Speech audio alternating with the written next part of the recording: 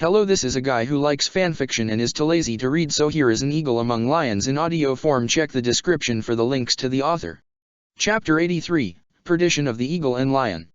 Harun von Vestra had been raised from birth to fulfill House Vestra's duty to protect and serve House Hresvelg, just like her brothers and sisters and cousins, as luck or fate or politics would have had it. She was assigned at the age of 6 to the 4-year-old Edelgard von Hresvelg, who along with her next oldest brother Anselm was the only one of Emperor Ionius IX's litter to bear a crest of Syros. By that point, she had already begun to receive instruction on doing a Vestra's duty of mastering the fine art of both using and identifying poisons, so as to both protect her liege and carry out her will, of knowing the weakest points on a human body, so that a threat to her liege could be eliminated, of knowing how to kill a man and see to it that he was dead. Vestras were built to work in the shadows, to defend their charges, to carry out their will, to bloody their hands so that their princes and princesses would not stain their own. And then the insurrection had happened, and Otto von Vestra had thrown it all away. House Hresvelg and House Vestra's scions were scattered, and only the minister of the imperial household had the knowledge of those children's whereabouts in the first place to have enacted such a plan. Harun's own Lady Edelgard slipped through her fingers. The two of them had been 10 and 8, respectively. And for all of Harun's training and grooming, everything she had known had amounted to nothing. When Lady Edelgard came back, around 11 years old, the coup was over. Somehow, Ionius still held the throne, but he was weakened and diminished. And while for many of the other Hresvelg children and their retainers, their lives returned to normal, Edelgard's was never the same. She, too, was diminished. She no longer spoke so highly of herself or of others. She was no longer so self-assured or self-possessed. She became lazy, and at times sullenly defiant, and no matter what Harun or Edelgard's new fiancé Ferdinand had done or said, she had stubbornly refused to change. She'd had no ambitions. She'd had no enemies. She'd had no reasons to call upon the talents Harun had been trained in. Harun had found herself the bodyguard of a girl whose body hardly needed guarding. It had been frustrating. It had been insulting. Harun had wanted the Edelgard who had lived before the coup back. She'd wanted the Edelgard who acted as though anything was possible, as though the whole imperial palace were her sovereign domain. The Edelgard who stood now at her side, draped in crimson and gold armor, wielding the ornate battle-axe Labrunda with its engraved crest of Syros and rippling blue aura, with steely lilac eyes and a perfectly composed frown set to her perfectly composed face, was every bit the Edelgard von Hresvelg a much younger Hubert von Vestra had daydreamed about serving, and it was that and more that made her wish for her own world's Edelgard's swift return to this one. All Harun had to do to set things right and bring her own Edelgard back into this world was see to it that this one survived one more day, one more battle. And the way Edelgard stood strong and firm against Thunder Catherine of the Knights of Syros, Sir Gilbert Pronislav, 2 other heavily armored knights, and 2 of Archbishop Ria's most skilled grimoires was almost inspirational. It was enough to make Harun believe that this was a fight the 2 of them and Captain Geralt could win. Catherine closed the distance between herself and Geralt. The long edge of her Zweihander, which she held one-handed, scraped across the floor of the cathedral like fingernails against a blackboard. She did not resemble the great knight most students at Garreg Mach had met or heard about so much as she now resembled a walking nightmare. Geralt. Edelgard, Catherine spat. Even from a distance, Harun could discern the streaks of green in her sandy blonde hair, a greener glow to her eyes, the sharp points to her ears, though at this distance, she could have only imagined sharper points to her teeth. I wish you and Byleth had never shown your faces at Garreg Mach. Your reputation, Captain, blinded me to your rancid stench, but I could smell the trouble and impudence on your daughter from the very beginning. And you too, Princess Edelgard. I'm flattered, Edelgard answered, her tone as dry as a desert and as cold as Faergon steel. Why, you smell with your eyes. Alois half-heartedly whimpered. Geralt lifted his arm and made a show of sniffing his armpit. Rancid? Now, that's not very nice. I took a bath last night, with soap and everything. With a swift gesture, he urged the blade breakers forward just as Catherine lunged at him and swung her blade through the air. The heavy, long Zweihander blade clanged against the shield of Syros with a sonorous, resonant ring, like the tolling of a bell. Edelgard wasted no further time in marshalling the Imperial Guard, and Heirun knew that whether or not she wished to face down the phantom from her nightmares, it was time now to do it. And with Edelgard by her side, Heirun could find the strength to remain standing tall on her own feet. The Knights of Siros, Imperial Guards, and Blade Breakers clashed. Another swing of Catherine's sword, no Thunderbrand, of course, but impressive and lethal in her hands all the same, struck Geralt's shield. The knights rushed forward. The Grimoires, holding up the rear, held out their hands and conjured magic seals of shining light and shimmering darkness. Columns of light sprang up from the floor of the cathedral, more soldiers in the churches silver and red appeared within them. Heirun felt the Todd's Ritter armor that clung to her like a second skin beneath her cloak digging icy needles deep into her flesh, and she felt the magic inside herself leap between skin and steel. Her father's cruel tutelage to a 5-year-old boy rang in her ears. Avestra must have ice in his veins. With a wave of her hand and her lance, Heirun conjured coalescing ice crystals in the air in front of her. The magical energies stored up in her armor bled out, feeding the whirlwind. In a mere second a wall of ice had formed between Heirun and Catherine's soldiers, cutting them off. Another wave of her arms and the ice shattered, shaped itself into blades as sharp as well-honed steel, and bombarded the soldiers with a volley of freezing flechets. With the power stored in this suit, power that clung to her skin like a bracing winter breeze and stung like mint, it was as though she could cast 5 spells at once. Pelted with razor shards of ice, the church soldiers let out agonized screams and staggered under the onslaught. The 2 Grimoires were quick to conjure pillars of flame to protect themselves, and one hurled a volley of fireballs at Heirun while the other rushed through the motions of a long-range healing spell. Heirun leaped out of the path of the blast, feeling droplets of flash-melted ice sting her cheek, the scent of the burnt hem of her cloak stinging her nostrils. Edelgard and Geralt and their reinforcements were all close-range fighters, for the most part, but Grimoires fought from a distance, and their spells chewed easily through thick iron armor.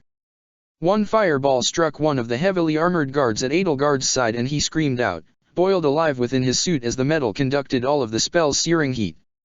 Without waiting for a command from Edelgard, Heirun took it upon herself to deal with the Grimoires. With her right hand gripping the haft of her lance, she pressed onward.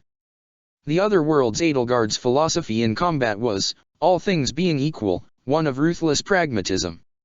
If she had no qualms against killing the enemy, then she would lead with the strongest and swiftest strike she could muster.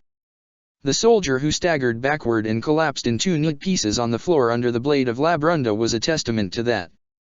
For all the trouble she caused herself, Heirun could at least admit that in battle, she sought to end things as swiftly as possible. She would do the same and end the Grimoires as swiftly as she was able. A soldier bearing a steel saber rushed her. She needed no magic to swing her left hand and crush his throat with its side, like swinging a mace into unprotected flesh. He was thrown into one of the pews lining the aisle and toppled head over heels over it. The Grimoire saw Heirun approaching. Motes of light wreathed her waving arms and flew in wide arcs, intercepting the icy spearheads Heirun threw at her. There was a smirk on the woman's face.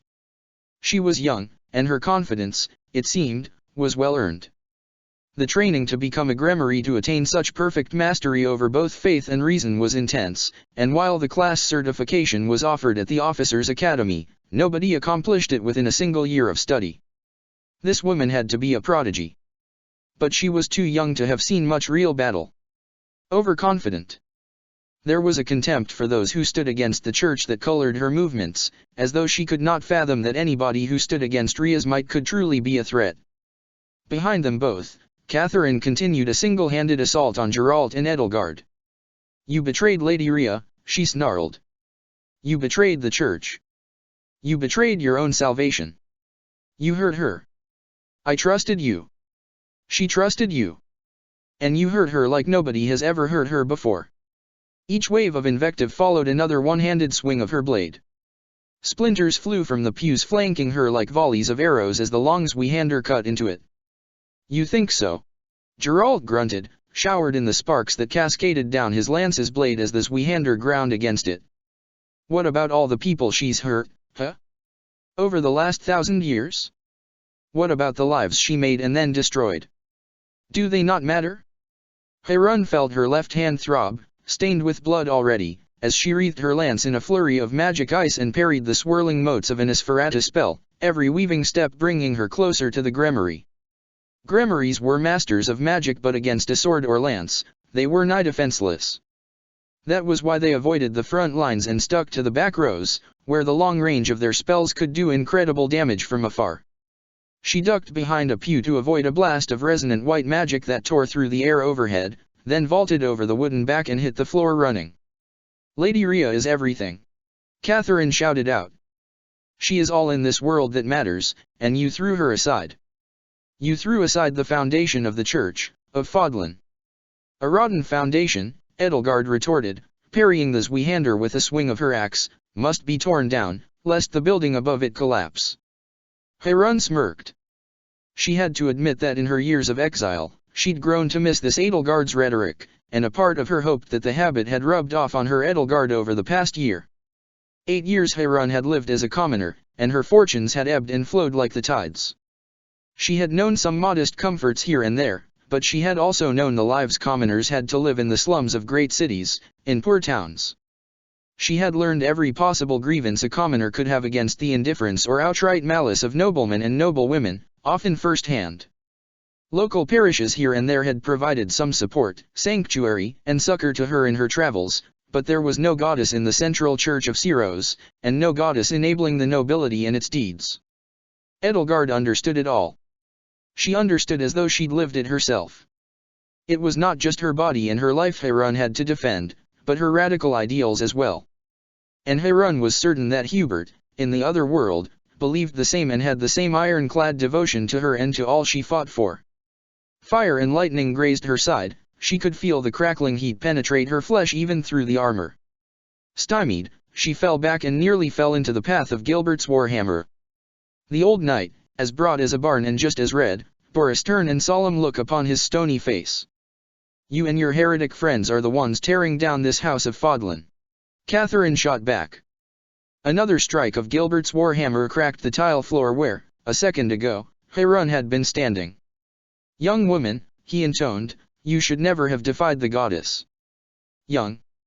You flatter me, sir," Heron hissed. Her pulse raced. The Gremories were her target. Did this wretch think her talents were best served fighting him? What if he recognized her? Heron deflected the next swing of his hammer with her lance, but before she could retaliate with a killing blow, a strike of lightning and clap of thunder from the younger Gremory cut between them.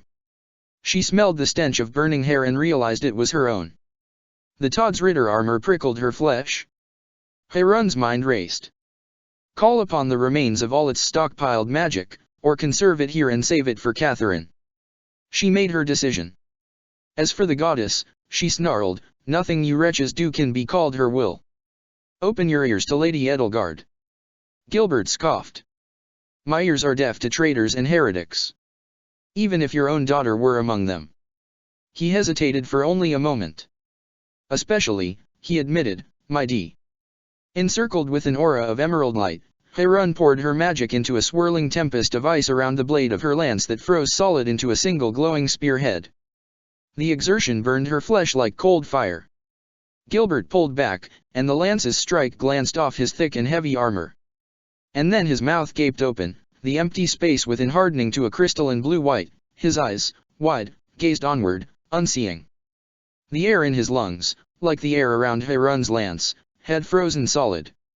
His lips and cheeks began to turn a livid purple-blue. It's almost a shame to kill you, Heron quipped, moving onward. Satisfaction at having felled one of those loathsome knights soothed her body and mind. Not even death will make you consequential. My condolences to your family, though as far as I can tell, they're better off without you. Choking on his own breath, Gilbert crumbled and fell, and the Gremories were finally Heron's to pursue. Her magic already felt severely depleted. The suit of Todd's Ritter armor, once soaked in it, was nearly bone dry now, and she had little more than the magic left within herself as the arcane armor sopped it up. But then again, in a duel of magic against magic, Gremories always won. She closed in, swung her lance, and caught the younger Gremory in the side. The strength of Heron's metal arm surged into her lance through its haft down to its blade like what she imagined a crest would feel like, and the blade slid through the Gremory's waist as though flesh and bone were so much butter. Gasping in shock, too surprised and caught off guard to even let out a scream in death, the younger Gremory crumpled in pieces to the floor, and blood and viscera stained the tile floor where Heron had countless times laid her knees to pray. Onward! No hesitation! Heron threw herself at the elder Gremory while she busied herself with a long-range healing spell on the church soldiers locked in battle with Geralt's blade breakers. Fodlan has been falling apart for generations, Edelgard continued, Labrunda meeting Catherine's Zweehander again as Geralt probed her weakening defenses with his lance. But I don't expect a lackey of the church to see it.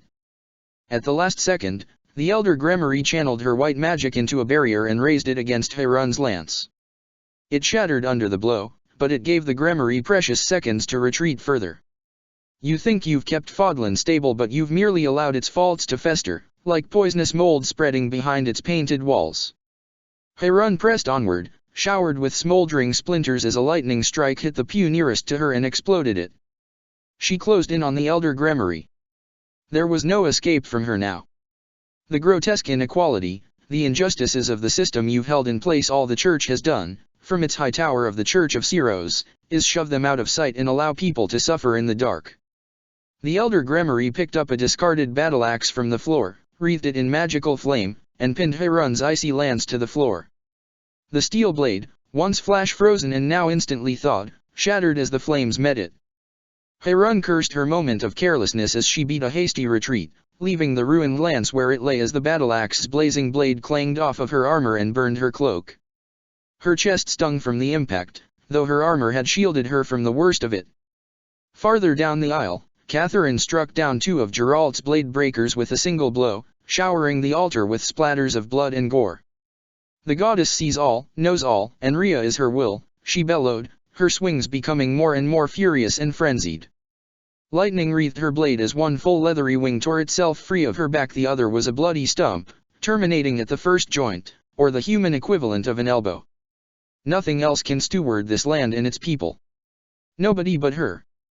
Beaten back by the elder Gremory's redoubled assault and cowering behind pews against fire and lightning, her chest aching from the strike of the axe, Heron saw a flurry of black feathers as Edelgard took to the air to retreat.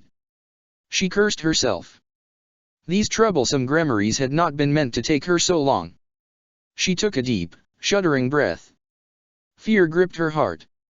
If Catherine and her lackeys were this formidable, then what chance did Edelgard and Geralt stand against Archbishop Rhea? The pew she hid behind exploded. She dashed out, raising her cloak over her head to protect herself from the burning splinters as she ran. The Gremory kept her in her sights, hurling fireball after fireball. Heron dove under the cover of one of the pillars holding up the cathedral's vaulted ceiling as hungry flames splashed against the stone. Her lungs burned, her heart pressed against her aching ribs. She assessed the magic stockpiled in her armor, took stock of the magic within herself, and knelt down on the floor as the Gremory led a team of soldiers toward her. She rested both hands firmly on the floor, took a deep breath, and froze the opulent marble tiles solid. Feathers of frost blossomed across its surface and spread outward, a thin layer of rime drawn from the moisture in the air. Her vision blurred and doubled, a sharp pain struck her in the temples. Her teeth chattered. Her lips felt numb. She was pushing herself even further than she had pushed herself in the quarry in Varley, the armor was bleeding her dry. But it was for Edelgard, this Edelgard, her Edelgard, both of them. She had twice the duty of any other Vestra, and no choice but to carry it out. Heron heard through one ear the sound of the soldiers tripping, and in the chaos, she made her move. She ripped a spear from the frozen hand of one of Geralt's felled mercenaries, drew her arm back, and threw it with her left hand. It buried itself in the Gremory's skull and burst out the back in a shower of blood, brains, and bone. She was dead before she even hit the floor. Finally, it was time for Heron to return to Edelgard's side. Meanwhile, Catherine had fully transformed now, twice the size of an adult wyvern at the very least, and her bulk now filled the space in front of the cathedral's ornate altar. Her talons tore through the cathedral. She spat lightning from her mouth, and where the bolts fell, ornate masonry turned to dust and furniture turned to ash. In her rage, in the lashing of her long, spiked tail and long neck that sent Geralt's and Edelgard's surviving men scattering, in the meaty beating of her single uninjured wing against the air, she laid waste to the very church she defended. Rhea is the center of all that is good and right, she howled, her voice deepened to a sonorous roar, as the heavy beat of her wings struck the air like a drum and thickening talons scraped against stone. We are nothing without her, nothing. No one else but her has the right to guide humanity, you worthless piece of garbage. Electric blue and yellow arcs leaped up the thick spikes that ran from the tip of Catherine's tail to the long horn cresting her brow, and she vomited another thunderous stream of lightning. With a flap of her majestic feathery wings, Edelgard sailed out of reach, but stray arcs leaped onto her armor and struck her. Geralt's lance cut shallow gashes through Catherine's scales, but seemed to cause her no pain. Edelgard's magic splashed against her hide equally ineffectually. Heirun picked herself up and collected herself. She watched as lightning leaped from Catherine's horns and spikes into empty air, illuminating the veil of rain that fell in thicker and thicker sheets from the hole in the cathedral's ceiling. She channeled the last of her ice magic into the air itself as Catherine bore down on Geralt, the swipe of her talons forcing him to beat a hasty retreat. Die, Catherine snarled, by the might Lady Rhea has granted me thunder. Catherine reborn. Catherine! Heirun shouted out. Tell me, have you ever heard thunder, in a blizzard? She froze the rain that fell from the hole in the cathedral's vaulted ceiling, turning every single droplet into long, thin lances of razor blades. 1,000 razors penetrated the thin, leathery membrane of Catherine's single remaining wing 1,000 times, reducing it to tatters. She would leave the insufferable quips, she decided upon realizing what she'd just said, to people like Sylvain or Joachim. You are not fit to lead or guide humanity if you do not understand humanity, Edelgard concluded, regaining her strength as Catherine howled in pain and stumbled out of the path of the rain of frozen daggers. And if nothing is all you see in us, then you don't understand humanity at all, neither you nor Rhea. She leaped up, a flap of her wings carrying her aloft, higher and higher. Edelgard was radiant beautiful, even as she brought Labrunda down on Catherine's head. The flickering light of a dozen electric arcs reflected off 1,000 motes of frozen rain against her gold and crimson armor. Religious or rarely came to Heirun, especially not now, after all she had suffered at the hands of the church's highest echelon, but she could see in that moment why so many dispossessed and disillusioned people across Fodlan might find renewed faith in the goddess through a new saint, the saint of liberation, Edelgard von Hresvelg. Bernadetta rushed to the matriculation overlooking the inner wall, where the heavy cast-iron cauldron full of powdered quicklime waited to be dropped on the enemy below. The raindrops speckling her cheeks like freckles were growing heavier and coming faster, spurring her onward. All that quicklime would be useless in the rain. She had to lead Regan in range of it before he could penetrate any deeper into the monastery's defenses. On my mark, she shouted to the soldiers primed to tip the cauldron over and pour the quicklime through the hole overlooking the killing field below.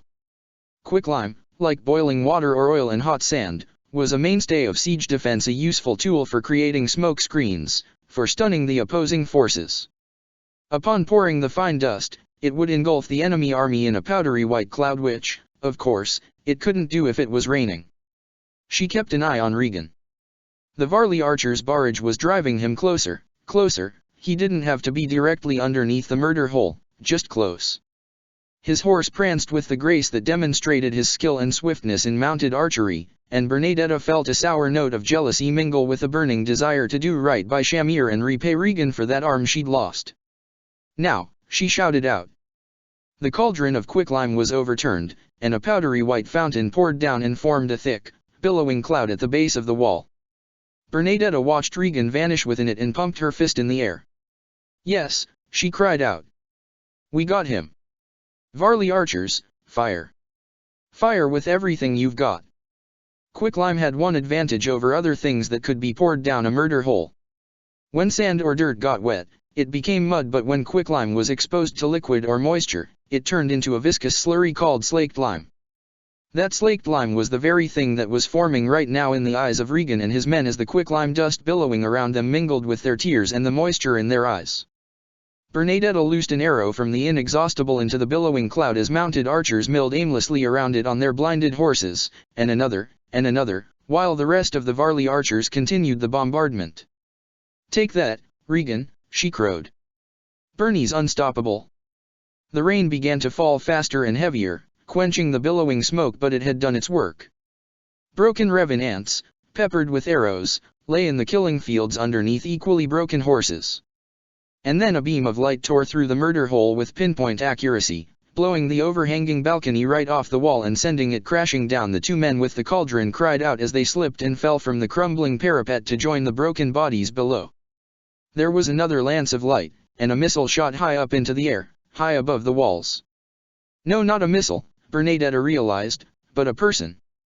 Regan had fired a shot from his replica Fail not directly at the ground at point-blank range and used the heavy recoil to launch himself into the air over the monastery's inner wall. And he'd done it while blind. Another lance of crackling lightning and light struck the ramparts, and another, each one angled to alter Regan's trajectory and send him sailing clear over the wall, each one boring deep gouges in the monastery's venerable walls and scattering Bernadetta's archers. Bernadetta could feel her panicked heartbeat throbbing against her ribcage faster and faster, and felt her own panic leap from one archer to the other all across her battalion. No. No. This couldn't be happening. She couldn't let everybody down like this. He landed on the ramparts some 50 paces away, landed on his feet, wiped the thick white sludge out of his eyes and spat it from his mouth, and in a matter of seconds he had Failnaugh's bowstring taut and knocked. Another beam of light and lightning, searing the air and leaving a burning metallic stench in its wake, tore across the ramparts, cutting down a dozen archers at once before they even knew what was happening. Bernadetta felt the shot graze her arm as she conjured another arrow to the inexhaustible and let it fly. The shot grazed Regan's shoulder, too. Regan took his right hand off his bow, drew an ornate rapier from his hip, and parried the swing of the nearest soldier's saber, and with an elegant riposte threw him off the inner edge of the wall to his death. Every movement he made was elegant.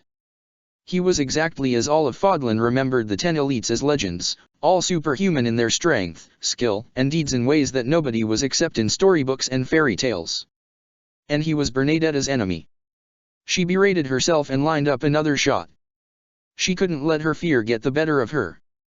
She fired again, missed, fired again, missed, as Regan closed the distance between the two of them. He swung the bony length of Failnaught at her, she parried with her own bow. He thrust with his rapier, she scampered, heard the sword's point tear through her tunic, felt it draw a shallow cut across her rib. His burning black eyes followed her. "You," he said, his voice flat and lifeless. Bernadetta got more distance between herself and him and shot another arrow 3, in rapid succession. Her own crest burning in her veins hastened her movements. One of the 3 struck him in the side and stuck there. He closed the distance between them again. Another thrust Bernadetta parried with the inexhaustible as best she could, deflected the blade and made sure the foil's point went wide. This was awful. She wasn't built for close quarters combat.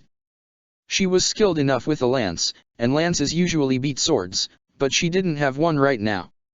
Regan's demeanor changed, and his voice did, too. He walked with the halting, jerky motions of a wooden puppet. "That bow," he mused, chuckling. "I've seen that bow. This one met its wielder in battle countless times." A grin turned his dead face into a death's head. "Are you a descendant of that so-called saint in Dec, who fought with Ceros?" And no," Bernadetta answered. "Then die," Regan sneered. Bernadetta let out a squeak of fright and ran off, her boots slipping and sliding against the dampening ramparts as the rain pelted her harder and harder. She knocked another celestial arrow to her bow as she raced to put more distance between herself and him again. She leaped out of the path of another searing beam from Failnaught behind her, stumbled, nearly fell off the ramparts, and whirled around to shoot. That was it. The next time somebody asked her if she was the descendant of a saint, she'd say yes. The arrow buried itself in Regan's shoulder. He didn't even flinch. He just kept moving forward, closing the distance between the two of them. Bernadetta kept running, passing by her soldiers, and on the face of each one she swore she could see her late father's contemptuous sneer. She was disappointing him, disappointing Byleth, disappointing everyone, but what was she supposed to do, without a hero's relic like Failnaught? Far from the walls, Leonie's rifle rang out with a deafening boom and thunderous rumble as her mobile suit took aim and fired a shot to the north. Bernadetta despaired. Now something was happening from the north? And the church bells had just rung not too long ago, which meant Rhea and the Knights of Ceros were here, too. And the rain was coming down harder and harder. Could this battle get any worse? She found herself pining for what she imagined would be the comfort and security of a mobile suit. Why hadn't she volunteered for the Bladdid squadron? Perhaps you are a descendant of his.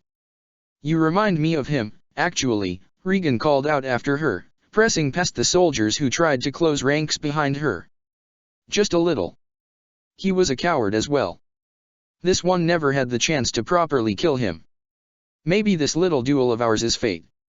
A way for Regan here, my old friend, to right his wrongs and make up for his past failures. Bernadetta felt his mocking words ring in her ears.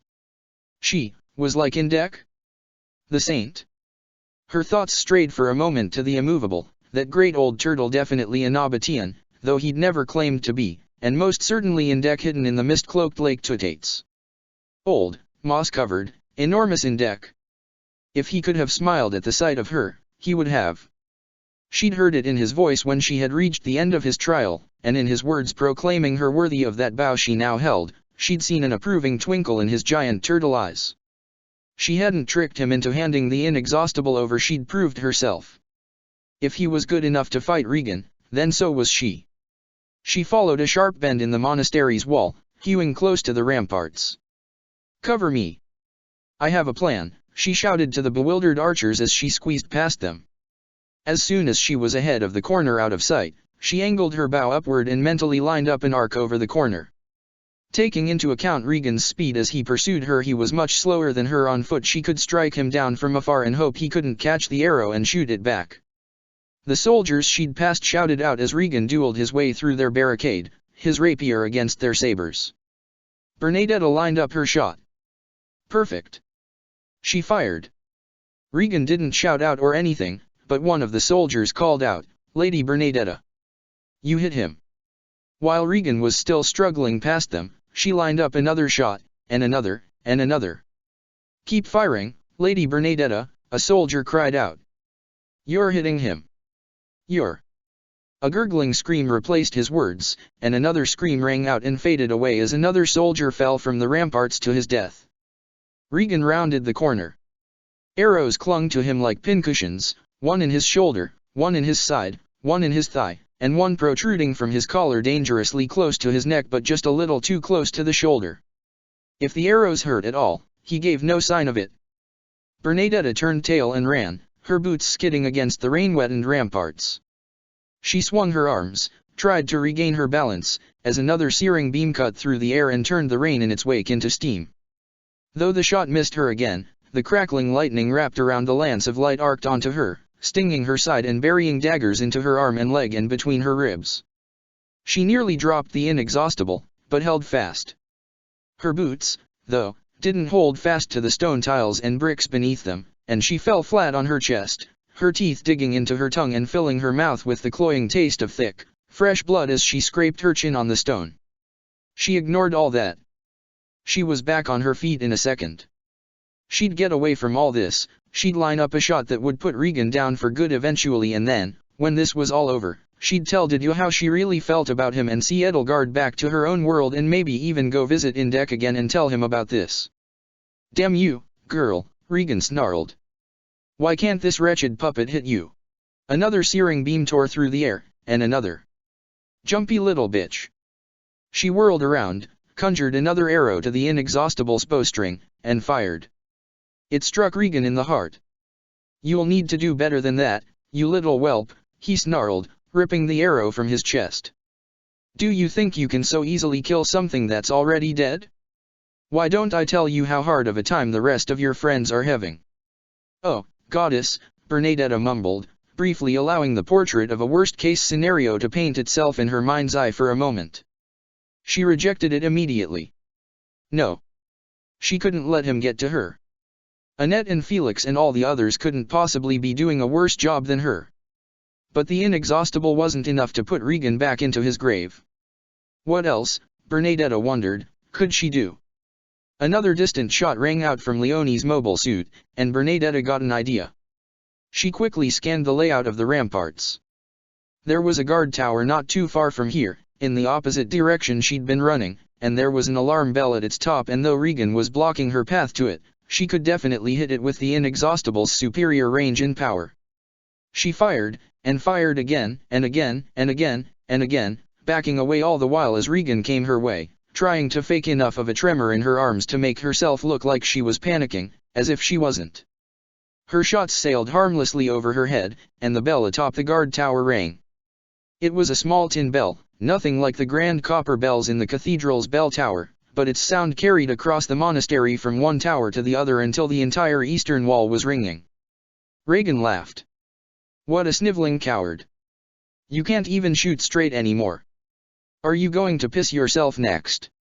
Her boots slipped again on the rain-slicked precipice, and suddenly she found herself clinging to the ramparts for dear life with one hand, while the other dangled with the weight of the inexhaustible at its end. Her heart pounded so hard it seemed to want to burst through her ribs, as rain continued to fall on her face, harder and harder, as though it wanted to drown her. Her fingernails cracked and bent and bled against the stone she'd grabbed onto. She dropped the inexhaustible and let it fall all the way down to the ground, down from the rampart's dizzying heights. She waited for a gunshot that never came. Had Leonie not seen the signal she'd sent out? Regan looked over the edge, peered down at her, and readied another shot with fail not at point-blank range. Actually, girl, you must be related to Indek. He always needed Sikal to bail him out when the fighting drew too close to him, he sneered. Is there a descendant of that saint here as well? While she didn't know Ferdinand very well, Bernadetta found herself wishing he was here. Ferdinand had the crest of Sikal, right? After all, if Seath were here, he wouldn't lift a finger for her, even if the 10 elites were his enemy and hers alike. Desperate, and conscious of Regan's leering dead eyes upon her as he savored his victory, she fished Ignaz's little camera from her bag. She pressed the button to make a photograph and made the complicated little device's lens flash once, twice, thrice, and watched the torso of Leonie's mobile suit swivel on its hips as it brought the long muzzle of its rifle to bear. Yes. And no, she stammered to Regan, there's no descendant of Sikal here, but I've got a Leonie. She forced a nervous smile. His dead brow furrowed. What the fuck is a Leonie? Another deafening shot rang out, and he exploded in a spray of gore and pulverized stone dust. Bernadetta let out an involuntary yelp and squeezed her eyes shut, and she felt a spray of hot liquid against her cheeks that was most certainly not rainwater. She opened her eyes, and when the dust settled, 2 trunkless legs stood atop the ramparts, stained red with blood and speckled white with flecks of bone, and nothing beside remained. The entire wall shuddered and shook from the impact of a titanous weaponry, and Bernadetta felt her hand slip from the stone. Panicked, she reached up, flailed, scrabbled against the slick stones for purchase, felt the bottom drop out of her stomach and her heart fall straight down through it. All that work and she was going to die anyway and splatter on the ground like a bug. A firm hand closed around her wrist before she could fall any farther, and she stopped short with a jolt. Before she knew it, she was back atop the ramparts, on her hands and knees, panting for breath. A pair of Varley archers helped her back up to her feet. Thank you, she gasped, still too rattled to do so much as look them in the eyes. Thank you, both of you. Phew. Bernie thought she was a gunner. She took a deep breath and sighed. Let's go down to the ground and pick up my bow. Rhea is the only one who understands the depths of human sin. Catherine snarled. Labrunda buried itself in Catherine's eye with a spray of blood, and as the great beast reared back and recoiled from the pain, Edelgard landed on the floor at Heron's side. Yet she understands nothing else, Edelgard intoned, the defiant edge to her voice as sharp as Labrunda's blades. You. She collapsed to the floor in a dead faint, her words still hanging from her lips. Heron raced to take hold of her. What an unfortunate time for the walls between worlds to grow thin. Sensing their vulnerability, and the tide of battle shifting, Catherine turned on them, blood streaming in a river from her ruined right eye. Liquid lightning dripped, crackling and sparking, from her jaws like drool as her maw gaped wide.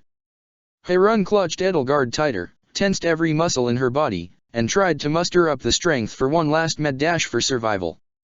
The great stained glass window above the altar exploded in a rainbow of glittering glass. A wyvern in kingdom colors sailed through the jagged aperture with a mighty flap of its leathery wings, bearing 2 riders on its back with weapons blazing a fiery red. The long lash of the sword of the Creator wrapped itself around Catherine's neck and jerked her head upward before she could vomit another torrent of lightning, and the electric stream struck the ceiling instead and loosed another chunk of masonry from the side of the hole. A ton of stone struck Catherine square between the eyes. With a thunderous crash, Catherine collapsed to the ground, and in seconds she was diminished, returned to a paltry human form, beaten and battered. The wyvern landed at Harun's side, and Dmitri and Byleth both dismounted. "Harun, take this," Dmitri called out, and before Harun knew it she found a lance sailing through the air toward her. She caught it with one hand while Byleth eased Edelgard out of the other. The lance was a curious design, a spiral-etched unicorn horn blade, long and straight, on a black metal haft adorned with arcane crystal. Harun could feel magic thrumming within it, and already as she laid a hand on the haft she could feel her Todd's Ritter armor eagerly sopping it up.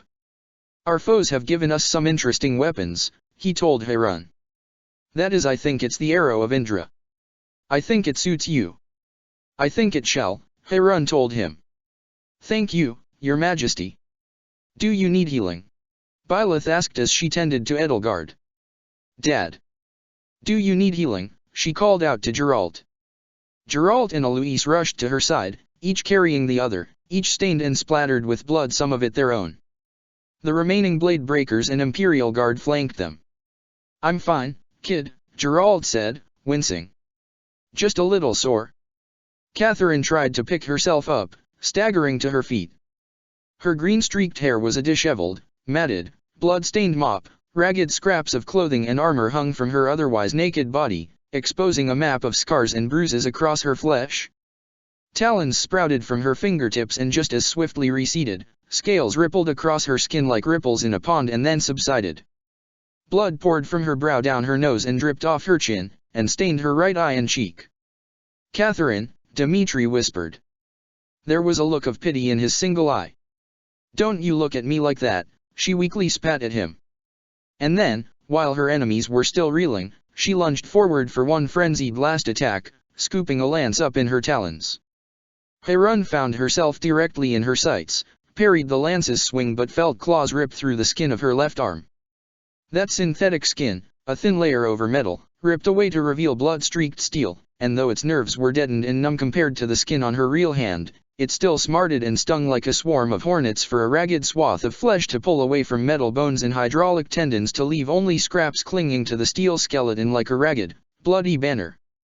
Harun gritted her teeth through the pain and fended off Catherine's furious final attack, meeting her green eye that had become a touch too green, seeing the razor fangs that turned her fearful and feral smile into a bloody crescent and the tips of sharp, pointed ears that protruded from her green-streaked face.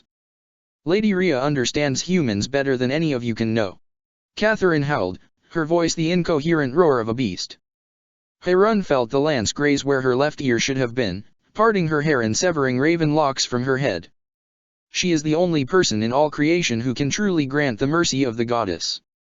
For that mercy, I will fight for her, so long as I have fangs or talons, arms, or legs." With a sweep of the magical lance, Harun froze Catherine's hands to the haft of her lance, a patina of frost glazing the rippling rust-brown scales creeping across her skin. Catherine ripped her hands free with a sickening squelch, blood oozing from her palms. "You," she snarled, lashing out with her fangs and spiked tail. "You. Your hand, your ear, you're the one who stole Lady Edelgard from Lady Rhea." Harun took a deep breath, the better to calm herself and force back down the heart that had leaped into her throat. "So, finally, you recognize me," she sneered, "dog of the church." Catherine wrinkled her nose. "Hubert von Vestra. What have you done to yourself?" "I learned to do something you never could," Harun told her, beating back another swipe of her claws and encasing them in a solid block of ice. "I learned to live for myself." She leaped back as the icy brick encasing Catherine's hand slammed into the ground at her feet, shattering into fine powder and scintillating shards.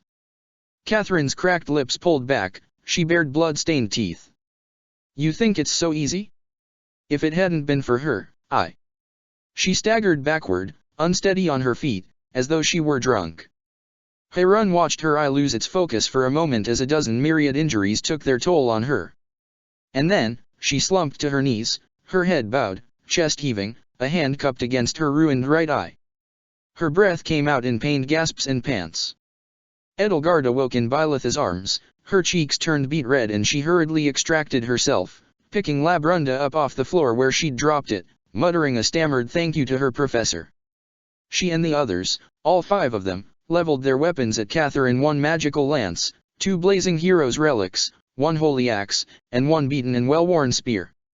Catherine glared at them all, tried to force herself back up onto her feet, and failed. Her hand left bloody prints on the tile floor. "Rhea understands humans better than any of you can know," she croaked, her voice hoarse. "Rhea is the only person in all of creation who can truly offer the goddess forgiveness. For what I've done. For Kristoff. Don't you dare pity me, King Dimitri. You think you can tear away the faith we need to live so easily?" Dimitri was taken aback. "Faith? Yes. All of us people who need it, who need Lady Rhea. Do you ever think about the suffering you're causing her?" "Us. I am not an enemy of the faith," he insisted. "Real faith, not tyranny in its clothes." "You don't know the meaning of the word," she snapped at him. "In the depths of your zealotry," Harun said to Catherine, feeling her words leave her lips as icily as the frost on her blade, "you would mutilate every man and woman in this world, if only to comfort your aching heart, to assure yourself that everybody in this world is as wretched and monstrous as you."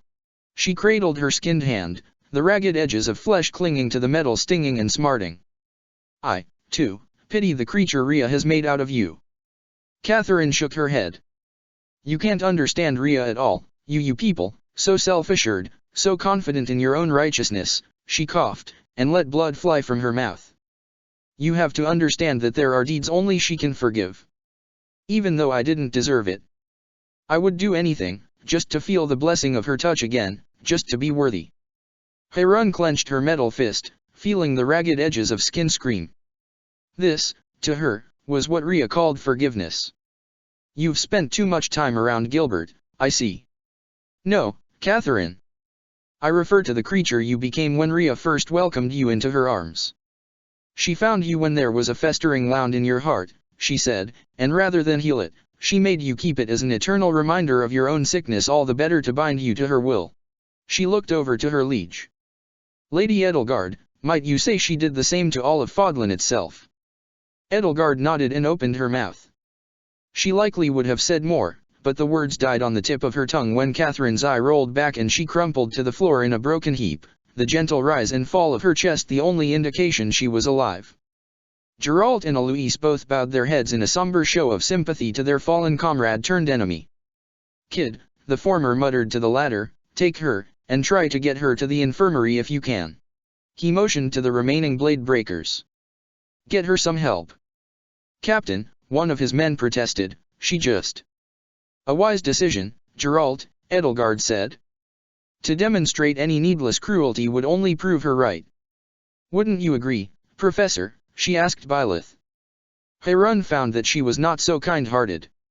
She would at least take a hand or an ear from Catherine first, to repay her in kind. The memory of that horrible moment in the gallows returned fresh to her mind, and she felt her grip on the lance Dimitri had given her tighten as all of her urges to hurt the woman who'd caused her such anguish and misery battled within her. She kept her mouth shut, and instead tore the rest of the skin away from her hand, so that the pain would not distract her in the battles to come. Byleth nodded, though she and Edelgard spared an uneasy glance at Harun's actions. "She shouldn't be executed. Put her in the sacristy," she said, "and give her one of our vulneraries, for now we don't have a clear path to the infirmary." Eloise and a few other blade breakers carefully, gingerly picked Catherine's unconscious body up by her shoulders and legs and carried her off to one of the cathedral's side rooms. Harun watched her depart, an uneasy feeling percolating in her gut, as if this were part of some trap. She was a Vestra. Catherine was a threat to her liege. Her mind reached out to all of her old memories of the training she'd undergone as a child. Edelgard laid a hand on her shoulder. "Harun," she spoke, reeling Harun's mind back to the present. "Are you hurt?" "Me?" Harun scoffed reflexively, taking a step aside. "Simply a little sore." "And your hand?" "No skin means no pain, Lady Edelgard. I am fine." There was a skeptical furrow to her brow. "Very well. But as for the rest of you?" "Just a little sore." There was no point in protesting with Edelgard. She made up her mind to lay her hand upon Harun's chest anyway, and there was nothing Harun could do about it. She winced from even the princess' light touch to her chest and to her bruised and aching ribs, even through her armor. Lady Edelgard, there is no need to. Healing light suffused Edelgard's hand, and it slipped through the magically conductive layer of Heirunstad's Ritter armor as though it were not even there. Heirun felt the aching bruises heal and, despite herself, she relaxed her shoulders and felt the tension bleed from her muscles. Edelgard gave her a smug "I told you so" smile. Heirun recalled how futile it had always been to tell her no. She and her counterpart shared that sometimes infuriating quality. For a moment, there was calm in the cathedral, but only for a moment.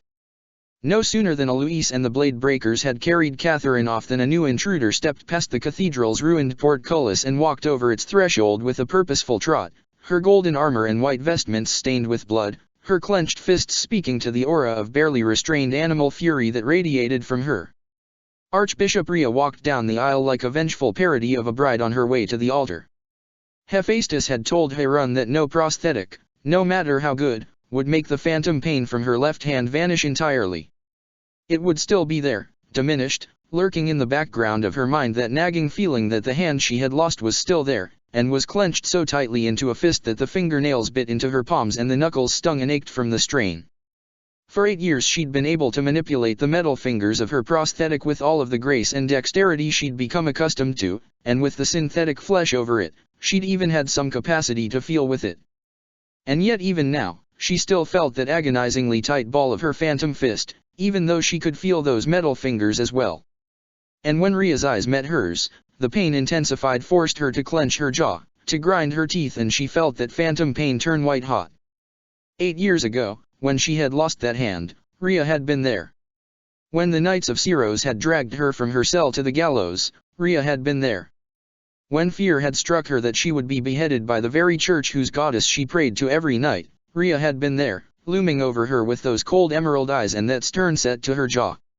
When Catherine's rough hands had taken her by the forearm, pulled her hand out, and brought the blade of a sword to her wrist, when Heirun had trembled with dread as she realized what was to be done with her, when the sharp and searing pain had terminated her left wrist and her hand, disembodied, had fallen to the ground, its fingers ever so slightly curled as blood gushed from both its severed edge and that of her forearm onto the soil, when she had felt the very same blade, wet and warm from her own blood, place itself just above her left ear as well, snug against the side of her head. Rhea had stared at her with those eyes, those same cold and contemptuous eyes, at the very moment Heirun had realized that she could only hear the Archbishop's grave and solemn proclamation that she, Hubert von Vestra, was nothing more than a common thief and accordingly would meet the same fate as one through 1 year now. Those same eyes had followed Heirun all the way back to the holding cell where she would remain imprisoned, bloody bandages wreathing her stumps, the goddess seemingly even more deaf to her anguish than she was to her own cries. Those eyes had shepherded her through the mock trial that had proclaimed her a thief of human flesh, her trip to the gallows where her body had been mutilated, the facetious prayers from Rhea's closest cardinals calling for her salvation, though she knew in her heart she had done nothing wrong. Those eyes had shepherded her through all of her dread and horror and shame, shame that had drowned out nearly all of the pride she had clung to so defiantly, knowing that Lady Edelgard was safely out of Rhea's clutches and among friends. Those eyes, which she had barely managed to avoid when she had carried out her raid on the Imperial Palace 8 years later, pierced her now in the exact same way they once had before as Archbishop Rhea no, Saint Syros herself stood before her, bathed in blood. Standing here, Heirun could almost feel the goddess' absence. Didymus Molinaro had often wondered what his life would have been like if things had turned out differently. Had it not been for the tragedy of Duscur, he would have grown up to be a blacksmith for his village, like his father before him, a normal life. A simple life. A more or less peaceful life. The people of Duscur had not been immune to conflict with each other, but their differences were rarely settled with so much bloodshed as the people to the south. Had it not been for the tragedy of Duscur, the words in his mother tongue he recalled most clearly would not have been the Duscurite words for please and mercy. If the tragedy and subsequent punishment had still occurred, but Didymus had never met the men in black and became their spymaster protege, he may have still found his way to Dimitri's side. He knew that from Edelgard's testimony regarding her world and its history. He would not have become a general or a viscount. But from what little he knew about Edelgard's world, he knew that in some way, even he himself had been powerless to look to a better future. He would have put his undying faith in Dimitri, as a friend, to right Faerghus' wrongs and restore what remained of Duscur. In his position, he had needed too many times over to treat Dmitri as a means to an end, as a resource toward his own goals, to hide from him painful truths, to act independently of him, to organize and plot and scheme behind his back, to pull phantom strings when needed. But he had always cared for him, and had always hoped that their work would eventually bring him the peace he so desperately needed. Didu had always wished that he could have taken the hand Dmitri had extended to him in friendship long ago. But Dmitri was far from him now, and the son of a blacksmith from a little village just north of the mountains sat alone in the cramped cockpit of a mobile suit named Satis, after one of the protector gods of Duscur, though Didu had long since forgotten his proper rituals for worship, with his rough and call-used hands made to grasp hammers and smithying tools placed upon the suit's complex array of controls. The shambling squadron of broken-down golems emerged from the sealed forest, their stone and steel armor draped with cloaks of moss and smeared with dirt and mud. There must have been nearly a dozen, and though decrepit, they had numbers on their side nearly 3 to 1, and bearing down relentlessly on the gap in Gareg Mach's northern wall. Some had broken away to head for the stream of convoys stretching down the slopes in Moorland toward Magdridway that formed the kingdom's main supply line, though so far Leonie's sniping from across the monastery was keeping them at bay. Didu had already pulled the rest of his team back to the inner wall, letting the crumbling gap in the outer wall serve as a natural bottleneck for the encroaching golems. There had already been heavy casualties in just the first few minutes of contact with the enemy. Kronia's Bladdid had lost its head, limiting its visibility to the auxiliary camera embedded in its chest, and one of its mechanical arms was limp and inoperable, the complex machinery of its elbow mangled and seared black from one of the golem's luminous magical spears. The rifle held in the hands of Hanuman's mobile suit let out a stuttering roar, its muzzle flashing, and then fell silent. Heavy armor plating, riddled with deep gouges throughout, sloughed off of the golem's body, revealing beneath its breastplate an armored skirt, revealing the spindly skeletal form underneath. It lifted its long segmented arm, conjured a spear of light, and hurled it over the mobile suit team's heads, striking at the inner wall and letting loose a shower of debris. The sides of the outer wall adjacent to the hole shook and crumbled as well. So much for the bottleneck, Linhard grumbled. Didu's rough, call-used hands went to the controls for Satis communications systems. Emma, Roberto, he spoke. What is the status of the Western Front? Emma answered. Sir Gwendol and the Gaspard Battalion have engaged with the Knights of Syros. They're holding steady, General, for now. You will relocate to the northern wall. We need extra manpower to defend the northern supply line. It was only a matter of time before some of the golems from the sealed forest, weak as they were, slipped past Leonie's sniping and caused trouble. Yes, sir. Kronia's voice cut through the radio chatter. Didu? Hey, listen to me. Where's Cabbage Boy? What's his status? Why isn't he shooting these down for us?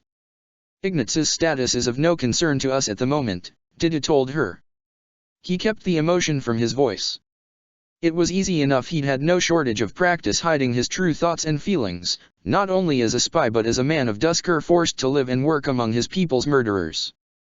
He knew that from what he'd heard, Ignaz was most likely gone, but now was the wrong time to worry about anybody else's survival but their own. It's of concern to me, you primitive oaf. Enough. Eyes front, Kronia. Be careful. Ugh. You'll be sorry. Didu switched channels to Thales Sr. Captain, he said. Status report. General, Thales answered. How wonderful to hear from you. All quiet on the northern front. No, he said. What is the status of the eastern team? I have good news and bad news, General. The good news is that Periander and I have successfully prevented any Titanus units from heading north. The bad news is that none of them are interested in the north wall anymore. They're starting to converge on the east, where Regan broke through Count Rowe's defenses. We've got a hole in the outer wall. Inner wall is still holding. Are any of your mobile suits down? All 4 of us are standing tall, though we've all taken a little damage. I don't suppose you can spare anybody to pad out our numbers. We're still outnumbered almost 2 to 1 more if you count those beasts. No. I didn't think so. Ah, well, good luck, then, General. For Duscur and for Shamhala. Hanuman finished reloading his Bladdid's rifle and resumed shooting, the rifle's deafening roar deadened and muffled by the thick layer of armor around the cockpit of Didu's mobile suit. One of the golem's spears of light struck his suit on the shoulder, blackening and leaving a deep dent across its spiked pauldron. Linhard and Kronia's mobile suits closed ranks in front of them as two of the golems forced their way past their damaged cohort. Didu opened up a line of communication to Hanuman. "Professor," he spoke. "Yes, Didu excuse me." "Yes, General." "Didu will suffice." Hanuman cleared his throat. "My rifle has 4 of these automatic quivers left, if that is what you would like to know, Didu. After that, I fear it will be about as useless as a bow with no bowstring." "I see." "Professor," Didu collected himself. He always pondered his words carefully, because as both a spy and a man of Duscur, the first and most deadly lesson to master was to speak carefully. It had become less of a survival strategy and more of a habit, and though he could speak much more freely as a general, as a viscount, as Dimitri's right-hand man than almost anybody else in the kingdom of Faerghus, old habits died hard. "Professor," he said, "you and Linhard are to eject from your mobile suits and retreat to safety." I beg your pardon." Hanuman gasped, incredulous. "Didu, my boy, if I may be so frank, you may outrank me, but surely you do not think I would not balk at an order to abandon my mobile suit. I am as much a part of the Bladdid squadron as you are yourself. You are also the world's greatest scholar in crestology." "Well, yes, of course, but you too must not risk your unfinished research remaining so. Only you can remove His Majesty's crests. King Dimitri's." "Ah. Yes, of course. Yes, I understand, Didu. But do have a little more confidence in your subordinates. Roberto and Emma are on their way. Then we shall wait until they arrive. You and Miss Kronia may not have been my students, but all the same, I shall not abandon you. As I recall, you, too, must live." Didu couldn't help but smile at the bitter chuckle that punctuated Hanuman's reminder. When his village had been burned, and his mother and father murdered, and his sister. He had once secretly envied King Dimitri for having lost so many of his childhood memories, and for having the horror of the tragedy of Duscur so neatly excised from his mind by the horrors that immediately followed. Because he would have liked not to remember what his family had looked like, the last time he had seen them. He would never have told Dimitri that. Back then, he had lived only by chance, and it had only been by chance that he had found a reason to continue living. In the brief period between those two strokes of luck, one cruel, one kind, he had wished he could have died with his family, his friends, the village elder, the farmers and hunters and fishers and weavers and artisans. He had considered ending it all, but his life had been the world's to take, not his. But now his life was nobody's to take. Because Duscur was being rebuilt, and he was its chief architect. "Thank you," he told Hanuman. "Do not mention it, General. I shall retreat when this rifle is spent and not a minute sooner." Didu nodded. Hanuman was not alone in his stubborn devotion to whatever he set his mind to. There was no use resisting. Yet he wondered if Hanuman and Linhard now regretted the initial assumptions they had made that they would be more well protected in the cockpit of a mobile suit. "Be careful," he said. "I shall. Should I die, I fear the soil over my grave will not block out the sound of Professor Manuela's laughter." The rain fell thicker and harder, churning the ground into mud where the Bladdid team's metal boots fell upon it, and the golems advanced. Didu moved Satis forward, activated the superheated blade of its thermal battle axe, and braced himself for contact with the enemy. His hands molding to the controls of his mobile suit felt almost like a prayer to its namesake, a prayer of gratitude for sparing his life and keeping him alive this long, a prayer for continued protection. Edelgard von Hresvelg had crossed blades with Rhea on the battlefield only 3 times before. Once at Garagmach their blades had clashed but once, a fleeting moment in the maelstrom of battle before the same currents that had brought them together tore them asunder. The greatest of sins, Rhea had snarled, the sword of Siros growling and grinding against Amber, is to make an enemy of the goddess herself. The full extent of the irony of that statement had been lost on Edelgard at the time. If she'd known about Byleth's little headmate then, she might have thrown it in Rhea's face. Twice 5 years later, at Tailtean, their blades had met again in the Tempest, just before the Church of Ceros had been forced to withdraw behind their human shields of the kingdom soldiers. There had been an almost wistful tenor to the words she had spat between their blades, as though 5 years of absence truly had made her heart grow fonder. That I should find myself at Tailtean, striking down his scion, she had intoned, looking to Edelgard through the prison bars of their blades and doubtless seeing her old flame Wilhelm in her face. Thrice, scant days afterward, there had been nothing left to Rhea but a burning bestial rage, mad fiery invective, rabid and drooling as the last vestiges of her reign burned and crumbled around her by her own scaly hand. It had been that Rhea whose skull had been split by Amber, who'd breathed her last, who'd died in ignominy amid the ashes of the world she had built. If things had turned out differently, Edelgard had always thought, that fate could easily have been hers instead. Today, she found herself ready to cross blades with Rhea one more time, one last time, a Rhea who was lucid, who was composed, who walked with steady slow steps while her rage boiled the blood in her veins. Edelgard wondered then which side of Rhea would meet her in battle today. Angered, wistful, frenzied, or some other side of her. Though the prospect of the battle to come filled her with unease, as she looked over her allies Byleth, her professor, wielding the sword of the Creator, Geralt, her father-in-law, with a comparatively humble silver-etched steel lance grasped in his rough, leathery hands, Dimitri, her step-brother, wielding the hero's relic Eredbar, rain and blood dampening and darkening his silver-white hair, Harun, her retainer, with a death grip on the arrow of Indra and a grim, ashen look etched into her sharp face, the fluttering glow of her Todd's Ritter armor beneath her cloak an eldritch green as verdant as the eyes of the goddess herself. There were 5 here, and a handful of blade breakers and imperial guards at their call, but would that be enough not just to challenge Rhea, but to defeat her? Without the attrition of battle beforehand to wear her down or the maelstrom of combat around her. Rhea stopped and spoke, her gaze glancing off of the scattered corpses of her underlings. There was barely a reaction on her face even to Gilbert, one of her highest-ranking knights.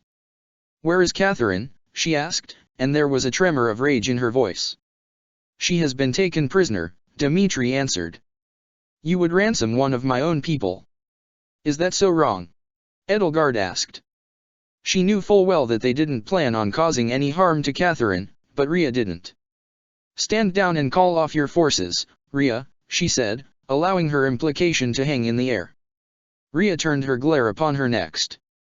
"Edelgard," she hissed, venom dripping into her voice.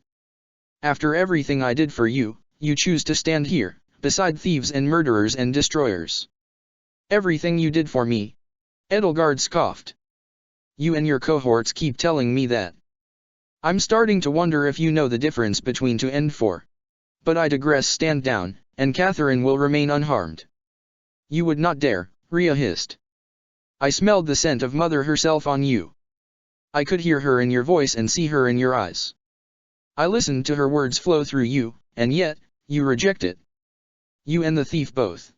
There was a sharp, pointed glare to Byleth, as sharp as the sword of Ceros she held in her hand.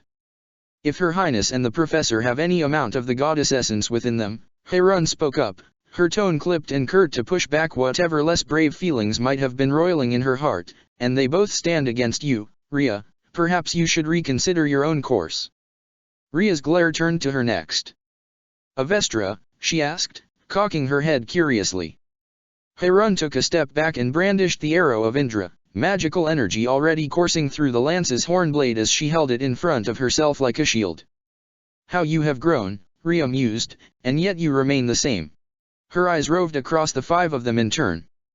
2 traitors, Edelgard von Hresvelg and Dimitri Alexander Bladdid, who scorned the boons of their forefathers, and 3 thieves, Geralt Eisner, who stole Mother's heart from me, Byleth Eisner, who stole Mother's sword, Hubert von Vestra, who stole Mother's conscience. Harun, Edelgard, Geralt, and Byleth corrected in unison. "I had not hoped in my wildest dreams that I would find you 5 gathered in one place," Rhea said, "here of all places, so that I could send you to hell and take back what I am owed in one fell swoop." She raised her blade, letting a rippling blue aura dance along its length. "There will be no peace in Fodlan, or on Earth, so long as fragile and short-sighted humans are entrusted with their own destiny. The guiding hand of the goddess must return, and those of you who stand in its way must suffer 1,000 years in Alel, where the flesh is roasted off one's bones." Edelgard readied her axe. We all stopped fearing hellish torment long ago, Rhea, she said, watching the same blue aura cling to Labrunda's blades as the energy of her crest leaped from her veins to the weapon itself. As if to rebuke her own words, her scales and feathers shifted and prickled beneath her skin. Then I shall remind you of that fear, Rhea hissed. With a wave of her hand, columns of light burst from the floor and brought with them 24 church soldiers, armored and armed to the teeth. Edelgard lunged at Rhea with a mighty swing of Labrunda. One must strike first, strike swiftly, strike one's hardest. Her typical strategy, though, she knew, would be insufficient against such an enemy. Sure enough, Rhea was swift, though she clearly favored her bloodied left shoulder. A gunshot wound, by the looks of it, and the rippled blade of her sword narrowly deflected the axe's mighty head. Edelgard wasn't finished, though. A wall of ice burst from the tip of Heron's lance across the floor, enclosing her and cutting her off from her conjured support. The lash of the sword of the Creator and Dimitri's Eredbar pinned her down. The axe was a feint. Edelgard's left hand left its haft as the head scraped against the stone tiles, letting the hilt of the light blade from the Yamato slip from her sleeve into her waiting hand.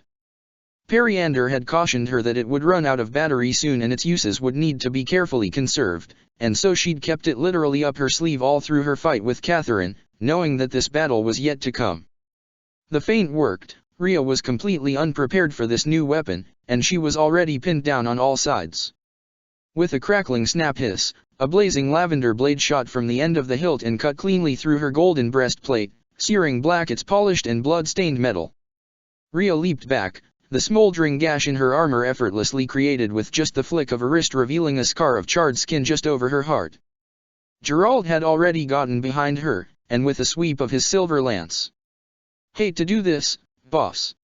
"Impudent wretch." Rhea snarled, the sword of Siros meeting the rippling aura of his shield and glancing off with a shower of sparks as the lance clanged against her armored forearms. Edelgard swung the energy sword in a luminous violet arc. There was a flash of light in Rhea's offhand, and the light took the form of a slender saber cast out of purest white. Sparks flew and electric arcs leaped across metal and stone as the ethereal blades met. Geralt and his blade breakers turned their attention to Rhea's soldiers, while the rest of the Imperial Guard and Heron formed a defensive line. Like before, and Edelgard, Byleth, and Dimitri remained free to take on Rhea head-to-head. Rhea dodged the lashing blade of the sword of the Creator, her fleet footwork dancing across the crumbling tile floor, as her sword of light braced itself against Eredbar and the sword of Siros ground against Edelgard's light blade. "Fools," she growled, and even at such a low, bone-rattling register, it carried like a bell over the clashing of steel against steel. "You all march toward your own deaths in your folly." Edelgard pushed Rhea backward with successive swings of the light blade, and Labrunda in turn. Byleth's fiery whip blade struck at the wall of ice, shattering it and pelting Rhea with a shower of razor needles as Dimitri charged forward with a thrust of Eredbar so mighty that the air around the blade howled and screamed. Rhea riposted the lance, raising her shield against the ice and her sword against Edelgard's next strike, and jabbed her elbow into Dimitri's throat. He stumbled and staggered, but while he was occupied, Edelgard rushed in and forced her backward to give him time to recuperate. "If not for me," Rhea snarled, "the fate of all mankind would be in the hands of fools. If not for me, the cracked and broken path of man would be its epitaph." The sword of blazing magical light in her hand became formless, and transfigured itself into a searing beam that cut through the air. Edelgard leaped out of its path as the cathedral's altar exploded in a shower of shattered stone, wood, gold, silver, and brass. The beam lanced across the cathedral. In a corner, near the sacristy, a dozen votive candles lit up and were just as soon extinguished as their wicks disintegrated and their wax bubbled and melted away. Edelgard felt the rippling heat upon her armor and her exposed skin, burning like the summer sun. "For 1,000 years, I have kept the peace in Fodlan," Rhea continued, parrying another strike from the sword of the Creator, "in spite of humanity, in spite of those antediluvian wretches who wriggle about like worms in the dark, even though their natural instincts led them invariably to hurting themselves and others. If not for me, for my tireless work, your silence would drown your screams." "Your peace was a false peace," Edelgard answered, nearly catching her off guard with another swing of the light blade. Rhea dodged again, but the blade chopped through locks of her long, streaming mint-green hair, charring it black at the fringes. "Your peace was one where the wicked and powerful had free rein to oppress the weak, through the system of nobility and aristocracy you upheld." Rhea conjured another blade of white magic to parry Edelgard's next swing, but was unable to raise the Sword of Ceros in time to block the downward swoop of Labrunda, and it sent her flying. Edelgard didn't let up. Now was the perfect time to throw all of her strength into the assault. And you suppressed science and philosophy as well, through the Church's cultural hegemony, she continued, forcing Rhea to stagger and stumble against a flurry of blades, solid and ethereal, and for all the harmful inventions you suppressed, a dozen that could have saved and improved thousands of lives went undiscovered.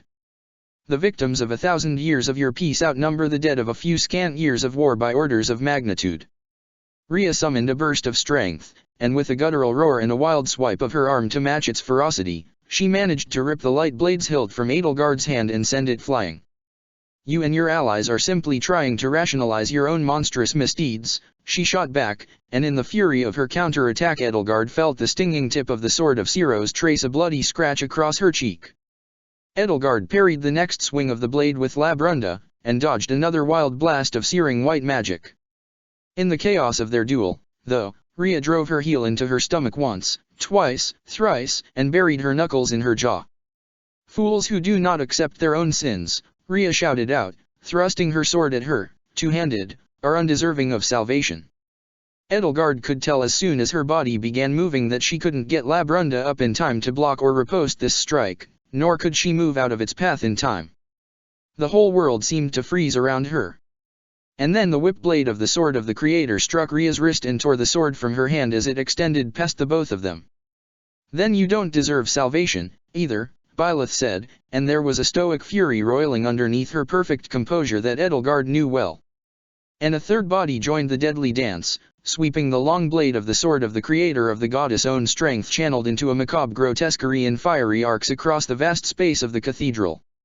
The weaving dance of battle carried them to all corners of the cathedral, for what seemed like hours, while one by one the soldiers fighting around them dwindled in number. You understand nothing, stillborn, Rhea snapped, parrying what lashing strikes she could and dodging the rest. I granted you life and you repay me like this. She grabbed the Sword of the Creator's blade as it swung past her by the wire connecting its spinal segments, blood seeping through her knuckles, and with a savage yank pulled Byleth toward her and struck her across the face so hard that the crack of skin against flesh sounded like a thunderclap. Byleth's grasp on the sword's hilt faltered, and it slipped from her hand. Rhea tossed it aside, parrying the next swing of Labrunda as Byleth staggered backward. And you, Edelgard, Rhea said. You, a Hresvelg, dare to lay a hand against me? I made your bloodline. I made emperors of your forefathers. I am everything to you, and you without me, you are nothing. With a ragged roar, Dimitri lunged back into the fray, a bolt of silver and blue, the darting thrusts of his lance a furious flurry of blows that seemed to wound the air itself.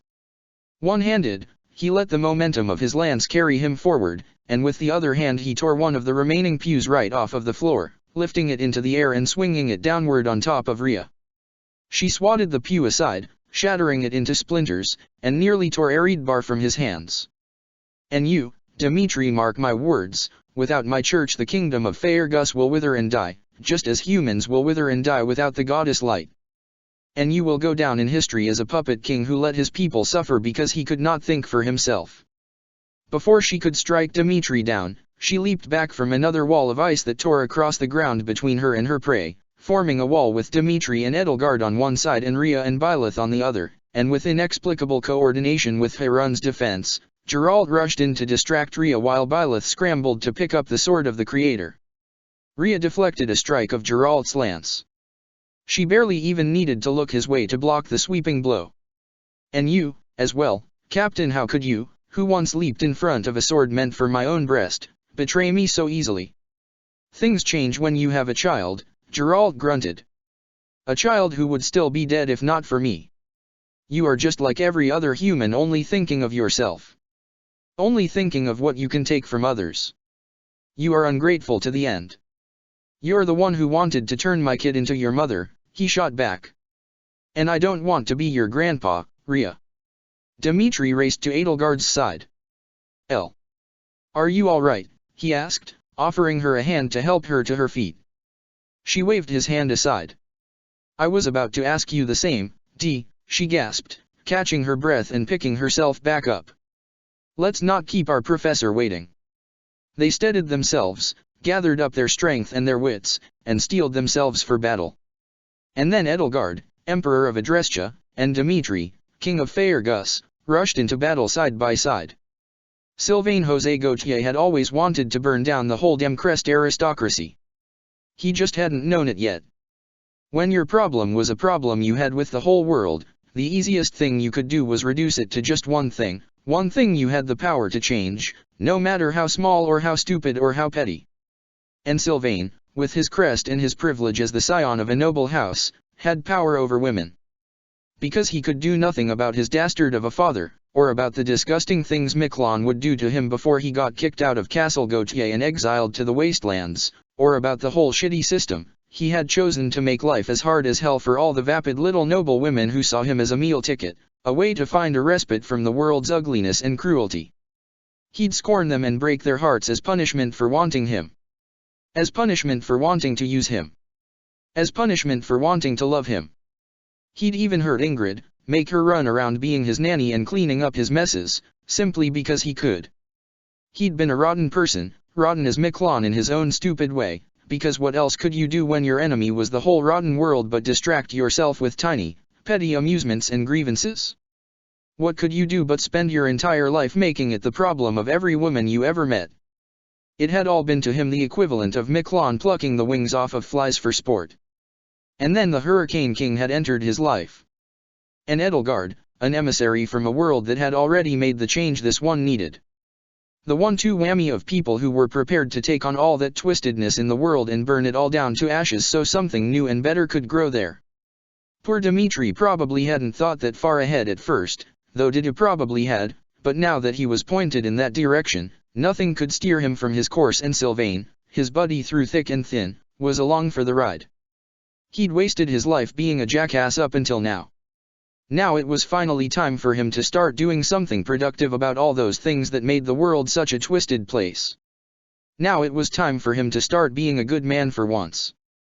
Snapping the haft of Bladdid's replica Eredbar over his knee while Felix plunged his sword between the fallen elite's eyes brought to Sylvain the sort of satisfying feeling that outweighed every young woman's heart he'd ever broken. But there was little time to relish that feeling.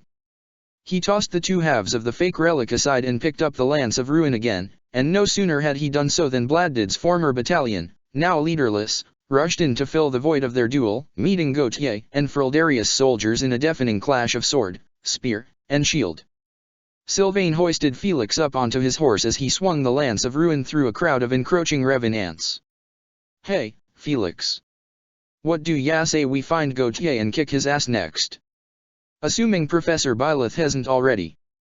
"Karen is next," Felix said, scowling as he scanned the battlefield from atop Sylvain's horse.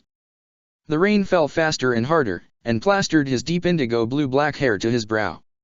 "I've got unfinished business with him." "Where'd he run off to?" "No need to hunt Karen," Sylvain said, riding the horse over the gentle slope of a nearby hill to get a better look at the terrain and the shape of the battlefield. Warm rainwater mingled with the sweat and blood dripping into his eyes. "We've been fighting him all along. You've noticed, right? These guys are ridiculously coordinated. I think Nemesis is controlling them all from afar, through some sort of Agarthan technology." "Which means?" Felix wrinkled his nose. "You're saying I've had my duel with the King of Liberation." He didn't sound satisfied at all by that. "I'm saying every time we kick an elite's ass, we're kicking his ass. Now, doesn't that make you feel good?" Sylvain surveyed the battlefield as the footfalls of the colossi looming overhead rattled the earth. Visibility was already going down as a result of the strong summer rains. Garreg Mach's walls were hazy and indistinct even from here, and Sylvain didn't envy Leone and Ignatz right now. These were terrible conditions for sniping. The Titanuses all seemed to be converging on the wall, and here and there were the fiery glows of relics funneling themselves forward through the curtains of rain. Nemesis puppets were making a spearhead to drive into Garreg Mach's walls. "He sounds like a coward to me," Felix scoffed. "Humph. What a king." Sylvain kept his eyes on the Bladdids as best he could through the rain and the roaring tide of battle. Ingrid's was front and center in the formation, a cloud of steam billowing from the glowing blade of its heat lance and its single eye glowing in the dark, forming a barrier in front of the gap in the eastern wall with one of the Titaness's massive shields, while deafening thunderclaps from the rifle of Thale's red mobile suit rang out over her shoulder. 4 out of 9 Titanuses had collapsed already, in various states of disrepair and undress, bearing half flesh and half machine bodies beneath their shattered and ruined armor, but the other 5 were still advancing, and still pummeling the walls with volleys of dark magic. Every so often, new demonic beasts sprang up from within Nemesis ranks and hurled themselves into the fray.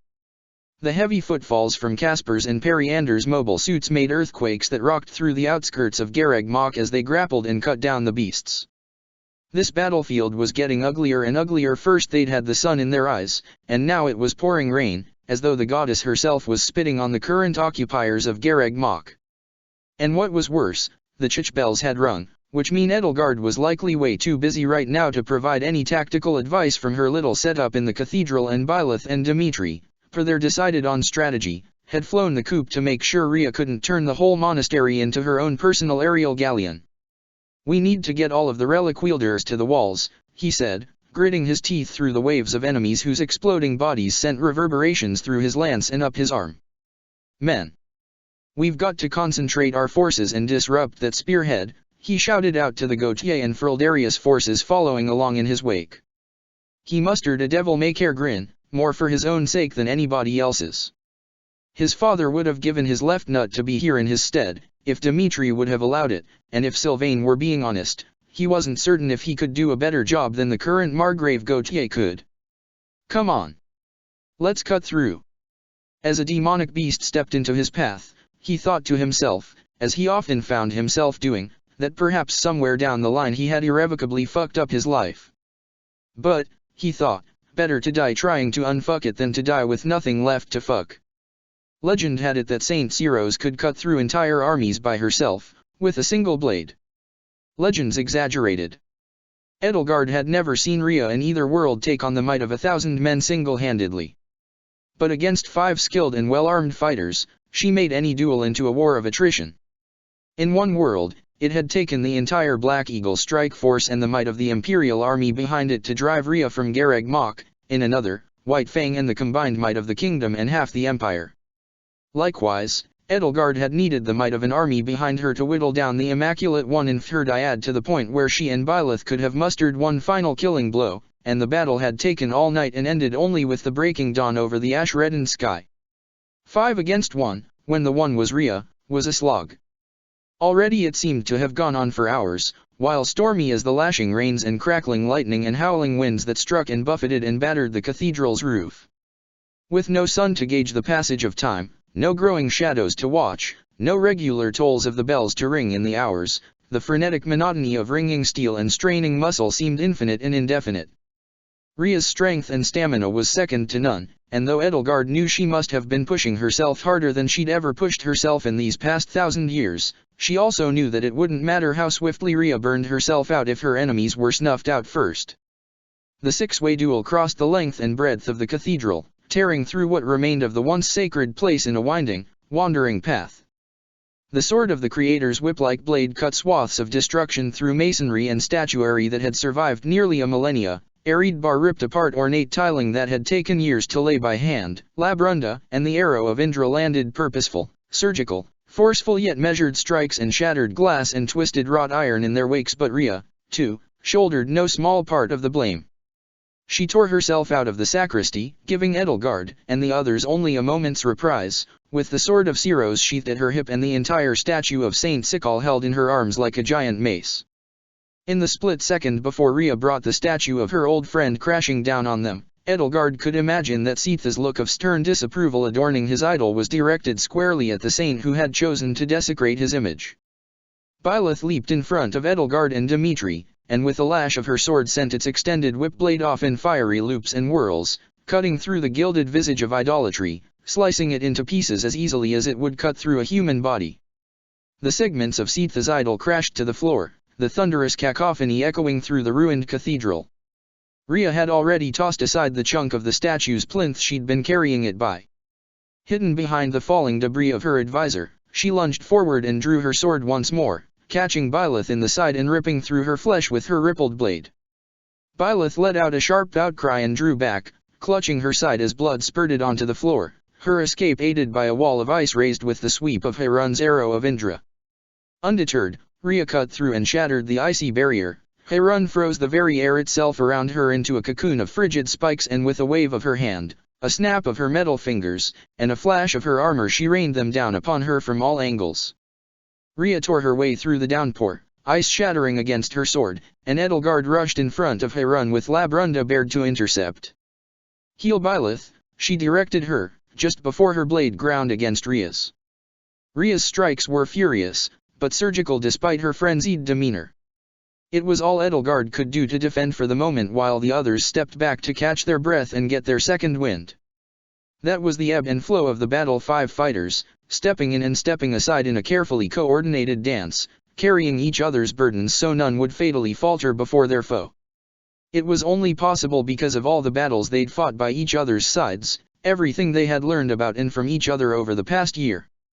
Their coordination, their cooperation, was their strongest weapon, and against Rhea, without an army at their backs, it was all they had that could truly defeat her.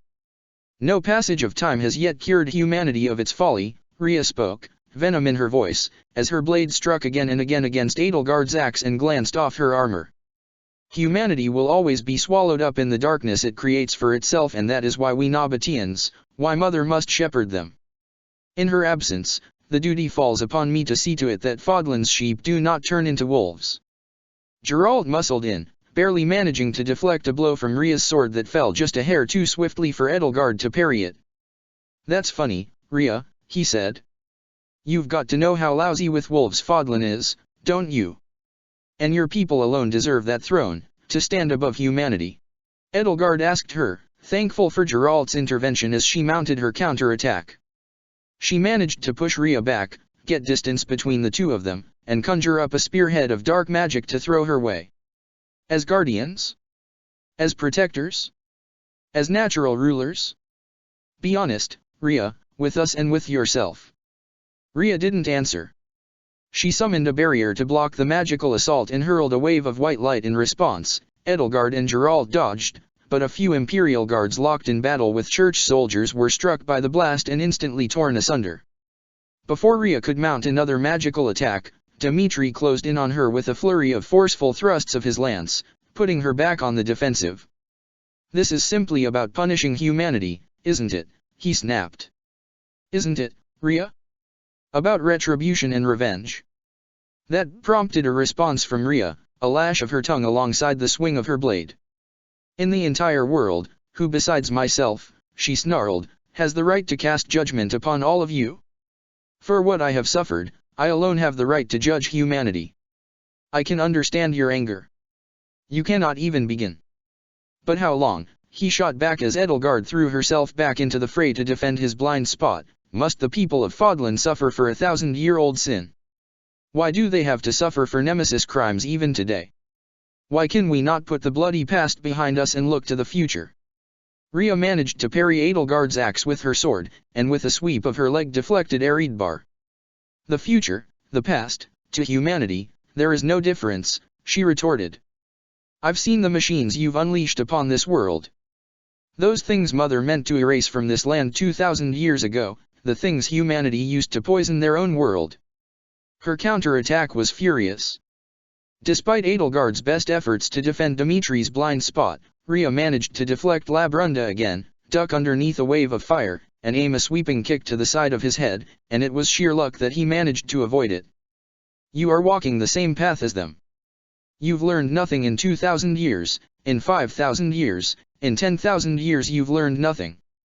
You humans never change. Without Mother, you're helpless and foolish, and all you can do is destroy yourselves. All I can do is shepherd the good and strike down the wicked." "You're wrong," Dimitri snapped as Rhea danced out of range of his next thrust of Eredbar's burning blade.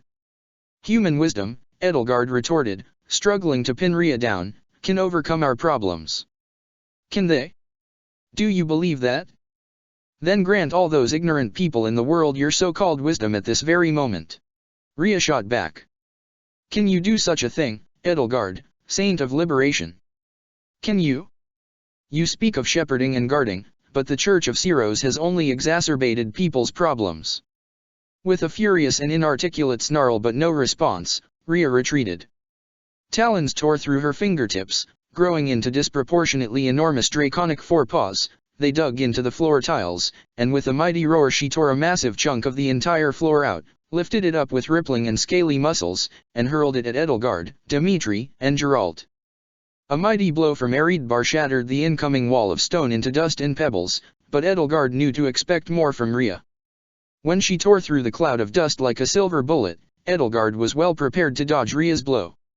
A scaly fist just barely grazed the tip of her ear, but the shifting of the air in its wake alone was enough to hurl her off her feet and into the air. Edelgard landed and dug her talons into the floor to steady herself before she could crash into the far wall. Her breath stung in her lungs, and the pulsating aches in her talons ran all the way up her legs. She took a deep breath and picked herself back up. Her side throbbed and pulsated with a searing pain, and she tasted blood in her mouth as though the shockwave from Rhea's punch alone had fractured her ribs and punctured something internally. From a distance, Harun held back and cast a healing spell upon her, and Edelgard felt her bones knit themselves back together. While she recovered, Byleth threw herself back into the fray, freshly healed, and joined Dimitri against Rhea. "You think so little of humans," Dimitri said to Rhea, his lance clashing with her sword, "but can't you see the good in them as well? The helping hands we offer to the lost and alone, the kindness of those not corrupted by power and wealth." "I have seen good humans," Rhea spat. "You, traitor king, are not one of them." Edelgard was certain she knew what Rhea considered a good human, and it was not quite what she and Dimitri had in mind. Humans are weak creatures, but they are also creatures who help each other, support each other and together, find the right path, he countered. "After 2,000 years, can you still not understand that humans have the power to rise up and stand together on their own? That people can be better than they once were? That you need not steal power from the same heartbroken masses you claim to defend?" "Of course not," Rhea shot back, parrying his lance and darting out of the path of the sword of the Creator. "One can only understand what one has experienced, after all. Why torment yourself with your weak assurances that there will be some eventually or some day where humans will finally do what they could not for their entire history?" Byleth's next strike caught her off guard, and she stumbled. "Humans can't change overnight," Byleth said, continuing a relentless assault, forcing Rhea to leap and dance through the sword of the Creator's lashing blade. "That's true. But when you nurture them, when you're patient with them, when you respect them and help them grow, they can learn to do incredible things. That was what I learned when you made me a teacher." "Enough from you," Rhea snarled, deflecting what strikes she could while the blade's spiny segments tore at her robes and scored her armor. She was well practiced at defending herself from the sword of the Creator and weaving through its dancing blade. After all, how many times had she dueled Nemesis throughout the war, and how long had she had to grow accustomed to the wicked blade made from her mother's spine? "If you haven't seen humans grow, better themselves, and overcome their limits," Byleth added, "like I've seen with my students, then the problem must lie with you, Rhea. People don't grow when they're around you." "Atta girl, bye." Geralt cheered. Edelgard knew that her thoughts had turned to each of her students. She was thinking of Dimitri and Mercedes, who'd once seen no future but one in which they were another's sword, and who had felt beholden to the delusions of the dead. She was thinking of Bernadetta and Annette and Ignatz, who had found new bravery and confidence. She was thinking of Felix, who'd found that his sword could be a shield for others, and of Sylvain, who'd learned to build instead of destroy. She was thinking of Ingrid, who had overcome her prejudice and the prejudice of her countrymen, and who had learned of a new way to aspire to knighthood. She was thinking of Raphael, who no longer felt powerless in a world of nobles, and of Dedue, who now did not continue his mission to reshape Fodlan and restore Duscur alone. She was thinking of Ashe, who had used her teachings to grow into one of the great knights of history. And she was even thinking of Cronia, who despite everything had grown a human heart. And Edelgard could think of her original classmates. Hubert, who'd learned to trust, and not shoulder every burden on his own; Ferdinand, who'd learned humility to pair with his incredible gifts; Linhard, who'd found new passions in which he could thrive and new discipline; Caspar, who'd learned that there was more to life than strength of the body; Petra, who'd gained the wisdom to lead her people to an equal partnership with Adrestia; Dorothea and Marianne, who'd gained the wisdom to love herself and be truly loved; Bernadetta and Ignatz. brave and unstoppable, Mercedes and Annette, who'd learned to stand up for themselves and forge their own futures. These were the people Rhea could no longer understand. This was what Rhea had lost the ability to believe, that people, like iron, could be forged into any shape they wanted, if only they had the right smith to help them take those shapes. And that was what Byleth Eisner was. That was who and what the goddess should be, a blacksmith not for steel but for souls. If you wanted me to think you had anything valuable to say, Byleth told Rhea with another mighty swing of the sword of the Creator, then you shouldn't have made me a teacher. Rhea leaped over the lashing blade, unfurled her great white wings from her back, and with a mighty flap of her wings carried herself over the pit and dropped herself down over it into the cathedral's basement. Edelgard cursed to herself. She's heading for the elevator, she called out to the others. After her. The 5 of them raced to the edge of the pit, where surely enough, Rhea had taken to the jade platform set into the floor. The platform began to descend.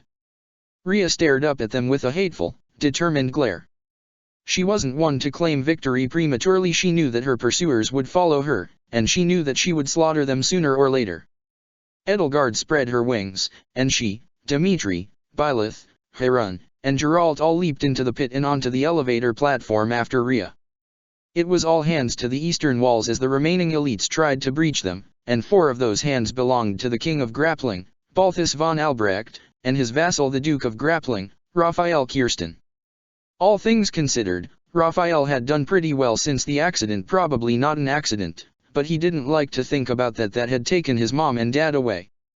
He'd managed to get into the officers' academy, he'd been offered a knightship under Frildarius before Rodrigue had turned out to be a shape-shifting Agarthan. He was a part of White Fang and worked directly under the King of Faerghus himself, which, in a way, was better than knighthood, and now he even had a noble title. When he made it back home to Maya, she'd be so excited for him. He just had to keep a smile on his face. That had been what he had learned when that tragedy had turned his and Maya's lives upside down. A positive attitude could go a long way, and everybody knew how important good morale was in battle. No matter how dire things got, you had to face them head on with a grin on your face. Because people were counting on you to lift their spirits. It had been his smile that had given his little sister strength, and its absence that had made her resolve falter, and it was the same when leading men into battle. And so, even against the legendary elite Goneril, Raphael fought to keep his disposition sunny, even if he was terrified on the inside, even if his guts churned, even if a part of the back of his mind told him to run back home, because he was a commoner and this was a battle of demigods. But he wasn't just a commoner. He was a commoner, and he was one of Professor Byleth's students. And that made him so much more. Balthus ducked underneath a powerful swipe of Goneril's replica free Kugel. Ha! You'll have to do better than that, O.L. Goneril. Lemme tell ya, I could kick your great-great-great-great-grandson Holst's ass, too, he jeered, weaving around another strike. Free Kugel bit into the ramparts and the bricks were set alight. 'Cause I'm the indefatigable King of Grappling, and I yikes. Raphael leaped back as the flames licked his boots. The fire was eating through the stone like it was dry kindling. Globs of fire spat out from Free Kugel's blade, and wherever they landed, they seemed to eat through them like acid. Steeling himself, he charged through the flames, drew back his gauntleted fist, and threw a punch aimed straight at the plumed helmet upon Goneril's head. He'd ring this guy's skull like a church bell. Goneril was still trying to wrench his axe free of the stone, but he managed to raise an arm to knock Raphael's fist off course. The edge of his spiked steel gauntlets only grazed his helmet, but Raphael wasn't finished, not by a long shot. He wasn't the dirty fighting kind of guy, but when your teacher was Byleth Eisner and you were friends with smart fighters like Leone, you picked up all sorts of tricks. He swept his leg under Goneril's feet, destabilized him, and ended up getting just the right hold around his waist. He hurled Goneril backward, over his shoulders the stone-grey clouds and cloud-grey stone whirling around them both, and threw him against the ramparts.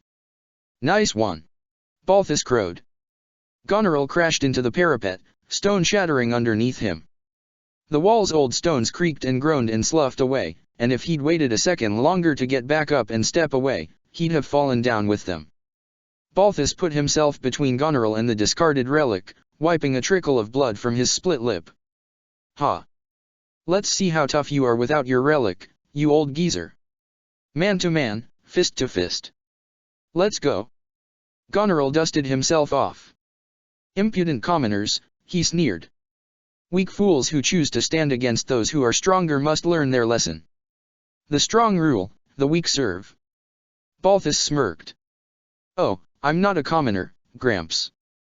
Got a special crest and everything. Think there's even a relic out there somewhere with my name on it, damned if I know where it's ended up, though. Oh, but Rafe here? He's a commoner, and he's not even gonna need my help to put you back in the dirt. Doesn't mean I'm not gonna help, anyway. That's right. Raphael cracked his knuckles. We're gonna show you who's really strong. With a horde of men gathering at their sides, Raphael and Balthus hurled themselves at their foe. House Goneril's greatest warriors had always been known for the fury of their fists and their skill with great battle axes. Raphael had learned that much just from being classmates with Hilda, who was never so lazy or weak as she let on. And that tradition had definitely begun with the first Goneril. Even barefisted, his punches sounded like thunderclaps and felt like lightning, and when an errant right hook ripped the steel pauldron clean off Balthus' shoulder, it didn't even bruise Goneril's knuckles. Raphael had to be grateful that he'd picked up some of Dimitri's training regimen. While he couldn't lift entire carriages and wagons over his head, his muscles alone were sturdy enough to deflect glancing blows from swords and axes, iron and steel ones. Anyway, he wouldn't push his luck with a hero's relic. And Balthus' bare chest was about as sturdy as a steel breastplate. Raphael had learned from all of the best and strongest people in Fodlan, and this was where it all paid off. They slugged it out, the king, the duke, and the count, while Goneril's replica Freekugel remained embedded in the ramparts, forgotten. Goneril's demeanor went blank. It was like punching a training dummy who could punch back. It was eerie and wrong, like one of Mercedes' stories. Raphael would have to tell Ignatz all about this fight when it was all over. What a painting it would make. He'd be able to bring that portrait all the way home and show Maya just what it had been like to fight in the biggest and baddest battle in Fodlan's history. Together, he and Balthus rushed at Goneril, and their fists both found their marks: his left and right kidneys, the force of the twin impacts drilling through his armor and ripping through his innards. A spray of blood and bile and gross black ichor spewed from Goneril's mouth, and the force of the impact alone lifted his boots right off the ramparts. On Raphael's command, the rest of the soldiers rushed forward with him and Balthus while Goneril was still reeling, their shouts ringing in the air as they readied their spears and swords to push the elite off the ramparts. There was a tempest of fists and blades. Goneril's boots slipped and slid and inched closer and closer to the edge of the ramparts, where the parapet had crumbled away, while the rain poured down and the thunder cracked and rolled across the sky. But he held his ground, and he beat his way through Raphael's soldiers, and axes, and gauntlets and swords and spears all rained down on him, and he slugged it out like the best of them.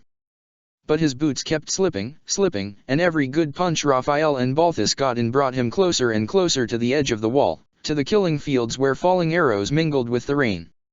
In the chaos, a hand curled around the haft of a wicked black axe. And mid-jeer, what little remained of Balthus von Albrecht flew over the ramparts, along with the flotsam and jetsam of the half-dozen fighters nearest to him. The scorching sweep of Freekugel burned Raphael's skin through his armor.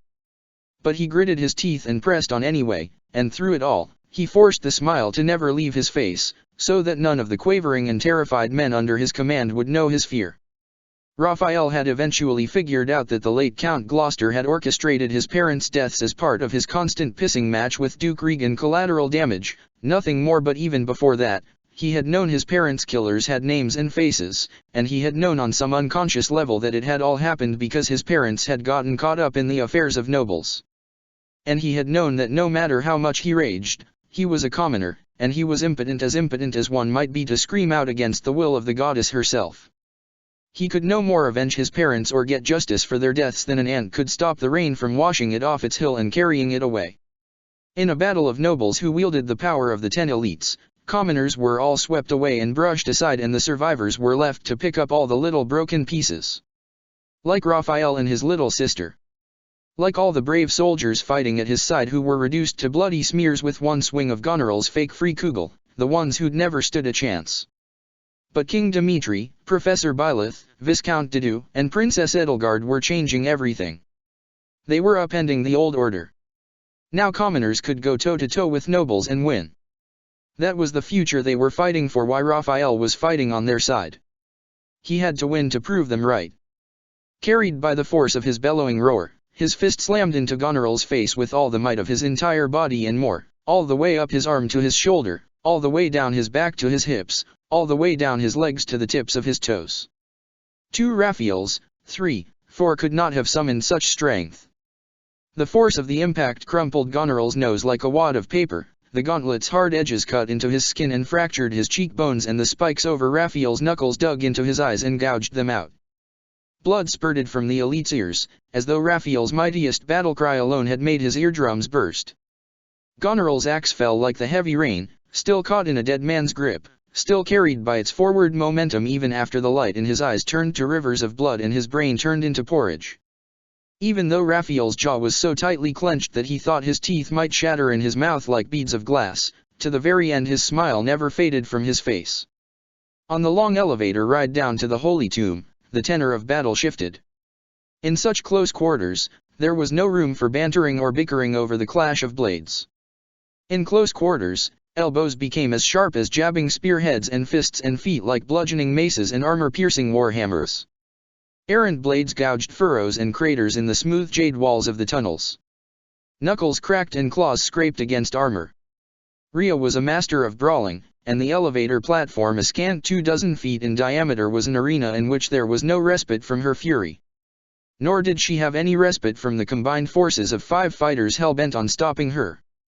The brawl's intensity only increased to a fever pitch, as agonizing minutes crawled by and the platform continued its slow descent.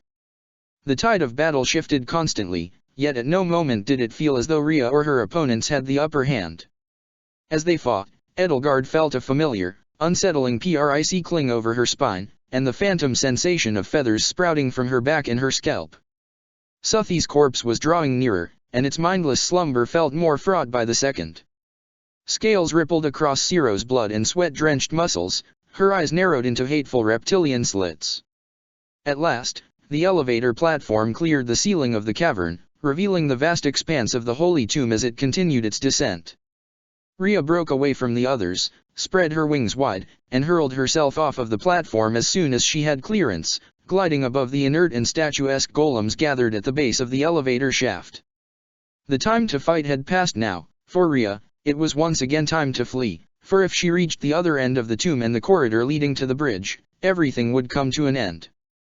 The golems below them remained statuesque, though Edelgard wondered how long they might remain that way, considering what had happened in the sealed forest.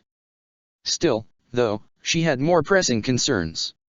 She summoned her own wings, let the dragon rise to the surface of her skin, clasped Labrunda tightly in her talons, and headed for the edge of the platform.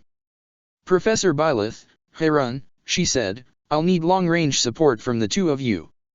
And, trusting them implicitly, she threw herself into the air, spread her wings, and flew off after Rhea. Overhead, lances of fire and ice shot out to force Rhea off course and allow Edelgard, smaller and lighter and just a little faster, to catch up to the semi-transformed Immaculate One. "Fool," Rhea snarled, the sword of Ciro's clashing with Labrunda as the 2 of them met in the air and broke apart again and again. "Do you think you can defeat me on your own? This is my domain, Edelgard, and have you forgotten about its defenses? You have signed your own friend's death warrants in your pursuit of me." Their blades clashed again as they whirled around each other.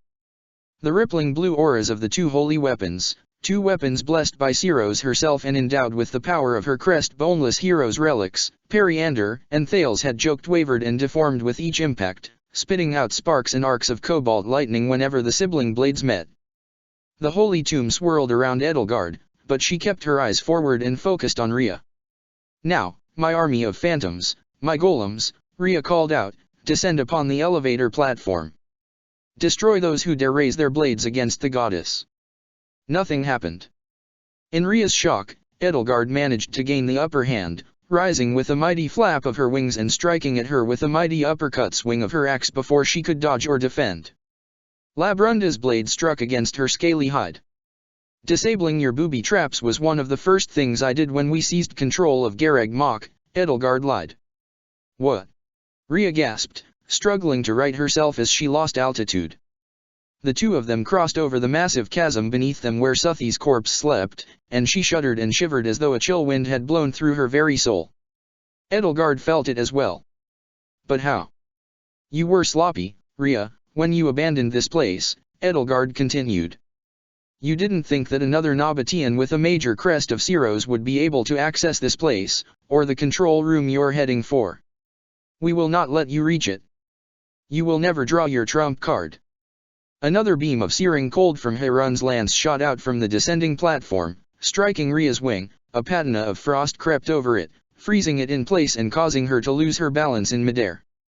Edelgard struck again, though Rhea managed to deflect Labrunda with a lash of her scaly tail. You disobedient child, Rhea spat, struggling to avoid another volley of fireballs from Byleth with her wing frozen in place. That is precisely your problem, Rhea, Edelgard said. Everybody is a child to you. Rhea flexed her wing and shattered the icy shackles binding it, then rose to strike at Edelgard again. The two of them met and broke apart, flying around each other in wide and spiraling arcs inward, toward their next encounter. Spoken like a bratty adolescent, Edelgard, Rhea spat, hurling a lance of light at her. The lance tore a few feathers from her wings, but Edelgard managed to avoid the full brunt of it. The pot calls the kettle black, she retorted. She conjured a Luna spell and shot out lances of silvery moonlight. Rhea swooped down, flying low to avoid the spells as they shot overhead. The two of them continued their aerial duel, crossing by inches the length of the tomb as their arcs carried them back and forth and their struggle for dominance over the other ebbed and flowed. The others must have been grateful for a respite from Rhea's constant assault, a chance to rest their aching muscles and tend to their bruises and wounds. But for Edelgard, there was no respite. It was up to her to keep Rhea occupied and bring her back down to solid ground, even if it meant flying far, far, far longer and farther than she'd ever flown before. Her wings ached, and as time passed by, that ache became a searing burn, throbbing with every flap of her wings. Her arms, rattled and sore from 1,000 clashes of blade against blade, and her legs, burning from the constant shifts of her position and dodges and leaps out of the paths of Rhea's furious attacks and counter-attacks, were only nearly as strained. She'd never flown like this, but she couldn't leave the air. She would have to grit her teeth and bear it until it was over. If she could just ground Rhea, she thought, then Byleth, Dimitri, Geralt, and Heron could rush her on foot. You're too much like Wilhelm, Edelgard, Rhea said, beating back the swing of Labrunda with her sword's rippled blade. Revolutions are always started by those with grand visions for better worlds. But because of their unrealistic and unattainable dreams, all they do is cause death and devastation. Edelgard smirked and parried her next blow. Unrealistic and unattainable? Rhea had no idea what she had already accomplished, or the ongoing work of the revolutionaries and visionaries in this world spread underground like the filaments of a mycelial network. In the end, cruel reality and compromise swallows up their dreams, their noble spirits. Something, thankfully, dear Wilhelm never lived to see. But I did. Generation after generation, I saw the truth. Rhea snarled, swooping down again to strike her. The next blow struck Edelgard off balance, and an errant volley of ice magic from Heron nearly shot across her nose. All you revolutionaries and dreamers fail in the end, you all die bitter, retreating from the disappointing true nature of reality, blaming the world for your failures. Rhea added. Every statement flew like an arrow from her mouth, its aim true, and each one heralded the next clash of sword against axe. That is your future, Edelgard. A future of failure and despair, if you continue on this path. The world never changes. Humanity never changes. Edelgard heard Rhea's words ring in her ears, the same way their steel rang out in the clashes of their weapons and the same way the reverberations rattled her bones. She forced them out of her head before they could settle, take root, fester. She'd heard this all before. What difference did it make if anything she did was futile? However narrow the path was, however thorny it was, she had no choice but to walk it because the alternative was indifference, and a passive and cowardly cruelty far surpassing any crime that could be laid at her feet by her deeds and decisions. Rhea swooped down at her and struck her, cracking open her breastplate like an eggshell with her blade. You're not accustomed to the air, Edelgard, she crowed while Edelgard fell to the ground from the cavern's dizzying heights. If you'd only stayed with me, you'd have properly learned to fly. Ignoring the searing pain in her chest and thankful that her armor had absorbed nearly all of the force from the blow, Edelgard wrested back control of her wings and managed to bring herself down for a relatively soft landing, retracting her wings at the last moment and ducking and rolling against the cold, hard floor of the tomb. Before Rhea could swoop down to end her, another volley of ice and fire struck her in the back. With a howl of pain, her own wings retracted and she barely managed to pull off a graceless landing of her own. Rhea stood up, human once again, while Edelgard darted behind one of the reliquaries to catch her breath. In the distance, the gathered golems in front of the elevator platform remained inert. If Rhea had the ability to reactivate them, Edelgard reasoned, she surely would have used it by now that the platform had fully descended, but now Byleth and the others would be able to catch up to Rhea on foot. All Edelgard had to do was distract her, and keep her distracted, and then the others could attack from behind and bring the battle to a swift end. Every accusation truly is a confession with you, Rhea, she called out, darting from one reliquary to the next as Rhea approached. The one who never changes is you. With a wordless snarl as her retort, Rhea conjured another blade of light and hurled it at Edelgard. Her aim was nearly dead on, but at the last moment Edelgard was able to duck and slide behind the vault, letting the spell sail comfortably overhead. Edelgard caught her breath again as Rhea changed course in pursuit of her. The one who failed to change the world was you, she called out. You, who had a chance to rip out Nemesis crest-based aristocracy at the roots. Rhea pounced on her, and their blades clashed again. Edelgard staggered, the soreness of her wings had bled into the rest of her shoulders but held her ground. You are a presumptuous fool, child. Edelgard brought her wings back. The ache was sharp enough to nearly bring tears to her eyes, but she endured it, and with a mighty flap and flutter of black feathers she carried herself out of Rhea's range and forced her to follow. Tell me, was Fodlan's social order for the past 1,000 years at all an ideal one to you? She asked. Were you truly blind to all of the problems under the Church of Siro's hegemony? I'll put an end to your arrogant posturing. Rhea snapped, and her next strike nearly tore Edelgard's axe out of her grip. If in 1,000 years you couldn't think of a better way to bring order to this world, then that's all I need to hear to know that you have no right to stand at its apex, Edelgard sneered, still keeping her distance as best she could, still leading Rhea along. You had a chance to do away with all manner of oppression, but instead you codified it with your false religion, and brought upon 1,000 years of darkness and suffering while you deafened yourself to the screams of the world's victims. False? Mother is a divine being. Rhea howled, and the next strike of her sword missed Edelgard, but struck the floor so furiously that the stones beneath their feet buckled and collapsed. Edelgard barely managed to carry herself aloft before the ground beneath her feet crumbled and a new chasm swallowed her up. Rhea hurled herself into the air at her, once again summoning her wings and carrying herself aloft on their leathery white spans. You will see her power for yourself, you wretched traitor, she snarled. Oh? Is that why you call it the Church of Sothis? Edelgard taunted her. Rhea's next strike nearly knocked her off her feet, but she held fast. If you had any true desire to follow your mother's wishes, why did you name the church after yourself? It must give you quite a thrill, to have all of the land subservient to a golden idol of your own self. You can never understand. You teased humanity with the promise of salvation from the pain you yourself inflicted, Edelgard said, continuing to play defense while the others inched closer to her position. You thrust upon them the illusion of nobility in order to oppress who you choose. Rhea snarled and struck again, and Edelgard continued to dance just out of reach. The angrier Rhea got, the less precise her attacks became, the easier she became to avoid and the stronger she became. She knew she was dancing on a knife's edge, but she had to give Dimitri and Byleth the best opportunity to put Rhea down quickly, and what better opportunity would there be than a clear shot at her unprotected back? Suthi's corpse stirred yet again, and Edelgard and Rhea both reeled in mutual pain from the psychic reverberations, scales rippling across their bodies. Still, though, they continued their hateful dance, and through gritted teeth Edelgard continued her taunts. You, who made yourself a false idol and forced yourself onto humanity, yet failed to change the world, are so arrogant that you think no one else can, she said, fending off another swing of Rhea's sword, ignoring how her body burned from exertion, ignoring that it felt as though she'd been fighting for hours already. Well, stand back, and step aside, Rhea, and see what humanity can truly be capable of when their faith frees them instead of shackling them. Byleth, Dimitri, and myself. The three of us will not repeat your mistakes. Mistakes. Rhea howled, and her attacks grew even more furious than even before.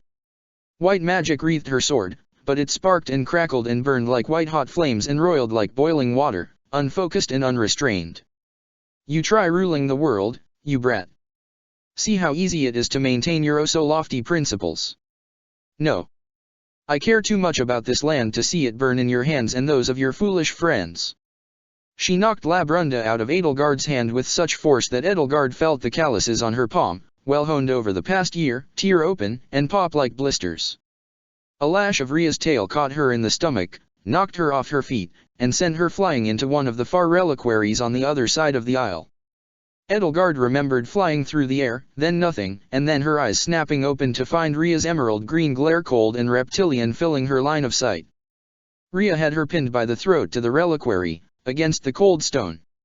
Edelgard could feel a hot, sticky stain against the back of her head dripping down the nape of her neck and pooling in her collar. Her brain throbbed painfully against the inside of her skull as the tomb's ghoulishly dim interior wavered and receded around her. Suddenly, the air felt like the air of the dungeons again, rancid with the stench of decay. Do you honestly believe, Rhea snarled, pinning Edelgard by her throat against the wall, placing just enough pressure against her flesh to remind her that she could crush her windpipe in an instant, that humanity can truly thrive without Mother's guidance. Edelgard tried to gurgle a response. Her body made a weak and involuntary attempt to squirm out of Rhea's grip to no avail. Rhea struck her across the cheek with the flat of her blade, splitting her lip. Fodlan was a paradise before Nemesis. We made it a paradise before Nemesis. She tossed the sword aside and drove her free hand into Edelgard's kidney. Edelgard felt blood and bile sting her lips as the air fled her lungs. Her blood felt like acid in her veins, the same way it had when those terrible experiments had run their course. She coughed and retched, nearly choking on her own blood and vomit as Rhea continued to slowly press her hand firmer and firmer against her throat. Think, Edelgard von Hresvelg. In 500 years, when you've seen the worst that humans have to offer, what will you have left? Do you honestly think you will hold on to those insipid ideals of yours even 100 years from now, let alone 1,000? Rhea let her go. Edelgard collapsed to her knees before her, expelled everything that had been struggling to force its way out of her onto the floor at Rhea's feet, and struggled to catch her breath. Rhea waited for an answer, crossing her arms over her chest and glaring at her like a parent disciplining a perennially disobedient and unruly child. She tapped her foot against the ground. Well, she asked. Can you not answer? There was a faint sadistic gleam in her eyes, as though she had relished taking Edelgard's voice from her, as though by inflicting silence upon her she had also inflicted upon her complete and total assent. Edelgard coughed and spat the last of the bile from her mouth, trying to think through the haze of pain. She'd felt worse before, though. Much worse. This, by comparison, nothing. Rhea grabbed her by the hair and yanked upward, forcing Edelgard to lift her head, pulling so hard that she nearly lifted her up from her knees back onto her feet. Do you have an answer for that, you little brat? Before Edelgard could summon so much as a word to her mouth, Rhea drew back her fist and drove it squarely into her face. Edelgard felt her nose crack under the force of the impact, felt hot blood gushing like a waterfall down her chin and throat. Where, Rhea asked her, her voice muffled and distant, as though coming from the other end of a long and dark tunnel, is your rhetoric now? Another blow to her face shattered her eye socket. The same eye, coincidentally, that twinged every time Edelgard found herself close to death, and now it screamed in agony. Do you understand now? That your ideals serve only to pave a path to hell. The vision of Rhea and her stern, cold glare blurred and split into a swirling wheel of muted colors. Rhea let go of her hair and let her fall back down to the cold, hard stone floor. It always pains a parent to discipline a child, she said, the anger fading from her voice. Now, instead of boiling, it only simmered. A soft, breathy timbre colored her voice with sad, sympathetic tones. It is heartbreaking, but some children, alas, respond only to the rod and switch, and a mother's swift hand. Her hand, though, was not swift, as she curled it open and lowered it and offered it, palm upward, to Edelgard. Her bruised and battered skin became faintly luminescent with healing magic. Recant your heresies, my child, she said, and ask for my forgiveness, and I shall heal your body and your soul. Edelgard struggled to lift her head. Rhea's hand seemed as tantalizing as a canteen of cool water to a traveler lost in the middle of a barren desert, tempting, whispering. What had happened to the others? Why had they not come to save her yet? Had something unforeseen waylaid them? Were they more badly hurt and fatigued than Edelgard had assumed? Had they abandoned her? Had she not known her friends and family as well as she had thought? She stared Rhea in the eyes as best she could, with her head throbbing and her vision failing. I've already seen the worst humans have to offer, Rhea, she croaked, each word scraping its way up her raw throat into her mouth and past her lips. You, Rhea, are the one who must think for once in your life. She was glad that for once, across these 4 times she and Rhea had crossed blades, she could have said that. Rhea's face, though still human, became so twisted in her rage that for a moment there was little difference between the face she wore in her human guise and the decrepit, monstrous face of the Immaculate One. She drew back her foot and kicked Edelgard in the side forcefully enough to throw her against the reliquary's jade wall again, and Edelgard felt her spine crack against the stone before she hit the floor. Rhea raised her arm, as though to bring it crashing down like the head of an axe upon Edelgard's head. Had she made a fatal mistake here? In the distance, she heard 4 voices shout out in unison. El. Dimitri cried out. Edelgard. Byleth shouted. Lady Edelgard. Harun gasped. Get the hell away from my daughter-in-law. Geralt roared. And a silver-etched lance's blade flew through the air and ran itself clean through Rhea's upraised forearm in a shower of blood. Her eyes were wide, her jaw slack and mouth agape in shock and surprise. Edelgard had just enough time to grin before the pain caught up with her and carried her over to the oblivion of unconsciousness. In that moment, the blood and bitter bile in her mouth tasted as sweet as wine. She'd played the part of a distraction perfectly, and the others had finally caught up. Mercedes von Hresvelg, formerly Rusalka, formerly Bartels, formerly Martritz, had walked a long and painful road to this battlefield. From the abuses of Baron Bartels to the cruel experimentation of Cornelia von Rusalka, Mercedes had learned to be passive, to be small, to be accommodating. She had learned to face all of the pain and misery of life, of a future designed to lead only to a lonesome grave, with a defiantly helpless smile. Mercedes had never had the power to change her future, even with 2 crests. It had not been her actions that had swept her along from one house to the next, but the actions of others that had whisked her off to the relative safety of House Hresvelg. She felt helpless even now, as the weight of the Raphael gem upon her breastplate grew even heavier and the constant waves of healing magic carried through her armor across her scarred, worn-out, broken body. The gentle, hazy pulse of constant healing magic kept the aches of her crest-ravaged body at bay, but there was a sensation within her that no healing magic could dispel, prickling, shifting, writhing, and roiling under her skin, as though her very veins were wriggling within her flesh like maggots. She had felt that feeling once before, when Cornelia had taken hold of her body and warped it to her own ends. That feeling was the true nature of Crest's foreign, alien, unwelcome blood in the human body, a poison. Something monstrous and evil. It was inside her.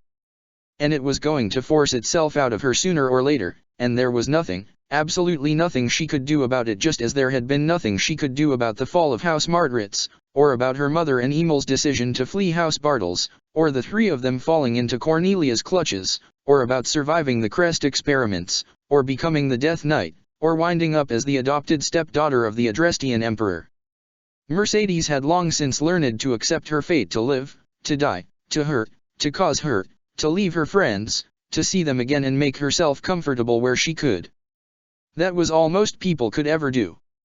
People like Edelgard and Byleth, who took their lives into their own hands and shaped them by their will, who diverted the river of time carrying them afloat by their own power, were the rare exceptions. If the decision to fight on the side of White Fang had been the only true choice she had ever had, then she was proud of the decision she had made. Mercedes? Mercedes? Are you okay? She found herself staring up at Gerland von Hresvelg. The battlefield was far below them all, the sounds of battle distant compared to the lashing rain around them, as they sat on the back of her own Pegasus. Happy was behind her, still licking little bits of Gloucester off of her claws. You almost slipped right off the saddle, Gerland chastised her, her hand clamped to her shoulder. You need to hold on, merci. I wouldn't be able to face Burke if something. Mercedes put a hand to her brow, curling the other one around one of the saddle straps. She could feel her own fever. Her mouth tasted like bile. We're getting you to the infirmary, Gerland decided, turning around and taking her mount's reins in both hands. Mercedes looked over the Pegasus flank. Down below, 5 Titani bore down on 4 mobile suits, and 3 more demonic beasts sprang up from the ranks of the Revenants. The Bladdid squadron was outnumbered 2-1 still, and they were faltering. She watched Casper's suit grab its forearm and rip its own arm off at the elbow to bludgeon one of the demonic beasts, while Ingrid's mobile suit, furnished with spear and shield, tried to be everywhere and help everyone all at once. Mercedes retched, and not just from the dizzying heights. She felt the dark magic build up in her body, force itself back down, and worm through her insides like nightmarish indigestion. The sight of the beasts alone made her skin crawl and brought a foggy haze to her head. Whoa, spooky. Happy gasped, grabbing her with both hands before her grip on the saddle could falter and gravity could carry her all the way to the ground. Careful there. Mercedes looked her in her scarlet eyes and recalled the promise Happy had made to her. She'd known even then that this was coming, that this human shell over the thing Cornelia had made with all of her experiments was about to crack like an egg, and Happy's words had reassured her. No matter what happened, she would have a sister. She had at least tried to be a good sister to Happy when they had lived with Cornelia, passing along treats here and there or every so often, but Cornelia had made as certain as she could that Mercedes' compulsive kindness would never reach her, that one child would live in the light of the sun, and the other in the shadow. She still felt ashamed for all of the opportunities she had not taken to help Happy, or to even know that she needed help, simply because of her own passivity. Happy was as much her sister as Emil had been her brother. Seizure racked her body, electric jolts through her spine. She felt bile and blood sting her lips. The Raphael gem glowed, pulsed, channeled waves of healing magic through her armor and into her flesh down to her bones, but it didn't help. It only made it worse. Take me down, she gasped. We'll be at the infirmary in a few minutes, Gerland assured her. No to the battlefield, she insisted. I can't. She felt horns sprout from her brow and blood trickle into her eyes, and pulled her hands off the saddle before Chidinu's claws could rip themselves free of her fingers and bury themselves in the Pegasus flank. And then she forced it back, just like the bile building up in her throat, knowing it was only a matter of time. Happy let out a surprised yelp. Hey. Merci, you. Mercedes. Gerland gasped, wide-eyed. I had less time than I thought, Mercedes admitted to them, trying to smile. Her vision doubled, and for a moment she could see Emil sitting beside Happy, as she had known him near the end, the way he'd looked when she'd cradled his head in her lap for the last time, and she could see her own late mother sitting next to Gerland as though the two were sisters. Hold it back until Manuela can take a look at you. There would be nothing Manuela could do. She was too busy, after all, with the stream of injured soldiers from all across Garreg Mach. Better for her to focus on lives that could be saved, not lost causes. Drop me over one of the Titanus, Mercedes said. No. Happy cried out, all but shaking her by the shoulders. You can't. Please. Happy's face fell. Please, do it now. If I lose control up here, I'll kill you both and the Pegasus. Mercedes forced a smile to her face. It's better if you let me go. Gerlinda's brow creased, her lips curled in a pained frown. She was Buckhart's spitting image in so many ways, the nose, the jaw, the ears, the eyes, the brow, but not the beard Burkhart had been trying so hard to grow, the same way Emil had been mother's. And so Mercedes found herself struck with a sense of gratitude, that she could say goodbye to her adoptive aunt and her adoptive father, the first real father she'd had since the fall of House Martritz, in one fell swoop. What a wonderful family she had found, in Happy and in the Hresvelgs, if only for a little while. It was getting hard to think. Thoughts came through clouded, fuzzy. Words sounded more distant. Mercedes could feel long, slithering worms crawling through her flesh, except the worms were her own muscles trying to eat their way out of her skin. Her bones felt like acid, eating away at her from the inside out, her head pounded and throbbed. Colors were fading, new ones, colors she could no longer even begin to describe, were appearing in their stead. It would have been interesting, if the pain hadn't been so distracting. Happy and Edelgard made transforming into a beast, muscles wrapping themselves around new bones, fingernails and toenails turning to claws and talons, skin hardening into scales, fur and feathers sprouting up like grass, horns and sharp fangs, and all look elegant, almost painless. This transformation was not that. And Mercedes couldn't hold it back any longer. "Merci," Gerland said, turning away from her and reversing the course of her Pegasus. "It hasn't been long, but I've been glad to have you as a niece these past few months, and I think I can speak for Burkhardt as well that he's been glad to have you as a daughter, and we." It was like a candle was snuffed out in Mercedes' brain. And suddenly, the words Gerland was saying no longer held any meaning to her, only the tone and cadence. Happy's words, too, were foreign, and Mercedes could only understand the softness and sadness of her voice, soft and sad like a beast's mournful howl, before Happy pushed her off the side of the Pegasus as they swooped over the nearest Titaness. As she fell, the wind whipping at her clothes, bits and pieces of armor trailed in her wake as they sloughed off of her, and the transformation continued unabated. The pain began to fade away, as its absence became a distant memory. Tendrils of black tar burst free of the amulet on her chest, wrapped around her changing body, guided her transformation into something enormous, strong, bloodthirsty, turning hands and feet into paws capped with long, thick talons, jaws and teeth into sharp mandibles, eyes upon eyes, seeing colors no human could see, horns and scales and thick, chitinous armor over leathery muscles. Coherent thoughts replaced themselves with instinct, hopes and dreams, aspirations for the future, wishes and regrets. All those abstract things all became hunger. And Mercedes von Hersvelg, formerly Rosalka, formerly Bartels, formerly Martritz, became in the beast's mind a distant memory, and so too did the last promise of the girl whom she had for too short a season called her sister. For what felt like hours, Dimitri's blade met Rhea's, and they dueled in a flurry of steel and blood, while Heron tended to a battered and broken Edelgard. Rage filled him, and his own anger at himself for being too slow, for being too badly hurt, for needing too long to rest poured into his blade. His fury threatened to consume him. He had no more words for Rhea, only a bloodlust, a desire to take her head and spirit on his lance's bony blade so that he could show the world the destroyed body of the witch who had ruled it. His only desire was to rip and tear and rip and tear and rip and tear and rip and tear. Until suddenly, as Dimitri thrust Eridbar at Rhea, his father's voice rang in his ears. "Cut her down, son, if you have the strength. Make her suffer. Make her pay for what she did to Edelgard. Tear her wicked head from her shoulders, string her by her entrails, show her the last beats of her own wretched, evil heart." Those sick, poisonous words, words father never would have said in life, surged through Dimitri's veins with electrifying, energizing fire, like a third crest.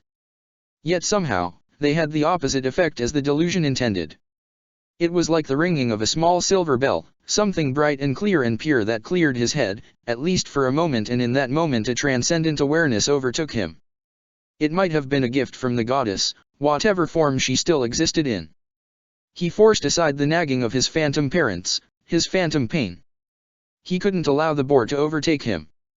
He couldn't even allow himself to be angry for Edelgard's sake, while she rested and recovered in Heron's arms. It would be too distracting. There was a clear path now, he could see it in his mind. The demon phantoms of his father, his mother, Glenn, Yuri, Emil, the others, they all faded away. And there was a shining thread now, gleaming like the silver of his hair, white like an old scar on young skin, that stretched on before him and connected him to Rhea. He had to keep sight of it. As monstrous as Rhea was, she deserved more than his unbridled rage. "Rhea, you keep talking of mother's wool, of Suthi's wool." She deflected his thrust with the sword of Siros, disarmed him with a forceful riposte, and nearly ran him through. "Keep her name out of your filthy mouth. I made that word taboo for a reason, because of beasts like yourself, who defile all that is good and call it righteousness." Dimitri saw the image of Eridbar flying from his hand before his fingers registered the emptiness under their touch, and he found himself forced backward. Rhea did not hesitate to seize the advantage. He saw silver scales flutter and ripple across her muscular arms as her left hand exploded into a massive draconic paw capped with talons as sharp as sabers. The rush of air in the wake of the swipe of her paw alone, notwithstanding the edges of the talons that scored deep gouges in his armored breastplate, nearly threw him off his feet. He swiped Eredbar off of the floor and parried the next gargantuan swing of her scaly paw, the bony blade of his relic cutting a bloody gash through the rough, thick hide of her palm. Green blood oozed and dripped onto the jade tile floor. "I will speak as I see fit, Rhea," he said. "Listen to me." "And why would I listen to the likes of you?" Rhea asked, forcing her massive paw back into the confines of a small, comparatively delicate human hand. The blood oozing from her palm turned from green to red. "Fool! Idiot!" She lunged forward, and her sword clashed with his lance again and again. "Tell me, why are you even fighting? You started this war over a pack of blasphemies and lies. Have you still not yet realized the error of your ways?" "Let me speak," Dimitri grunted, repelling the furious flurry of her blade as sparks stung his eye. "Answer my question. Do you still have the gall to accuse the Church of Syros of regicide and genocide? Or have your handlers given you new lies to justify your childish aggression?" Even one-handed, every swing of the sword of Syros' rippled blade felt like a hurricane. "Answer me, King Dmitri Alexander Bladdid. Do not simply let your friends, or should I say your handlers, speak for you. Tell me in your own words." The open palm of her bloodied hand drilled into his stomach, just under his sternum, pierced his armor, and drove every scrap of breath from his lungs. Her knee struck his chin next. His head snapped back. If he hadn't stumbled just a step further backward, more luck than skill, and if Rhea's knee had done more than simply graze his chin, the force would have snapped his neck like a twig and killed him instantly. How had he had the wherewithal to take that one extra step backward as though he'd known it was coming? Rhea raised her sword while Dimitri reeled, preparing herself to strike a killing blow. "Do you have nothing to say to defend yourself, then?" she snarled, a sadistic light glowing behind her emerald eyes. "Then pray in silence for the goddess Mercy in the hereafter, fell king." The fiery length of the sword of the Creator wrapped around her wrist as her sword reached its apex, tightened, and retracted, yanking Rhea off her feet and toward Byleth and Geralt. The sword of Syros and sword of the Creator clashed in a shower of sparks as Byleth mounted a furious assault on Rhea. Dimitri caught his breath. Each inhalation burned his lungs and stung where Rhea's palm had struck him. He doubled over, chest and shoulders heaving, hand pressed against the pain. Why, he asked himself, was he fighting, if he desired peace? He looked to Edelgard, unconscious, battered, and bloody and bruised, and to Harun, tending to her wounds. He looked to Byleth and Geralt, who were circling Rhea and trying to keep her attention fully occupied so that he could pick himself back up. For years, he had been told that the Church of Syros had been responsible for the experiments that had ravaged his body. For years, he had wanted revenge. He hadn't thought about changing the world. He hadn't thought about the world, except in the vaguest sense that achieving his goals, rather, Thal's goals, would make this whole senseless world make sense again, and maybe things would be like they'd been in those childhood days he barely remembered, simple and good. Why was he fighting against the Church of Syros now? He wasn't an ideologue like Edelgard. He wasn't a visionary like her or Thales or Dedue. He didn't write manifestos. He didn't spend every waking moment like Edelgard, with her brain constantly abuzz and her heart constantly aflame and some grand rhetorical flourish always ready to leap from her lips. Since the Holy Kingdom of Faerghus founding, it had owed its existence to the Church to Rhea. The Church had even taken an active hand in governing. It had been beholden to her, and while Edelgard would have memorized every single date and occasion the Church had abused that bond to enrich itself, she certainly could recite the whole litany of broken promises and exploitation regarding the Church's relationship with Adrestia. Dimitri didn't have that same sort of library in his mind. What was his grievance against the Church? Was he truly just clinging to Edelgard's own grievances, the same way he'd clung to Thal's sweet, satisfying lies? He was fighting because the people of Faerghus needed better lives. That was what any good king had to believe. That the people needed a strong foundation on which great reforms and radical new freedoms could be built to stand the test of time. And that the people's lives would be better without the Church's grasp on Fodlan. Because he had to be a king who knew his people's hearts, like his father had been, while Rhea knew nobody's heart but her own. Was that what he believed? Was that all he needed? Did he truly have faith that Faerghus would be better without Rhea's strong arms wrapped around it? He thought about Marianne, and how agonizing her life had been, how much she had suffered, all because of the world Rhea had created and cultivated, because of the crest she had been born with and the rumors surrounding it. He had to make a better world for her, too, for the girl who had taught him that he was a man, not a beast, even on the inside. He watched Gerald stagger and fall under a mighty blow from Rhea, and Byleth leap in front of him to parry the killing blow intended for him. Rhea's ambitions, those, too, were why he fought against her. Because Byleth and Edelgard were precious to him, as precious as family, and he would not let her take them. Not for any reason. Not his sister and not his professor. He pulled himself up to his feet, tightened his grip on Eredbar, let out a battlecry from deep in his chest, and threw himself back into battle. Rhea, he shouted out, letting both crests flow through his veins into his weapon, letting Eredbar's bony blade of umbral steel burn with inner fire and crackle with lightning, engulfed by a gust of wind. Eredbar and the sword of the Creator struck Rhea's blade at once in a shower of sparks and flickering flames, arcs of lightning leaping off of the steel and bone. Talons ripped themselves free of Rhea's gilded sandals and dug themselves deep into the jade tiles to keep herself anchored. Her tail swept back and forth behind her, a counterweight, as her gritted teeth lengthened in her mouth into razor fangs and the pupils of her green eyes narrowed into slits. The gale of the tempest Dimitri had brought down upon her whipped her mint green hair around her, tore the ornamental white lilies out of her locks to reveal the sharp pointed ears underneath.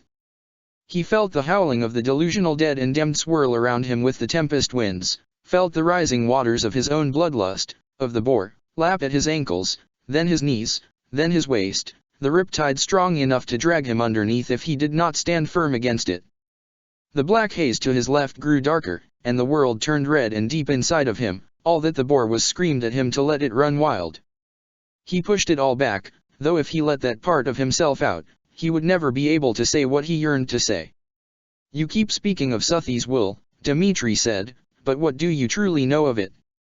Blood dripped down Rhea's chin and flecks flew off, carried by the tempest winds, as her gritted teeth lacerated her lips. Cords stood out across the muscles of her arms as she struggled to beat back the twin blades bearing down on her. "What do I know of it? She is my mother." With one Herculean burst of strength, she batted the other blades aside and leaped backward, immaculate wings unfurling from her back and carrying her aloft. She landed a dozen paces away, on the precipice of the chasm that split the Holy Tomb in two. The human form of Archbishop Rhea still dominated, but the Immaculate One's bestial shape, wings, tail, horns, talons were beginning to overtake those human features. Rhea threw herself forward again, the air itself roaring in her wake, the sword of Siros resembling little more than a toothpick clasped in her talons. She struck Byleth so forcefully that the professor was thrown off her feet. She slammed headfirst into the staircase that led up to the throne at the tomb's head. "Professor!" Dimitri cried out, watching her fly past him. He barely managed to dodge Rhea's next frenzied strike, and their blades clashed again.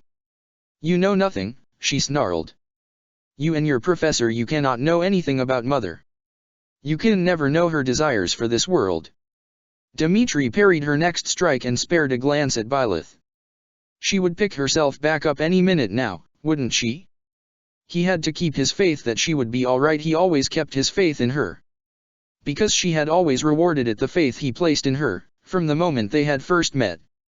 In a way, she truly was the goddess he had long ago lost faith in, but not in the way Rhea intended. "I can," he said. "Because your mother's will lives on in our professor and Professor Byleth. You yourself believe that, don't you? Is that not what this is all about?" He struck at the ground at Rhea's feet with his lance, narrowly ducking under the next swing of his blade. Jade tile buckled and shattered beneath the two of them, and a plume of jade fragments as sharp as knives tore through Rhea's scalier and scalier hide, disrupting the growing blotches of white and silver scales on her fair skin. While she staggered, he struck again, but she caught the blade in her paws, talons forming a cage around Eredbar's whalefin blade. Dimitri felt his muscles burn all the way to his shoulders and beyond as she held the lance in place. While the two were locked together, Rhea lifted her leg and drove her clawed foot into Dimitri's stomach again and again, until the remains of his armor had shattered completely. Enough of this, she spat at him, struggling as hard to hold his blade in place as he was to bring it down on her. Hurricane winds encircled them both. Dimitri could feel them tearing at his skin. "Enough. Tell me," King Dmitri, before you start babbling platitudes again, why are you waging this asinine war? Do you even have your own reasons? Or are you just a pawn? Is it so easy to convince you to bite the hand that feeds you? A wall of sheer, solid ice burst up from the floor between them, so cold that Dmitri could feel the blood in his veins and the air in his lungs begin to freeze just from sheer proximity. The force of the eruption knocked Eridbar from his hands and sent it flying into the air toward the holy tomb's cavernous ceiling. Ria's claws tore through the ice as though it were fine paper, though the chunks of ice that came away froze themselves to her skin and scales. Her gaze followed the wake of the ice wall's eruption toward Harun and Edelgard, both of whom had risen to their feet. Before Ria could even think of attacking them, Dmitri caught Eridbar out of the air as it fell and hurled himself at her. The twin crests burned through his legs like acid eating through muscle and bone. Ria, he bellowed. She defended herself against his next strike by a hair's breadth. Byleth is a guide to all she meets, he continued, throwing himself deeper and deeper into his onslaught against Ria. Through his narrowed, squinted eye blurred by a reflexive veil of stinging tears, he could still see that shimmering thread between himself and her. She lifts up everybody, even wretched beasts like myself, what I once was. Even those of us lost beyond redemption. She ducked under the next thrust of Eridbar and drove her heel into his chest. Dmitri heard his ribs crack before he felt them, and then he was thrown backward. Enough platitudes, she snarled. You're merely a child to me, don't you dare act as though you possess any wisdom I do not. Dmitri heard his spine and the back of his head crack against the tile floor where his body crashed into it, thrown a dozen paces or more by the force of Ria's kick. A prickling numbness filled his body, settling into his fingertips and toes and creeping inward. He struggled to pick himself back up. It was like trying to lift lead weights with wet noodles. His vision blurred and doubled, splitting Ria into twins as she advanced on him, sparkling motes of light drifting and meandering in his eye. The tomb swirled around him as he lifted up his head. As the dusky green light faded down the length of a long tunnel and he struggled to keep himself awake, his thoughts turned to Marianne, and he hoped that wherever she was faring better than he was. Marianne von Edmund had lived her life in fear of the blood that ran through her veins, and though she had learned that she needed not fear the beast in her blood any more than the rest of her crest-bearing noble peers did, that fear proved difficult to fully unlearn, and that dread still reared its ugly head that she would be transformed and consumed, as she'd always thought her parents had been, by the accursed blood of that forgotten elite. The sight of the great black beast that had suddenly appeared on the battlefield atop one of the remaining 5 Titani, chimeric and many-legged, swaddled in wispy tendrils of dark and light magic, did nothing to quell that fear, for Marianne had the distinct suspicion that it was all that remained of one of her fellow students. Maurice was not on this battlefield. The Agarthans had never retrieved his corpse for reanimation like his peers, because he had never left a corpse. Not a human corpse, at least. There was no danger that she or her peers would find themselves facing her ancestor, the man who had burdened her with the so-called cursed crest that had circumscribed her life. For that reason, she should have felt semblance of relief, even as the soldiers around her faltered and struggled. And yet she did not. The pressure of that crest in her blood, its eager needling at the back of her mind to let it run wild, brought back all of the nightmares she'd had for nearly all of her life.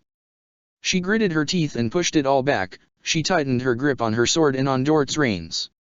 She would not let her crest make a monster out of her, just as Dmitri would not let his crests make a monster of himself. Even if others might fail, they wouldn't.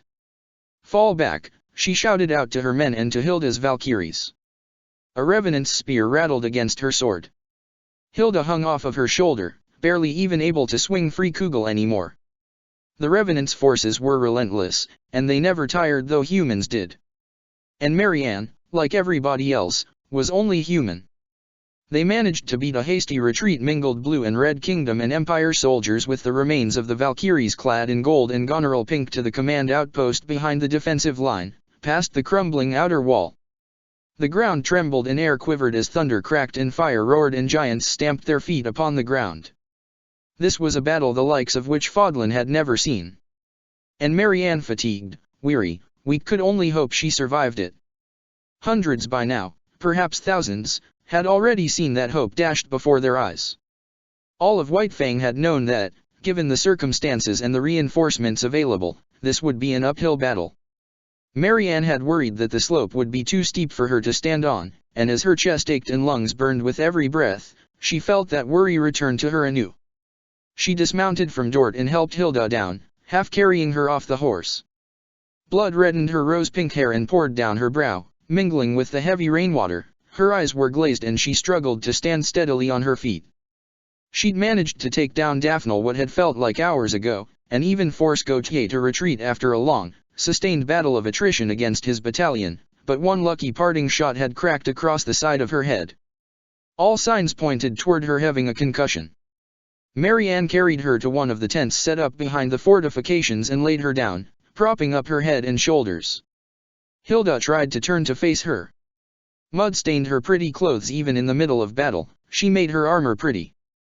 Her pink eyes had lost their luster, and her pupils were unevenly dilated. "Mari.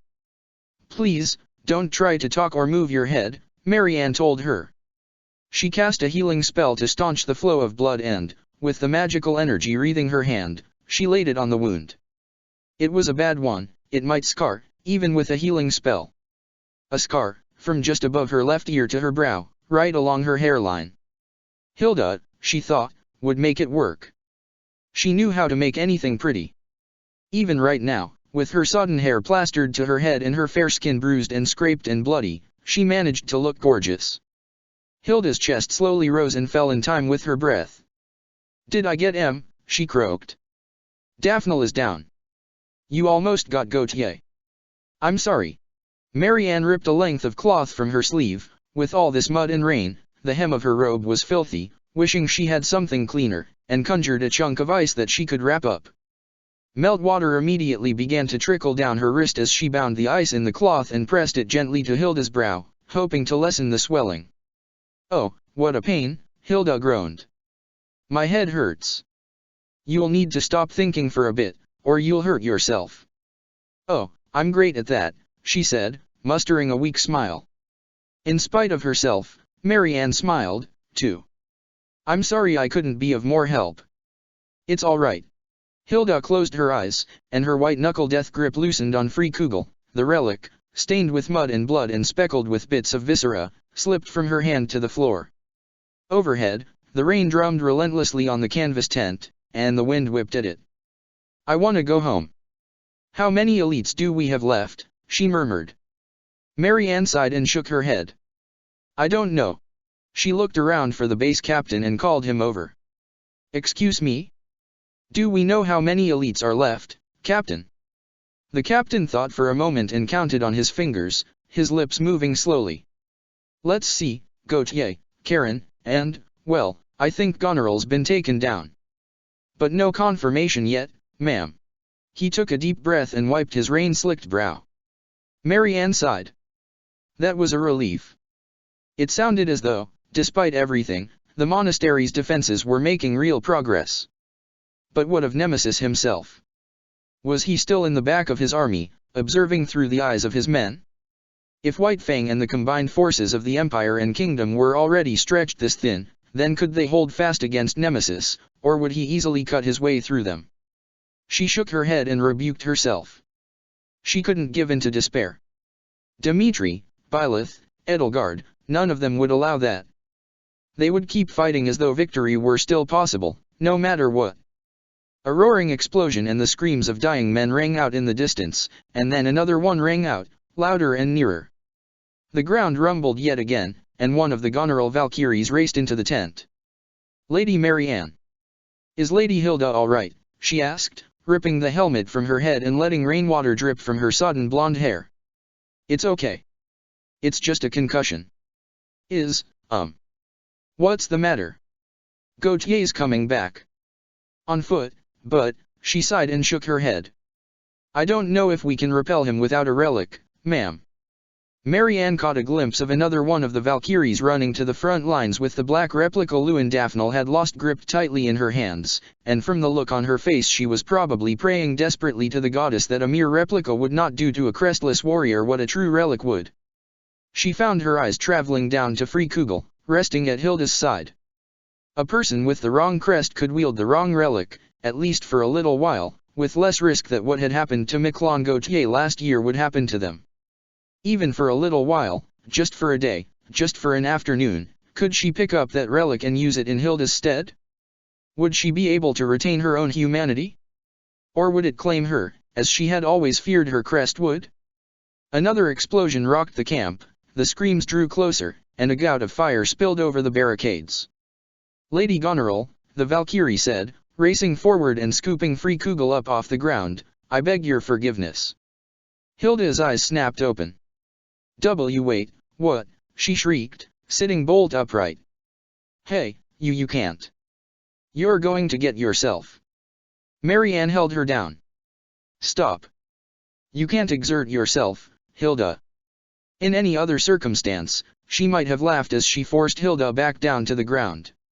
Despite Hilda's reputation for laziness, as long as Marianne had known her, or both Hildas, rather, the time traveler and the native to this world, Hilda had always put in an effort for her, long before she ever could have possibly thought she deserved it. Now Hilda was throwing herself into hellfire left and right for people, even in these dire circumstances when she couldn't have wanted anything more than to take a nice, long nap somewhere far away from the fighting. The Valkyrie, meanwhile, was already running off to battle, and with the gore-splattered axe in her hands and with a guttural and bestial roar tearing from her throat, she threw herself into the fray. In another life, Marianne would have knelt down in the mud beside Hilda, clasped her hands together, and bowed her head and prayed. But even though she would not have prayed the prayer she had spent so many years praying, her prayer for the oblivion she had hoped she had deserved, and instead would have prayed to the goddess for Hilda, for the Valkyries risking their very humanity to defend Garreg Mach, for Dimitri as he defended Edelgard and the Holy Tomb from Rhea. Marianne, as she was now, was no longer the type to bend her knees and bow her head while fires raged around her. Another explosion rattled the battlefield, a tongue of flames tore through the canvas tent, its heat searing like the sun. And Marianne von Edmund took up her sword again, remembering everything Dimitri and Byleth had taught her about all the strength she'd gained. With the firelight gleaming along the length of her blood-streaked steel blade, she let the blood run through her veins and made her last stand. Dimitri struggled to pick himself up, and struggled again, and each time the strength faded from his body and he collapsed again to the cold jade tiles of the Holy Tomb. He must have passed out 10 times already, unconscious blackness rushing over him like the ebb and flow of a mortal tide. It was only Geralt against Rhea now, and his attacks and defenses were growing slower and weaker. Eventually, she beat him back and began to head for Dimitri, her steps slow and measured, not from exhaustion he thought but from confident cruelty. Before Rhea could take another step farther, though, Labrunda's blade crashed down onto the floor in front of her, and Edelgard, renewed and refreshed, her wounds healed, her body rejuvenated, stepped between the two of them. A volley of icy spearheads tore through the air like arrows, falling upon Rhea as Edelgard swung her axe again and struck Rhea across her scaly chest. "If that is not the goddess speaking through her, then what is, Rhea?" Edelgard said, picking up the thread Dimitri had seen and following its course to Rhea's heart.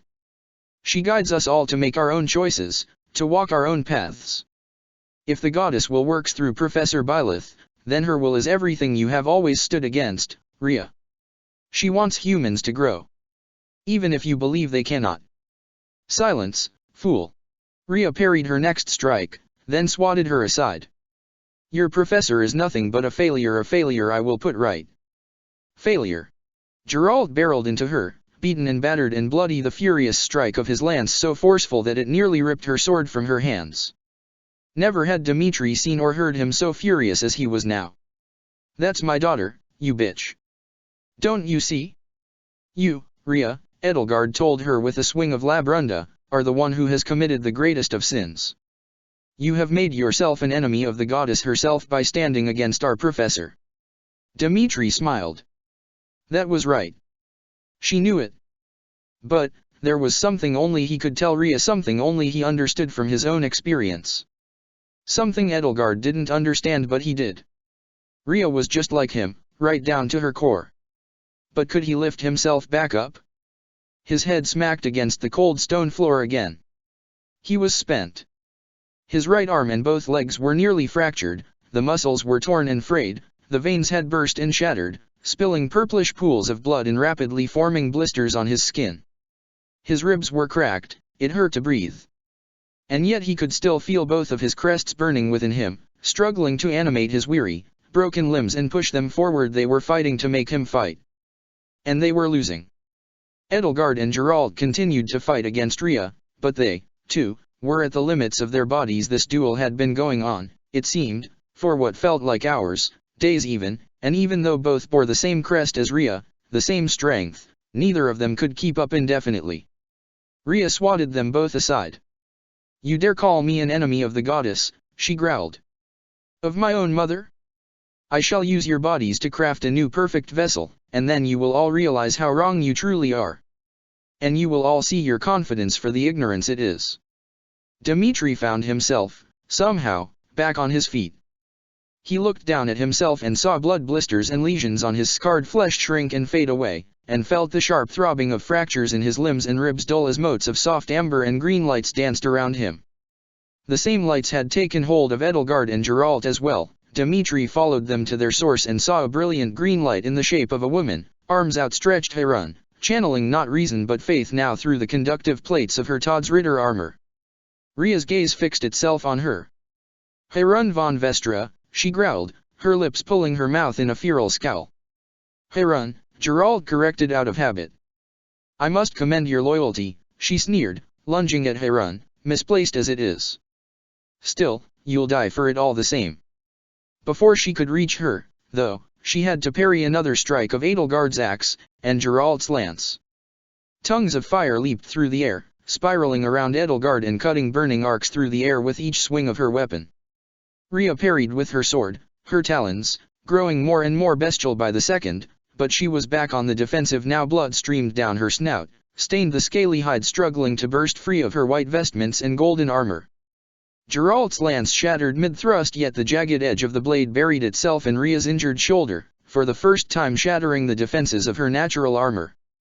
A flurry of scales erupted from her flesh, revealing raw black muscle fiber underneath, like that of a demonic beast, oozing with green blood.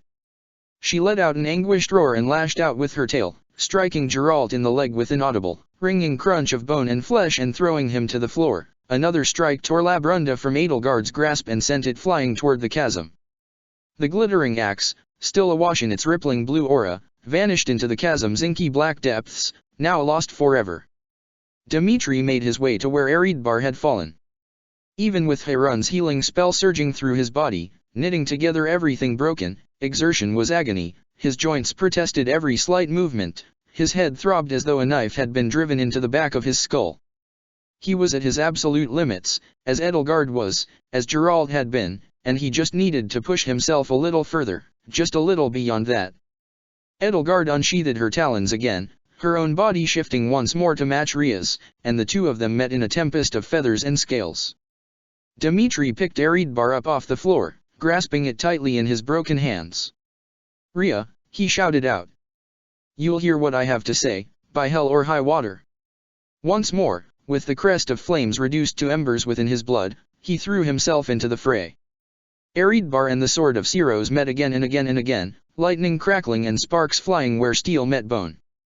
"I've been plagued by the dead as well," he told her. The words flowed through him unconsciously, as though some higher power were speaking through him, while his mind remained in perfect synchronization with his well-honed instincts for combat. From their incessant voices, the ones I imagined in my head, their wills binding me like chains to the past. "Shut up," Rhea snarled. "But their voices were lies," he continued. "Their demands ran counter to everything they were in life. Because of my suffering, my inability to escape my own past, I conflated my own delusions with the desires of the family I had lost, and I insulted their memory with my madness. You ignorant, stupid human. You are as pretentious and insufferable as your sister." Rhea snarled, her voice growing deeper and darker as the shape of her body became more and more bestial. Her talons dug deeper into the floor, her vestments, and the buckles and leather straps which held her armor together began to tear apart under the strain of her growing form. Wherever and whatever the words in his head were flowing from, it didn't care a whit for Rhea's response, and Dmitri felt the words continue on their course, directing themselves inexorably along the silver thread straight into Rhea's heart. "And you, Rhea, you've done the same," he concluded. "In your trauma, you've warped your only memories of your mother, and used them to compel yourself to do wicked and terrible deeds in her name. He punctuated that last sentence with a swing of Eredbar mighty enough that the sword of Siros, battered and stained with blood, finally faltered. Spiderwebs ran across its flat surface and the rippled edges of its blade like cracks forming in a mirror and shattered. Rhea let out a scream and staggered, collapsing onto all fours as the last vestiges of her human guise faded away. "You are the wicked one, delusional king," she insisted. "Men like you will lie to everybody they meet, even themselves, to play the part of the righteous. Even if it hurts, you must accept that what the goddess wanted and what you want are in opposition. You know the truth, you must face it, not deny it. You don't even believe in her. I do, because I believe in Byleth Eisner." She let out a scream of rage and a beam of searing, fiery light tore itself free of her gaping jaws. The same light even bled through her chest and throat, illuminating the silhouette of her ribcage behind the burning fire. Dimitri leaped out of the way. Too slow. He felt a searing, burning pain in his right hand, felt his nerves shriek. Eredbar's haft snapped in two and fell from his bloody hand as an unconscious scream tore themselves from his lips. As he collapsed, he found a neat circle bored through the meat of his palm, its edges charred black as coals. The tips of his middle and ring fingers, and the edges of his forefinger and little finger, had been likewise vaporized. Before he could fully make sense of what he'd seen, he felt Edelgard's arms hook around his shoulders under his armpits, her talons digging into his ribs. Her wings unfurled and with a mighty flutter she carried him aloft. "Nemesis was the same as you," Rhea snarled, clutching her hands to her mouth as though afraid she was about to vomit. "You truly are that monster's heir. And that is why the people of Fodlan will always be tainted by his sin." She screamed out another searing stream of incinerating light. Edelgard deftly carried Dimitri out of its path. "Why they can never escape their punishment for his crime," Rhea continued. She doubled over, still clasping both hands over her mouth. "Because there will always be a new nemesis, in silver, in gold." A flash of light engulfed her, and the Immaculate One returned to her full size in her true form, towering over Dimitri and Edelgard. A fog of hot breath rolled over Rhea's monstrous fangs. "You," she growled, her voice deep, dark, and distorted beyond recognition, "deserve to die 10,000 deaths." A fire built up in her gullet again and tore through the air.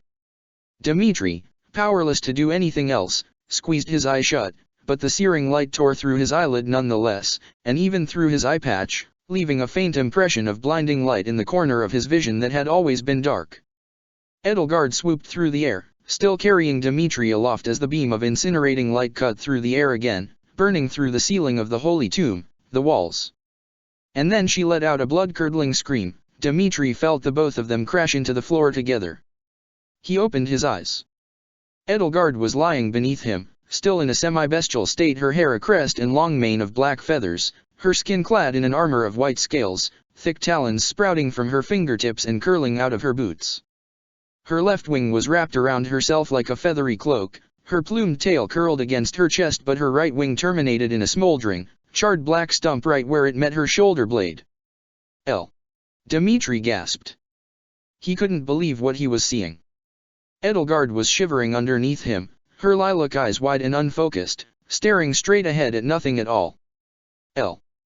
Goddess! His instincts led him to rip the singed and tattered fur-lined cloak from his shoulders, struggling with his right hand and the sheared-off edges of his fingertips. He threw it over Edelgard. He'd learned enough about triage from Byleth that he didn't even need to think about doing it. The wound was cauterized, so she wouldn't bleed out, a small relief. But she was trembling, like she'd just come out of a blizzard, her breath leaving her lungs in ragged gasps. As Rhea glared at him through the Immaculate One's massive eyes, he placed himself between her and Edelgard and lifted himself again to his feet, throwing out his arms wide. Geralt was down. Byleth was down. Harun was too far away to help, and the light of her Todd's Ritter armor had died out entirely now. It was only him left. "If you want her," he told Rhea, forcing himself to remain standing, "you will have to go through me." Thales 14F-07 had once been co-captain of the Earth Federation spaceship Yamato, but that had been 2,500 years in the past. He had once been built to battle xenomorphs, or rather Nabateans, but that, too, was 2,500 years in the past. He had once commanded an elite team of replicants he had proudly called his family, but they, too, were save for Periander 25 centuries into the past.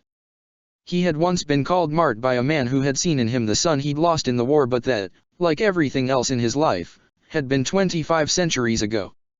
Now his peers called him Thales Sr., the better to differentiate him from his corrupted descendant. Now his elite team of replicants had been traded in for a ragtag bunch of human volunteers who had never truly fought at his side until this very day. Now, though he had been built to do battle against an alien threat, he found himself with his back turned to that very same threat, his gun trained instead on his own kind and on an army dredged from a past that was his future. King Dimitri and Princess Edelgard had spoken to all of their men about exorcising once and for all the ghosts of this land's wicked past, but for Thales, the past they wished to lay to rest was the future of his people, of the sick, twisted, cancerous growth beneath the earth that his fellow replicants had become after the last days of the fell Star Wars. Yet still, the past weighed on Thales' shoulders like the weight of the world. It was the only home he had known for the first 6 months of his short life, and this present day, this Fodlan, even after 2 more months, was still a foreign land and a lonely one in so many ways. It might have taken another 6 months to become a part of this world, to finally begin feeling comfortable breathing its air, drinking its water, eating its food, and living under its primitive roofs. There were over 2,000 years between himself and everything and everyone he had ever known, a gulf of time so vast he could not find the strength to weep over it. A gulf of time between him and everything, all those things that had now vanished like tears in the rain. Except for Periander. If he had been truly alone, he might not have lasted this long. But Periander had survived to stand at his side. From that very day where he had first witnessed her prove herself to the R&D and military leaders who had wished to dispose of their failed experiment, he had moved heaven and earth to ensure that she would fight by his side and continue to demonstrate the exceptional excellence it took for a broken, misshapen thing to exist in their world. In those respects, Fodlan and Thanis had not quite been so different, after all, even with 2,000 years of history and a dramatic geological transformation between them. In Thanis, too, living weapons had been of paramount importance. This obsession with trace quantities of xenomorph blood passed down through the generations, with weapons fashioned from old Captain David Hathaway Noah's souvenirs, was not so different. And so fighting to put an end to that felt oddly right to Thales, even if it was in stark and uncomfortable contrast to his original mission and programming. Because the future the Bladdid Squadron and White Fang both fought for was one where replicants like him and Periander could live in peace. And so, when the last bullet left the muzzle of his rifle, and the last magazine emptied itself, and his crimson Bladdid's titanic metal finger squeezing the weapon's titanic trigger yielded nothing but anemic and hollow clicks, and 2 of the remaining 4 Titani closed in on Periander's mobile suit, already battered and severely damaged from the sustained onslaught, less one arm and its shoulder-mounted shield, the glass visor protecting its mono eye cracked and stained, clutching the shattered blade of its sword in its remaining hand, Thales made a decision. He let the useless rifle hang at his mobile suit's side and stepped out from behind the cover of Ingrid's improvised barrier, his free hand's fingers flying across the comm systems. "Ingrid, Casper," he ordered, "fall back to the inner wall and re-establish the barricade there." "What?" Ingrid gasped, deflecting the strike of an enemy beam guitar and the swipe of a demonic beast's talons with her shield. "Captain." Casper pouted. "We can't retreat. That's letting M win." He reminded them, "am in charge of this squadron." "Lieutenant Commander Periander, you, too." "I know, sir," Periander answered, grunting as the onslaught of the Titani against her mobile suit rattled its cockpit and violently jostled her in her seat. "Damn it. I can't get away." "I'll clear a path for you," he assured her. "As soon as you have an opening, fall back with the others." "Wait, what?" "Sir, you." Periander was dumbfounded, flabbergasted. I heard your magazine run dry. And I've been counting. You don't have any left. You're not going to destroy 2 Titani with your heat daggers alone." She knew what he was planning. He didn't even have to say it. A bitter smile twisted his lips. "I need only buy you some time, Perry. Eject once you're clear of the Titani. You can't keep fighting in that thing as it is. Your chances will be better on the ground with White Fang." "Thales. That is an order." He drove his Bladdid forward into the maelstrom of battle, each thunderous step shaking his cockpit and rattling his bones. He brought his rifle to bear and pantomimed reloading, and the two Titani swiveled their sensors toward him and away from Periander. They were not stupid, but ignorant. They knew his weapon was dangerous, and that he had immediately made himself a higher priority target, but they didn't know how the weapon worked, or that he'd only pretended to reload. The radio chatter from across the monastery grew fainter in his ears as he charged. On the west side, some of the Knights of Syros had broken through Sir Gwendel's defenses. On the northern side, one of the golems had slipped past Did's men, all immaterial now to him. He could worry about that in a few minutes. While one of the Titani was distracted, Periander stabbed her broken blade into the gap between its thick torso armor and the armor on its right arm, unprotected by its shield. Periander, no. Thales barked. I said, retreat. He barreled toward the Titani, watching them rush forward to meet him through his Bladdid's visor. The wounded Titani, now less one-armed to match Periander's mobile suit, lifted its shield and gave it a mighty swing, driving its edge into her suit's head. The metal helmet crumpled from the force of impact, coolant tubes popped like burst blood vessels, sparks flew from damaged machinery. Thales could hear Periander crying out over the comm system, as though she had been wounded as badly as her Bladdid. The mobile suit reeled back, but for Thales, the element of surprise was gone. The Titani had already figured out that his rifle was a paper tiger, no more or less dangerous than a plastic toy. He lobbed the rifle at the wounded Titaness before it could pursue Periander any farther, then drew both heat daggers from their mounting points on his Bladdid's backpack. He got the drop on one, and managed to bury the heat dagger deep into its sensor, deep enough that the superheated high-frequency blade must have reached the flesh between the beast's broad and perpetually slumped shoulders before the edge of its shield could crush his suit's elbow. The other dagger flailed, ground against the passing blade of the other Titaness giant Qatar as it passed by, barely managed to deflect it on its course. A thrust that otherwise would have buried the enormous blade in Thales' cockpit tore through the mobile suit's collar instead. The muffled sound of grinding steel against steel and intricate mechanisms coming to a squealing halt were no less ear-splitting from within the cockpit. For a moment, the view screen in front of Thales wavered, flickered, and turned hazy. Lines of distortion rolled at regular intervals down the screen, waves of static ebbing and flowing across it. Captain! Periander called out. Get clear, he hissed through gritted teeth, firing his suit's Vulcan cannons and peppering one of the Titani's thick chest armor with smaller caliber bullets. The circuit trace laurel and eye of Agartha emblazoned on the breastplate crumbled, and Thales allowed himself one last little moment of amusement, one last time. In his era, Agartha Defense Systems had been just one of many military contractors, yet over 25 centuries its name had been warped into a pathetic cult of replicants and humans who barely remembered their own origins. He had to wonder if, somewhere across the sea, there were other holdouts of antediluvian humans proudly calling themselves Tyrellians or Aperturites. The two Titani were ganging up on him now, no longer enticed by the flailing of Periander's disabled suit as it finally beat a hasty retreat, which was just what Thales had been planning. He took a deep breath to calm his nerves and accept the decision he was about to make. His hands flew across the controls while strikes from the Titani battered his mobile suit and rattled his cockpit. Using a knowledge of computer systems far deeper than anybody else in this world, he plumbed the depths of the suit's compact fusion reactor, disabled all safeties and redundancies, and shut down the waste heat regulation systems.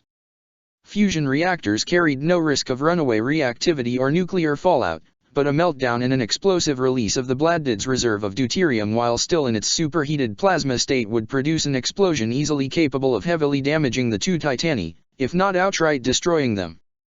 Over months of campaigns in the Pacific, on the Eurasian mainland, in space, Thales had found his bond with Periander growing stronger and stronger. In a better world, one where her very existence had not immediately marked her for death, she would not have needed him, but in any world, he needed her.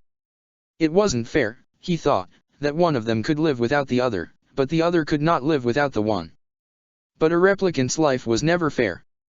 Their lives were not built to conform to fairness or to justice or equality, only to a society's need to produce weapons capable of defending it. After today, that was going to change. Periander, he said. He took another deep breath and found that it stuck to his throat, cloying and choking. My last command is for you to live. Thales. Periander shouted out. The mobile suit's view screen turned pitch black and shattered as the glowing tip of a giant Qatar pierced it. Thales ripped himself free of the pilot's seat and hurled himself to the side, but too late. His hand could scarcely reach the buckles of his restraints before the blade's searing heat tore through his side. The monitor set into his controls flickered, dimmed, and turned fuzzy as he watched the reactor's magnetic plasma containment systems trend toward failure, barely able to read the words or the numbers creeping steadily upward through the haze of pain that blurred his sight. Rivers of blood stung his skin. The Titanus pulled its beam qatar free, wrenching away the cockpit hatch along with it, and as his mobile suit collapsed to the ground, Thales felt warm and cleansing rain pour into the cockpit. At last, proper tears. He found himself reaching out with his uninjured hand, reaching up to the sky. For old replicants like him, humanity had been their gods, but humans of that time had once had gods of their own, too, though he'd never cared much for which of that extensive pantheon his masters worshipped. There had been one named. What had its name been? For a moment, perhaps, he could see it. For a moment, perhaps, he could imagine an ethereal hand taking his. It was Scaly. Edelgard struggled awake, and managed to make out through a veil of sharp, pained tears clouding her eyes the vague shape of the Immaculate One, and a man standing, arms outstretched, between the two of them. A searing, agonizing pain flowed from the cauterized stump of what remained of her wing through the rest of her body. She fought to push it away. Where the pain ebbed, she felt cold, terribly cold, corpse cold. She couldn't keep her teeth from chattering, or her hands from trembling, or the rapid throbbing of her heart against her aching ribs. If you want her, she heard Dmitri say, his voice faint and distant, you will have to go through me. Harun's voice was fainter and even more distant, but she could hear her, too, shouting her name. Rhea lifted up her head upon her long, scaly neck, and as Edelgard's vision sharpened and the world came into focus, she saw a searing light bleed through Rhea's scaly underbelly, illuminating the silhouette of her ribcage, and she saw that light begin to travel up the Immaculate One's throat toward her mouth, where it would emerge in a beam of cleansing hellfire. Was this the end? Had she been foolish, Edelgard wondered, to think that she could have challenged Rhea and survived not just 3 but 4 times? She tried to pick herself up off the floor. Her scales and feathers and other bestial parts, save for her wings and tail, retracted, but try as she might, she could pull herself up no higher than her hands and knees, pressed against the cold and cracked stone tiles beneath herself. She was trembling like a leaf, as though feverish and sick.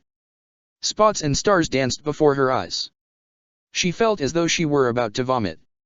She had to pick herself up, though if she were to die here, against her old nemesis, then she would have to die standing up. Anything less was an insult to. Byleth's voice rang out across the holy tomb.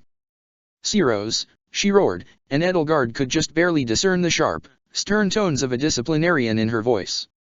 She stepped down from the dais, down the stairs. It may have been a trick of the light, but there was something luminous about her. The way her mint-green hair had seemed to faintly shine even when there was no light now matched the ethereal inner glow of the tomb's eldritch jade, and as Byleth came closer and closer with slow, deliberate, confident steps, Edelgard found that there was a look on her face that even she did not recognize. Rhea froze in place, and sharing her shock and surprise, so did everybody else. Except Byleth, who never broke her confident stride. The pace of her footsteps, hard boots against the jade tile floor, was as strong and steady as a calm heartbeat. Her head was held high, shoulders back, and the look in her Suthi's green eyes was sharp. Gerald had picked himself back up now, one hand clutching his side to staunch the flow of blood from his wound while his other arm dangled uselessly at his side, his armor hanging in scraps and tatters on his body, blood and burns staining his face and shoulder. His leg dragged itself behind him. He looked as bewildered as everybody else. Byleth opened her mouth again, and what Edelgard heard was in her voice, yet not her voice. Ceros, she repeated, and Edelgard and Dmitri found themselves both staring in disbelief at Rhea, at the enormous white dragon, as she began to quiver where she stood. This is your mother speaking, and I am very cross with you. What do you have to say for yourself? In a matter of seconds, Rhea was diminished once more, and returned to human form. Her armor had been tossed every which way by the violence of her prior transformation, but her torn and ragged vestments still draped her shoulders and brushed the floor around her bare feet. Trembling like the last autumn leaf, she took a hasty step back, her verdant gaze drifting down to the floor. Mother, look at what you have done.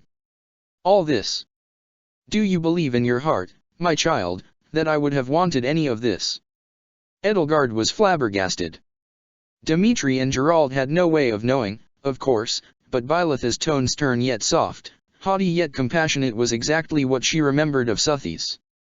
Her body language as well, the way she put her hands to her hips, cocked her head, was all her, and whatever similarities it had with Byleth's own posture and movements only strengthened the uncanny resemblance. The red and white ribbons braided into her hair completed the illusion. Rhea opened her mouth, but no sound came out. Finally, a squeak left her lips, followed by a sputtered stream of half-hearted babble as 1,000 panicked thoughts in 1,000 different directions warred within her head. Her eyes were wide and fearful. Mother, you know it was all F.I.E.R. Gerald was aghast. Edelgard could see the dawning horror on his face, the mounting dread as the thought came to him that Rhea had finally won, that she had finally gotten her mother back at the expense of his daughter. Edelgard felt that fear rear its head within herself as well. No, he said, taking a halting step forward on unsteady, wobbling legs. Kiddo, you can't be her, you're my. Byleth, or was it Suthi's speaking through her, directed her gaze to him and smiled, and it was not Byleth Eisner's smile. There was something sweeter and sadder, more fey, than her own. Oh, young one, she said. Do not despair, and be not afraid. All will be well. Professor, Dmitri said, stepping back and slowly lowering himself to his knees at Edelgard's side. Is it? Are you? Yes, and hush please, little one, Byleth told him. I have words for my daughter. Rhea's chest heaved, her eyes fixated on Byleth, wide and fearful. Suddenly, for all her strength and graceful poise, and even though she towered over Byleth, next to her she looked like a child, a guilty child, one who knew that the punishment handed down from their parents would be entirely just and wholly earned. Mother, she gasped. It worked, she asked with a hopeful yet fragile smile flickering across her face, ebbing and flowing like waves of candlelight in the dark. All this one's eyes have seen, I have been shown, Byleth said, gesturing for a moment to herself. The choices she has made, the actions she has taken. And this one pleased me, for she carried out a will that was both mine and truly her own. But, Rhea shot a venomous glance at Dmitri, and Edelgard could tell that his earlier words were ringing in her mind like the tolling of a great, grand bell. But you.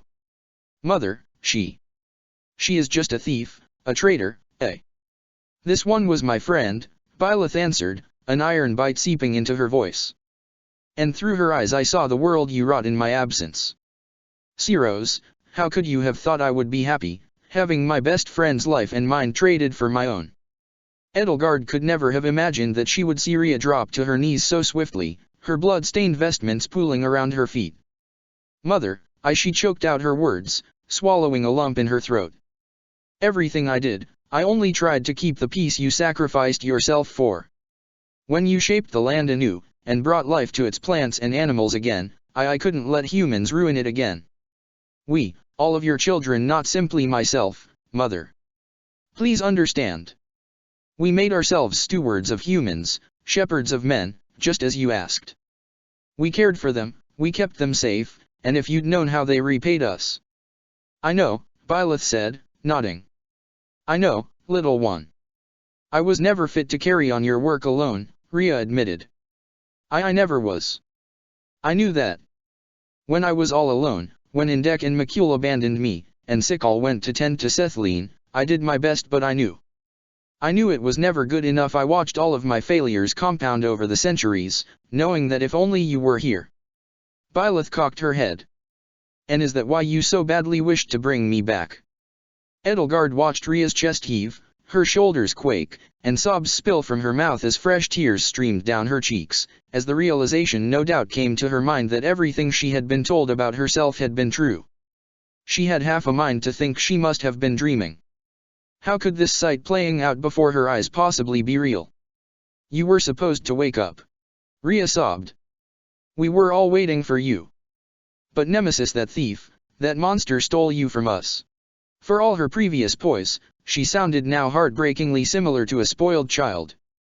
He stole you from me. You were supposed to come back.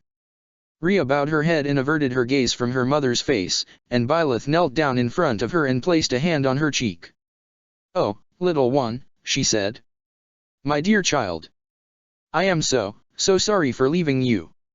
Rhea's arms threw themselves around her, and she wept into her chest, racked with heart-wrenching sobs so strong and forceful that Edelgard could feel sympathetic pangs in her own heart. There, little one." Byleth carted her hand through Rhea's long locks of mint-green hair, combing her fingers through the mane that spilled over her back and shoulders. She patted her on the back. There.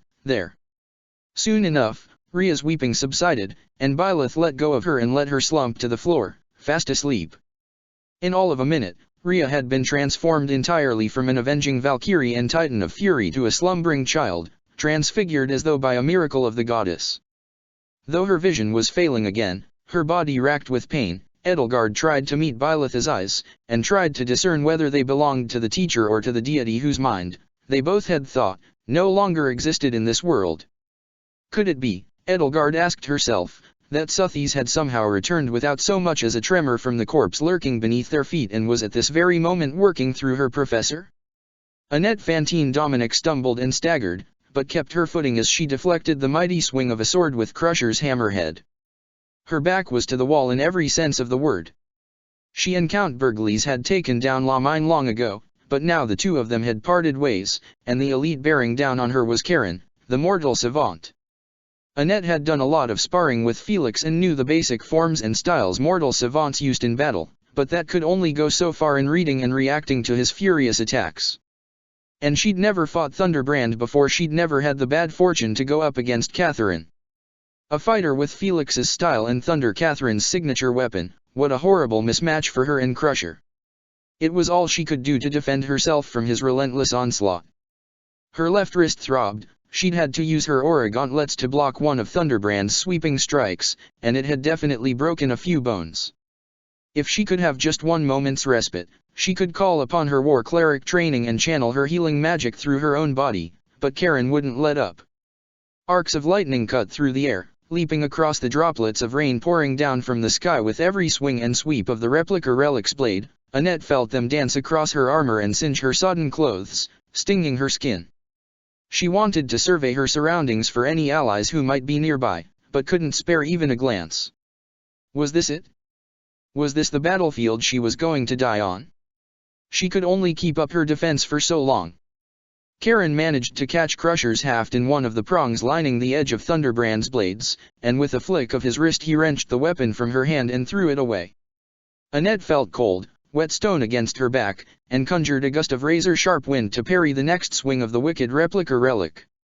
The black blade of Thunderbrand, crackling with blue and violet lightning, slowed to a halt and trembled against the powerful currents swirling around it, while both combatants were buffeted by sprays of rainwater caught in the swirling vortices. Karen wrenched the blade free and struck again, and again, and again. Annette kept the magic flowing through her, but the roaring river she'd had this morning felt like more of a brook now, and soon it would be a trickle. Pathetic, Karen sneered. The winds died down, and Annette barely managed to call upon her white magic and summon a barrier to block the next strike of the blade. Cracks ran through it from the force of the blow while Annette tried desperately to fortify it. But she was without her mage core now, and Karen's forces were regrouping in his wake. It was only a matter of time before he cut down her and the wall behind her in one fell swoop, and then his revenants would storm Garreg Mach and sweep through it like a wave. No. She could do this. She hadn't worked so hard to give up here. The barrier held for another strike, and just when the next thrust of the blade shattered it, she bolted to the side and cast one last Excalibur spell, shattering Karen's breastplate and the rest of his ogreish mask and sending him reeling. As the revenants surged forward, she picked a discarded battle axe up out of the mud, feeling her boots slide across the rain-slicked ground as she struggled to come to a stop, and beat back the waves of enemy soldiers as they reached out for her with their cold, grasping hands. She parried the next strike from Karen's blade, pushed him back with redoubled strength, her second wind, third, fourth, and kept fighting. Even one-handed she could still fight one-handed if she needed to, even if she wasn't as strong as Dimitri or Edelgard or Byleth. Her shoulder ached from the exertion, and the ache ran all the way down her back and her side to her hip, she felt as though the calluses on her palm were turning into blood-filled blisters against the axe's rough leather wrappings.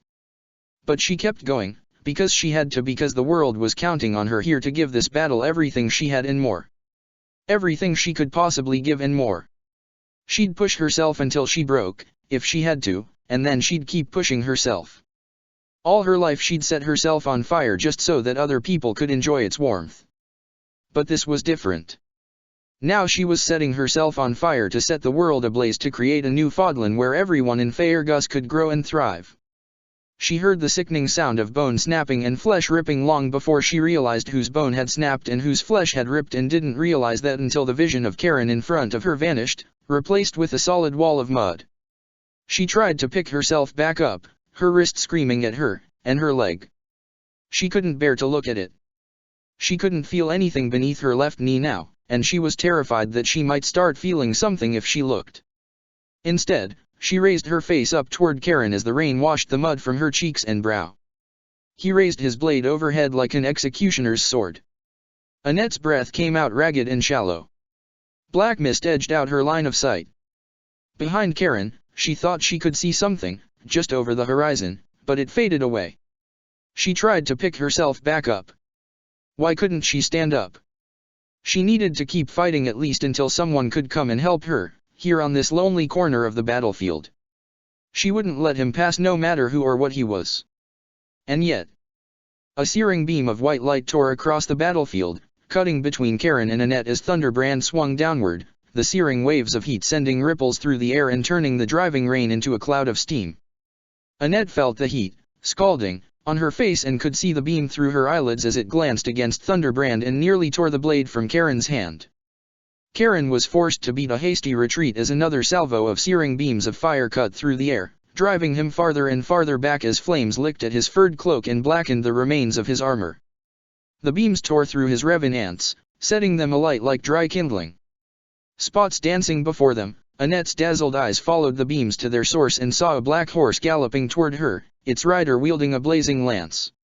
Karen regained his composure and wreathed Thunderbrand in an aura of crackling electric arcs, lightning leaping through the rain.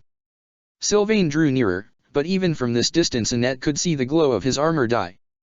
His horse wouldn't make it through the mud and driving rain in time to parry Karen's next strike at close range. The hope that had sprang up in Annette's battered heart sank down to oblivion. No one was going to reach her in time to save her. Not even. A flash of electric blue tore through the air, and Karen's blade met a blazing shield and glanced off of it. Annette craned her aching neck and stared up at Felix Hugo Frildarius as he stood in front of her, crackling bolts of lightning slithering around his sword and leaping off of his shield. "You again," Karen said flatly. "Me again," Felix said. He was bruised, bloody, rain-soaked, muddy, his clothes ragged and armor battered, and yet he stood as firm as ever. His sword parried Karen's next strike, and his shield, and with the two of them combined he formed an impenetrable shield between the elite and Annette. "Have you not had enough of me, Frildarius?" Karen snarled, striking again at the Aegis shield to no avail while Felix stood firm and dug his heels into the muddy ground. His next strike shattered the last of Felix's prized blades. "It looks like you're at the limits of your personal armory, perhaps if you had carried 5 or 6 blades instead of 4. Felix caught Thunderbrand mid-swing against the edge of the Aegis shield, nearly ripping it out of Karen's grasp, and bashed him in the chest with the shield's front, throwing him off his feet. A derisive chuckle escaped his mouth. "Had enough of you? I could do this all day," he said, tossing aside the bladeless hilt and putting himself into a familiar combat stance with only his shield. Sylvain swooped in on his horse. "Annette! Grab on," he shouted out, grabbing her by the hand as he passed her by and hoisting her onto his saddle where Felix had been riding just minutes ago. Annette caught her breath. Her heart pounded in her chest against her aching ribs as the rhythm of the horse's gallop rattled her bones and jostled her body. It took a moment for her to realize that she wasn't under attack anymore. Sylvain chuckled. "Looks like even a louse like me can act like a gentleman sometimes," he muttered. "If anyone asks," he added, reversing his course and driving his horse onward to the nearest outpost, taking up the lance of ruin against the revenants blocking his path, "tell Felix swept you off your feet, gallant and chivalric knight that he is. He'll hate that." Annette felt herself laugh, in spite of everything. As she gathered her wits again, she took another look at Felix, who was by the looks of it dueling Karen with nothing but a shield. And winning. Where did Felix learn to do that, she wondered aloud to no one in particular. No idea, Sylvain said. I think he's just making it up as he goes along.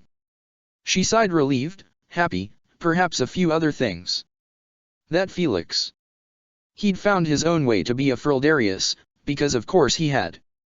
As the pouring rain began to let up, just a little, and the darkest clouds continued southward, she let her gaze drift over the gathered armies battling down the eastern slopes of Garreg Mach, to the horizon, where a flock of birds was emerging from the heavy fog. No, not birds. Wyverns. Sylvain, look, she cried out, tapping him on the shoulder and guiding his gaze to the horizon with hers. The reinforcements are here. The rain further weakened. Now only the faintest misty drizzle fell from the clouds, and as the fog in the distance slowly faded, the sight of an Almiran horde mottled brown wyverns clad in amber and green became clearer and clearer. And a new rain, a hail of arrows began to fall upon Nemesis' army of the dead. And at the front of the horde was a gleaming white beacon, a wyvern as pure as fresh snow and draped in the gold of the Leicester Alliance. Claude von Regan d'Estinova had arrived exactly when Edelgard had predicted he would, in the nick of time. Manuela Casagrande, professor, physician, songstress, and available, should have by all rights been anywhere but in Garreg Mach's infirmary. She had already been offered new work as Emperor Burkhart's personal physician, and was supposed to have started work in that capacity over a month ago. Goddess knew Fort Mercers was a safer place right now than Garreg Mach. But she still had students here, former students, mostly, two having been poached by Professor Byleth about halfway through the term, but still hers and her conscience wouldn't permit her to abandon them. That was what she told herself, mainly because it made it easier for her to believe that she didn't sign up for this just because Hanneman, the crusty old fool, had decided to join that absurd Golem battalion and put himself on the front lines, and she had no intention of letting him show her up. Yes, it was the students, and not just hers, but Byleth's and Hanneman's as well, because somebody had to look after the wounded while they did all the fighting. Out of the stream of officers who were brought to the main infirmary as the war raged on around her, she was bound to find a few students among them, and she fully expected more to come as she did her rounds, set up a few more makeshift cots and beds out of supplies stolen from the dormitories and cloisters, and tended to the wounded who had already shown up here. A lucky blow from an Adrestian Falcon Knight had nearly felled Sir Gwendel the Grey Lion and expedited his retreat from the western front, and now the old battle-axe laid in the corner, grumbling about lost opportunities to avenge old Gaspard. Petra Macnieri had just been brought in as well not too long ago, separated from Count Burghley's side and dismissed from her position as his unwilling vassal due to a leg broken in 4 places. She was the one Manuela currently found herself treating. Petra's breathing was shallow, her eyes glazed, and her bronzed and tanned complexion sickly and ashen as Manuela assessed the compound fracture. "Will I be healed soon, Professor?" she gasped. Manuela pressed a feather touch to her shin, where bone bulged against the skin in exactly the way it shouldn't, and was rewarded with a sharp hiss and clenched teeth. She clucked her tongue. That was one of 4 fractures. "Why do you ask, dear?" she asked, channeling healing magic through her hands and over the site of the first fracture. "Not hoping to get back into all the action soon, are you? I should hope this battle will be over and done with by the time you can run and jump again, otherwise we'll be in serious trouble." A spray of rainwater came through the edges of the tarp covering what was left of the massive hole Cornelia had made in the wall a few months ago that hadn't been bricked back up yet, and the canvas flapped and fluttered like a ship's sail on stormy seas, accompanied by the thunderous shaking of Golem's stone and iron feet. "I should be defending Count Burghley's," Petra insisted, trying to sit up. "Easy, there," Manuela told her, taking her by the shoulders and forcing her back down to her feet. "I would think you would be happy not to work for that pug-faced buffoon any longer. If I am failing to defend him, all of Brigid will be hurt. I am not meaning any impoliteness, but if there is a way to be healing with more quickness." Manuela let out a bitter laugh and moved on to the next fracture while the bones in Petra's shin slowly began to knit themselves back together. "You sound more like Lady Edelgard every day. Heaven forbid if you two had been friends. She's already talked all of the Blue Lions into being as ridiculous as her." Petra smiled. "But I am being her friend, in the other Fodlan." She says I'm her friend as well, Manuela mused, her thoughts idly turning to the other world Edelgard spoke of. I suppose she got to me, too, then. But I digress. All you can do now is sit tight and let me work. Brigid will be hurt more if you die or lose a leg than it will be if Count Berglis adds a few more scars to that mug of his. Petra's brow furrowed. He is not carrying a ceramic cup into battle, Professor. Manuela patted her on her clammy brow and rain-sodden braids. It's an expression, dear. She had time to tend to the rest of the fractures and see to a few other injured soldiers before Dorothea Arnott and a handful of other rain-drenched healers came into the infirmary with another wounded soldier, and Manuela felt all the breath leave her body as though she'd just been socked in the gut. She leaped to her feet at the sight of Dorothea cradling the battered and broken body of Ignaz Victor in her arms. We finally got into the mobile suit that fell on the roof, Dorothea explained, rushing the body to one of the makeshift beds that was little more than bedsheet folded into a pillow. He's alive, but barely. I'll see to him, Manuela told her, striding across the room to her former student and crouching down at his side. He was pale and bloodied, his glasses cracked and askew. Broken ribs, by the looks of it, she assessed, pulling open his jacket and lifting up his shirt. Bruises liberally scattered across the chest, navel, sides of the abdomen, likely internal bleeding from a very forceful blow just under the sternum by a blunt object, she reasoned, observing the patterns. And to think just a few months ago he'd come down with what Voul had assured her to her disbelief was only mild radiation poisoning. It was as though fate itself had decided that it wanted Ignaz Victor dead but could never quite pull it off. She sighed and got to work on her student. Considering how inauspicious this year at the academy had been, she'd been blessed that nobody from the Golden Deer had died yet, and she would see to it Ignaz wasn't the first. Thank the goddess he's alive, she murmured, too absorbed in her work or maybe too ashamed to look up at Dorothea. Get back out there and keep an eye out for anyone else. And, try to keep an eye out on the northern front, in case Professor Hanneman needs to be pulled out of any wreckage as well. Dorothea nodded, wrung the rainwater from her lush locks of hair, and motioned to the other healers to head back out. Oh, and thank you, Dorothea, Manuela added, her mouth suddenly as dry as the Almiran desert. She finally forced herself to meet Dorothea's green eyes. From the stage to the classroom to the battlefield, Dorothea had followed her every step of the way, as though in dogged pursuit or like she was being dragged along. Had Manuela dragged her from one danger to another all these years, from the cutthroat world of opera to the brutality of war?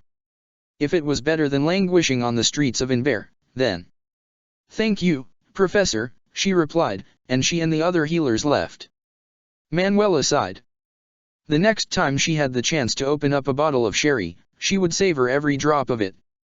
The thunderous steps of golems grew louder and stronger, shaking the building to its foundations, but Manuela was too absorbed in her work to pay it much mind. It was too easy to mistake for thunder, anyway.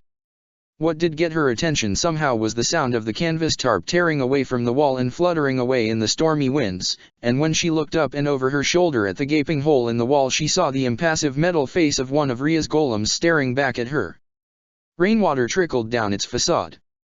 It lifted one of its long, spindly, pockmarked, and bullet-bitten arms, conjuring a spear of light that smoked and sizzled in the rain. The world slowed to a crawl around Manuela, and she found her thoughts leaping from one patient to the next. Most of the people in here were in here because they couldn't walk, let alone run. If need be, she could warp out of here, but who could she grab to take along? Who could she bring with her before the golem brought its spear crashing down on the room? And would Ria really go so low as to strike at an infirmary? There was a flash of dark magic at the threshold to the infirmary, and Manuela found Solon standing in the doorway, lifting up a large metal tube over his shoulder. On the floor, worm, he barked, and Manuela had no time to take issue with his tone. She dropped to the floor and felt and heard a searing, screaming, screeching beam of lightning tear through the air overhead like a javelin. And smelt it. It stunk like burnt air after a lightning strike, except worse. The beam of light exploded against the golem's head, reducing it to shards of smoking shrapnel. It reeled backward, disoriented, and in the distance the guttural staccato roar of rifle fire barked out. Sparks erupted from the golem's armored hide as it staggered backward, and the pounding footfalls of an approaching mobile suit grew louder and stronger, and before the golem could get its second wind, the mobile suit careened into it and drove a dagger deep into its chest. Solon, a far cry from the withered, evil husk Manuela had met last year, popped open a curved panel on the tube's surface, removed a metal cylinder containing a smoldering black stone, and tossed it aside. "Put those stones back where you found them," they said, he grumbled. "They're of no use to us," they said. "I'll show them. I'll show them all." Outside, the mobile suit ripped its dagger free, shoved the golem to the ground, planted the muzzle of its rifle in the hole the dagger had made in its breastplate, and fired. "And where would we be now, without this compact Viscom?" Solon added as he pulled another metal cylinder out from under his robes and slotted it into the empty space inside the tube. "You surface dwellers should count yourself lucky that." A bloody sword burst out of his chest. With his wide black eyes he stared at it for a second or two before slumping over, the cannon falling from his hands to the floor with a loud bang. As he keeled over to join his weapon on the floor, his robes quietly pooling around him, a squadron of heavily armored knights of Ceros stepped over his body. Manuela leaped to her feet, her hands channeling white magic of an altogether different sort. "Macule's sake, what are you doing here? This is an infirmary," she snapped at them, and any last remaining shred of faith she might have had in Archbishop Rhea died right then and there. She'd hardly flung a spell at them before one had knocked and fired an arrow across the room. She felt the arrowhead's searing kiss against her thigh and the hot blood staining her dress as the soldiers poured into the room. She pushed them back with all the magic she could muster, trying her best to beat the soldiers back while she pressed her free hand against the wound and limped to her bag of medical supplies. Lucky dastard had gotten her right in the femoral artery, it seemed. She'd bleed to death in a minute if she couldn't get a vulnerary on the wound now. She called upon an Nosferatu spell and hurled motes of hungry light at the soldiers, but she couldn't hit all of them. She was already exhausted from all the healing. To make matters worse, she was already feeling lightheaded from the blood loss. But then a miracle happened, as though to spite the soldiers who claimed to serve the goddess. With a deafening battlecry and the swing of a bloody scimitar, none other than Nader the undefeated tore into the room and cut through the church soldiers like a swarthy, burly whirlwind. Grateful, Manuela collected herself, got her hands on a vulnerary, and praying to the goddess for what she hoped would not be the last time, ripped the arrow out of her thigh as best she could with her blood-slicked hand and upended the bottle's entire contents onto the wound. It fizzled, bubbled, and stung, soaking through her blood-darkened dress and knitting the blood vessels under her skin back together. She caught her breath and looked up to her unlikely savior. "Nader? I can't say I'm not unhappy to see you, but I thought you'd have gone off to lead your immortals by now. Did you come back," she added with the sauciest wink she could muster given the circumstances, "just for little old me?" Nader threw back his head and laughed. "Ha! I wish I could say so, but my wife would not approve at all. No, I'm here to collect something important for the young lord." He stroked his long, bristly black beard and his hazel eyes scanned the room. "Or," he muttered, "was that backstabbing dastard further down the hall?" A heavy tension filled the air in the holy tomb. Edelgard could feel it between herself, Geralt, Harun, and Dimitri, a shared anxiety that beneath the peaceful veneer that had fallen over the holy tomb, something truly tragic had occurred, that Rhea had gotten what she had desired, and all had been gained, and all had been lost. Byleth, reflecting all the eerie light of the holy tomb, stood up and stepped aside as Rhea laid in placid repose at her feet. She closed her eyes, slumped her shoulders, and let out a long, relieved sigh. Geralt pulled himself up and took a step forward, stumbling and staggering on his one good leg and propping himself up with the shattered haft of his ruined lance as though it were a cane. Kid? Are you in there?" "Professor," Dimitri whispered, awestruck and at once horrified by the thought that he might have lost the one hand that had always been there for him to take. Edelgard could feel the same pang in her heart and worry slithering through her brain, cutting through the fog of shock. What she had just witnessed couldn't have been real. After all, nothing had ever happened when Byleth had sat on Suthi's throne, so why now? Byleth's eyes fluttered open. "Hi, Dad," she said. It was like a dam breaking. Ignoring his own injuries, Geralt all but tackled her to the floor, nearly trampling over Rhea on the way. "Kid," he cried out, wrapping her up in his arms. "You had your old man worried as hell for a good few minutes there," he told her, tooling her mint green hair a little more forcefully than usual as he leaned against her for support. "Warn me next time before you do, that." A smile broke out across Dimitri's face, and he helped Edelgard up and all but threw himself and her into Byleth and Geralt. Hard as it was to believe, the battle down here had been won. Rhea had been defeated peacefully, in a way Edelgard had never imagined in her wildest dreams. If only, she mused to herself, she and Byleth had thought of such a plan at Tailtean, Rhea might have been captured alive and Fhirdiad would not have burned. Hayrun pulled her away. Lady Edelgard, she hissed, her green eyes wide with fear and wet with worry. Are you? She stared, dumbfounded at first and then crestfallen, at what was left of Edelgard's wing. It must hurt.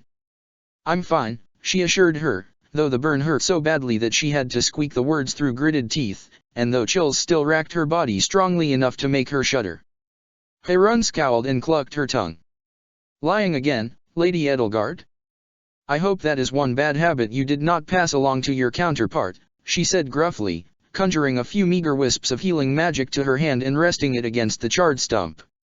Edelgard winced and ground her teeth together, but within moments the pain faded to a dull throb.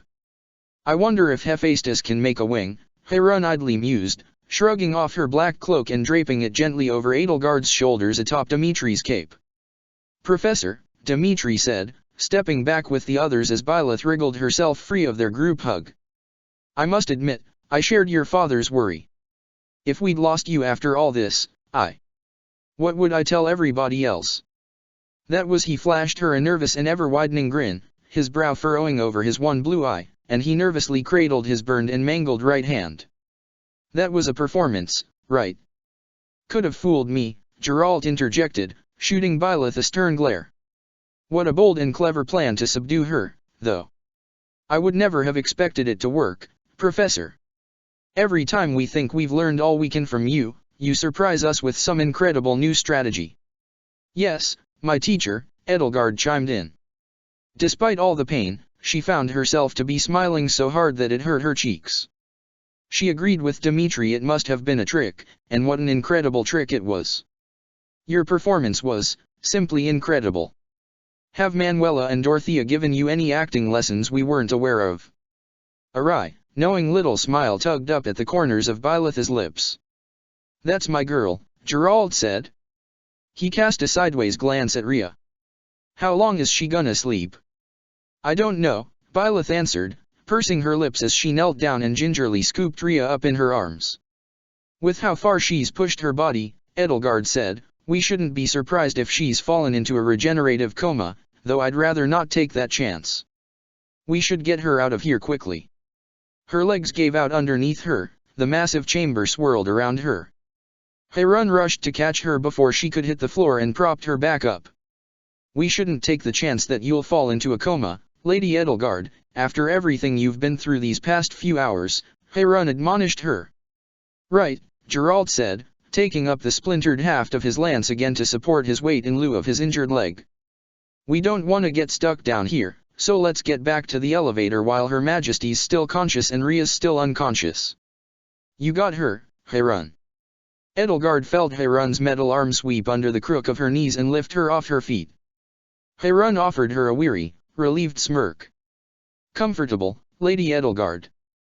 Too comfortable, and I'll fall asleep, she cautioned her, pressing her hand to her brow as a wave of fog and fatigue rolled through her head. At this point, after all this fighting, had it been hours?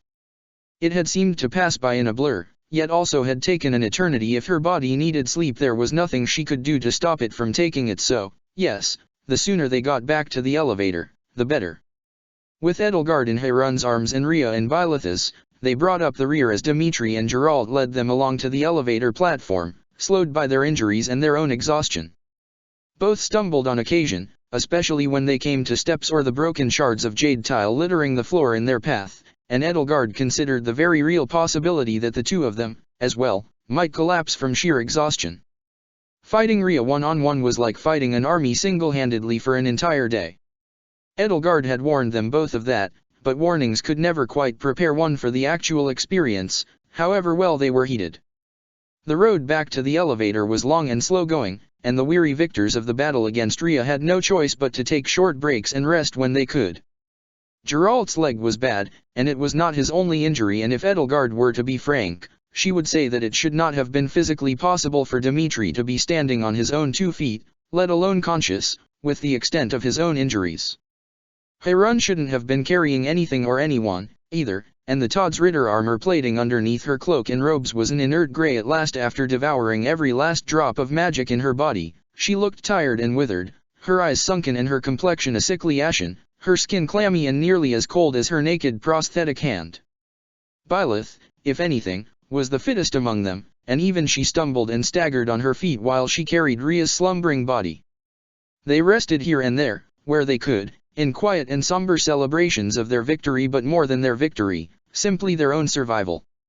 In these quiet moments, while Edelgard could rest and let the dull pain of her severed wing fade, she found her eyes and her thoughts turning to Rhea's placid repose as she laid in Byleth's lap. In so many ways here, she thought to herself, this world had given her all the chances she'd lost the opportunity to seize in her own world. Now, as she had always wanted, she could make Rhea live to see a new and better world rise up around her, a world that would be better for humanity and for herself. Dmitri, Edelgard thought, would be a good steward for that future, a king meant for times of peace and rebuilding. Eventually, they ascended the steps leading from the central aisle of the tomb to the awaiting elevator platform. They passed by the still statues of the inert golems which had, miraculously, remained so, and at last stepped onto the platform. While Edelgard struggled to stay awake in Harun's strong arms, she gathered her thoughts and focused on making the platform move. The jade stone floor beneath their feet rumbled, and the elevator platform slowly began to rise. Edelgard closed her eyes, knowing that now she could finally let slumber carry her away from all of the myriad pains filling her body from head to toe. But just as she did that, the inert golems all around them creaked and shuddered back to life. They turned on the platform, raising their arms and conjuring spears of light to their massive hands. The elevator was rising too slowly, it wouldn't be out of reach of the golems soon enough. As panic flared up through the 5 of them, Edelgard felt crests flare up as well: Geralt's crest of Ceros, Dimitri's crest of Bladded and crest of flames, Byleth's crest of flames, and her own crest of Ceros. The immortal core struck at Nemesis' backside with all the fury and swiftness of the same summer thunderstorm that had boiled over the battlefield this afternoon, and from the revenants already dwindling in number and losing their cohesion, there was little hope of a significant counter-attack against the trained Almiran wyverns that descended upon them. Claude von Regan, once known as Khalid bin Farid bin Junawad al-Tadmor, once known as Destinova, led the 11th hour charge on Simurgh, a white beacon for the Horde. He held Fail Not in one hand and a javelin in the other, felt the energy of the crest of flames burn through his blood, and drew the bowstring back as far as it would go. Nemesis was charging forward, leaving the rear of his army. In a matter of minutes, he'd cut through Gareg Mach's devastated defenders now that they'd exhausted themselves against the Titaness and the 10 elites. He fired. Wreathed in crackling lightning and searing light, the javelin flew like an arrow, like a ballista bolt with a sniper's impeccable aim, and exploded against Nemesis' back. With a silent pump of his fist, Claude drove Simurgh down and flanked Nemesis before the dust and smoke could even clear. He doubted one shot from Fail Not would fell the mighty Fell King, but it would surely weaken him. As Claude neared, with Simurgh taking him on a wide arc across the battlefield while errant arrows flew like rain around him, he watched the smoke clear and the dust settle, and beneath the fading plume, Nemesis did not have even a scratch on him. A spherical aura of flickering light encircled him, orbited by 2 ethereal shields. Claude sharply reversed course out of Nemesis' line of sight and drew back to observe from afar. A barrier of some sort was protecting him, Agarthan technology, perhaps. Was this how the King of Liberation fought? He had to chuckle, though. It was a winning tactic. And, of course, it meant that Nemesis and his dark sword of the Creator could mow through the Eagle and Lion without the slightest resistance. This must have been how he'd so thoroughly trounced Holst at the Great Bridge of Myrddin. Nemesis, it seemed, was a dirty coward, but if it brought him victory, who was Claude to impugn him? He was a dirty coward, too, after all. Claude watched one of the 2 orbiting shields of light around Nemesis' little bubble shatter. Perhaps the barrier around him drew its energy from the lives of his elites. If so, then it seemed White Fang had one more of those dastards to kill before. He drew too close, too curious. The black blade of the fake sword of the Creator lashed out and nearly took off Simurgh's wing. He gritted his teeth and pulled Simurgh into a swift upward climb, out of range, and then swooped down again, a little farther, hoping to draw Nemesis out. He knocked another one of the javelins bundled against Simurgh's flank, feeling the crest of flames tear his muscles apart and the crest of Regan knit them back together, and fired. After all, he was here to play the hero, wasn't he? If one asked him, he'd say that stalling Nemesis for a bit while White Fang took down the last of its living shields certainly counted as heroic, although he still had every intent on striking the killing blow on the husk of the man he'd once admired. Claude had a lot of lofty goals.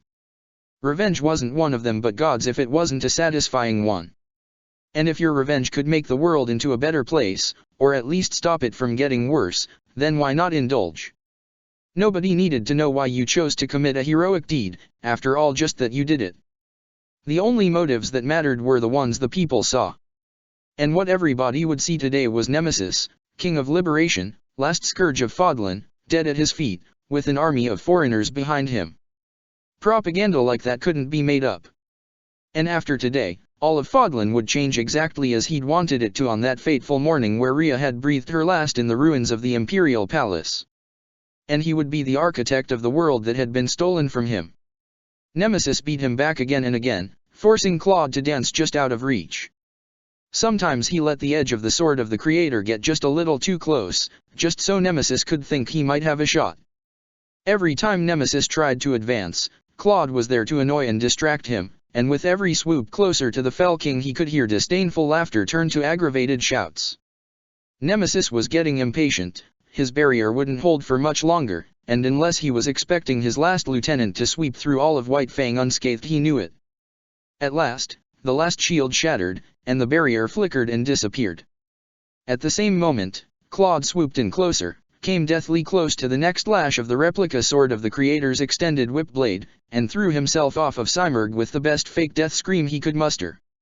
He fell into the throngs of revenants while Simurgh, directionless, circled in wide arcs overhead and lamented his fallen master. And in the chaos, Claude tossed Failnaught aside and got himself lost in the crowd of Nemesis' army, mingling among the dead like the defiled corpse he was. Nemesis pressed onward, satisfied to have swatted an annoying little gnat out of the air, and made a beeline for Garreg Mach's walls. His black sword of the Creator glowed a threatening violet, the violet of the Agarthan's dark magic. Claude made his way closer and closer, closer and closer, until finally one breakneck sprint could carry him straight to Nemesis. He drew a wickedly curved black dagger from under his sodden cloak, the corpse-white fingers of the hand he'd stolen from Thales curling hungrily around its hilt. And with one green eye and one white he focused on his target, the crest of flames painted on Nemesis' back like a bullseye. Not too long ago, but a world away, Claude had learned the hard way that no crest, not even the crest of flames, was of much use against a poisoned dagger in the back. He didn't remember much about his family, beyond what Nader had told him thanks to Thales' wretched experiments, but he did remember a little, and a small part of him thought that maybe he'd turned out a little more like one of his older half-brothers than he'd wanted to. A sharp outcry, equal parts pain, outrage, and surprise tore from Nemesis' grizzled throat. He writhed, arched his back, tried to reach behind himself, but already the poison was flowing through his veins, and the poison's effects were something Claude was intimately acquainted with. It wasn't one of the more peaceful poisons his counterpart had preferred. It killed slowly, but was paralytic in an instant. He knew how it burned, how it seared, how it screamed, how it turned the blood to acid. The sword of the Creator fell from Nemesis' hand into the mud, and a second later his knees did the same, and the surprised and angered shout froze in his mouth as his tongue and throat and lungs all came to an abrupt and agonizing halt.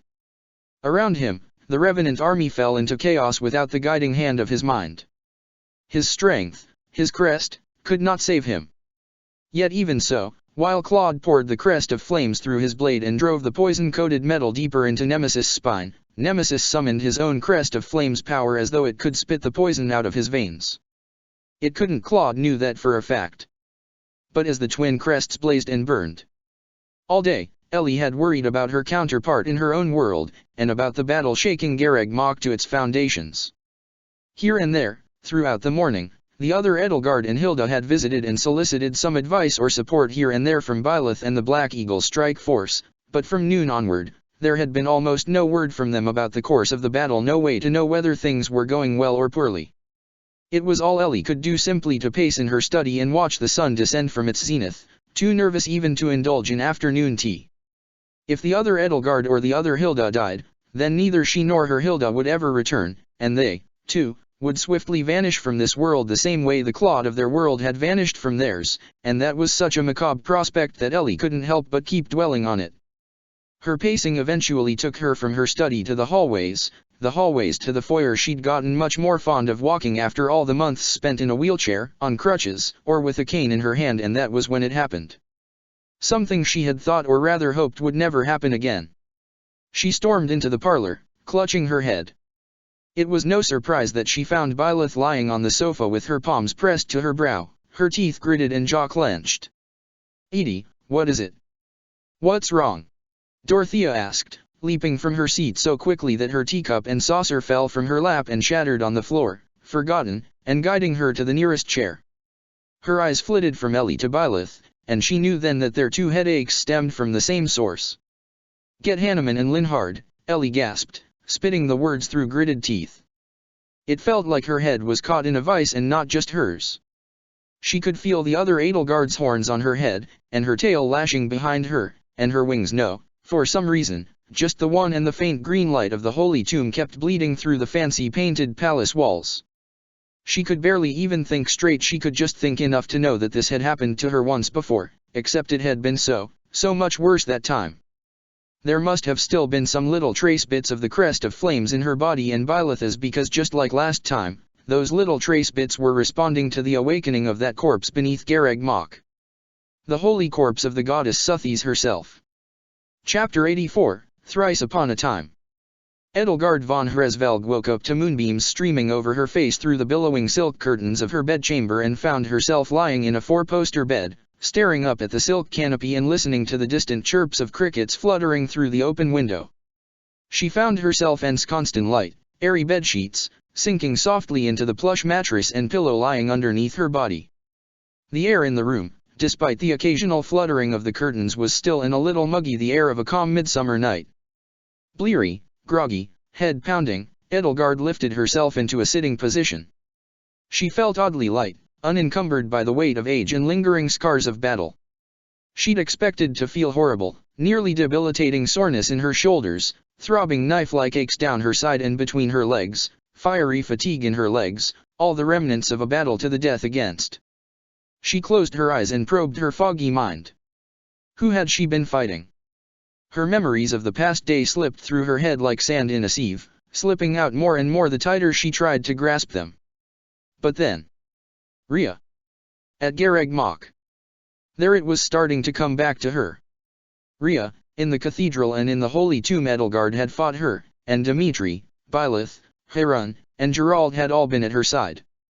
By the skin of their teeth, they'd won, but... She turned her head and looked around the room past the posts of her bed. It was too warm for any of the windows to be closed or the curtains to be drawn, so she had an unobstructed view of the rest of the world. It was quite obviously her bedchamber in the imperial palace. Even in the gloom of the dark, even with her eyes still adjusting, she could discern the pattern of the wallpaper, the familiar ornate molding, the hulking silhouettes of the desk and wardrobe lurking in the corners. She didn't recall having fallen asleep after the battle, but given the beating she'd endured and how long and grueling it had been, she couldn't be surprised.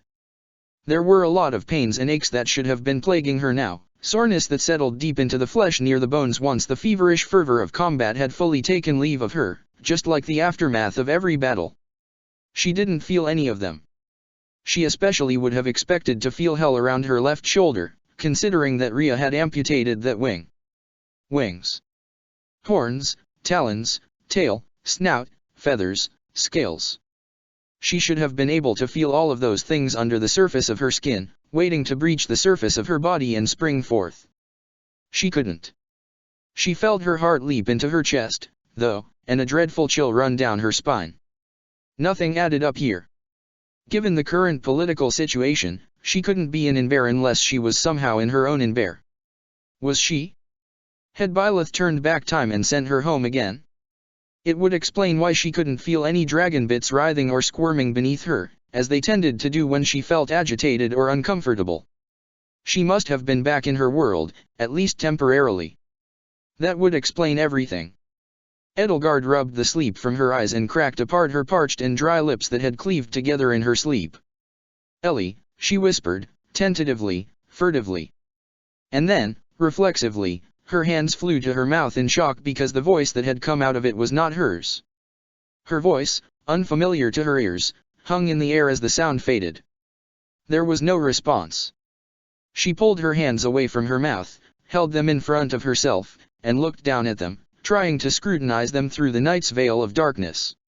Her hands felt wrong, too. Too soft, no scars, no calluses.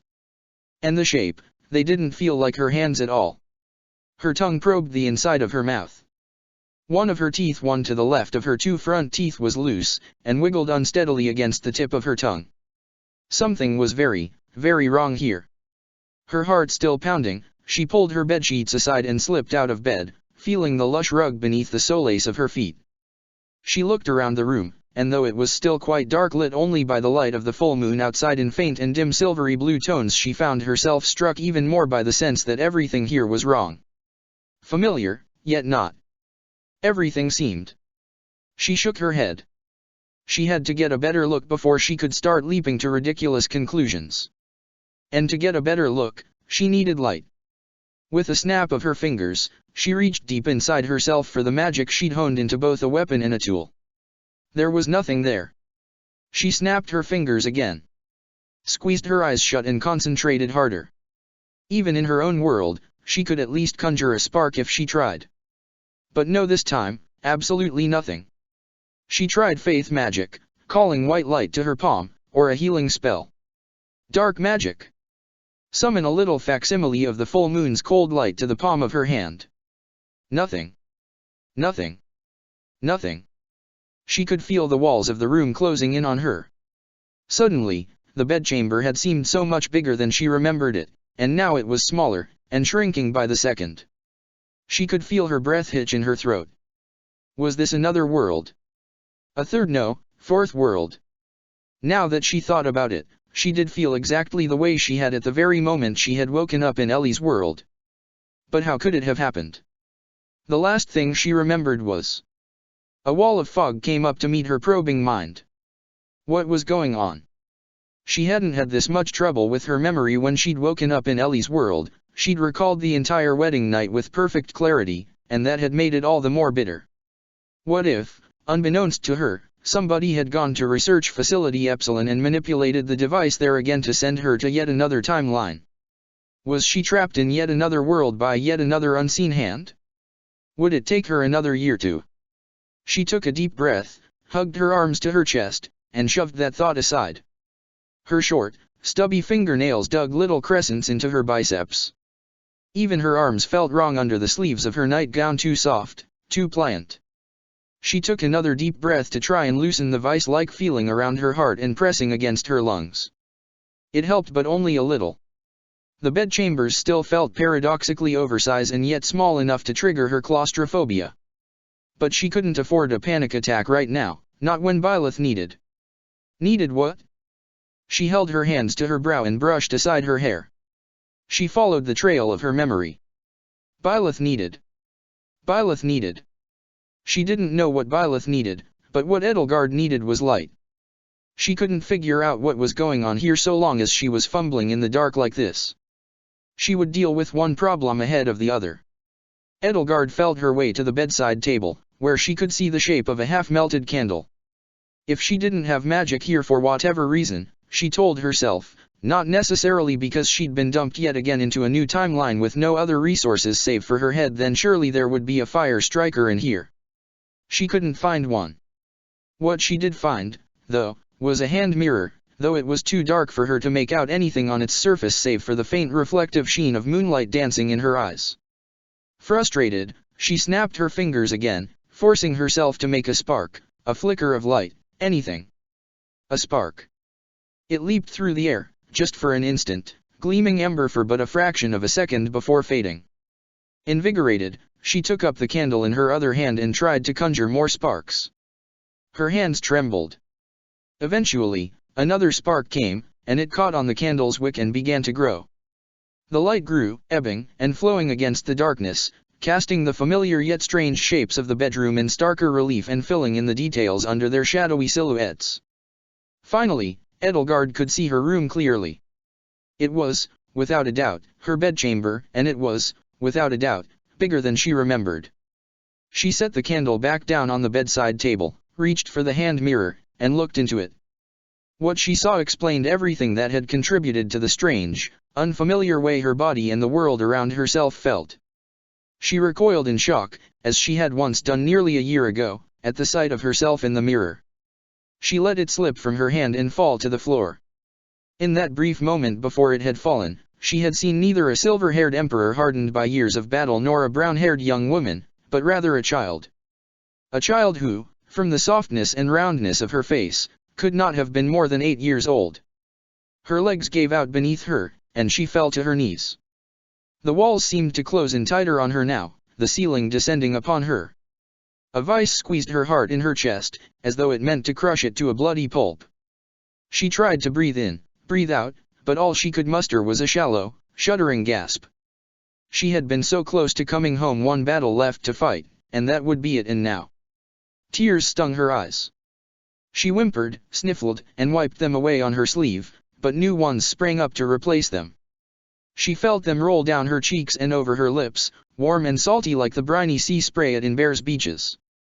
So close to going home again and staying there, and now this. How would she find her way back home like this? Like this, at this age, how many years would it take before she could do what she had done in Ellie's world and find out why she was here, let alone how she could go back? How many years would she have to spend growing up all over again, enduring the same? A sob racked her tiny body as distant clocks chimed, 12 strokes for midnight, and a faded memory came to her, one of the few that had remained in her mind when the torture and sickness and destroyed so many of the others of her Uncle Vokhard barging into her bedroom in the middle of the night and all but tearing her out of bed.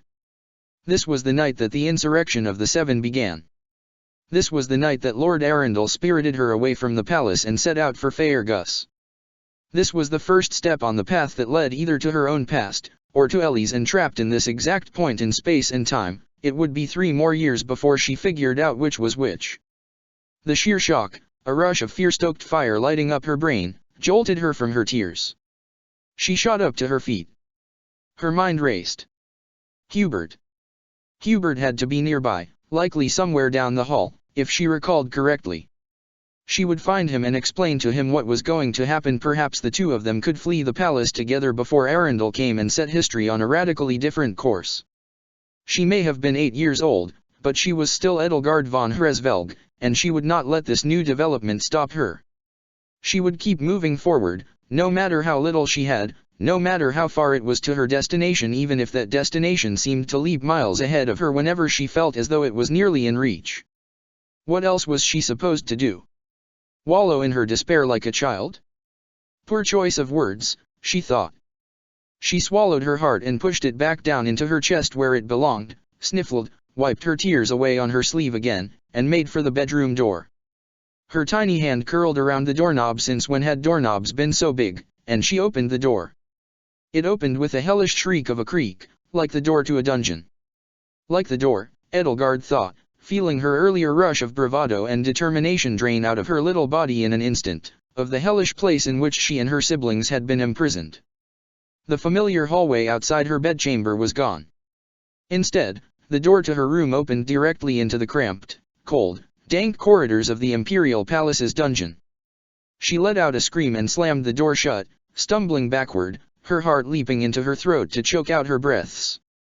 But it wasn't the sturdy, elegantly engraved wooden door to her room now, but a thick metal door, its little window too high up for Edelgard to see through, lined with bars. She looked to and fro. Her 4-poster bed was gone, and her desk and wardrobe and bedside table with it.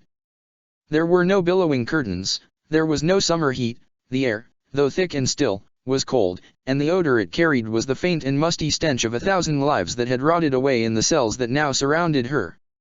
In the distance, she could hear the faint sounds of children crying out in pain and fear of the sickness and infection bringing them all closer to death. This was not an alternative timeline. This was a nightmare, hers. She whirled around, trying to find her way through the labyrinthine dungeons. Guttering torches in the wall sconces cast a little light, but failed to shine on the prison cells, all of which were shrouded in pitch black and impenetrable shadows. In the distance, but drawing closer, the sound of rats' claws scraping against stone and their naked, scabrous tails slithering like snakes reached her ears. A chill ran through her body, colder than the bitterest winter winds of Third-Iad. And beneath that susurrus and scraping, she heard the sound of footsteps, drawing nearer, one step at a time, echoing softly through the dungeons amid the moans of the suffering. Edelgard picked a direction that seemed to be opposite the approaching sounds and ran for her life. "Wake up," she told herself, futilely, as though it had ever stopped a nightmare before.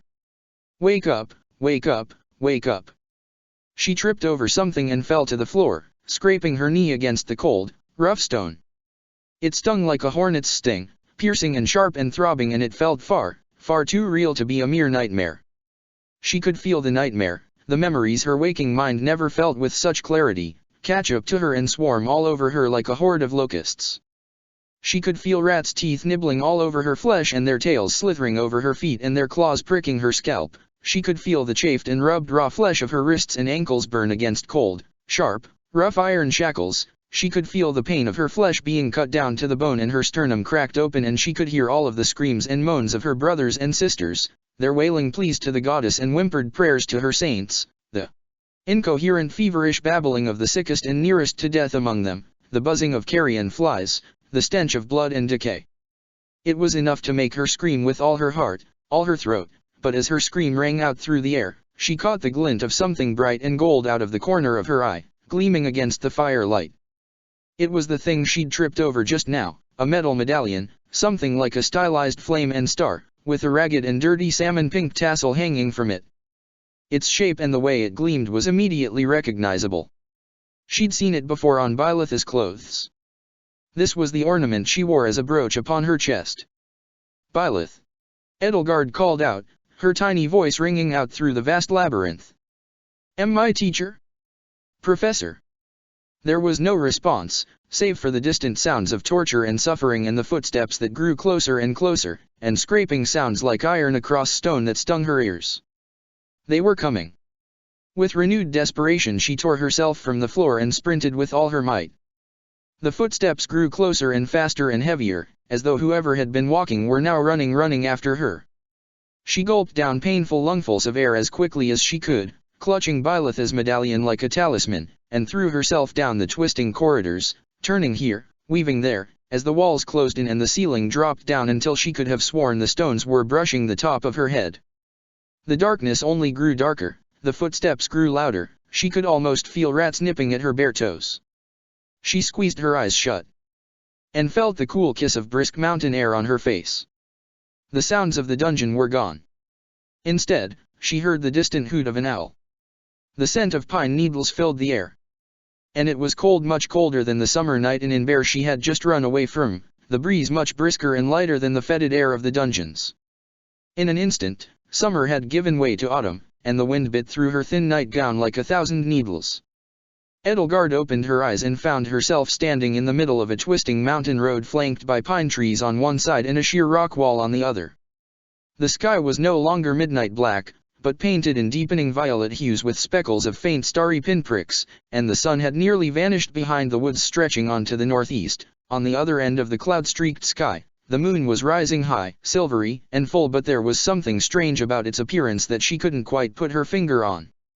And in whatever direction she looked, she saw no sign whatsoever of the dungeon's magically shrinking corridors, or the rest of the palace, or anything else that was familiar.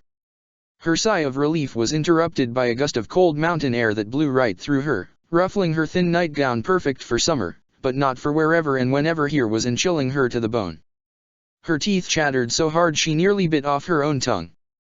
Wonderful! From the depths of the dungeon to the middle of nowhere, and here she stood, dressed in nothing but a little princess dainty little nightgown. And her scraped knee still stung, and to an 8-year-old it felt like an equivalent of a bloody battle wound. She may as well have been naked. What fresh horror would find her here? She supposed it wasn't too much to hope that the nightmare would release her any time soon. She heard, in the distance, pounding footsteps again, and the scraping of iron against stone, as though whatever had been stalking her through the dungeons was still coming after her. The bone-chilling sound came from down the road, down the mountain. To the southwest, in the opposite direction, the road ran up the slopes. Hoping there might be some lonely inn or tavern up ahead, Edelgard squinted through the woods and tried to pick out any telltale lights that may have indicated some semblance of civilization in the distance. She couldn't see anything. Her eyes darted to the forest, where perhaps she could at least hide for some time if the stalker came for her. Elle. She spun around at the sound of her name to face the source of the voice, and that instant felt a firm, yet soft hand grasp her tightly by the wrist. What are you doing, standing around here? We gotta run, now. The next thing she knew, she was being pulled along by a stranger down the road, into the woods, between close clusters of pine trees and underneath their needle-laden boughs, climbing and leaping over felled logs and mossy boulders as the sky above grew darker and the stars grew brighter. She looked behind her shoulder and saw a large shadow with flashing emerald pinpricks for eyes fluttering between the trees, pacing along the side of the road as though it could go no further past its boundaries. As soon as the stranger slowed even a little, Edelgard wrenched her hand free of his grip and caught her breath. Her little legs burned. Excuse me, she snapped at him, unable to soften the sharpness of her tongue even as she panted for breath. Her voice still sounded completely foreign to her ears. What do you think you're doing? I am Edelgard von. The stranger doubled over, resting his hands on his knees and panting for breath. But there was a faint, if weary grin on his face. It was difficult to make out many details of his appearance in the dying light. He was clad in a bulky riding cloak too large for his little body, with a pack nearly as big as he was strapped to his back. There was a bronzed olive tone to his skin, his hair was a tousled black rat's nest crowning his head. Edelgard could just barely make out that his eyes were green. Claude, she gasped. Once he'd caught his breath, Claude stood up straight and flashed a grin. I think we're safe now. Thought I recognized you, princess. His voice was higher and squeakier than the one Edelgard was accustomed to. He couldn't have been more than 10 or 12. What are you doing in my nightmare? Me? What are you doing in my nightmare, Claude? She retorted. He furrowed his brow. You dream about bogeymen lurking on the roads through Fodlan's Throat, too, he asked, his tone glib. Fodlan's Throat? I was just in the Imperial Palace. Edelgard shuddered as a frigid wind blew through the trees, rustling their branches around her. She hugged herself tight, trying to ward off the cold. Goose flesh prickled her skin. It was doubly warmer there, she added through chattering teeth. Claude sighed, slipped off his backpack, and shrugged out of his cloak. Here you go. Don't say I never do anything for you, Your Imperial Highness, he said, handing it to her. She couldn't have snatched it out of his hands any quicker. In a flash, she'd thrown it over her own shoulders and clasped Bylitha's medallion to its collar. It was thick, puffy, and instantly warming. This was a riding cloak for Almiran wyvern riders, if she recalled correctly, and it certainly seemed more than capable of keeping somebody like Nader warm as they flew over the mountains and its hem brushed against the ground. She had to roll up the sleeves, which were already rolled up, several more times. If Claude had been swimming in it, she was drowning. Thank you, she said. Looks good on you, Claude quipped with a little wink. Now, how about we find some place to settle down and start a fire? Maybe then we can figure out what the hell's going on here. With a few strikes of a steel fire lighter against flint, a shower of sparks fell upon a pile of kindling, a few took root and became hungry flames. In a matter of minutes, Edelgard and Claude had their fire, with a pyramid of small boughs and branches propped over the kindling to keep the flames well nourished. The rich scents of smoke and pine needles filled the air and mingled with each other. It smelled like pine needle tea, Edelgard thought. It seemed even more familiar to Claude. He sat down beside her in front of the fire, his eyes closed, a placid look on his face. Every so often his nostrils would flare, as though he were drinking in the scent of smoky Almiran pine needles as a man dying of thirst might drink greedily from a canteen of cool water. So, he said at last, once the two of them had warmed up a bit, you're tiny. I didn't think it was possible for you to be any smaller than you already are. You seem to have lost a foot or so yourself, she retorted. He laughed. Gods, you're adorable. Listen to yourself. You're like a tinier, squeakier, miniature version of you. I can say the same about you, she pointed out, You're a smaller, more annoying version of you. She took a bit of skin on her arm between two fingers and pinched herself, hoping she could wake herself up. It didn't work. Guilty as charged. He cleared his throat. You know, I'm not so sure this is a dream. I just ran from the dungeons of Inver to Fodlan's throat in an instant, she said. If this isn't a dream, what is it? Edelgard wondered if this was one of those things Linhard had once told her about a lucid dream, in which the dreamer had complete control over themselves and their surroundings. This couldn't be one of those, she thought, because otherwise she wouldn't be 8 years old right now. There was an almost sheepish look on his face. Well, he said, I don't know what you were up to before you fell asleep and woke up here. As for me, it's a long story, but I think I might have broken time. Before I woke up here, I was. Edelgard paused. This Claude sounded just a little like Destinova. My memory is a mess as of now, to be honest. Yeah, mine, too. She thought for a moment. She'd been planning to use that new hairstyle her world's Claude had told her about to catch this Claude off guard when they met, just in case he was planning on trying something that would prove detrimental to her. Obviously, though, in her current state that plan was shot but still salvageable. This might sound strange, she said, but I think I remember flying on the back of a wyvern with you. It was snowing, and she watched his face fall. It was a cruel thing she was doing, and she knew it. She also knew that it had been her Claude's idea, so hopefully he wouldn't mind shouldering the blame in her stead. It was a lie that this Claude would want to believe, anyway after all, he had called her Elle back there. He already thought he knew which Edelgard she was, why disabuse him of that notion? Oh, he said, turning away from her and looking into the fire. As for what I was doing, he murmured as the firelight washed over his face, I'm pretty sure I was stabbing Nemesis in the back. Like I said, it's a long story. And that broke time? Edelgard asked. Wait, Nemesis? The Fell King? That Nemesis? He nodded. You're right. It must be a long story. And while we're here, I want to hear it. Claude sighed and started telling her what she already knew about him, though it was interesting hearing what he omitted, and while she played the part of an enraptured audience, she reflected on what had happened before she had come to this strange dream state. The battle with Rhea had been resolved, she remembered that much. Something about Byleth giving her a stern talking to no, that couldn't have been possible, it would never work. From the sound of it, though, Claude and Nemesis had both activated their crest of flames simultaneously in their battle, and that had triggered. She remembered what had happened months ago in the Holy Tomb the day the corpse of Suthes had begun to move, when all three bearers of that same crest had used it simultaneously. Had Dimitri and Byleth called upon their crests at that very same moment that Claude and Nemesis had? Had it caused that corpse lurking in Rhea's basement to do something? To, as Claude put it, break time. If that had happened, would Dimitri and Byleth have been dragged into this place as well? Who else? Other time travelers, perhaps. Was Hilda around here somewhere? Or Thales? So, she said once he'd finished, this place. Is this where the no-eyed people captured you? He nodded. Yeah. Got a fancy new crest and some stylish white hair out of it, though, so I can't say it was all bad. There was not a hint of mirth in his voice. He rested his chin on his hands and stared glumly into the fire. The place where my life changed forever was that same road you were just standing on. What about you? Why the dungeons? He asked, and though Edelgard might have only imagined the sharp suspicious tone in his voice, she heeded it all the same.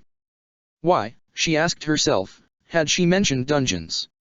I've always been afraid of the Imperial Palace's dungeons. I got lost in there, once, as a child. Around the same age as, this. She gestured half-heartedly to herself.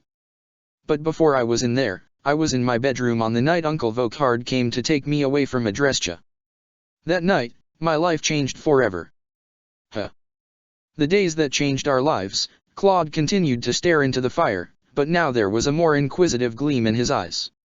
I wonder, assuming I truly did break time and this is some sort of timeless netherworld, if anybody else might have gotten swept up in this. Who else do you think would have? She asked him. If what they both thought had happened, then Byleth and Dimitri must be here somewhere as well, and while the four of them together might expose Edelgard's little act of deception, the four of them together might also find a way back to the real world. Hilda, too, could be here, if it had more to do with time travel than the Crest of Flames and Thales. I don't know, he said, holding out his hands to warm them by the fire while Edelgard did the same with hers. I mean, I don't even know why you're here. Edelgard felt her heart skip a beat. He already had a theory that the Crest of Flames had caused this, whatever it was. If he started taking the idea seriously that people with that same crest would have been brought here, or that time travelers had been brought here, he would immediately put two and two together. Her ruse would be exposed immediately. And the last time she, Dimitri, and Claude had all been lost in an unknown and alien environment together, they'd all gotten trapped in New Babel. Who knew what mess Claude would get them in this time? Perhaps I'm here because you wanted me here, she answered. He let out a sharp, snorting bark of laughter. If we weren't kids right now, that'd almost sound awe. He jerked his left hand away from the flame and cradled in his left, as though he'd accidentally burned it. Are you all right?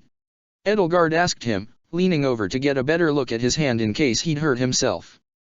He guarded his hand jealously, holding it close to his jacket and folding his other hand gingerly around it. Just held it a bit too close to the fire, he said. I'm fine. It's all right. Despite his reassurances, Edelgard managed to catch a glimpse of the hand he was clutching so closely to his chest, and though it could have been a trick of the light, she could have sworn that all the tips of his fingers were bleached bone white, like the fingers on the hand he had stolen from Thales. As though self-conscious, he curled that hand into a fist and rubbed his wrist, wincing. Is there something you're not telling me, Claude? She asked. What? I just told you the whole story, he said, still hiding the white patches marring his hand. Minus a few insignificant details. Why don't we set up camp for the night? He asked, standing up and turning to the big backpack he'd been carrying. It was at least the size he was. If my memory's correct, he muttered to himself, rummaging through it, then, yeah. We've got canvas in here, and stakes, and a bedroll. Just the one, sorry. Set up camp for the night. Edelgard stood up. Time is of the essence. We can't stay here forever, especially if there's some sort of bogeyman or bogeyman chasing us, and we need to find out who else is here. Claude pulled the folded tarp from his backpack. The canvas had been dyed a speckled brown for camouflage, so that it could blend in at a glance with the forest floor. It'll be easier to search in the daylight, won't it? We don't know if there will be a dawn. This isn't really a mountain road in Almira, just as my bedroom and the dungeons back there weren't really my bedroom and the dungeons. We can't expect time or space to follow their logical courses here. And who knew what could possibly be going on in the real world when the two of them were trapped in this fantasy world? Every moment they delayed could mean life or death for anybody back at Garreg Mach. Claude rolled his eyes and grinned. Oh, somebody's cranky. Claude, she sighed, exasperated. She felt a drop of cold water fall upon the tip of her nose. And then another. And the fire began to sizzle and steam. She looked up and saw that, somehow, clouds had completely blackened the night sky and snuffed out every single star from horizon to horizon, without either her or Claude noticing. Although, she admitted, setting up shelter is a good idea. The two of them worked quickly together to set up a lean-to tent over themselves and the fire before the rain could come pouring down, and though Edelgard found herself stymied in a dozen little ways by the weak little body she'd found herself in, the two of them made short work of it, and with no time to spare, no sooner had they finished than the tapping of raindrops against the canvas over their heads began in earnest. What a night, Claude muttered, yawning into his hand as he curled up in his bedroll beside his pack. Thanks for helping. Huh. You lose a foot, you gain a foot, he added, chuckling. Must be nice. Edelgard snuggled deeper into her riding cloak and huddled at the side of the fire. Space was at a premium between her, Claude's backpack, and the fire. There was hardly a square inch to spare. I'm glad I can walk and run again, she said, nodding along, although I hardly enjoyed being this young the first time around. Well, for an itty-bitty baby princess, you sure do set up a good lean-to. I went to Garreg Mach, same as you, she pointed out. Is this what you were doing when the No-Eyed people captured you? Traveling alone across Fodlan's throat with nothing but a tent on your back, like a snail or a hermit crab. Oh, please, you make it sound dangerous.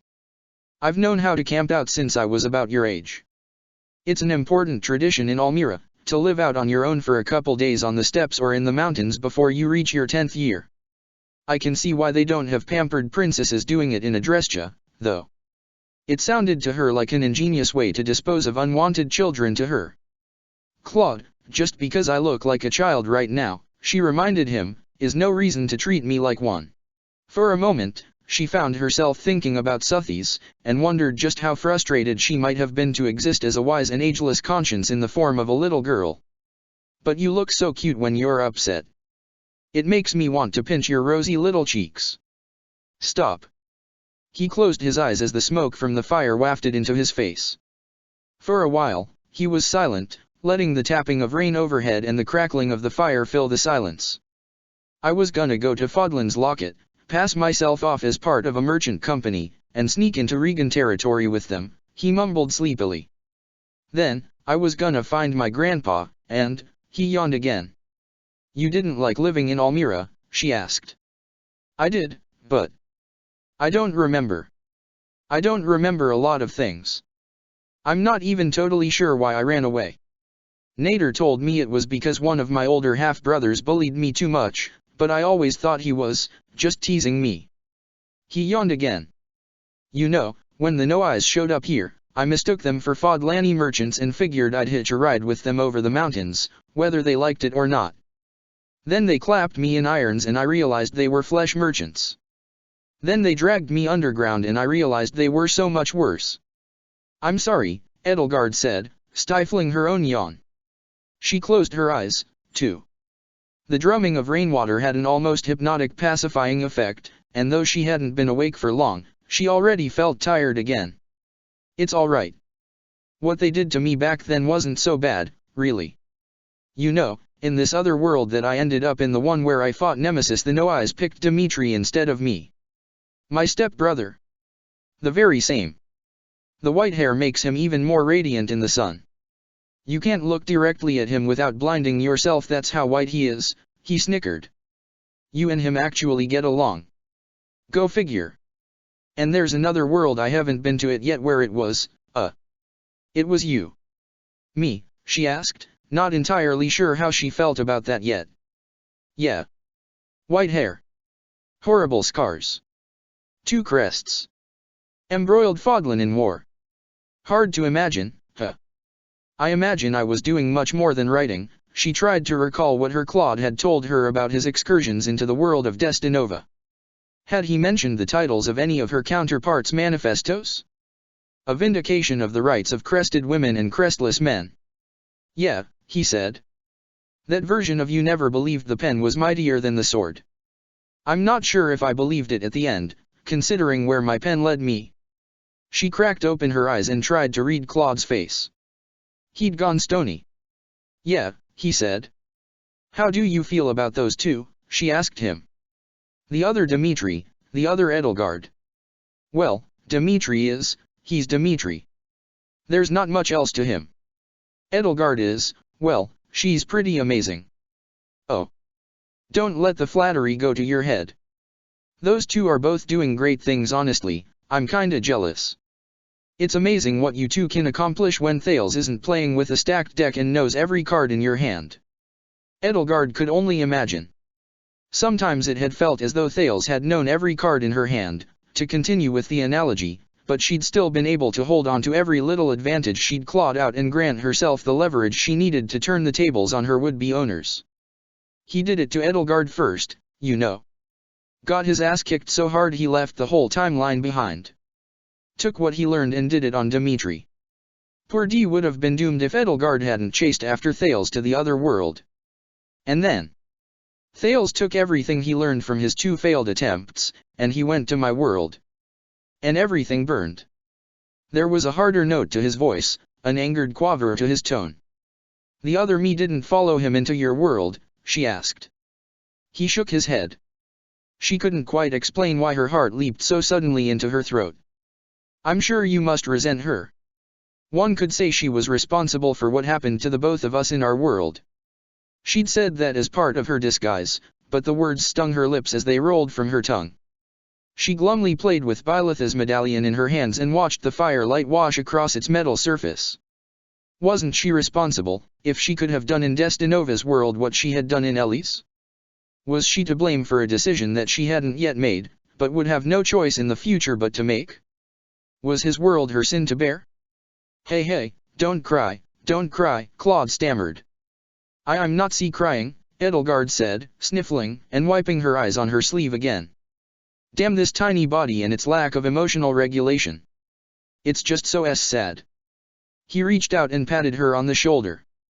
Yeah, it is. But it's all in the past, he said, unconvincingly. Well, the future, the past. Besides, he added, I could never hate you or any version of you, Elle. We're buddies. Partners in crime, right? She nodded. Yes, that's right, she said. You even told me your real name, after all. Khalid. There was a wistful smile on his lips, but only for a moment. You don't have to call me that. Khalid and I, honestly, we're barely the same people. He was just a kid who ran away from home.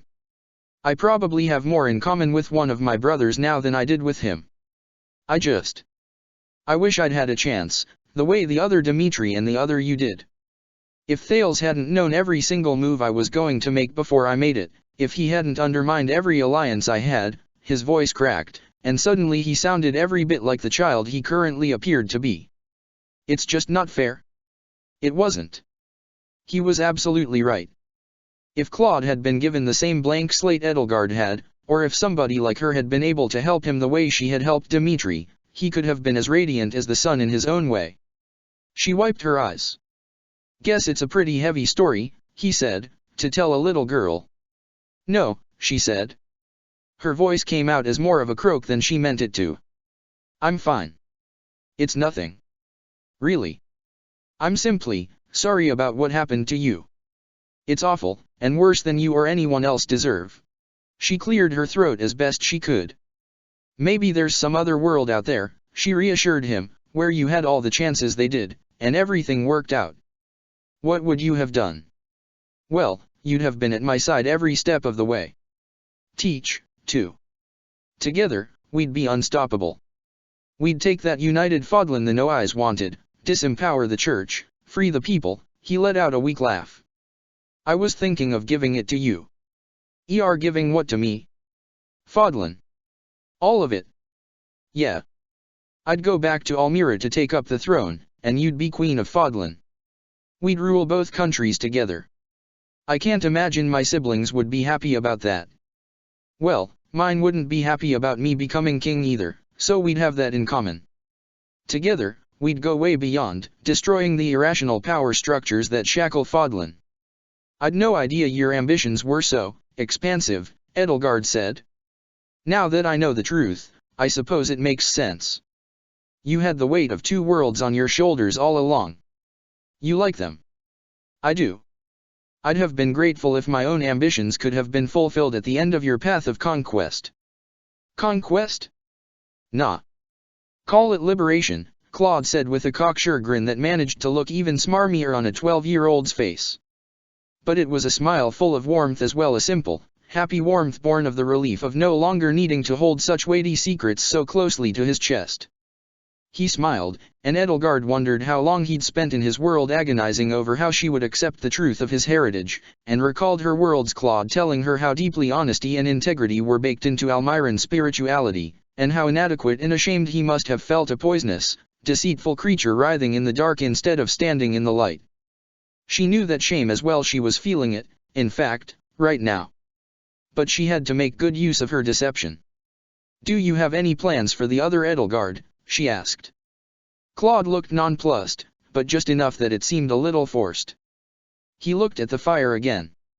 For as long as we've been at odds, he admitted, it'll be hard saying goodbye to a version of you who has the same past as mine. You know, a real kindred spirit. Part of me never thought I'd meet anyone who understood my experiences. It was just as frustratingly non-committal of an answer as Edelgard, honestly, had expected. So, then, you regret not getting to know her better, she inquired. A bit, yeah. He laughed. Maybe we can have a drink together before she heads home. If that's all right with you, of course, lady, he added with a warmly mocking little smirk. He was being cagey, as usual. I'm sure she'd like that. A cold gust of wind blew through the woods, scattering the rain. The fire hissed and sizzled as cold wind and spitting rainwater buffeted the lean-to inside and out. Edelgard shivered and huddled closer to Claude.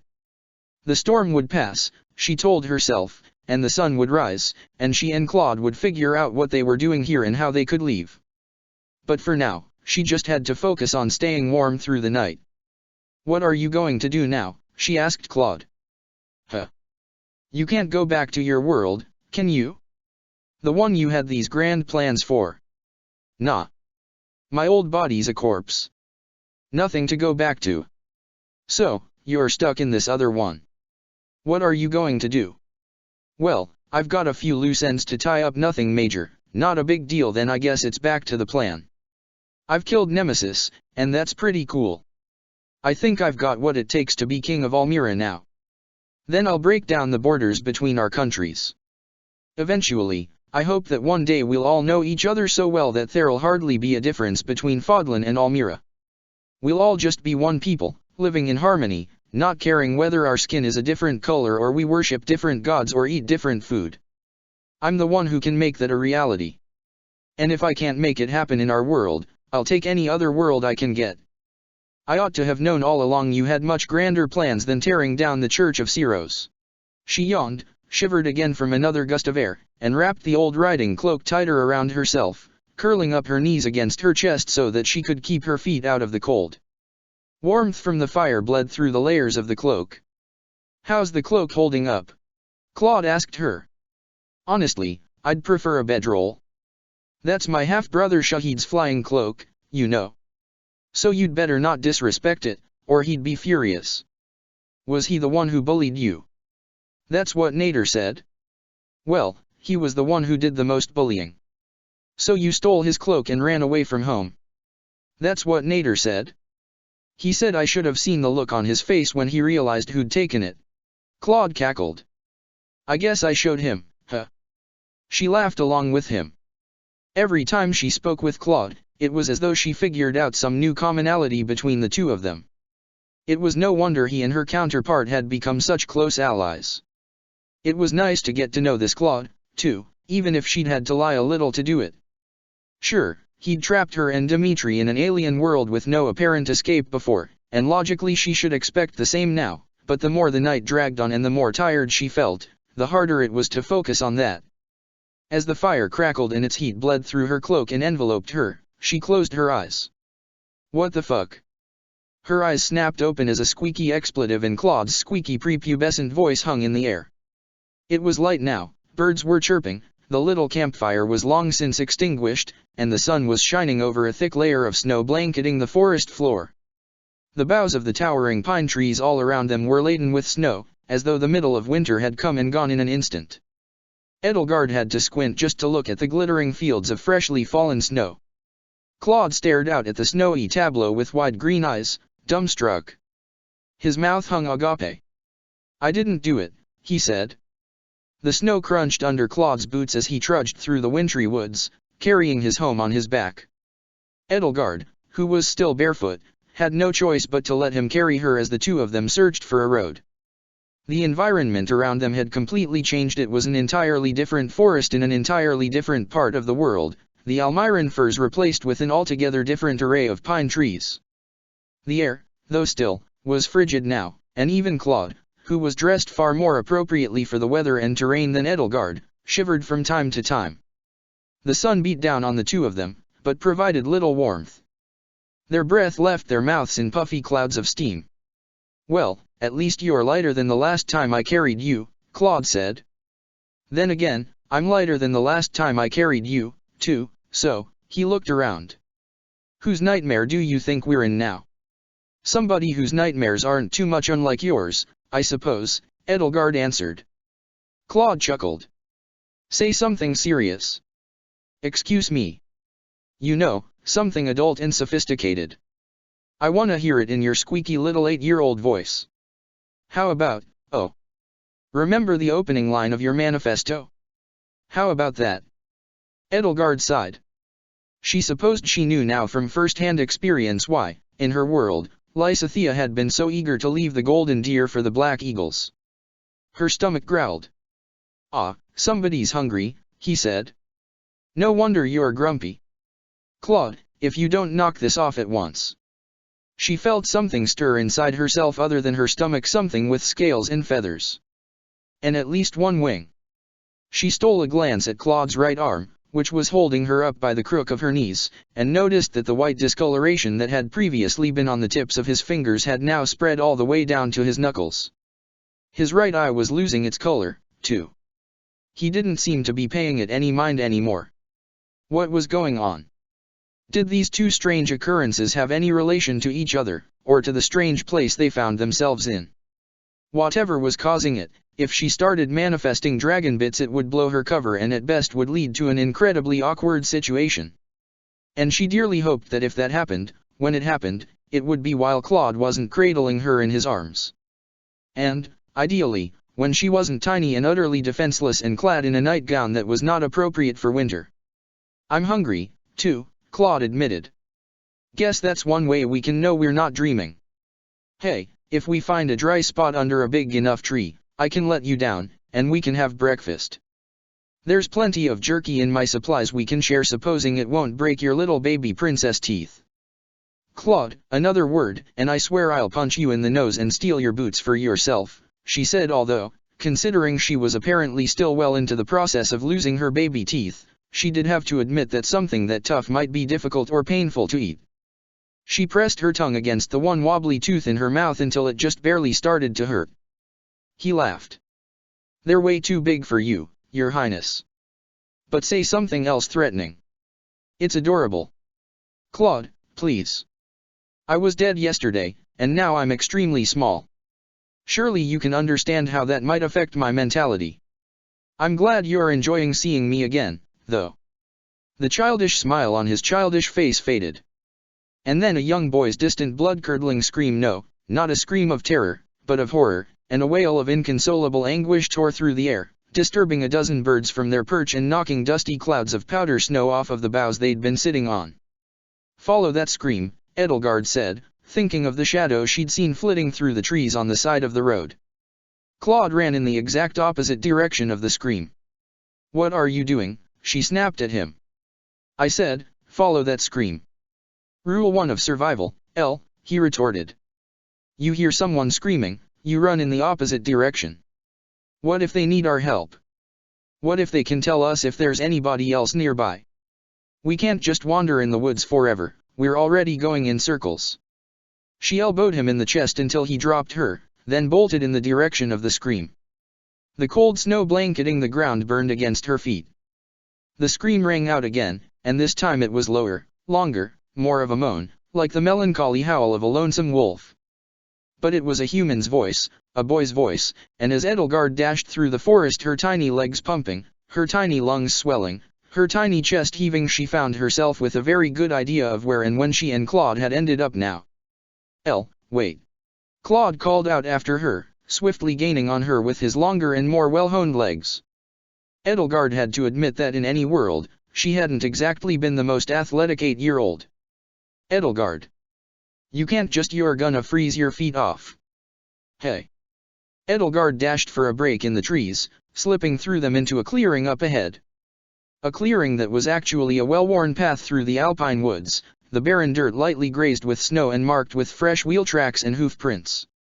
This was the road through the woods that she and Claude had been looking for. She'd been right to trust her instincts.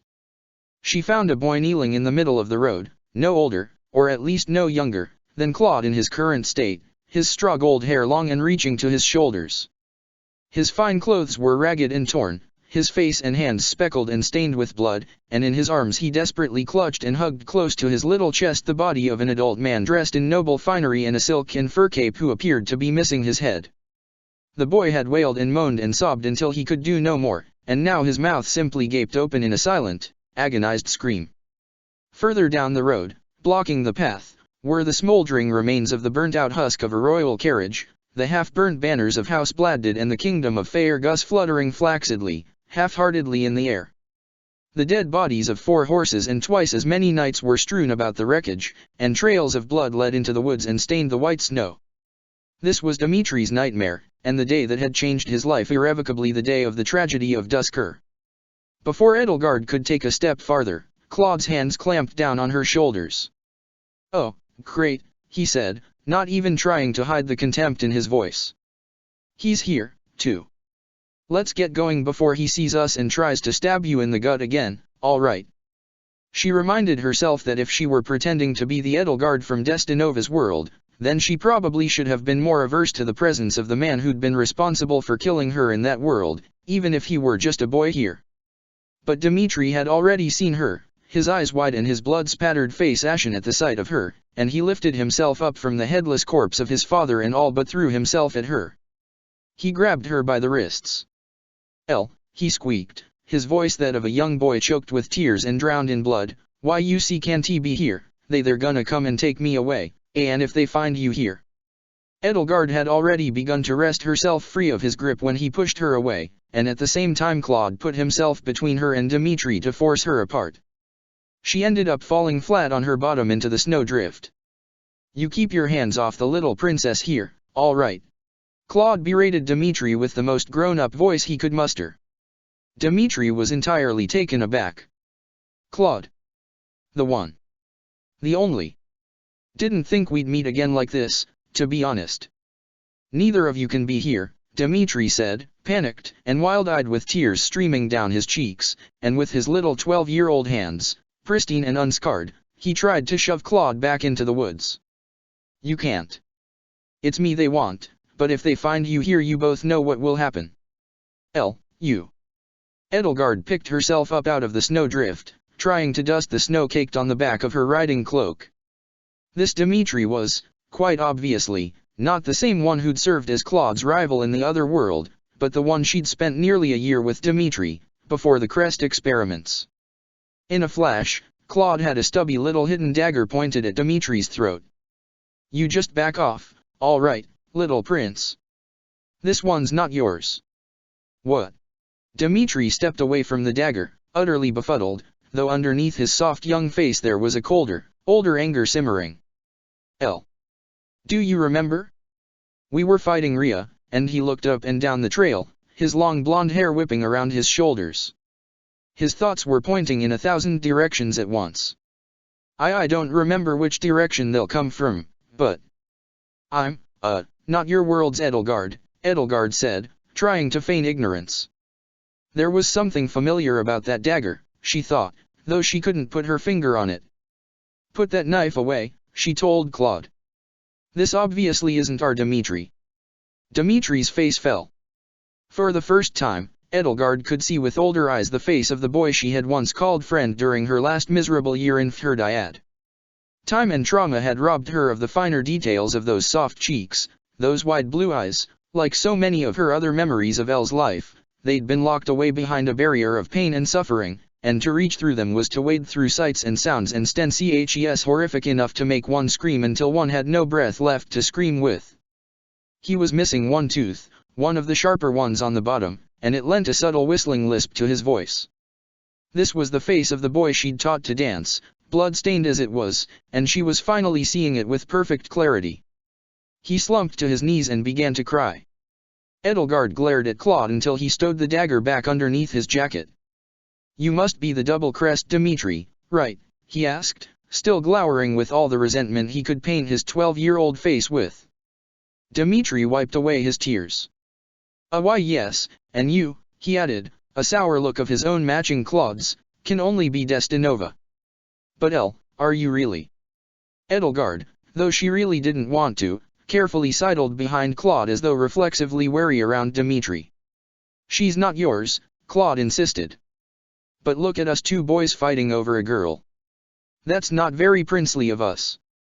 "I wonder if she is here somewhere," Dimitri mused, sparing another hurried glance around his surroundings as he picked himself up, hunched over and hewing close to the ground like a rabid beast. His eyes lingered on his father's corpse, his chest heaved and he choked back another sob. "But you two can't stay here, they're coming after me and Elle," he gasped, leaping up as straight as a lance and staring down at her. "You're barefoot." "Skinless," Claude muttered, and the tips of Dimitri's ears turned red. Dimitri turned on him. "Claude, how have you been letting Edelgard run through the snow with no shoes on? She'll lose her toes to frostbite." He looked Edelgard up and down again, mostly down, as she sidled closer to Dimitri and ignored how badly her feet were burning right now. She could feel little rocks under the snow digging into her solace. "Elle, you're small," he mumbled. How did you two get here?" "We've been asking ourselves the same question," Claude said, crossing his arms. "I guess we should get off the main road and find a nice, quiet place to talk this over and figure out what's going on," he added, begrudgingly. "Follow you into the woods again?" Dimitri asked, a skeptical furrow to his brow.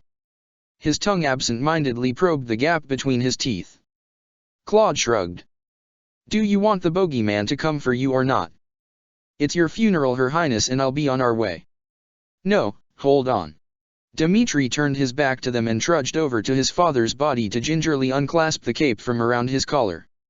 Every inch of his face clearly showed his discomfort. It was fragile, seconds away from bursting into tears again. The wreckage of the carriage began to move, and Edelgard saw something shrouded in black mist with piercing green eyes begin to crawl out. She let out an involuntary scream. Dimitri took notice of the creature, let out a yelp of his own, and ripped the cape free of his father's corpse, staggering backward with the ragged half of it in his hands. It continued to force its way out, its limbs just slightly too long, wreathed with black miasma, rendering an otherwise human-shaped bestial and alien scraping against the wreckage and the dirt with a sound like iron against stone, like dull knives against a whetstone. Its movements were halting, jerky, and unnatural, like a puppet moved by an amateur puppeteer. As the creature rose from the wreckage and took its first steps onto the road, a cloak of shadow fluttering in the still air around it, Dimitri bundled the cape's remnants up under his arm and rushed it over to the others. "Take this," he said, pressing it into Edelgard's arms. "You can wrap up your feet in it so they don't get cold." "We don't think it can follow us into the woods," Edelgard told him.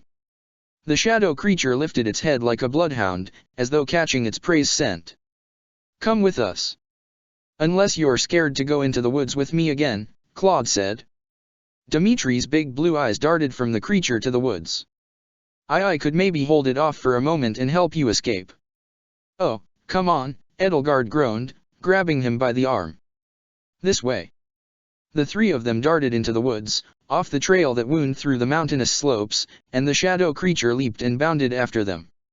Mist trailed from its body on intangible winds as it clambered across the dirt and stone on all fours, its spidery fingertips scraping against the ground. It came to a stop right at the border of the road and the woods, sniffed the air, and took its first steps off the road, rustling laden boughs in its wake. The three of them bolted, darting across the hilly terrain of the forest as the creature stalked behind them, weaving through the trees. At last, hearts pounding, blood singing in their ears, they found a large old fir tree with exposed gnarled roots arching over a hollow in the forest floor with just enough room for the three of them to hide in. Edelgard, Claude, and Dimitri darted around the tree's trunk, down the slope, and hid in the cramped little space under the roots. The sound of iron against stone grew louder and louder as the creature drew nearer and nearer. As quietly as he could, Claude drew the folded canvas tarp out of his backpack, and the three of them all worked swiftly to unfold it and cover themselves with it. They waited in darkness, listening to the sound of sharpening knives and the crunching of snow under the creature's feet. Edelgard felt too many tiny legs tickle against her toes and suppressed a shudder. The sound of the creature drew closer and closer, and little reverberations traveled through the soil and roots overhead. It was standing right on top of them. Edelgard's little heart pounded against her little ribs. Dimitri held her tight. Claude kept a white-knuckle grip on the edge of the tarp as he held it up. They all held their breath, their lungs burning. And then the creature's footsteps began to grow quieter and quieter, more distant, until finally they faded away entirely. Edelgard, Claude, and Dimitri let out a collective sigh, though their collective pulses still raced. "I think I'd have preferred the Agarthans," Dimitri muttered while Claude stowed away the tarp. He took the ragged half-cape he'd torn off his father's body and laid it down on the dirt and snow in front of Edelgard. "Claude, you've already got that heavy pack," he said, "so I can carry Elle for you. Elle, just wrap your legs up in this cape." "We're good," Claude said testily. "Right, Elle." Dimitri winced at the sound of that delicate little epithet in Claude's mouth. "We can trust this Dimitri, right?" Edelgard asked, taking the cape and wrapping up her legs in it. It was mostly dry, aside from a few bloody patches here and there, and compared to the snow it was warm. "Besides, I don't want to get frostbite." "And he's right, you're carrying enough already, Claude." Claude's frown tightened. Edelgard sighed. Was he going to be overprotective like this as long as Dimitri was with them? "I could ride on Dimitri's back," she suggested. "Good idea, Edelgard," Dimitri said, helping Edelgard up. She wrapped her arms over his shoulders, he braced his arms behind his back to support her, and the three of them set out deeper into the woods. Edelgard had to admit that she was both relieved and worried to find Dimitri here. It seemed that this phenomenon, whatever it was, had sucked in everybody with a link to the Crest of Flames. When Claude made that connection, he'd likely start getting suspicious and wondering who Edelgard really was. And she could still feel her scales slithering and feathers ruffling under her skin, just waiting to sprout like seeds beneath the ground. After a short hike deeper into the woods enough to make certain the creature had not somehow followed them, they found a dry spot beside the trunk of a great fir tree where the three of them could sit down and have some semblance of a quick, light breakfast. The rations Claude had in his pack were tough, stringy, and tasted more like salt than meat, but a few morsels of jerky between the three of them proved filling and unexpectedly enjoyable, even if Edelgard had to chew exclusively on the right side of her mouth out of care for her loose tooth. "So, Claude," Dimitri said. His breath was still short, his shoulders still tense and heaving. "I'd like to know what fresh hell you've gotten the two of us into this time." "This time? Oh, right. The weapons cache. Pretty fun, huh?" "Fun? Claude, Elle, and I were nearly trapped 2,000 years into the past." "You were what?" Edelgard asked, feigning ignorance. "So was I," Claude added with a flippant wave of his hand. "I got out of it just fine. I knew you two would make it out, too. Besides, it's not like I left you guys behind on purpose." "I suppose," Dimitri grumbled, unconvinced. "Sorry, Edelgard. This must be so confusing for you." "I can manage," Edelgard said. "Dimitri, do you remember how exactly you ended up here?" "I fear my memory is in shambles," he said. "You and the other you were fighting Rhea together. I think we defeated her, but just before we could leave, something happened. I can't put my finger on the details, but something attacked us, or perhaps there was a storm of some sort. When I woke up, I was on that road, lying in the wreckage of that carriage with," his voice cracked, and his steady walking pace came to a halt. With my father's corpse on my lap." Edelgard, who could do little else without exposing her deception to Claude, patted him gently on the shoulder as he whimpered and sniffled.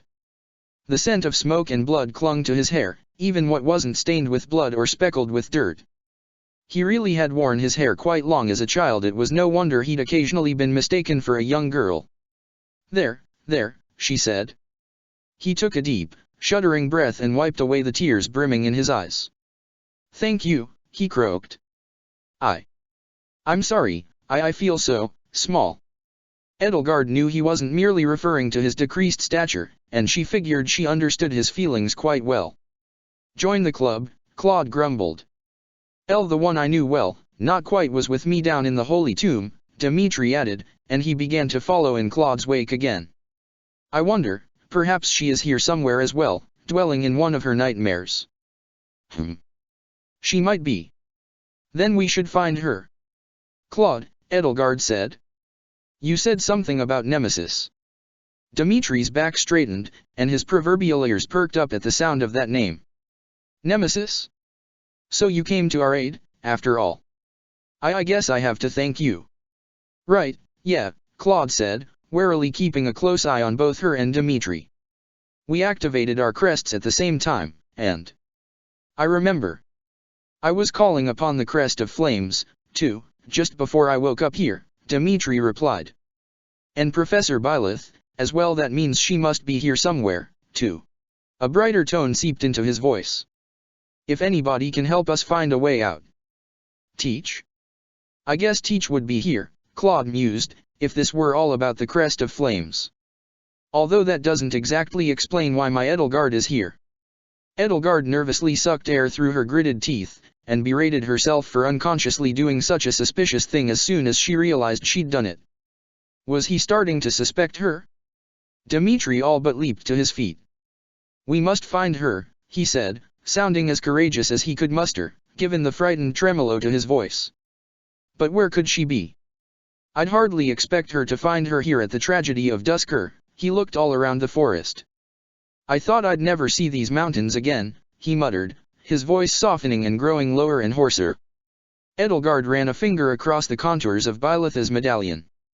From what she could remember from her visions, the Byleth Claude knew hadn't worn anything like it, and so she shouldn't be able to recognize it, either, so she could say nothing about it but hope that Dimitri noticed it. Wait, Dimitri said. He noticed Byleth's medallion, his eyes widening. Claude, show me that dagger of yours again. Claude pulled it out. I'm not giving it to you, you know, he sighed. I know what that means in Faerghus. Dimitri's entire face turned tomato red.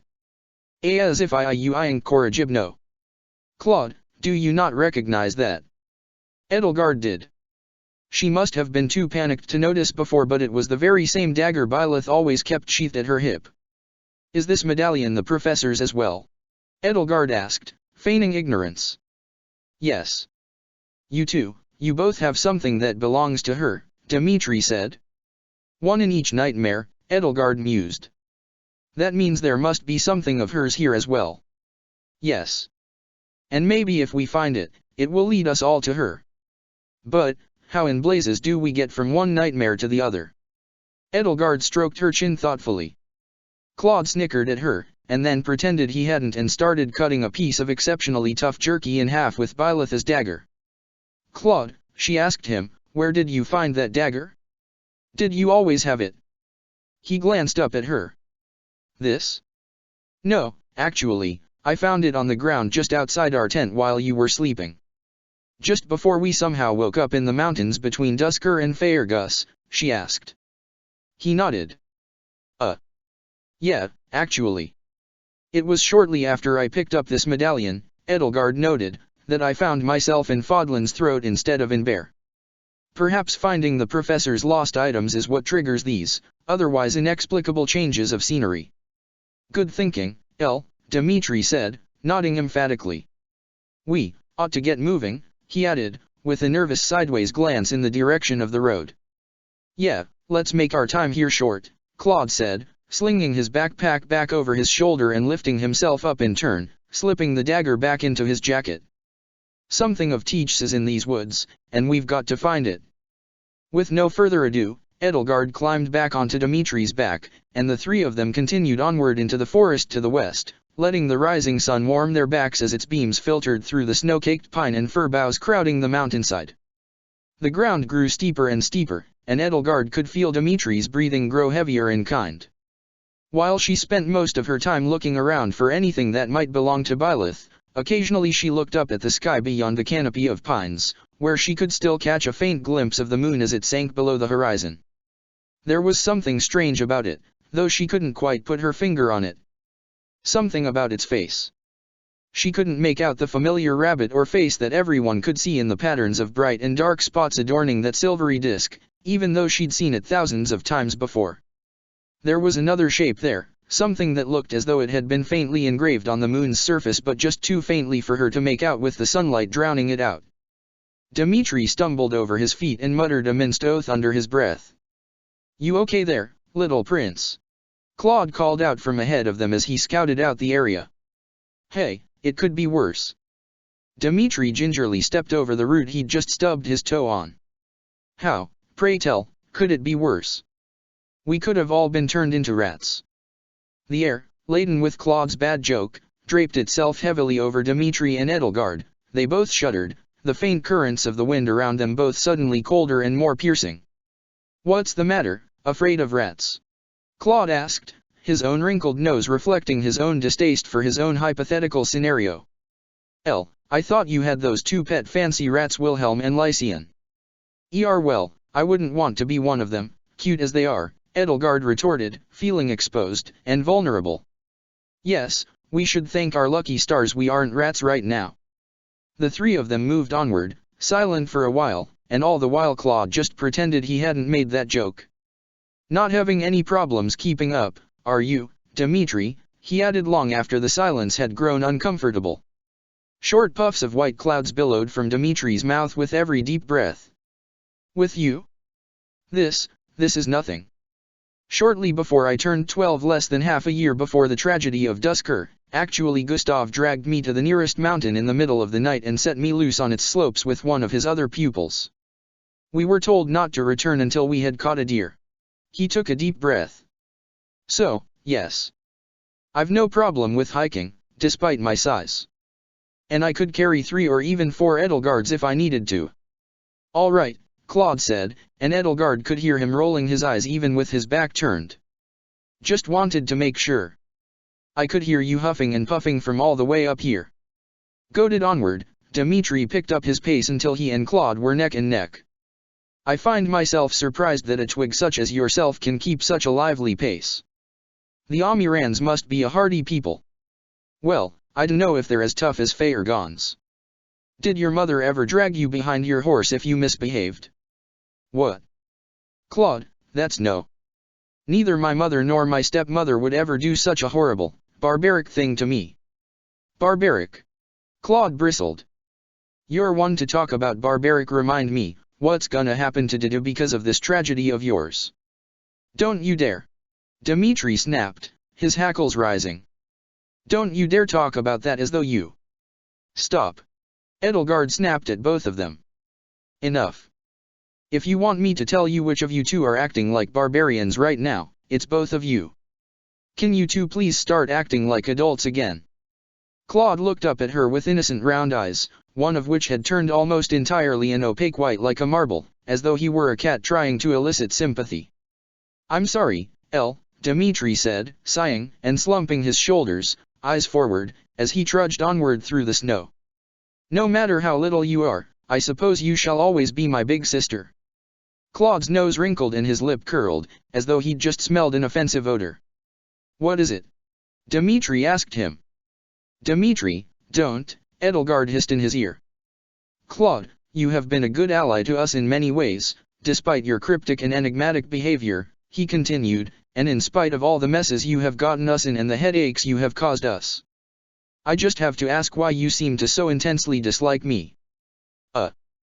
What? Claude let out a little chuckle and looked away from him. It's fun to rile you up, that's all.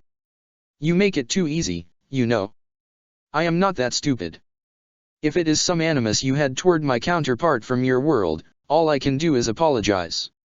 Oh, don't worry, no need to waste your breath on it, it's fine. It doesn't seem fine. Don't make me shout at you two again, Edelgard sighed, but her words, it seemed, fell on deaf ears. At least in her world, Dimitri and Claude had been at least a little more cordial toward each other, but perhaps that was only because for 5 years they had a common enemy in her. Did she have to be the bad guy again to get them to stop fighting? What did I do to attract your ire? Dimitri snapped. Tell me, Claude. So long as we are stuck here. You murdered the girl sitting on your back while I was trying to rescue her, Claude snapped back. Rescue her from you? Dimitri nearly dropped Edelgard in shock. His arms fell to his sides, and Edelgard had to tighten her grip around his collar and squeeze her knees against his sides to keep herself from falling into the snow again. I'm sorry, he said. I couldn't have meant to do that, but, for what it's worth, he sighed. Edelgard, if you'd rather I didn't carry you, I understand. Oh, here comes the sob story, Claude interjected, rolling his eyes again. You swallow up sympathy the way whirlpools swallow up ships. He doubled over and clutched at his left hand again, as though a tremendous pain had suddenly racked it. Claude, are you all right? Edelgard asked. She made to climb down from Dimitri's back. Wait, you'll hurt your feet, walking through this snow, Dimitri protested. Claude squeezed his eyes shut, gritted his teeth, and forced himself to stand up straight again. Sweat beaded his bronzed brow, and he gingerly cradled his hand in his other hand. "Yeah, don't give her up, now that you've got her by your side again," he hissed through gritted teeth. "Right, Dmitri? That's what you're thinking right now." "I'd like you not to put thoughts in my head," Dmitri growled, though in his current state his growl lacked every trace of whatever menace it could typically call upon. "Pretty empty in there, otherwise." "What's wrong with your hand?" Edelgard asked Claude. "It just gets a little sore sometimes." He grafted Thal's hand onto his own arm as part of some ridiculous labyrinthine plot, Dmitri explained to her. "It came in handy at Research Facility Omega, didn't it?" Claude asked, wiping his brow. "Anyway, Dmitri, that reminds me, considering you've got an Edelgard who's planning on leaving you soon, I wonder if you'll be able to stand letting her go. You know, based on past experience." Edelgard had to wonder if Claude had already caught Onid onto her act of deception and was needling her just as much as he was needling Dmitri. "Claude, stop," she snapped. "You're acting like a child. This is a far cry from the Claude von Regan I would have followed into hell." Her words were swallowed up by Dmitri's next line of invective. "Are you so petty, Claude?" He spread his arms wide, inadvertently letting go of Edelgard, and she found herself swiftly plummeting back to the ground with a sharp yelp that fell on deaf ears. "Will it satisfy you if I gave you one free shot at me? Go ahead and hit me if it will." Claude laughed. "Are you kidding? I got my fair share of catharsis the last time I chopped your head off." "You what? You really made me work for it, by the way. I had to shatter both your kneecaps with fail not before I could even get close. This isn't a grudge, Your Majesty, I just know what kind of person you are deep down." "What was it Felix called you? The boar? Well, I guess boars do have a reputation for gluttony." Dmitri drew his fist back and reached out to grab Claude by the collar of his jacket. "If you want to hurt me so bad, go ahead, but I won't make it easy. Both of you, stop it right now." Edelgard shouted out at the top of her lungs before the two of them could come to blows, pulling herself free of the late king's fur-lined cape. Her fingernails bit into her palms as she clenched her tiny fists. "Dmitri! Claude! Why is it that I, a literal 8-year-old girl, have to be the more mature one out of the both of you? Why do I have to tell you to stop? Why can't you stop yourselves?" The two of them stared at her. "Pull yourselves together. We're supposed to be looking for Professor Byleth, not squabbling among ourselves. No matter the shapes and sizes of our bodies, we're all still adults. Look at me, I'm scarcely 4 feet tall and I've got a tooth loose in a skinned knee, and my feet hurt, and I'm hungry and I just want to go home and I have to put up with you too." She felt something warm and wet trickle through her fingers, looked down, and slowly opened her clenched fists to find a neat row of bloody pinpricks on her soft palms and little talons sprouting from her tiny fingers. Slowly, dreading every second of it, she reached up to the sides of her head with her trembling little hands and felt stubby little horns starting to curl around her ears, which had themselves grown sharp and pointed. Dmitri gasped, a flush of shame reddening his boyish face. Claude, still standing a few paces from him, looked absolutely mortified. "I can explain," Edelgard mumbled, her voice small and hoarse as her echoing outburst settled in the quiet, still winter air. And then the pain in her hands reached her brain in an overwhelming wave of sharp and stinging heat. She choked back a sob and tried her hardest to keep herself from crying. In her current state, she had to try 10 times harder to force it all down. In her current state, she figured she could manage 7 or 8 times harder than usual. What came instead of tears, though, was a flood of memories rushing through her mind in a visceral torrent of blood and wind and bone and breaking upon her like waves upon a rocky shore. The golems clustered around the moving elevator platform raised up their long, spindly arms, conjuring searing spears of burning light that drove back the gloomy jade glow permeating the holy tomb, but all suddenly halted in their tracks, as though time itself had stopped. The resonant reverberation of 5 crests in unison made the air shimmer and seemed to rattle the very bones of Garag Mach Monastery, as though every single stone brick and iron nail, every wooden beam and copper shingle, every marble tile and gilded statue were all part of one enormous tuning fork humming a single ethereal note. Geralt's crest of Ceros, Dmitri's crest of Bladded and crest of Flames, Byleth's crest of flames, and Edelgard's own crest of Ceros washing over all of Gareg. Mach. The fissure running through the holy tomb, the black chasm in which the holy corpse of the dead goddess Suthis dwelt in eternal mindless slumber, yawned and cracked, gaping like a toothless smile as jade floor tiles crumbled and fell into the abyss. Edelgard felt pain wash over her, enough to make her scream out, enough to make the stump of her severed wing and a myriad of other injuries vanish next to the throbbing pain that caught her skull in a vice and squeezed her brain to a pulp. Dimitri's hands flew to his brow, his blood and grime-caked fingernails seeking old scars, and Byleth's grip loosened on Rhea, her flesh pale, her eyes wide, her mouth hanging open agonizingly wide as though her jaw had become unhinged, like a snake's. A tritone scream cut through the air, 3 voices in unison, as a skeletal paw curled over the lip of the chasm with its bony talons each as long as a full-grown wyvern from tip to tail digging deep scores into the floor of the holy tomb.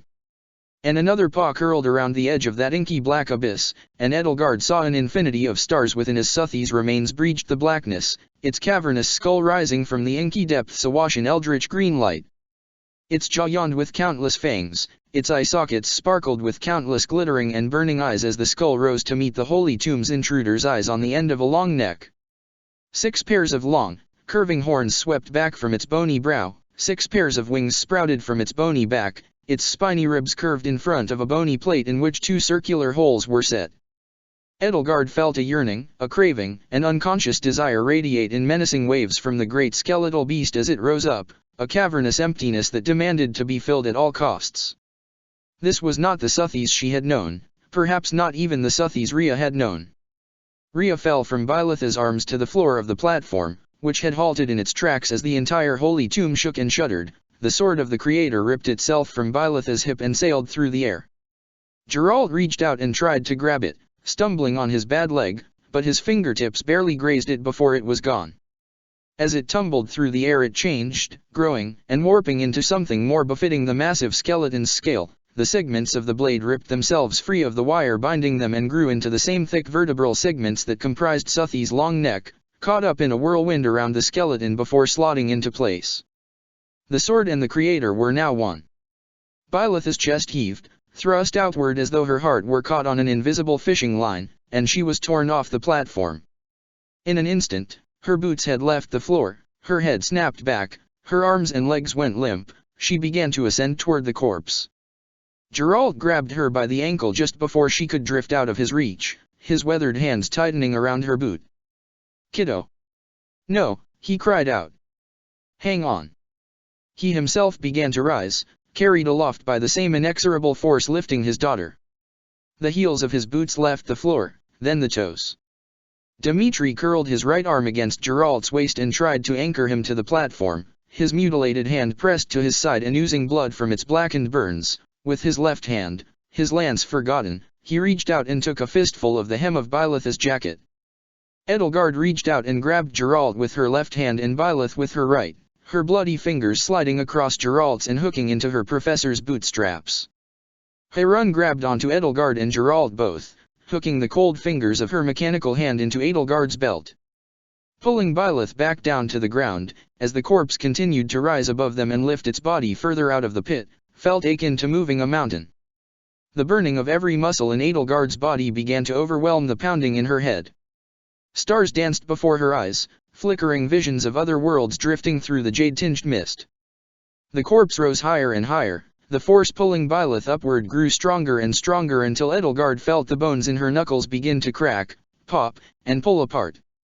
Byleth's screams grew louder and more anguished. Harun's metal fingers creaked and groaned from the strain. Geralt let out a long, low roar, equal parts furious, terrified, anguished, and agonized, as his own battered and broken body was pushed to its limits. His bad leg crumpled beneath him. He was the first to lose his grip on Byleth, followed by Dimitri, whose hand came away with a ragged fistful of the hardy grey cloth of Byleth's trademark jacket, and Edelgard, though she held as tight as she could, felt her fingers slide off of the leather of her boots as well. Behind her, Harun's fingers sheared through her belt, and she felt her own feet leave the floor as she threw up her other hand to get a firmer grip. In a whirlwind, Edelgard found her position abruptly altered. Now Harun's fingers, flesh and metal alike, were firmly clutching the plumed tip of her tail, and Dmitri had her by the ankle, screaming out until hoarse as the cracked and charred skin of his right hand split and oozed. Geralt was all that tethered him to the platform. Byleth lurched higher into the air as the tips of the corpse's horns brushed against the holy tomb's ceiling. Edelgard felt Hubert's hands slip away from her tail with nothing in their grasp but a fistful of raven plumage, and lurched again before Dimitri's hands tightened around her ankles like shackles. Heron's faltering grip found Dimitri's right leg, and Geralt's his left, and together they fought desperately to anchor the lengthening human chain between themselves and Byleth. "Bye!" Geralt howled. "Kid! Hold on! Lady Edelgard!" Heron cried out. The stone ceiling of the holy tomb parted as though they were mere clouds, and the deafening roar of 1,000,000 tons of displaced earth and stone drowned out all sound. A cracked and broken red jewel descended upon the corpse, orbited by ruby rings made from shards of its shattered face and adorned with the sigil of the crest of flames, and slotted into place behind its ribcage. Green and red flames and wisps of silver and gold light began to wreath the corpse's bones like moss growing across stone. Rings of crimson and white fire encircled the corpse's bony brow and sweeping horns like many shining diadems. The air within the span of the corpse's wings began to rip itself open, revealing gaping portals into the darkest star-studded depths of the heavens. Geralt and Heron cried out in unison as their own feet left the platform in spite of their best efforts, and the human chain began to lift itself up unfettered. Heron fell, clasped Geralt's leg with her right hand, and with her left buried her metal fingers deep into the stone in one last desperate attempt to keep them all from flying off. Ice flowed down her arm and across the platform, creeping into the stone, wreathing tendrils around it, gluing it to flesh and bone. The segments of Todd's Ritter armor under her cloak, grey and inert, began to crack and split apart.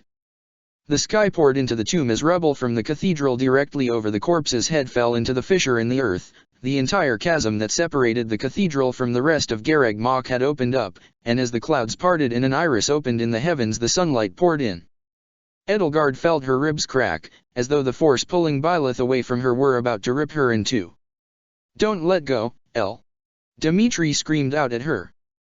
"Professor! Please! You have to fight back!" Byleth's head craned backward as the arch of her back deepened, her luminous mint hair blown every which way in the tempest. Her eyes, Suthi's green, no longer entirely hers, were as vacant as they were deep, and they stared out as sightlessly as a corpse's. Her foot slipped out of her boot, leaving Edelgard empty-handed. She reached out again, fear flooding her body, desperate to get one more firm grip. She lost her. She lost her again. Once more, swallowed up by the maelstrom. Once more, snatched away by fate. Once more, ripped from her grasp, and Edelgard could only watch as the nightmare played out again before her. No. She wouldn't let it happen. She wouldn't let her professor vanish into the infinite darkness of the unknown. She had saved this world's Dmitri, and saved this world's Ingrid, and so many others, and she was not going to miss a chance to save this world's Byleth. She would not allow it. "My teacher," she shouted out over the maelstrom within and without. She strained again, reached out with all her will, all her strength, every last scrap of determination in her weary and broken body and more. And, as Byleth's body, long restrained, shot toward the corpse like an arrow, Edelgard saw her outstretched hand unravel itself, skin, muscle, scales, feathers, bone, and all like thread from a spool. "El!" Dmitri cried out, 1,000 filaments of light unraveling the scarred seams of his face and his hands. "Lady Edelgard!" Heron wailed. "Byleth!" "Edelgard!" Geralt howled. No. The long loose threads of Edelgard and Dimitri's lives, caught up in the twisting winds, doggedly pursued Byleth to the heart of the corpse, and all the while, all that remained of Suthi's rose higher and higher toward the apex of the world. Edelgard opened her eyes and squinted through the stinging sunlight. She was moving. Being carried, that was, in Dimitri's arms. A smile brightened his face. "El," he whispered, his voice low. "Are you all right?" She nodded and looked ahead. Claude was keeping a wide berth between himself and both of them, stalking the woods like a hunter with his eyes on every nook and cranny where some personal effect of Byleth's might hide. She supposed she'd broken his heart, but she hadn't known what he might have done or how he might have stood in her way otherwise if he hadn't thought she was his Edelgard. Perhaps it would prove unnecessary with further hindsight, but for now she still considered it a reasonable precaution. Still, her cover was blown now, and Claude's emotional wounds from his Edelgard's death had already been freshly ripped open by Dimitri's arrival. He was unpredictable now, as Claude always was, but now even more so. "I'm glad to have you here with me," Dimitri added, keeping his voice low enough that Claude, probably, couldn't hear him. "Is it strange to say I'm happy to have the opportunity to see you like this? Small, weak, defenseless, and wrapped firmly in your arms?" Edelgard inquired, only half joking. Dimitri let out a nervous laugh. "No, just I'd forgotten the face of the girl who'd taught me to dance. Seeing you like this, I can finally remember it again." "Well, I was older when I met you," she mumbled, feeling her cheeks turn hot. "I'm sure I'd grown quite a few inches between my 8th and 11th year. Actually, I think you can let me down now, D." "What?" "But the snow." "One of the advantages of scales," Edelgard said, closing her eyes and focusing on the dragon inside her. "I should be fine." He let her down, and at last Edelgard stood on her own 2 feet without feeling any discomfort from the rough ground or bitter cold snow. "Thank you. And now I can recall at last the face of the boy I taught to dance, as he was in those days."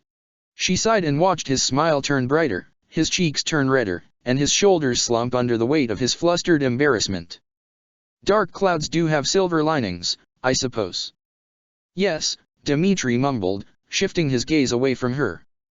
As the sunlight fell upon him through the trees, Edelgard noticed stray, subtle streaks of silver in his golden hair and, she confirmed, glancing ahead, in Claude's dark mop, as though the ravages of the crest of flames were bleeding into the two of them the same way Claude's pale head or Edelgard's inner dragon was. "That is a silver lining," Dimitri added, "that whatever happened to bring us to this dream world, at least we are in it together, and we can regain something we had both lost. I just wish I could put my finger on what happened." "I know what happened," Edelgard said. She busied herself with observing the surrounding foliage for any sign of Byleth's belongings, but let her gaze travel past the forest canopy, where she could still just barely see the faded image of the full moon against the periwinkle sky, the shape marring its once familiar surface. It was the all too familiar butterfly wing loops and whirls of the crest of flames, engraved upon the moon's very face. "Suthi's corpse has returned to life, or rather, some semblance of it," she explained to Dimitri. "It has absorbed the sword of the Creator into itself, and Professor Byleth as well." "What?" Dimitri gasped. He squeezed his eyes shut, his expression pained. Now that you mention it, Oh, no." Claude, having overheard, made his way back to the two of them, begrudgingly. "Care to repeat that, Edelgard? I could have sworn you just said the goddess came back to life and ate Teach." His tone, though frosty and guarded, failed to fully belie his concern. "That's the gist of it. We held on to her as best we could, but when the corpse snatched her up, we were taken along with her, and somehow, you must have gotten drawn in with us. We're inside Suthi's right now, some nether world within her soul." Dimitri was utterly dumbfounded. "We are, inside the goddess. Isn't that supposed to be your idea of heaven?" Claude asked, looking around the forest with an unimpressed frown. "Eternal bliss within the goddess' bosom, this isn't." Edelgard nodded. "First Remire, then Derdriu, then New Babel, now this," Dimitri sighed and shook his head. "Somehow, Claude, you have a knack for drawing us into insane situations." Claude rubbed his hand, then raised it to his eye, as though both pained him. "Maybe the common thread is you. Who's more of a fool, the fool, or the fool who follows him?" 4 simultaneous activations of the crest of flames must have fully awakened the corpse, Edelgard reasoned, beyond the scope of even what happened last time in the Holy Tomb. And of course, just like last time, it's trying to make itself whole again. This is exactly what Rhea wanted, though I don't think even she thought it would or even could work out like this. She thought about the performance Byleth had put on, but that had been just that, an expertly performed ruse, based on Byleth's intimate knowledge of her friend. And that Suthi's had only been a single facet of the goddess' entire being. As for the rest of that eldritch creature, who knew what it might want, or what the vast abyss of death might have done to it? "We don't know what sort of consciousness might arise within Suthi's if it fully integrates our professor into itself," she concluded. "We cannot simply hope for the best. I doubt it'll be that cheeky little ghost that floated by Teach's side, Claude quipped. You could see her. Edelgard gasped. All this time, you could see and hear her. Ghost? Dimitri asked, a puzzled furrow to his golden brow. See and hear what? What are you talking about, El? Yeah, and sometimes it was pretty hard to pretend I couldn't, Claude answered, ignoring Dimitri, which was probably for the best and must have taken great self-restraint. But anyway, let's see if I've got this straight. We're not just looking for Teach, we've got to rescue her. From the goddess. Edelgard nodded. And they all had to hope that they would not be too late, although her mind dwelt on Bylitha's earlier performance and forced her to wonder anew if it really had been a performance, or if the goddess had truly taken hold of her, and if she had even let her go at all. All right. Let's go. The three of them picked up their pace, scanning the woods, pressing onward, until at last they reached a clearing. And found the exact same road they'd fled from. The exact same wreckage of the exact same carriages. The exact same bloody, headless corpse of King Lambert. What the Dimitri gasped. We've gone in circles. No, we haven't, Claude said. We've been keeping the sun at our backs this whole time. We have, Edelgard confirmed. Which means it's not us going in circles. But the world itself, Claude finished, begrudgingly. This is a pretty small place, I guess. But we were going uphill the whole time, and the forest looks like it goes on just as far as it does in real life, the same road. Dimitri shook his head as though to toss his questions out of his mind. It's smaller on the inside, Edelgard mused. Even so, where do we search now? What do we do? Even if we split up, no matter how small this world is, how can we search the entire woods? Especially with that creature in it, he continued, throwing up his hands. Well, you bagged a deer once when you were this old, Claude said. Dimitri was right. The three of them were searching for a bauble or trinket, not a person or wild game. Edelgard racked her brain. They had to be overthinking this. The dagger and medallion had been found without needing to search at all. She and Claude had simply stumbled across them. It couldn't be as simple as just waiting for Dimitri to trip over it by accident, the way Edelgard had tripped over the medallion and Claude had just found the dagger by chance, could it? At least, Dimitri sighed, we can scavenge weapons from the carriages, so that we can defend ourselves if we run afoul of that creature again.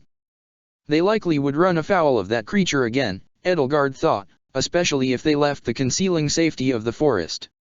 But like he said, if that did happen, then it would help to have weapons. In her current body she doubted she could handle anything bigger or heavier than a wooden training sword, but Claude and Dimitri could certainly fight. We'll have to make quick work of our scavenging, she said. Let's go.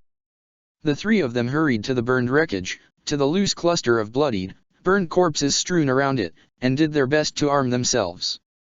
To creep among the broken bodies of King Lambert's retinue lent a chill to the air deeper than the winter air.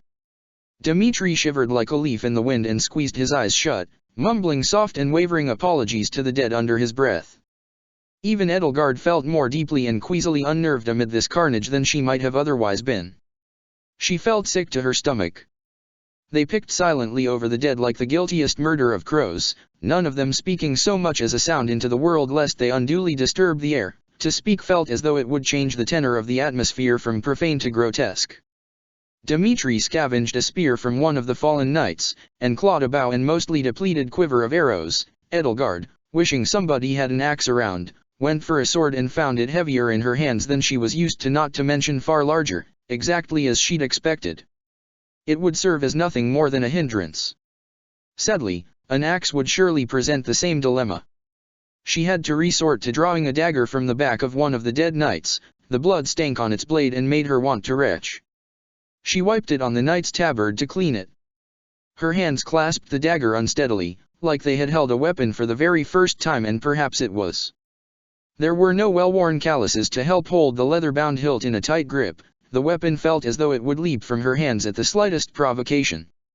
Dimitri and Claude handled their weapons much better, but even so still looked awkward, brandishing weapons built for adults, the mismatched proportions of blade and body accenting their smallness and scrawny builds.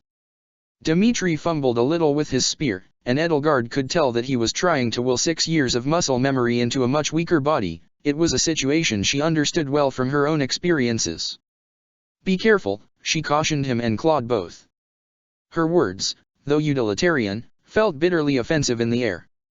Perhaps it was her current physical state that had so drastically lowered the jaded tolerance years of fighting and killing had drilled into her. As well trained as your bodies already are in their current state, your minds are going to expect a level of strength and skill that they won't possess for years to come. "I know," Claude said, twirling one of the few arrows in his quiver between 2 fingers. "This isn't my first time breaking in a wild wyvern." Proverbially. As if on cue, the arrow leaped out of his hand, and he nearly put his eye out from fumbling to keep it from falling. "Well, we've got what we came here for," Dmitri muttered, his expression bleakly morose, his little voice squeak of a voice cracking. He sniffled and dried his eyes on his sleeve. "Let's let the dead lion get back to our search." And then the sound of sharpening knives filled the air. Edelgard, Claude, and Dmitri immediately rushed for the cover of the overturned burnt-out wreck of King Lambert's carriage and ducked behind it. While the two of them clutched their weapons firmly, with Claude readying an arrow to knock to his bow, Edelgard peered out through a gap in the carriage's frame as the creature slunk onto the road, lifting its head above its hunched shoulders and sniffing the air. The creature was intangible. Its body was not solid at all, but seemed like a thin skin made from ribbons of miasma wrapped around an invisible skeletal structure, roiling gaps in its skin showing nothing but a hollow emptiness inside. Black cords and tassels of the same misty substance dangled from its body, and 3 pairs of curving horns sprouted from its mane. It had a human face, but its eyes were gaping holes like a mask with a green light inside the creature's head bleeding through like a candle in a lantern. Smoke billowed from its empty wrappings in curling wisps. And Edelgard noticed that at the tips of its unnaturally long arms and legs there were no hands or feet but rather the sharp end and spiny segments of a familiar blade, and it could scuttle on its legs or on all fours like a spider. That was what had lent the illusion of its limbs being so gangling in comparison to its body. She pulled her head back down when the creature's head pivoted on its neck and it stared straight at the carriage. Her breath felt stale in her lungs. Had it seen her? Should they wait for it to pass them by, or bolt for the relative safety of the woods, where the trees could better conceal them? The sound of the creature's scraping footsteps neither stopped nor came closer, as though it were pacing back and forth across the road. Edelgard found herself reminded of the ghosts that used to defend the Holy Tomb and their thoughtless, regimented movements. A black blade of pure shadow ripped through the burnt undercarriage with a spray of charred splinters. Dmitri let out an involuntary scream. "Run!" Edelgard shouted out to him and to Claude, stumbling to her feet as the blade yanked back on the carriage and tore its husk right off the ground. It retracted back into the creature's forearm, which had taken on the silhouette of the sword of the creator's whip blade. Those were the spindly tips to its limbs, mist and miasma fashioned into the hollow outlines of the fell star's own spine. Edelgard, Dmitri, and Claude all ran. Claude knocked an arrow to his bow and fired on the creature as it skittered on its 4 blade-tipped legs after them, but his shot went wide. They dashed into the forest, weaved this way and that, stumbling down the same sloping terrain they had previously hiked up. The creature pursued them, weaving through the woods after them. It caught up too quickly. Dmitri managed to swat aside the swipe of its blade arm with his spear, but was nearly knocked off his feet all the same from the force of the blow. Luckily, Claude's next arrow found its mark, striking the hollow socket of the beast's eyes and forcing it to stagger and stumble backward. It bought them a few seconds longer to get some distance between them and the creature. Dmitri broke away from the others. "This way. I see something," he cried out. Edelgard followed him, and Claude reluctantly, if his sour expression was anything to go by, did the same, loosing one last arrow at the creature to further halt its progress. She caught a glimmer in the trees as well, another gleam of some object that did not naturally appear in the forested mountain slopes of Faerghus. It was a small piece of armor, half buried in snow and tucked away beside a tree's gnarled roots. The creature leaped over Edelgard and Claude, falling into their way and cutting them off from Dmitri as he scrambled for the scrap of armor. It reared back on its spindly legs, its blades sinking into the snow and soil, and lashed out with whipping arms. Dmitri ducked under them, scurried between the creature's legs, but it backed up with a hasty flurry of its blades, nearly dicing him to mincemeat. Edelgard grasped her dagger as tightly as her hands could manage, She could not stand idly by and let Dmitri fall prey to this shadowy thing. While the creature's advances pushed him backward and tore his spear from his hand, she threw herself at the creature and drove her dagger as deeply as she could into the small of its back, the highest part of its body she could reach. With a surprised shout, Claude grabbed her by the scruff of her neck and pulled her back as the creature whirled around and turned on them both. And then there was no creature. There was no forest. There was no mountain. Dmitri sat cross-legged on the sandy ground, cradling the armor piece he'd found close to his chest. More streaks of silver had found their way into his golden hair now, and a faint scar had begun to form over his right eye. Edelgard could immediately recognize the armor piece. It was a distinctive scalloped piece of polished steel that Byleth wore over her left knee. He panted, still catching his breath, and strapped the armor plate to his own knee, tightening its leather loops as tightly as they could go. There was a weary smile on his face.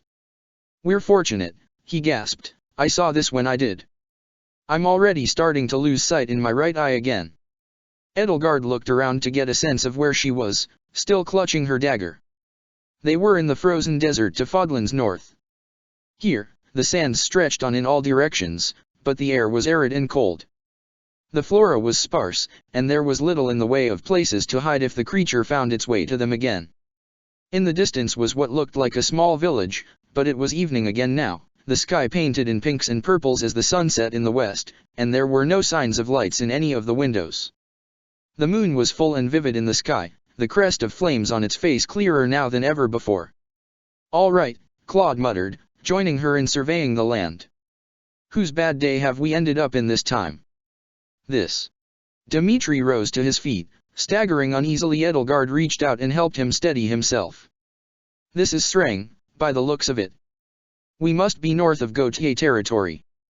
Edelgard fixed her attention on the village in the distance, a group of ramshackle huts haphazardly organized around a rising wisp of curling smoke. The fields surrounding it were empty, though the rows of fences hinted there may have once been livestock kept there. "This is the first sign of civilization we've seen so far. We should see if there is anybody around who can help us." She didn't count on it, but then again, in this strange netherworld there was little to expect. "Let's go." The three of them made their way across the dry and sandy plains, and though the sand was about as cold, Edelgard could only feel glad she wasn't trudging through snow anymore. They reached the village with little incident, and what they saw dashed any hopes any of them might have had of finding people in it. The only people there were burnt remains piled over a funeral pyre in the center of the ramshackle smattering of mud brick and thatch houses and animal hide tents fluttering like tattered banners over the shattered remains of pavilions. In a clearing before the pyre, a symbol had been drawn in ash on the dusty ground, the symbol of the crest of Gautier. Dmitri's face took on a sickly pallor, and he raised his hand to his mouth. "Oh," he moaned. "Human sacrifice," Claude muttered darkly, prodding one of the burnt husks of people with the tip of his bow. "Someone rounded everybody up in town and burned them, like an offering of game and livestock to the gods." The voice was unfamiliar, a low and somber growl brimming with the faintest hints of a barely restrained rage, and out from one of the empty huts, its thatch roof and mud brick wall blackened by flames that had strayed from the pyre, came a tall, muscular man, clad in patchwork armor and carrying a crude iron slab of a sword over his shoulder. Braided dark hair fell over a scarred and weathered face, shot through with streaks of gray, and a bristly beard clung to his chin. His eyes were the color of molten gold, and they narrowed at the sight of Dmitri and Claude. "I guess we were bound to run into you sooner or later," Claude said, nonchalantly as he could in spite of his clenched fists. "Nemesis." A sardonic sneer twisted Nemesis' chapped and bitten lips. "And you must be that annoying gnat on the wyvern. And you," he looked Dmitri up and down, mostly down. "You're the bladed brat. What brings you two to my nightmare?" Dmitri's hair whipped around him as he looked around, panicked, for a weapon he could pick up. Nemesis laughed and shoved his blade into the ground at his feet, then let it stand on its own. Its blade, too, Edelgard noticed, was split into segments along a wire core, as though it were some crude proof-of-concept prototype for the sword of the creator. "Rest easy, brat, there's no sport in killing children." Edelgard kept her dagger tightly gripped in her hands. She and Dmitri, at least, knew enough details of the Red Canyon to not take him at his word. "What? Do you fear I would break you in two with my bare hands?" Nemesis asked. Of course, I could. But this is not the place for us to continue our battle. Latent rage and brimming melancholy glistened in his golden eyes. Perhaps you can tell me what hell this is. When Epimenides and I were felled by Ceros, there was nothing until the worm folk revived me. I was expecting nothing again. To make a long story short, Nemesis, Edelgard spoke up, deciding that at this time she and the others had little choice but to make what peace with this man they could. We have, by some force, been brought to another world built out of the places and times at which the courses of our lives irrevocably changed. I am assuming this to be where yours did. Nemesis took a step toward her and crouched down until he was slightly above eye level. She could read the scars on his weathered, tanned face like a map. Clever little girl, he growled, and with an enormous claw-used hand he patted her on the head, though his gaze fell down to her feet, and her talons and scales, and then drew itself to the sharp points of her ears. She shuddered, expecting the worst. Interesting creature, he simply muttered, and he rose to his feet again in front of her. His golden eyes never left her, and they were piercing and predatory. Dmitri took her protectively by the arm. Do not so much as touch her. Or else what, bladded brat? Nemesis sneered. A child who hasn't even lost all his baby teeth, you're hardly in a position to make demands. Dmitri self-consciously ran his tongue along the gap between his teeth. But somebody who knows the way out of here, Edelgard added, is. There was a curious gleam in Nemesis' golden eyes, but only for a second before he shook his head. And what then? He asked, stepping around her and Dmitri both and trampling over the crest traced on the ground. He kicked at the ashen lines and curves tracing the shape of the crest of Gautier. So I may leave this wretched place and bleed out in the mud. Would such a thing be preferable to living for eternity beside the funeral pyre of your neighbors? She asked. She thought back to what she knew about Sreng. In her world, she'd met with a few of its clan chieftains already regarding its terse relations with the former kingdom and the land that had been stolen from it and given to House Frildarius and Gautier, but she would have hardly called herself an expert on their culture yet. I've been told that in Sreng, death on the battlefield is an honorable one. He let out a bitter laugh. Is that what we still say, 1,000 years later? He sneered. He paced his way to the edge of the cluster of burnt remains, but then stopped, and he was silent for a while. I had a wife, he said at last, his voice low and hoarse, and several sons and daughters here. And the blacksmith who forged the sword for my coming of age, and the artisans I would see practicing their crafts in the market pavilions. The vintner and I had been friends since we could walk. One day, I left them all for the north to bring glory to our clan, and I returned to this. Edelgard's eyes were fixed on the crest of Gautier. Had this massacre been the doing of the Nabateans who had ruled over Fodlan? Decades from now, Nemesis would pay them back 1,000-fold, a city for a village, a race for a tribe, a continent for a clan, just as, over 1,000 years before, humanity and the children of the goddess had laid waste to the earth in an ever-escalating series of violent reprisals. We had thought we were too remote to be in danger from the dark gods to the south, Nemesis said, but a neighboring tribe who had fallen under their thrall knew of us, and determined that we made for fitting tribute. He spat out the last word. He turned his back on the pyre. How, he asked Edelgard without looking down at her or meeting her eyes, do we return to the world of the living? There was a skeptical narrowing of Claude's eyes. You promise you will not hurt her? Dmitri asked Nemesis, still hewing close to Edelgard, still keeping their arms intertwined. As I said, there's no sport in it, he retorted. That's not our concern, Claude said. Do you think I lack discipline? Flecks of spittle flew from Nemesis' mouth. Enough. You are more familiar with this hell than I. Sparing a mongrel child is a compromise I can make. I suppose we have no choice at present but to take you at your word, Edelgard said. Very well. The three of us were all separated in our own miniature netherworlds, but finding certain objects within those worlds allowed us to leave these separate worlds and join forces. We believe that collecting these objects in every world will eventually bring us all back to our own. Nemesis wrinkled his nose. A scavenger hunt, he inquired, bemused. A game for children. Yes, Edelgard said. A game for children. As such, one would think it would be child's play. The faint sound of sharpening knives drifted on the sour wind that blew through the ruined little village.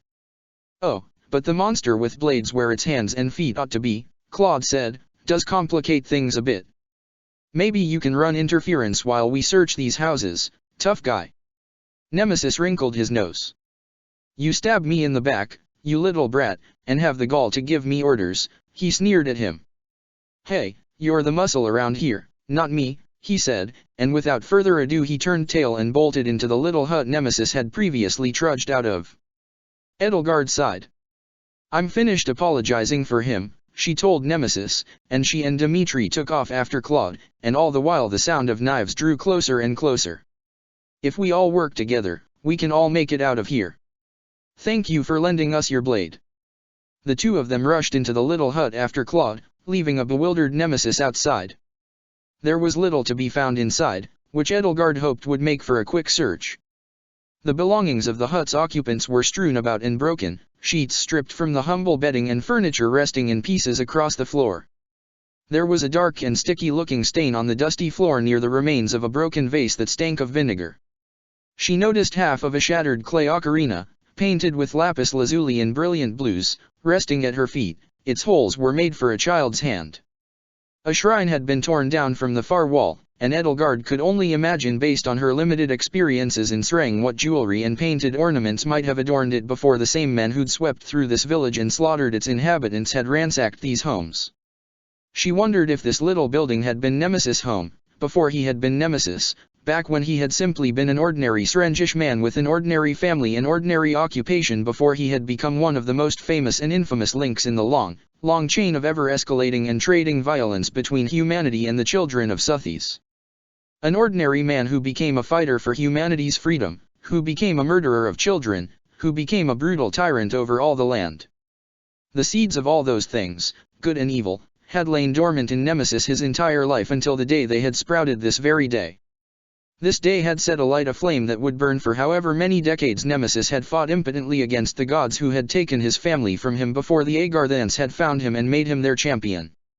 Nemesis, Rhea, and even myself, Dimitri mused as they all studied the mess of the ransacked hut. His voice was low and hoarse, whistling occasionally through the gap in his teeth. How many of the links of this land's chains have been forged by one who made a vow of vengeance, standing waist-deep in the blood of their family? He shook his head. Goddess willing, I will be the last such link. Less pondering, more searching, Claude said, immediately getting his hands all over everything he could reach. Anything of Teach's has got to stand out against all this, right? There was a flash of steel right under his nose, forcing him to stagger backward just before it could slice the very nose from his face. Nemesis' crude steel whip blade buried its tip in the opposite wall near the defiled shrine. Don't you defile my home, brats, Nemesis spat, barging into the hut after them. I have half a mind to slay each and every one of you. A blade of shadow grazed his collar, tearing easily through the leather straps that held a piece of his patchwork armor and furs in place. They sloughed off of his shoulder and hung loosely at the side of his arm as he ripped his sword free and whirled around to bring it to bear against the creature. What the fuck, he snarled at the sight of the stalking shadow creature, barely managing to parry a swing of its blade arm. Like Dimitri and Claude, he was struggling to adjust to a much younger and weaker body, and one without the crest of flames, though, thankfully, he was more than strong enough to hold his own against the creature. He struck it in its side and ripped away long ribbons of its shadowy skin, sparks dancing along the arcs of roiling miasma. Once more, you have our gratitude, Nemesis, Edelgard told him, scurrying across the room. What else of Bylitha's belongings could be here? Her eyes scanned over the wreckage, and if she'd had time to be more leisurely about it, she'd have liked to study in further depth the stick figures painted underneath the window that vaguely described, with a child's unsteady hand and grasp of color, a mother, a father, and 3 children. Aside from that, nothing in particular popped out, though it was, admittedly, rather dark in here. Nothing of Fodlan make here, Claude said. Let's make like a tree and get the hell out of here. Edelgard and Dimitri could hardly even begin to protest before he ran for the back door, dashed outside, and jumped over the remains of a humble wooden fence on his way to the next house. The two of them followed him, and the next house provided more of the same, the broken remnants of stolen lives. Edelgard caught her breath. Are you all right, Elle? Dimitri asked, holding her by the hand. It's all right, Dee, she said, studying the house while the sound of iron scraping against stone and steel clashing against steel rang out, muffled, from beyond the thick clay walls. "We can take a moment to rest when we've made it to the next world." A faint, yet weary smile brightened his face. "I can believe that this is exactly how you acted when you were actually 8. Focus, you two," Claude admonished them. "Save your family bonding for when we're out of here." With a sharp, pained hiss, he clutched at his pale left hand, doubling over. "Claude," Edelgard said, "what exactly is going on? If there's something wrong with your hand, I think it behooves you to tell us." "What could be more wrong with it?" he hissed through gritted teeth.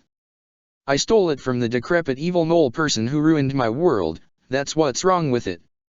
It just stings sometimes. Like a wasp." His eyes were watering. "A really big wasp." "It's okay. I'm fine. I'm fine." "The more you insist, the less certain I am that you are," Edelgard sighed. "I don't see anything that could belong to Byleth in here." Dimitri shook his head. "No. And." The characteristic sound of the stalking creature's blade footsteps began to grow louder. The creature was coming closer. Nemesis couldn't kill it, it seemed, and it certainly wasn't as interested in him as it was in its earlier prey. "We're out of time," he said. "Next house?" Claude asked. "Next house," Edelgard agreed. They hurried out, and found the creature waiting for them on the dusty road of the little village. It pounced on sight, only for Nemesis to catch up to it and strike it in a lashing flurry of steel and wire. It staggered and stumbled on its stilt-like legs, parrying the swings of the blade with its arms upraised like the curled forelegs of a praying mantis. The next house was more of the same. "Nothing," Dimitri said, scowling. He kicked a vase, one of the few things not shattered and broken to bits inside, hard enough to break it, and a torrent of stinking spoiled wine spilled all over his feet. "Nothing. How can we search this entire village?" "As long as Nemesis is willing to act as our human shield," Claude said, "we've got all the time in the world. Although it's a small world, so that's not all that much time, I guess." "Let's move on," Edelgard said. "Surely we'll run into it by accident again." The three of them made for the doorway, and no sooner than they had stepped over the threshold that the creature landed on top of them, holding itself up over their heads on its long, spidery limbs. One of its sword legs swept around, its blade splitting apart and lengthening just like the sword of the Creator. Edelgard heard rather than felt the blade tear through the riding cloak Claude had given her. Dimitri grabbed her and yanked her out of the blade's path, but she felt a razor edge of its shadowy segments against her cheek, just barely, just enough to cut a painful paper cut from her ear to her nose. Nemesis' blade struck the creature again, forcing it to retreat another few steps, for a few split seconds, and in those few split seconds, Edelgard, Dimitri, and Claude bolted across the dusty road that split the village in two. The creature's razor legs struck at Nemesis, their blades weaving around his, but as diminished as he was in this nether world, he, unlike Edelgard, Claude, and Dimitri, was in his prime, and at his disposal he had all of the skill and strength of a great warrior already. Still, though, Edelgard could see him stagger and stumble on occasion, exhibit uneasy footwork or an unsure grip on his blade, that all pointed to his difficulty adjusting to a body that was imbued with less strength and skill than he was accustomed to. But he was also accustomed to dueling in bodies that were not his own, like the revenant shades of his 10 elites. His body here was another puppet, it was only a matter of growing comfortable with wielding it. 4 shadow blades lashed out in turn, and Nemesis deflected each one. It would come as no surprise if his martial skill had already been legendary before he had ransacked Suthi's tomb and received the sword of the Creator from his Agarthan partners. There was a grace and confidence to his swift, strong, brutal offenses that spoke to a great deal of experience with just about any weapon under the sun. That was the sort of holistic skill and discipline it took to wield the sword of the Creator, the same skill and discipline that had always made Byleth so formidable as the Ashen Demon. Slowly, steadily, the creature began to beat a hasty retreat, while Edelgard, Claude, and Dimitri watched from the doorway of the burnt-out little hut across the road. Each swing of Nemesis' blade further diminished the creature, tearing ribbons of shadow from its body and leaving large swaths of its skin missing, showing quite clearly the hollow nothingness underneath. With one parting blow, its leg bit through Nemesis' side, and it scurried off, accompanied by the slowly fading sounds of sharpening knives. Edelgard realized she had been holding her breath. Clutching his bleeding side, Nemesis made his way over to her, and she stepped out of the doorway ahead of Claude and Dimitri to greet him. "You have our gratitude, Nemesis. It seems you've bought us some more time." His fingers dug into his side as blood oozed between them and ran down his knuckles. He didn't speak, he merely scowled and followed her and the others into the hut. This one was like the others, sparsely populated, mainly with things that had been too damaged for the looters to take. But it had also been set fire to, and the wooden rafters overhead were blackened and broken even though the mud brick walls had remained unscathed. There was a perturbed frown on Nemesis' face. One of his other close friends, Edelgard supposed, had lived here. This house had a cellar that reeked strongly of vinegar, and through the hut's flame-scarred back doorway Edelgard could see the shape of a stone wine press and the remains of thoroughly burnt and withered crops stretching on across the plains to the banks of a distant river. This, it seemed, had been the village vintner's house. "If we can ask you for one more favor, Nemesis," Dimitri spoke up, "the item we are looking for should look out of place compared to everything else here. You may be better suited to find it than we are." Nemesis picked up the charred remains of a parchment scroll, its blackened and ashen bits crumbled away and flaked off in his hand. He grunted and set it back down, a faraway look in his eyes. "I have a proposal to make for you," Dimitri continued. "If we collect your body off of the battlefield swiftly enough, we may be able to treat your wounds and restore you to health. I still do not think we had much cause to fight in the first place, and I would be open to inviting you to live in a world where atrocities such as this need no longer happen." "The poison I used on you was just a paralytic," Claude chimed in, and Edelgard could tell that he was lying through his teeth. "The paralyzing effects will wear off in a day or two. I should know, I've tried it out on myself. His Majesty's making a pretty good offer here, Nemesis. You should take it and help us." "I," Nemesis growled, "am already helping. I am permitting you brats to live." Edelgard had to admit that his logic was fairly sound. "Besides, if this is the offer you make to all your enemies, then you've likely made the same offer to that damnable Siros," he spat at Dimitri. "I will not share a world with that loathsome beast." The distant sound of scraping knives returned, faint and muffled. Dimitri clenched his fists. "Can't you see that you did to her exactly what you blamed her people for doing to you?" he snapped, raising his voice in anger. "I do see it," Nemesis said, "and that made slaughtering those beasts and their spawn all the more satisfying." He raised his blade.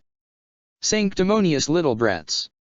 I can rescind my protections whenever I want, so watch your little tongues, else I cut them out." Edelgard admired Dimitri's compassion, but she would have been lying to herself if she'd thought she hadn't expected this. What she hadn't expected, though, had been for Dimitri to tell Nemesis how to find whatever item they were looking for, which meant he no longer needed them to help him escape his own personal hell. "Besides," Nemesis said, a bitter and sardonic grin twisting his lips under his bristly silver-shot beard, "this place may not be so hellish if I can do battle with that creature for all eternity." The sound of the creature's blade footsteps drew nearer, and as a shadow blade burst through the house's clay wall, Edelgard, Dimitri, and Claude took full advantage of the distraction and ran out the back door into the ruined vineyard. They came to a stop well away from the house, standing amid the blackened and withered remains of grapevines. "Damn it," Dimitri panted, resting his hands upon his knees, "what a fool I've been.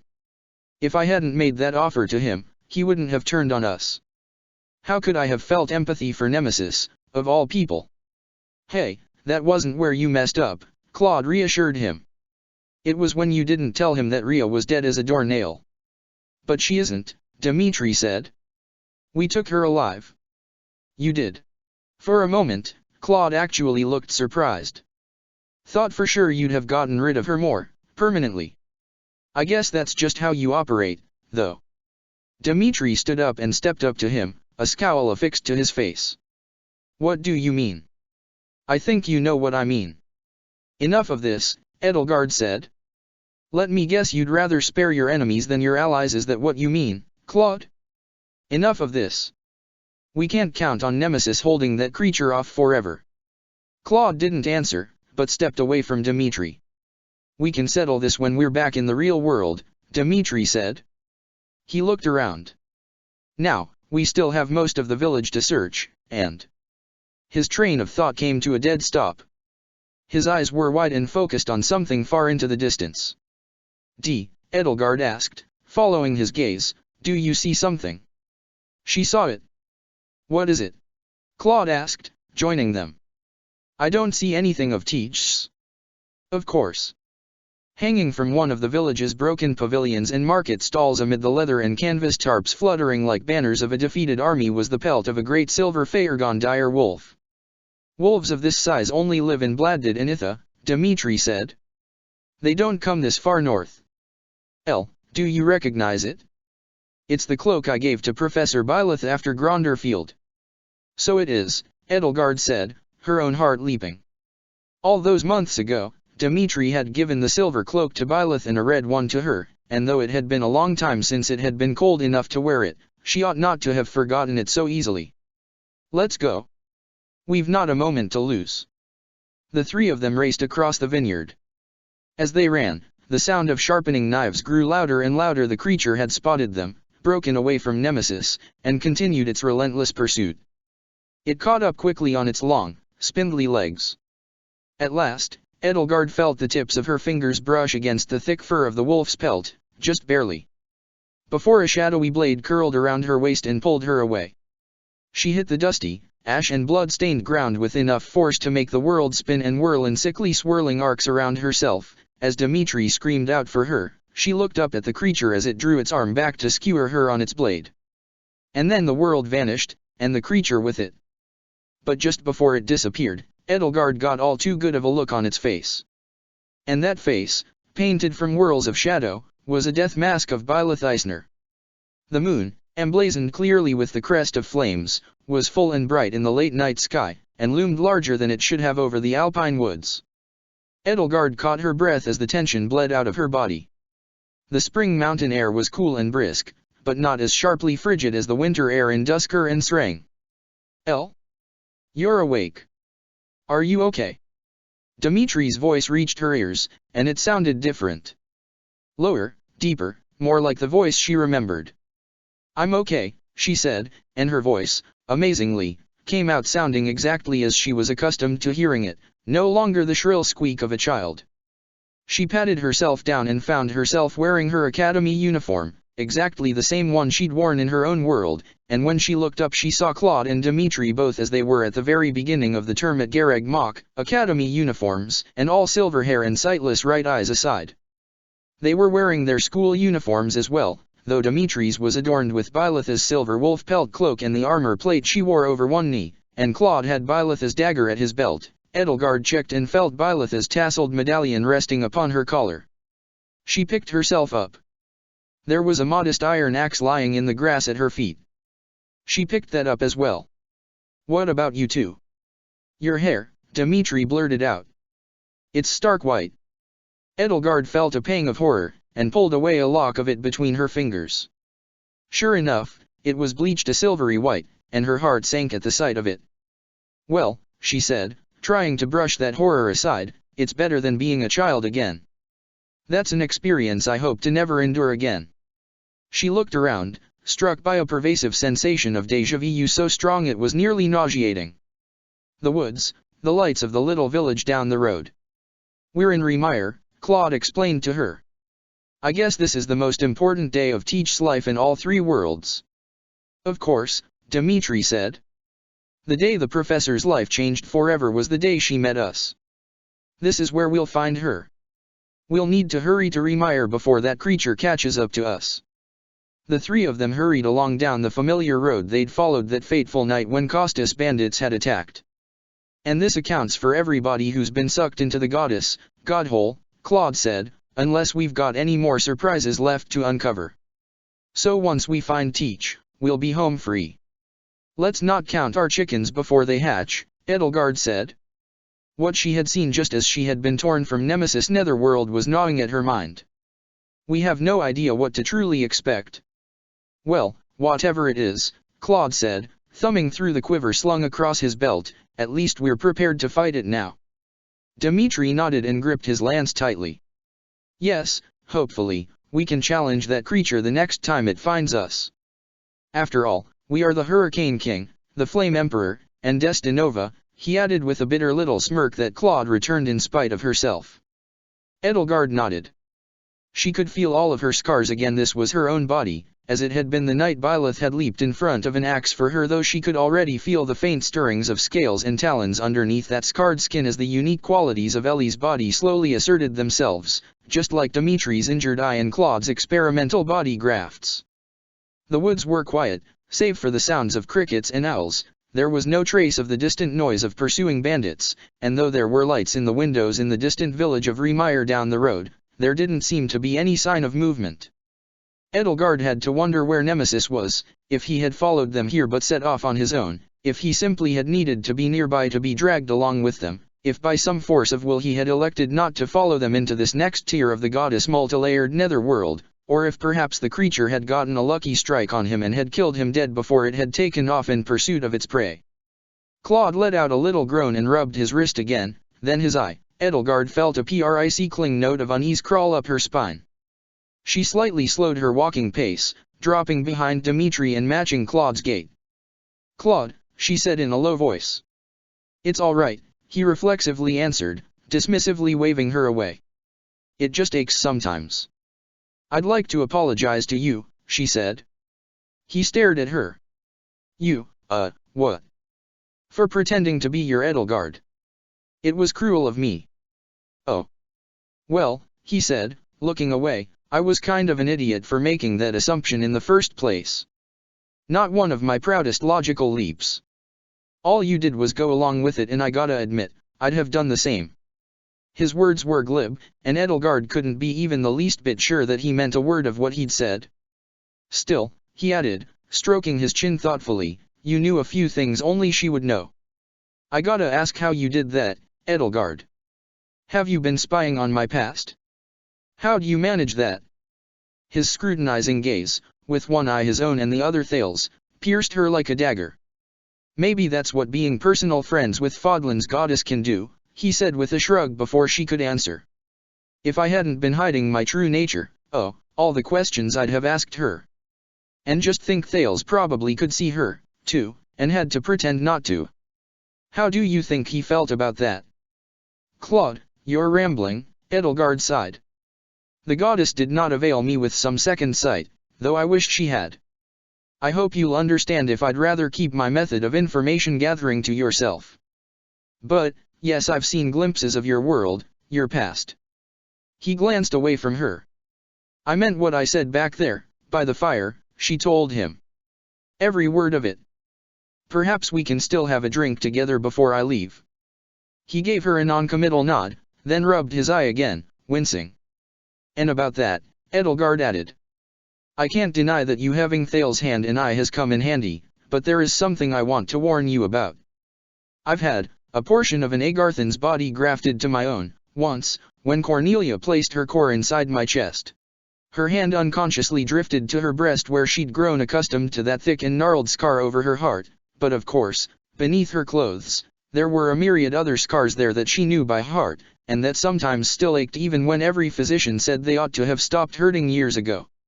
It exerted an insidious influence on me until it was removed. I found myself having thoughts that weren't my own without even realizing it. It was the most evil form of mind control I'd ever fathomed, and I shudder to think of what might have happened if not for my friends." Claude smirked.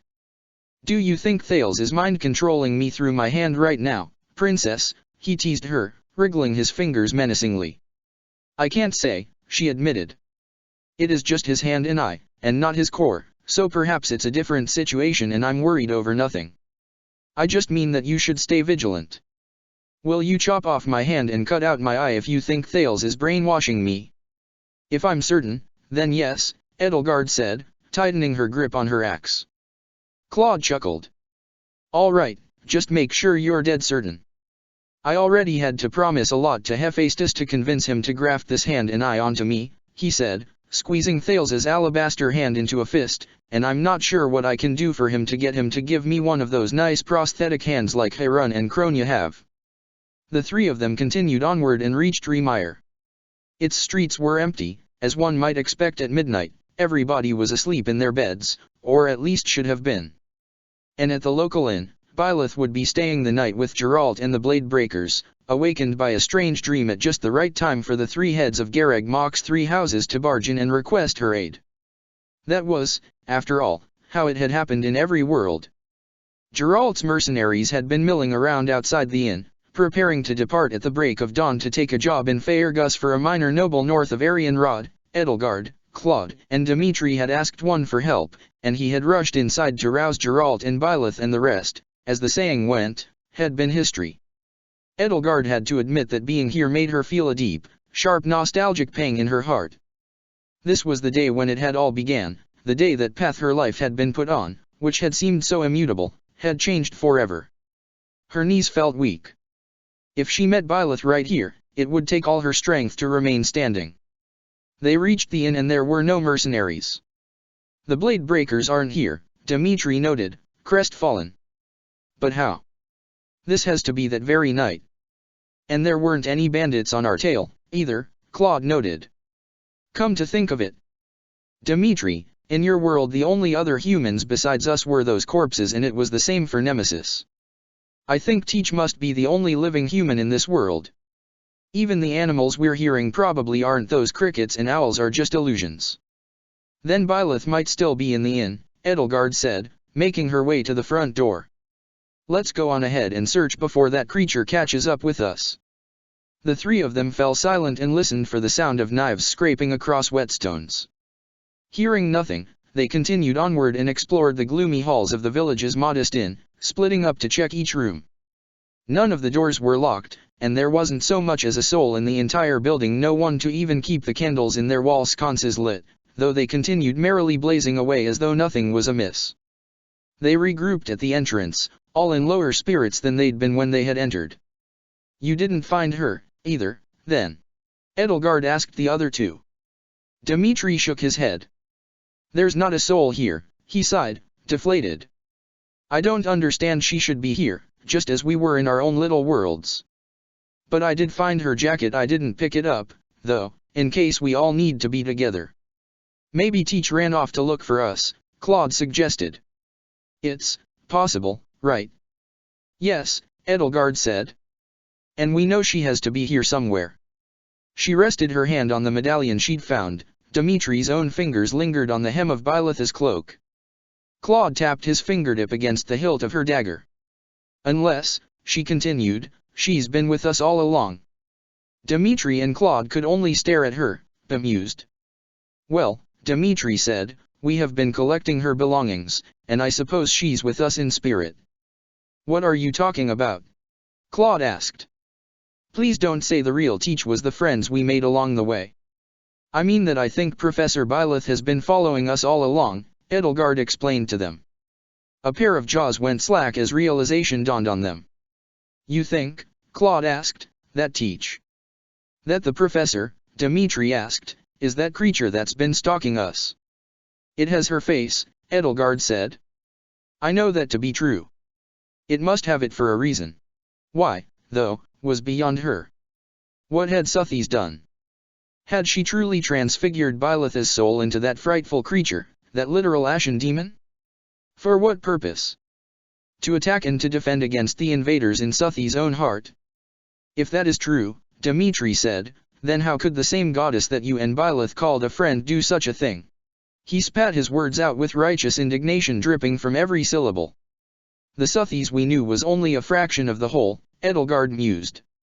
Think about a peasant farmer who only knows you or I, Dimitri, as bloodthirsty warmongers, or a student at Garreg Mach who only knows you, Claude, as an incorrigible prankster.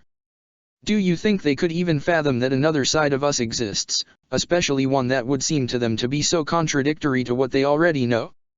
Suthies was a good friend to our professor and cared for her students, but it was only a small, amnesiac portion of her, perhaps shaped as much by Byleth and her students as they were by her. She was a loving mother to Ceros, but we know little else about her.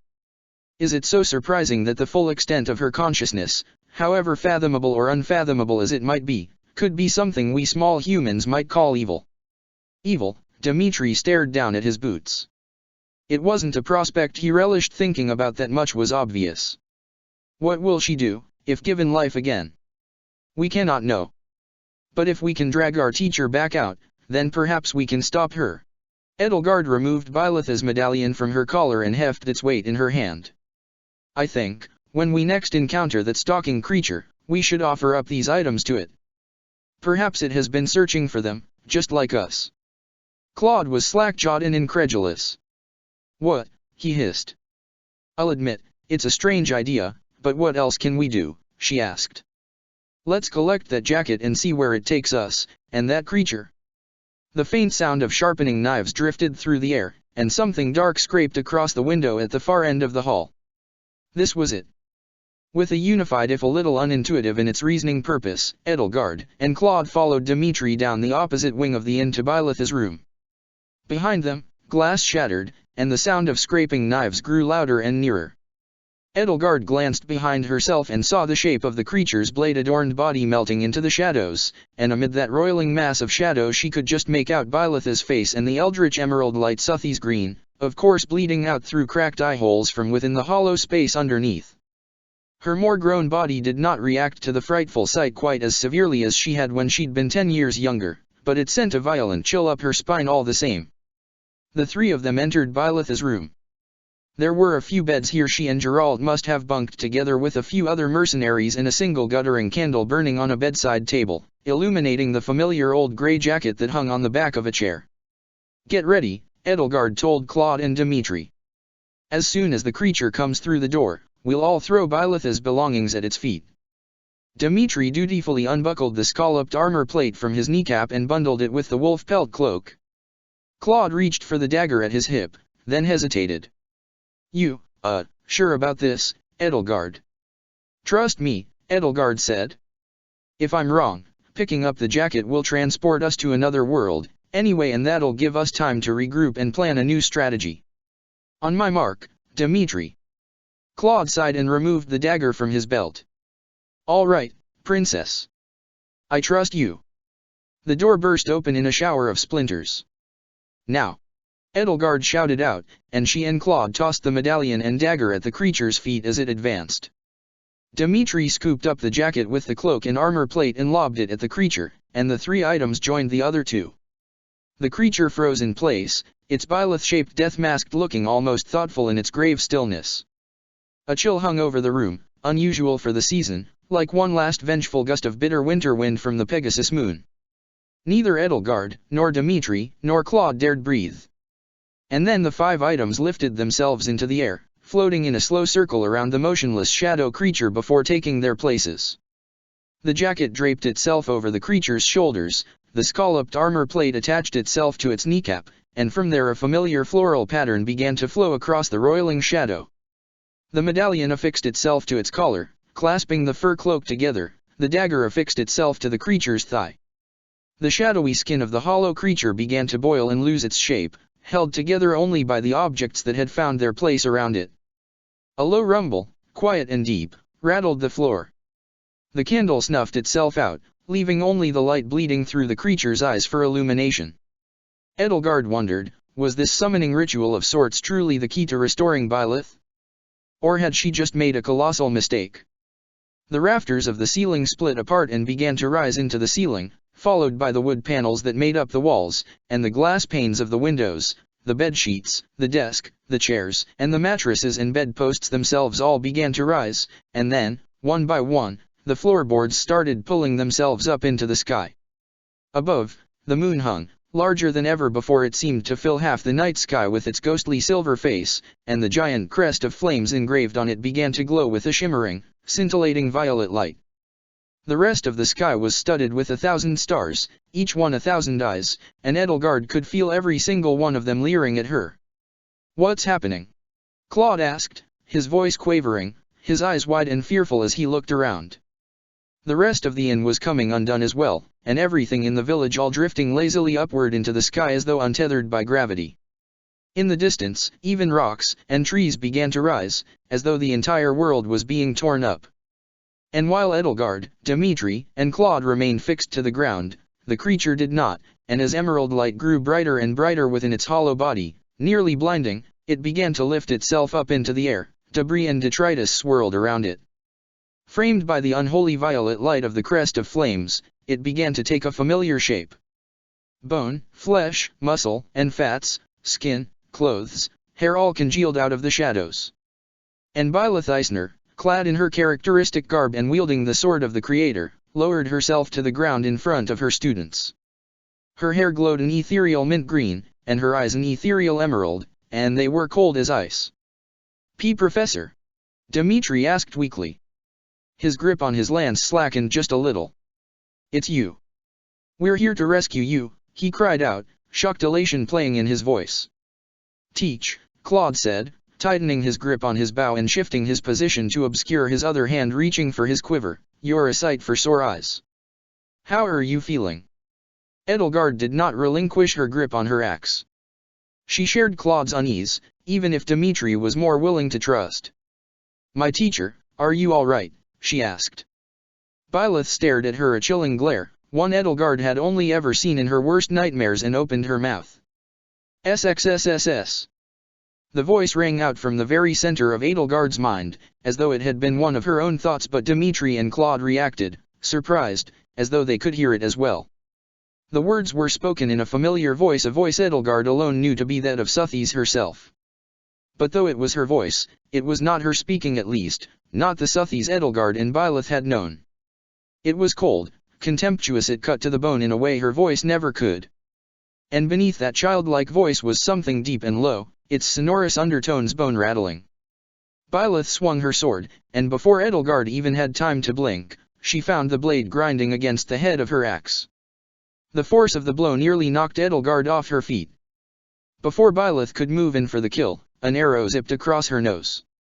Her cold gaze focused on Claude, and in an instant she was upon him. Dimitri had to rush in to riposte her blade with a thrust of his lance lest she run Claude through right then and there. Byleth vanished. Edelgard felt a chill run up her spine, and just barely managed to turn around swiftly enough to parry another strike from the sword of the Creator. Byleth struck again, throwing Edelgard back. The sword split apart into a long whip and lashed through the air, driving Edelgard and her fellow lords apart across the broken, flat, and desolate landscape. The moon hung overhead like a watchful eye, with its attendant multitudes staring. "That's not Teach," Claude huffed. "It is," Edelgard said. "That is the professor before we knew her, the Ashen Demon." The Ashen Demon. The very name elicited a chill, like one of Mercedes' most diabolical ghost stories. How many mercenaries of all stripes had lost their lives to Byleth Eisner's cold, dispassionate blade in the 10 years between her first kill and her arrival at Gareg Mach? How many lives had she ended with such brutal and soulless efficiency before she had found something beyond killing to live for? Was this the terror all mercenaries felt, faced with her terrible sword? The chill up their spines, the twisting in their guts, the cold certainty of death. No wonder Jaritza had so yearned for a duel to the death with her. But Byleth Eisner was more than that, and if Sothis had elected to strip all of that more away from her, then Edelgard, Dimitri, and Claude would seize it and shove it back into her soul. "All of you, keep your wits about you," she called out to her friends. "Remember all our training. Together, we might just stand a chance." Eh? My. WSSS. Another lightning-fast strike tore the lance from Dimitri's hands. Edelgard barely managed to swat her blade away before it could end his life. In SSSS. Byleth vanished again, and a split second later was behind Claude. He whirled around to fire at her, but his arrow zipped through empty air while her blade split apart and lashed at him from behind. It ripped through his cape, but he was too light on his feet if only by a hair's breadth. Edelgard's mind raced. Was Byleth using Sothis' power to arrest or turn back the flow of time? Why wasn't she aware of it? Had Sothis somehow stripped her of that sensitivity? "T.S. Your vessel," Dimitri snapped. He scooped up his lance and, in a fit of rage, hurled it like a javelin at Byleth. She snatched it up out of the air, disappeared. Edelgard expected her behind her, but did not expect Byleth to thrust both lance and sword at her at once. She could only dodge one. The back of her uniform ripped open and a single black wing unfurled, and with a mighty flap she was carried to safety, as ungainly as it was to fly with just the one. The sword of the Creator glowed a fiery red and split apart. The tip of the blade followed Edelgard's heart. With a swing of her axe, She deflected the seeking edge, but the impact of steel against umbral steel rang out through every bone in her body. Byleth dodged another volley of arrows from Claude. "Vessel, huh?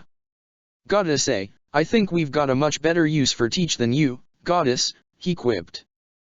Byleth appeared behind him, and with one fell swoop drove the haft of Dimitri's lance into his back, tossed it aside, and lifted him up off his feet by the scruff of his neck. "Oh? Is S? Will S in?" "If you saw that," Claude gurgled, "then you know I was trying to save." "Why S in S? Then can you take me to another where I do?" Before she could run him through, Dimitri barreled into her, knocking her and Claude apart. He put his hand around her throat and clamped her windpipe shut, his other hand seeking his lance. "You give her back, Suthies. Give her back at once."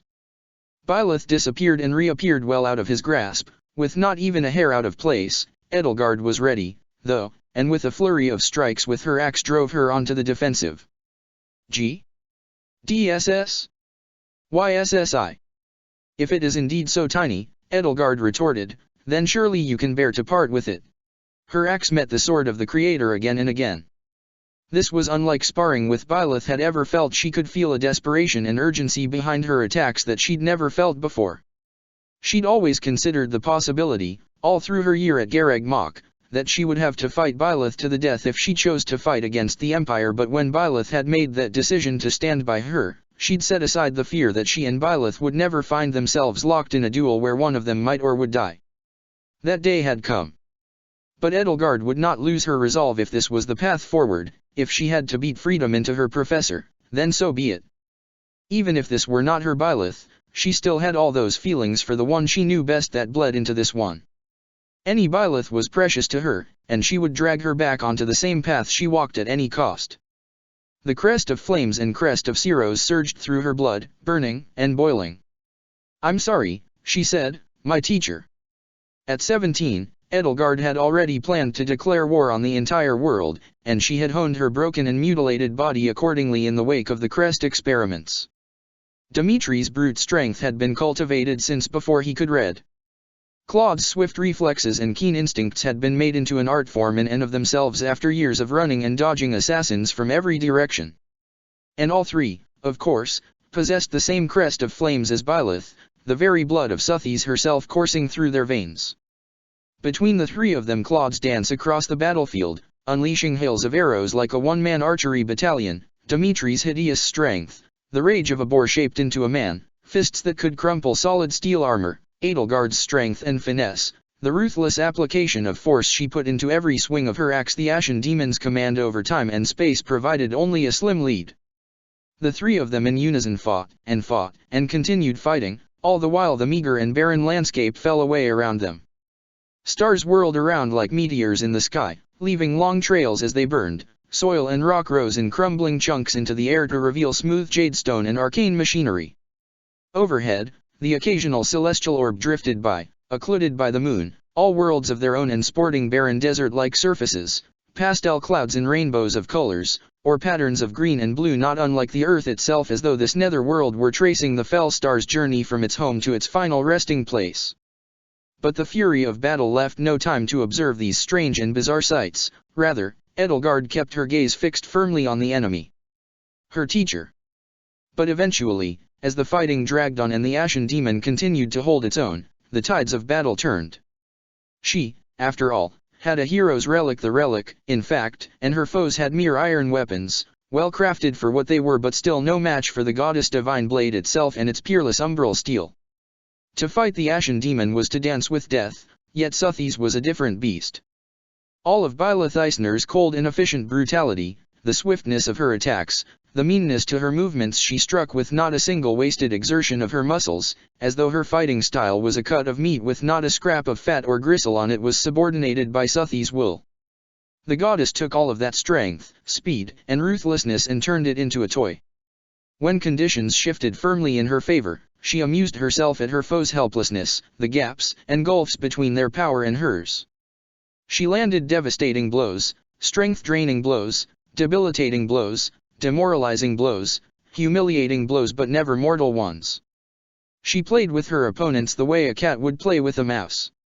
That was why Dmitri was still standing, even with two halves of his shattered lance clutched in each hand. That was why Claude was still scrambling to scavenge every last arrow he shot from the barren and rocky ground of this netherworld, his own quiver having run dry what had felt like an eternity ago. That was why Edelgard found herself propping herself up against her axe, panting and puffing for breath, while the Ashen Demon took a slow, menacing stroll toward her. The moon, flanked by its celestial passing neighbors, hung impossibly large overhead and leered down at the battlefield. Its silvery light, and the soft glow of the crest of flames inscribed upon its face, was faint but clear, and cold, a light that never warmed, just as the warmth of the blue sea star never reached the earth.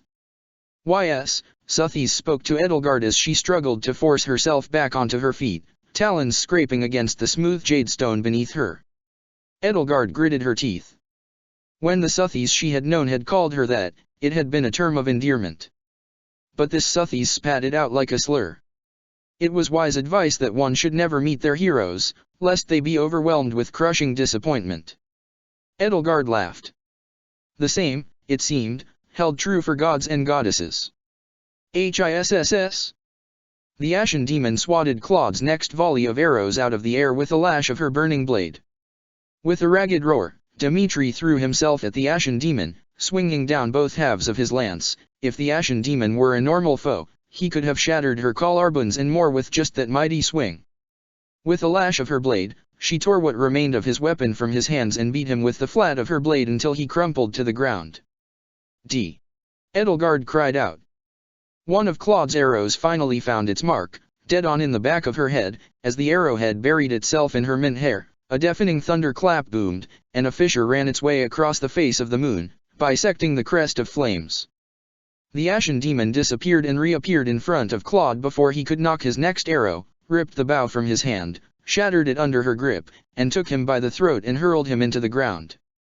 "Yes," Sothis said, and she turned her attention back toward Edelgard. "Will SX." The Ashen Demon plucked the arrow out of the back of her head and tossed it aside. Edelgard struggled to speak. "The Sothis I knew," she panted, "called me arrogant one. Not little one." In a flash, the Ashen Demon stood in front of her, and Edelgard's fingers curled around empty air. She nearly fell to her knees right then and there, but forced herself to remain upright through sheer force of will. "Oh? Ys. Issi." It had been years, but Edelgard still recalled that on that fateful night at Remire, when Costas and his bandits had attacked, she'd kept a slim dagger hidden under her uniform, just in case of a worst-case scenario. In fact, though she hadn't known it at the time, it had been Dmitri's dagger. "I suppose it's fitting," she said. "Considering you, Sothis, are arrogant enough for the both of us." With all her last lingering sparks of strength, she drove the dagger into the Ashen Demon's chest, directly under her sternum, all the way up to its hilt. For the first time, the Ashen Demon showed an iota of emotion, eyes wide and jaw gaping in utter shock. "Forgive me," Edelgard whispered, "my teacher." It was not blood that poured from the Ashen Demon's chest, but rather flame, cold flame that ran and flowed like water, as emerald as the light in her eyes. Up above, another fissure split the face of the moon, and another, and the moon turned black and a halo of green light bled out from its borders like a total eclipse of the sun. The flames spread across the Ashen Demon's body, lapping at skin, cloth, leather, hair, steel. It spread hungrily, consuming all there was to consume, but touched nothing else. Slowly, it decayed, the flames reducing it to fascia and then to bone and then to nothing, the way carrion eaters, first vultures, then worms, then fungus, consumed the dead until nothing was left. Edelgard watched the immolation of her professor, too aghast at the sight to feel anything other than numbness. No thoughts ran through her head, only a dull and distant remorse that throbbed like a weak heartbeat.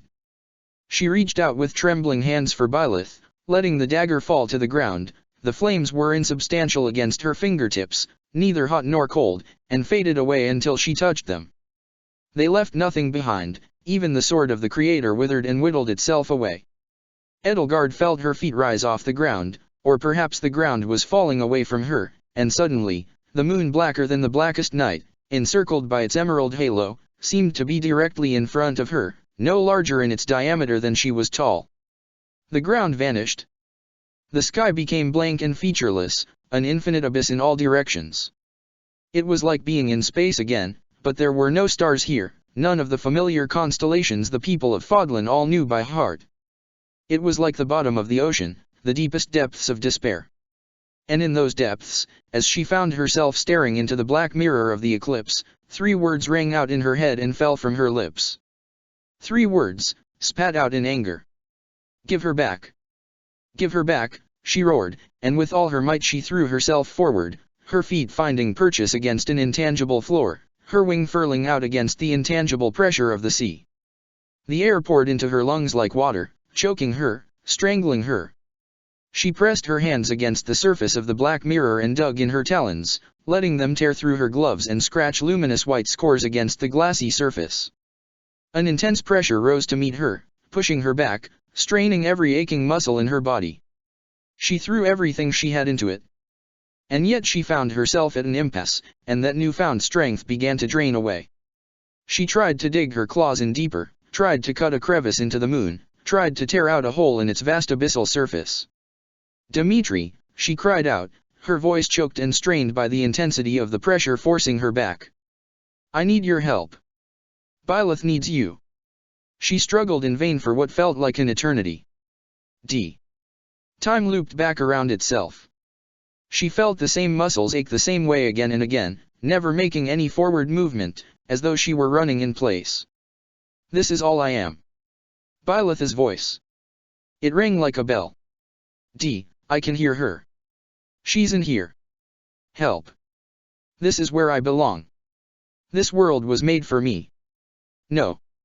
A left hand, almost luminous in the darkness, fell atop Edelgard's right, calloused palms caressing the tattered white silk of her glove and the scales underneath.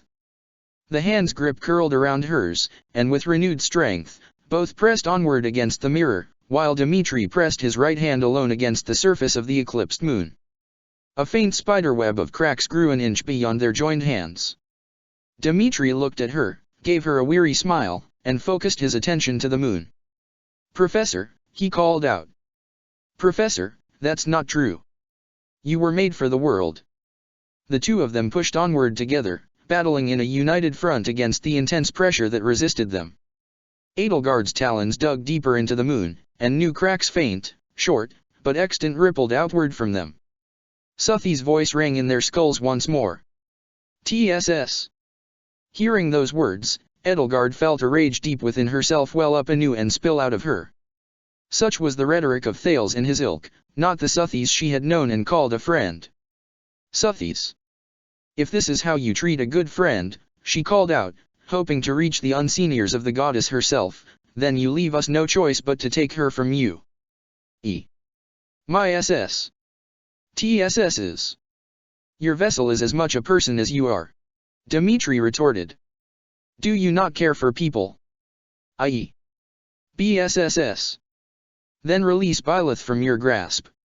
Let her dwell upon the earth you love. Is. At such a cost."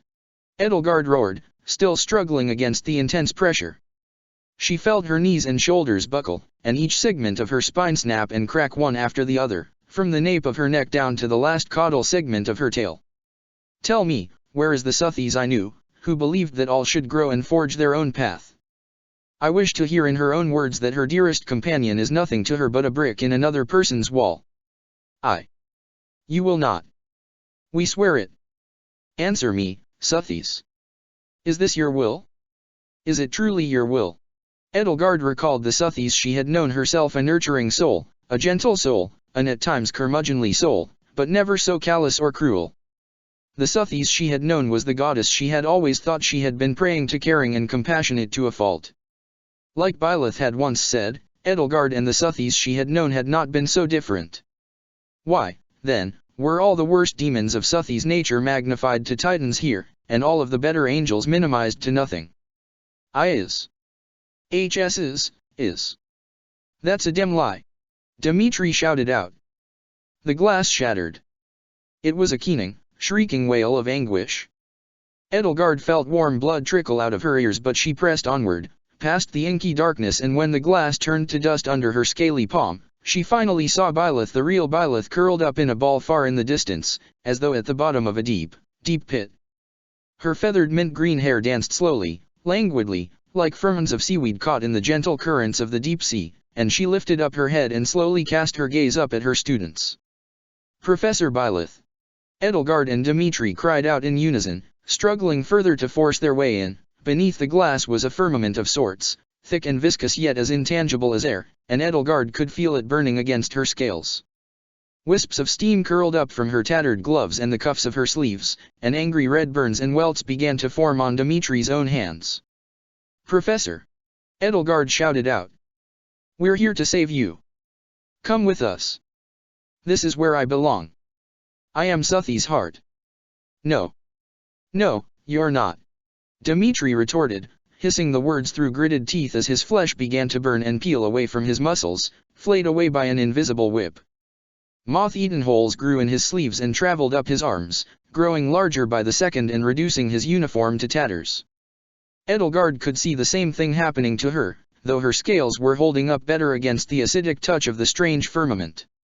She could see her feathers wither and crumple like dying flowers, though, and the white scales coating her hands and forearms were beginning to blacken like tarnished metal.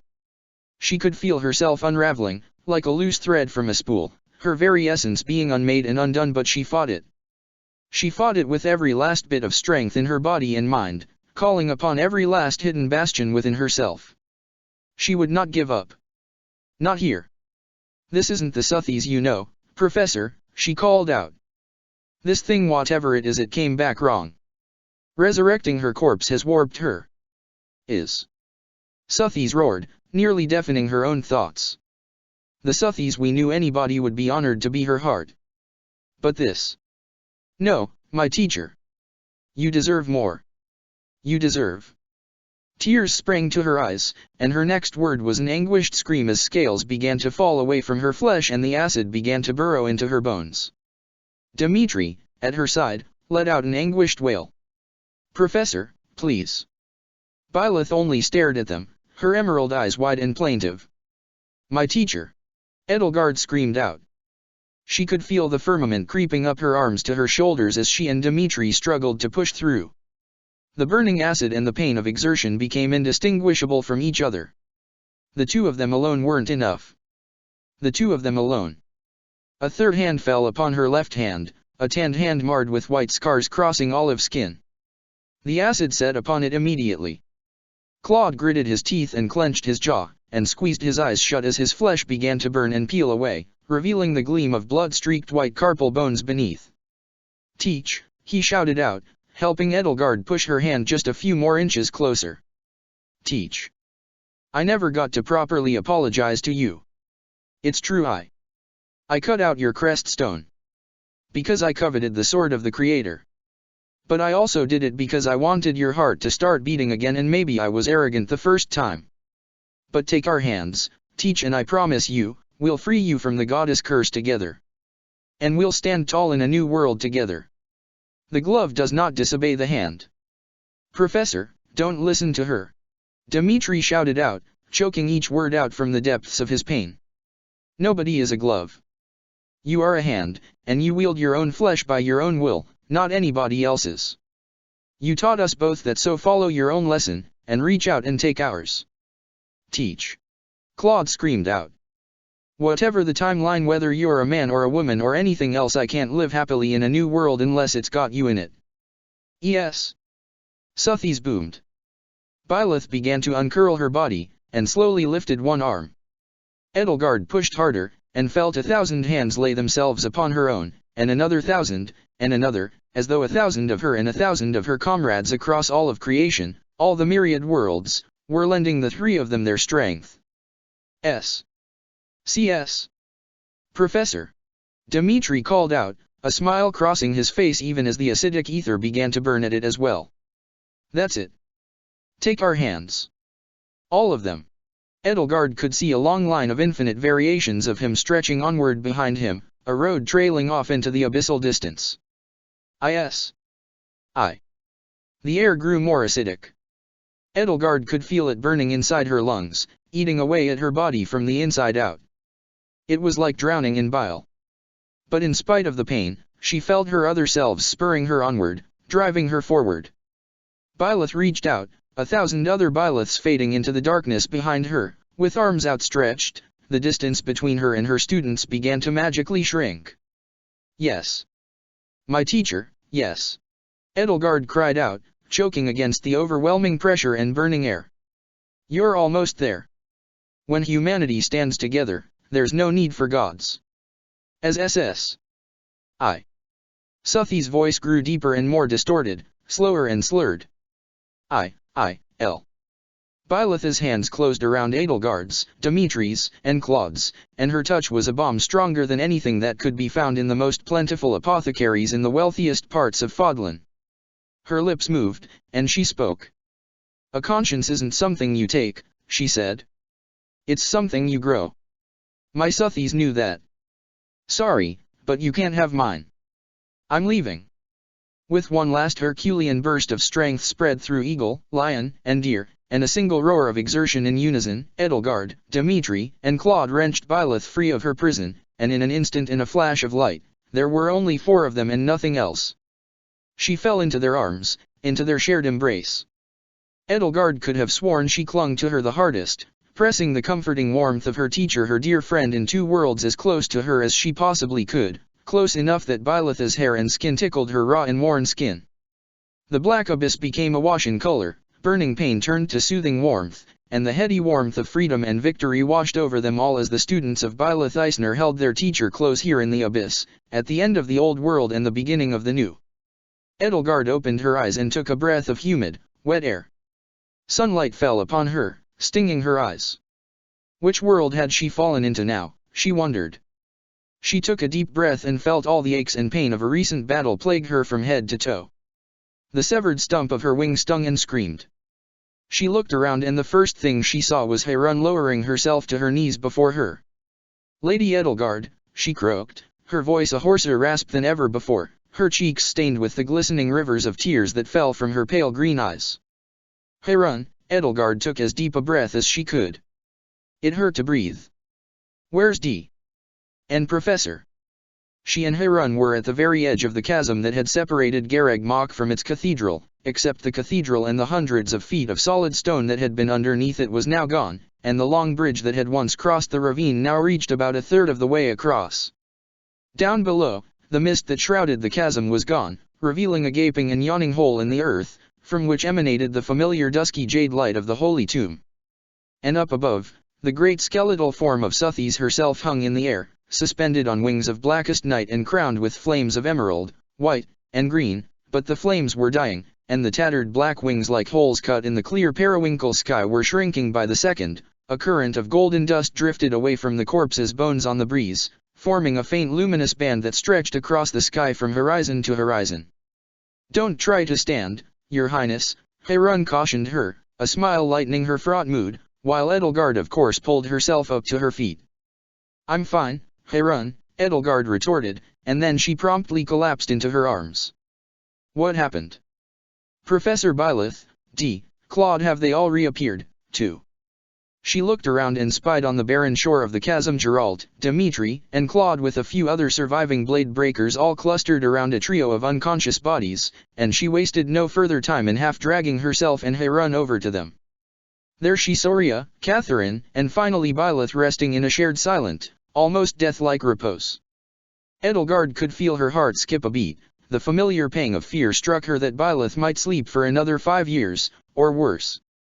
She, Dimitri, and Claude shared a worried, knowing glance, all fraught and vulnerable, all wondering if, for all their struggle to free Byleth, they had failed to save her. All eyes turned to Byleth, and then Edelgard and the others witnessed an incredible sight.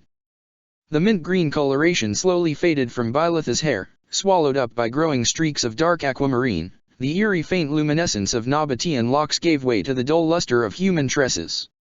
Edelgard had seen this before, so while Dimitri and Claude both trembled at Geralt's side, eyes wide and fearful, their minds conjuring in unison the worst fantasies of Byleth's quiet and unearned death and of the goodbyes they could never say, she knelt down and rested 2 fingers against the side of Byleth's neck, feeling for her carotid artery, and laid another fingertip just over the left side of her chest, firm against the slope of her breast. She mentally apologized to her wife.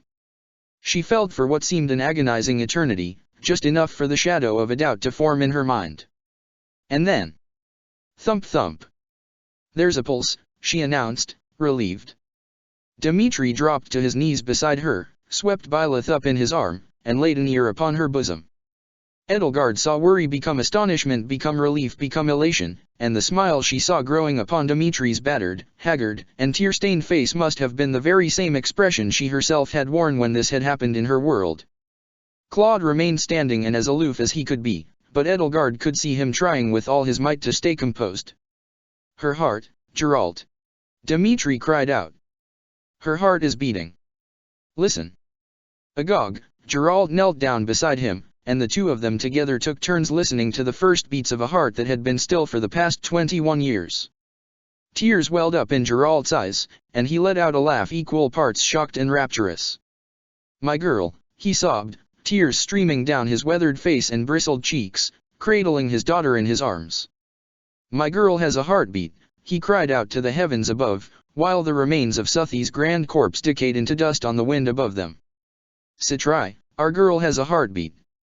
Chapter 85, A Drug by the Name of World Without End. She could not pinpoint exactly when she had fallen asleep, but it had been a dreamless one. Edelgard awoke suddenly and unexpectedly, entirely unaware of the passage of time, to find herself lying on her stomach atop a soft bed with her cheek pressed against her pillow, sore from tail to tip, one wing unfurled and draped lazily over herself while the other curled itself tightly, painfully, to her back and felt as though molten iron had been poured through its veins. That was the wing she no longer had. While her sluggish mind roused itself slowly from its slumber, all of the aches and pains of her body reminded it of everything it had forgotten. Catherine, Rhea, Suthi's, Nemesis, Byleth. Byleth. She heard a soft voice nearby. It's as though, there's something living inside me. Like a little cat crawled into my chest or something. It startles me, sometimes.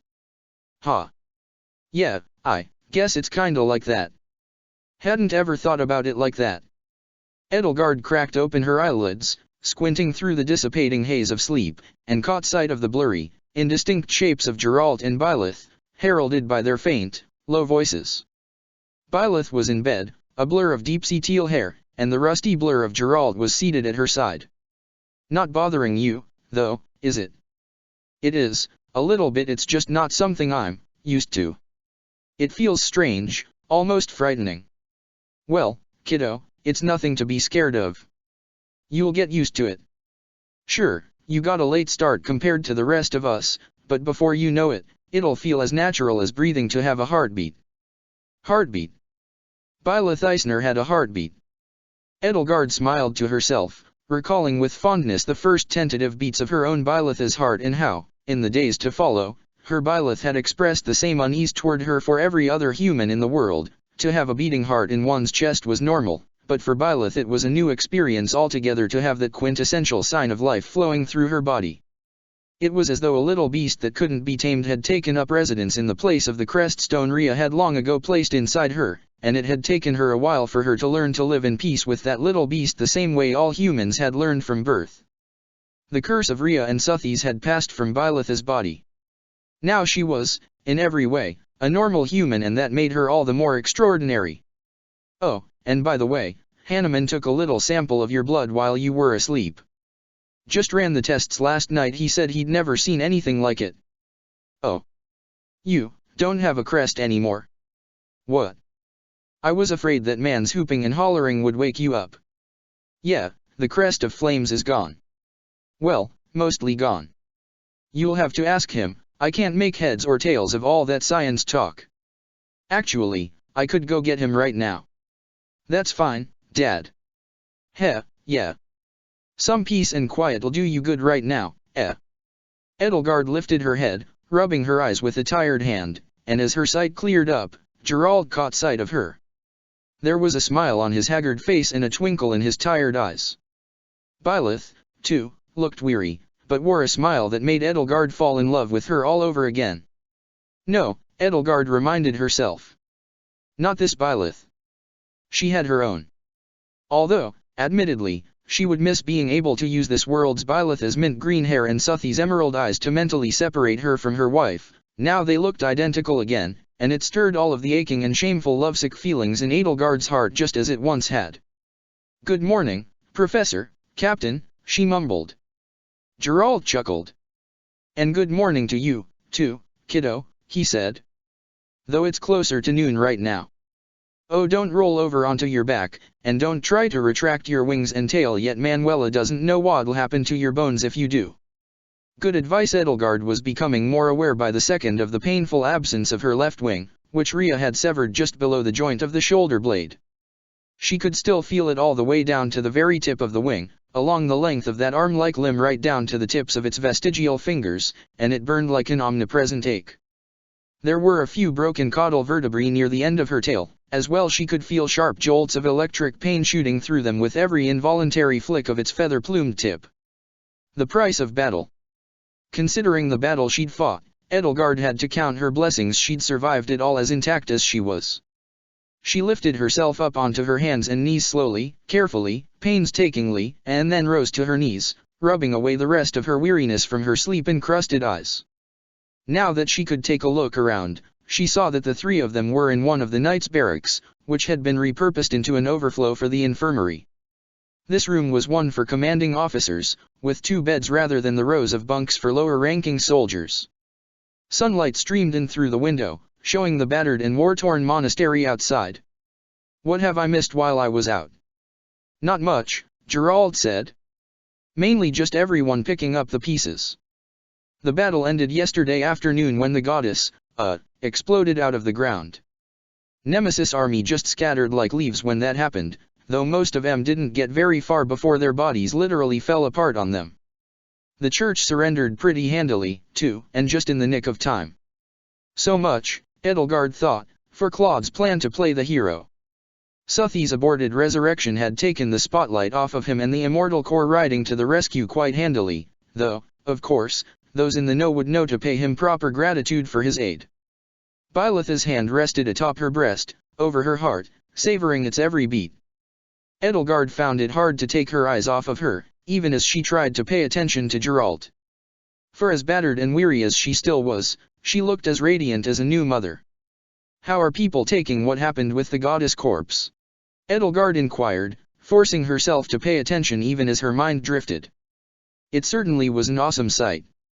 "Well, no one's really sure how to explain it," Geralt said with a grim chuckle, "but it's all anyone has been able to talk about, so a lot of weird rumors are already running rampant. The Agarthans have taken to calling the event Near Third Impact, or something like that," he said with a dismissive wave of his hand, "and acting like we narrowly halted the end of the world or something. It's a bit silly, but I've got the feeling we kinda did." Before she'd lost consciousness, Edelgard had seen the sight of Suthi's corpse, warped and twisted, hanging over Garreg Mach as its body had dissolved away to dust and the flames wreathing its bones like muscle fascia had guttered and died. Anyone else must have thought, when that great beast rose up into the air with the wreckage of the greatest cathedral in all of Fodlan and the mausoleum of St. Cyros sloughing off its body, that the world had been about to come to an end. It was no wonder the Knights of Cyros had lost their nerve and the Agarthan revenants had scattered and fled. Who could have possibly still focused on something as trivial as murdering their enemies while the fell star itself, in all its power and fury, had spread its wings from horizon to horizon and threatened a repeat of the event that had laid waste to all the Earth 25 centuries ago? "What I've heard people saying is that Rhea performed some sort of dark ritual to summon and corrupt the goddess into a weapon against her enemies," Geralt went on. "That's probably the explanation that's gonna stick. Not sure how she'll take that when or if she wakes up, but if that rumor spreads far enough, it'll probably be the end to her legitimacy as the head of the church. Turning the mother of all life into a skeletal harbinger of death, tends to do that." Edelgard nodded along.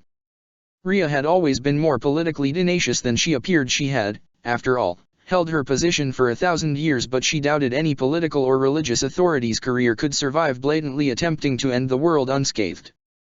"I suppose it's not exactly an incorrect interpretation." "Right." His brow furrowed. "I tried to explain what the hell happened when that thing, absorbed you and her, but it mostly sailed over my head," he said while Byleth nodded sadly at his side. "Maybe you can explain it better." "In due time," she said. "So," she asked Byleth, "you're adjusting well, I take it, my teacher." Her heart skipped a beat, the words caught in her throat. She thought she'd gotten past the worst of this awful and embarrassing lovesickness months ago, but one inquisitive look from Byleth with those big, adorable blue eyes made her own heart want to leap out of her chest and hurl itself on the floor in front of her. Byleth cocked her head. To the heartbeat? I guess, as well as I can. I just woke up myself. Geralt gave her a gentle pat on the back, still beaming. Edelgard could still almost hear his joyous shouts to the heavens ringing in her ears. There was a soft knock on the door, and Ingrid's voice came muffled and distant through the solid oaken wood. "Excuse me, Captain Geralt? Are you still in there? Come on in, kid," Geralt called out to her, and without further ado the door creaked open and Ingrid stepped through. She looked as though she'd never stopped fighting, sweat plastered her clothes and hair to her skin. Her olive-drab flak jacket hung loosely over her clothes, and her hands were blackened with thick, stubborn grease stains. "Oh," she gasped, green apple eyes as wide as saucers, mouth agape in shock. Professor. I hadn't expected you to both be awake." Her eyes met Edelgard's, and Edelgard watched her swallow a lump in her throat. She cleared her throat. "Geralt, Professor Hanneman asked me to come fetch you. There are a few things he wants to ask you. That he hasn't already." Geralt grumbled, rolling his eyes.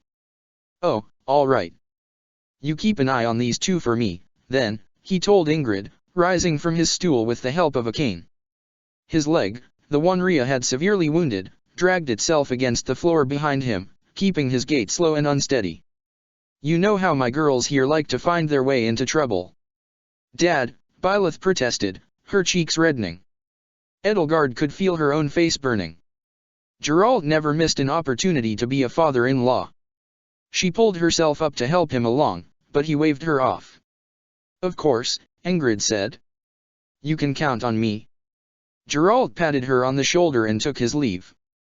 "Thanks. Take care," he said, closing the door softly behind himself on his way out. The silence in the room grew heavier and more somber. Ingrid's eyes took in the sight of what remained of Edelgard's wings, and her lips curled and brow furrowed in a crestfallen frown.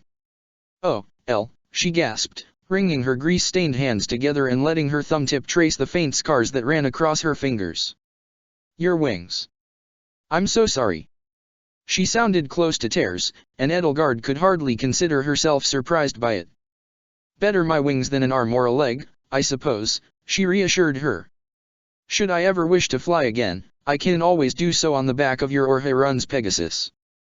The corners of Ingrid's lips fought against the smile she tried to make. "You really are an optimist, Elle.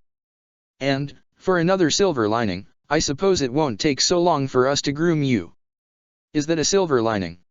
Byleth asked, resting her chin upon one hand while the other felt for the novel sensation of her heartbeat upon her chest. "Well," Edelgard said, not wanting to admit that it wasn't, "I'd always put those sessions off as long as possible. Then again, I always did enjoy them, when I got around to having them done. It was the company," she added, realizing what she'd just let slip out of her, "that made them so enjoyable." "If you say so," Ingrid said. "Let me have a look at your tail. If you don't mind I can do something for it, if it still hurts." Carefully, gingerly, so not to disturb her still injured appendages, Edelgard positioned herself to sit down on the side of her bed, and Ingrid came to her side and sat beside her. She carefully took the tip of her tail, rested it across her lap and laid her hands upon it, and began to cast a healing spell, biting her lip as she exerted herself, and magic from her hands weaved its way through scales and feathers into the fractured bone underneath. When she was done, she moved on to the bandage-swaddled stump of Edelgard's severed wing protruding from her shoulder blade, soothing the phantom ache. "So," she asked Byleth and Edelgard both, "are you both feeling all right?" "I'm still adjusting to the heartbeat," Byleth said. "As for me, I've felt worse," Edelgard said, relishing Ingrid's healing touch. "Thank you for visiting, Ingrid. I suppose I shouldn't assume you've been staying at my side this whole time," she teased her. She could hear Ingrid blush. Well, I mean there's so much to do around H, not that I'd have spent every waking minute by your side if I mean." Edelgard took her hands and curled them around Ingrid's. "I'm glad you're all right. I'd been worried about you, at least, as much as I could spare the time to worry. I'd been worried, too, Ingrid admitted, her strained and suppressed emotions keeping her voice low and hoarse. I'm glad you're still alive, and as relatively unharmed as you are. We were lucky, Byleth said. Though it might be in poor taste to say the goddess was watching over us. She pulled herself up out of bed, her bruised and battered legs tentatively holding up her weight. I need to go for a walk. Are you sure you're up for that? Ingrid asked her, leaving Edelgard's side to help her up. Of course, I understand how awful it is to be bedridden, but if Geralt sees me letting you push yourself so hard, it'll be my head. Oh, Geralt's a pushover, really, Edelgard reassured her, letting herself slough off of her bed onto the floor. Her legs were aching, and under her nightgown she could see a varied assortment of bruises of all shapes and sizes spread out across her exposed skin. However, she could stand. You know I'm not one to remain bedridden, either. Let's go for a walk and get lunch. Ingrid shook her head. You two are incorrigible, she said. But I know I'd be the same way in your situation. Let's go. She took Edelgard and Byleth both and led them out into the hallway, hewing close to them as she brought them out of the knight's quarters and onto the monastery's grounds. Garreg Mach had weathered the titanic battle, but not without suffering its own wounds. The walls had been subjected to heavy bombardment from Golem and Titanus alike, and the cloisters and central building had suffered much damage to their roofs where the Bladdid squadron's snipers had made their perches. The footfalls of golems in mobile suits had marred the lawns with the muddy prints of colossal boots. Tent barracks and bivouacs had been repurposed into massive sprawling infirmaries. The site of the monastery in tatters and its grounds turned into rough military encampments was far from a foreign one to Edelgard's eyes, but what was truly unnerving was the palpable absence of the cathedral and the goddess tower. No matter where one's eyes might look for the familiar sight of those towering and grandiose feats of architecture, one's eyes would be found wanting. But here and there, chunks of familiar stone and ornate masonry littered the ground and the roofs, thrown clear across the monastery by the force of Suthi's eruption from within the deepest depths of the holy tomb. Even this far away from the site of the explosion, Edelgard could spy twisted hunks of wrought iron that must have been from the cathedral's grand portcullis. Across the sky, a faint golden band still stretched from the north horizon to the south, as though the wind had carried the dust of Suthi's corpse from one end of Fodlan to the other. Edelgard couldn't help but wonder just how far it extended. Could people see it as far north as Fhirdiad, as far south as Inver? If they could, what would they think of it? A sign from the goddess? Byleth's eyes would linger upon the wreckage of the cathedral, and the occasional chunks of faintly luminous jadestone from the holy tomb scattered among them. Edelgard hewed close to her side, feeling as though she knew precisely which way her professor's thoughts were turning. Professor, she whispered, are you thinking of Suthi's? Byleth murmured. Her eyes and frown painted a crestfallen face. I'm sorry, Edelgard said. Ever since the first incident in the Holy Tomb, I myself have struggled to reconcile the Suthis we knew with that terrifying creature. I have so many questions for her, Byleth added. But when you most want to talk, the person you want to talk to is no longer there. Edelgard nodded. Well, I have one question, Byleth continued. Why? And that one word carried more emotion than a king or emperor could put into an entire speech. Edelgard took her under her wing as best she could, resting a comforting hand on her back. I would like to ask that as well. The Suthis who believed we could all be whatever we chose, and the Suthis who saw me as nothing but a vessel, Byleth's voice cracked. I never thought she would hurt me so badly. The Suthis we knew had a conscience, Edelgard told her. The Suthis who hurt you did not. I think, perhaps, the abyss of death robbed her of whatever conscience she had, but being with you, seeing you teach your students, brought it back. Without that experience, the other Suthis was little more than a thinking animal, concerned only with its most primal desires. Perhaps. At any rate, I think you were as much Suthi's conscience as she was yours. Maybe the corpse sought to reclaim that, but didn't know how to do it without destroying you. Byleth nodded. At any rate, Edelgard concluded, I'm glad we were able to rescue you. Byleth smiled, though her eyes shimmered with fresh tears. Me, too, she sniffled. The two of them and Ingrid continued onward and soon ran into Dimitri amid the wreckage, silver hair and sweat-soaked skin glistening in the sun, bandages swaddling his bare chest and right arm, with a massive hunk of stone and iron slung over his left shoulder while he helped the kingdom soldiers collect and move aside the debris that peppered the monastery grounds. He caught sight of them, his eye and smile bright. Professor, he cried out. You're up. Byleth took off after him, her trot becoming a jog, in spite of Ingrid's protests. When Ingrid and Edelgard caught up with her, they found her clutching her heart, eyes wide with fright. Professor, Dmitri gasped, setting down the wreckage he'd been carrying and taking her shoulder in his hand, what's wrong? Is something the matter? Is it your heart? It's, Byleth gasped, doing something. Faster. It's beating faster. Dimitri's worried demeanor shattered with an uneasy laugh. Professor, that's what hearts do when you exert yourself or feel some intense emotion. They beat faster. It's nothing to worry about. Byleth gave him a quizzical look. I thought that was a figure of speech. Oh, Professor, Edelgard sighed, relieved. The same thing had happened to her world's Byleth. Her first time exercising after the Battle of Therdiad, feeling her pulse grow faster, had terrified her, and Edelgard and Dorothea had needed to assure her that it was natural and nothing to be afraid of to feel one's heart rattling so rapidly against one's ribs. No, it's entirely literal. You have much to learn about having a heart, and we are so glad to have you here to learn it. Well put, Dmitri said.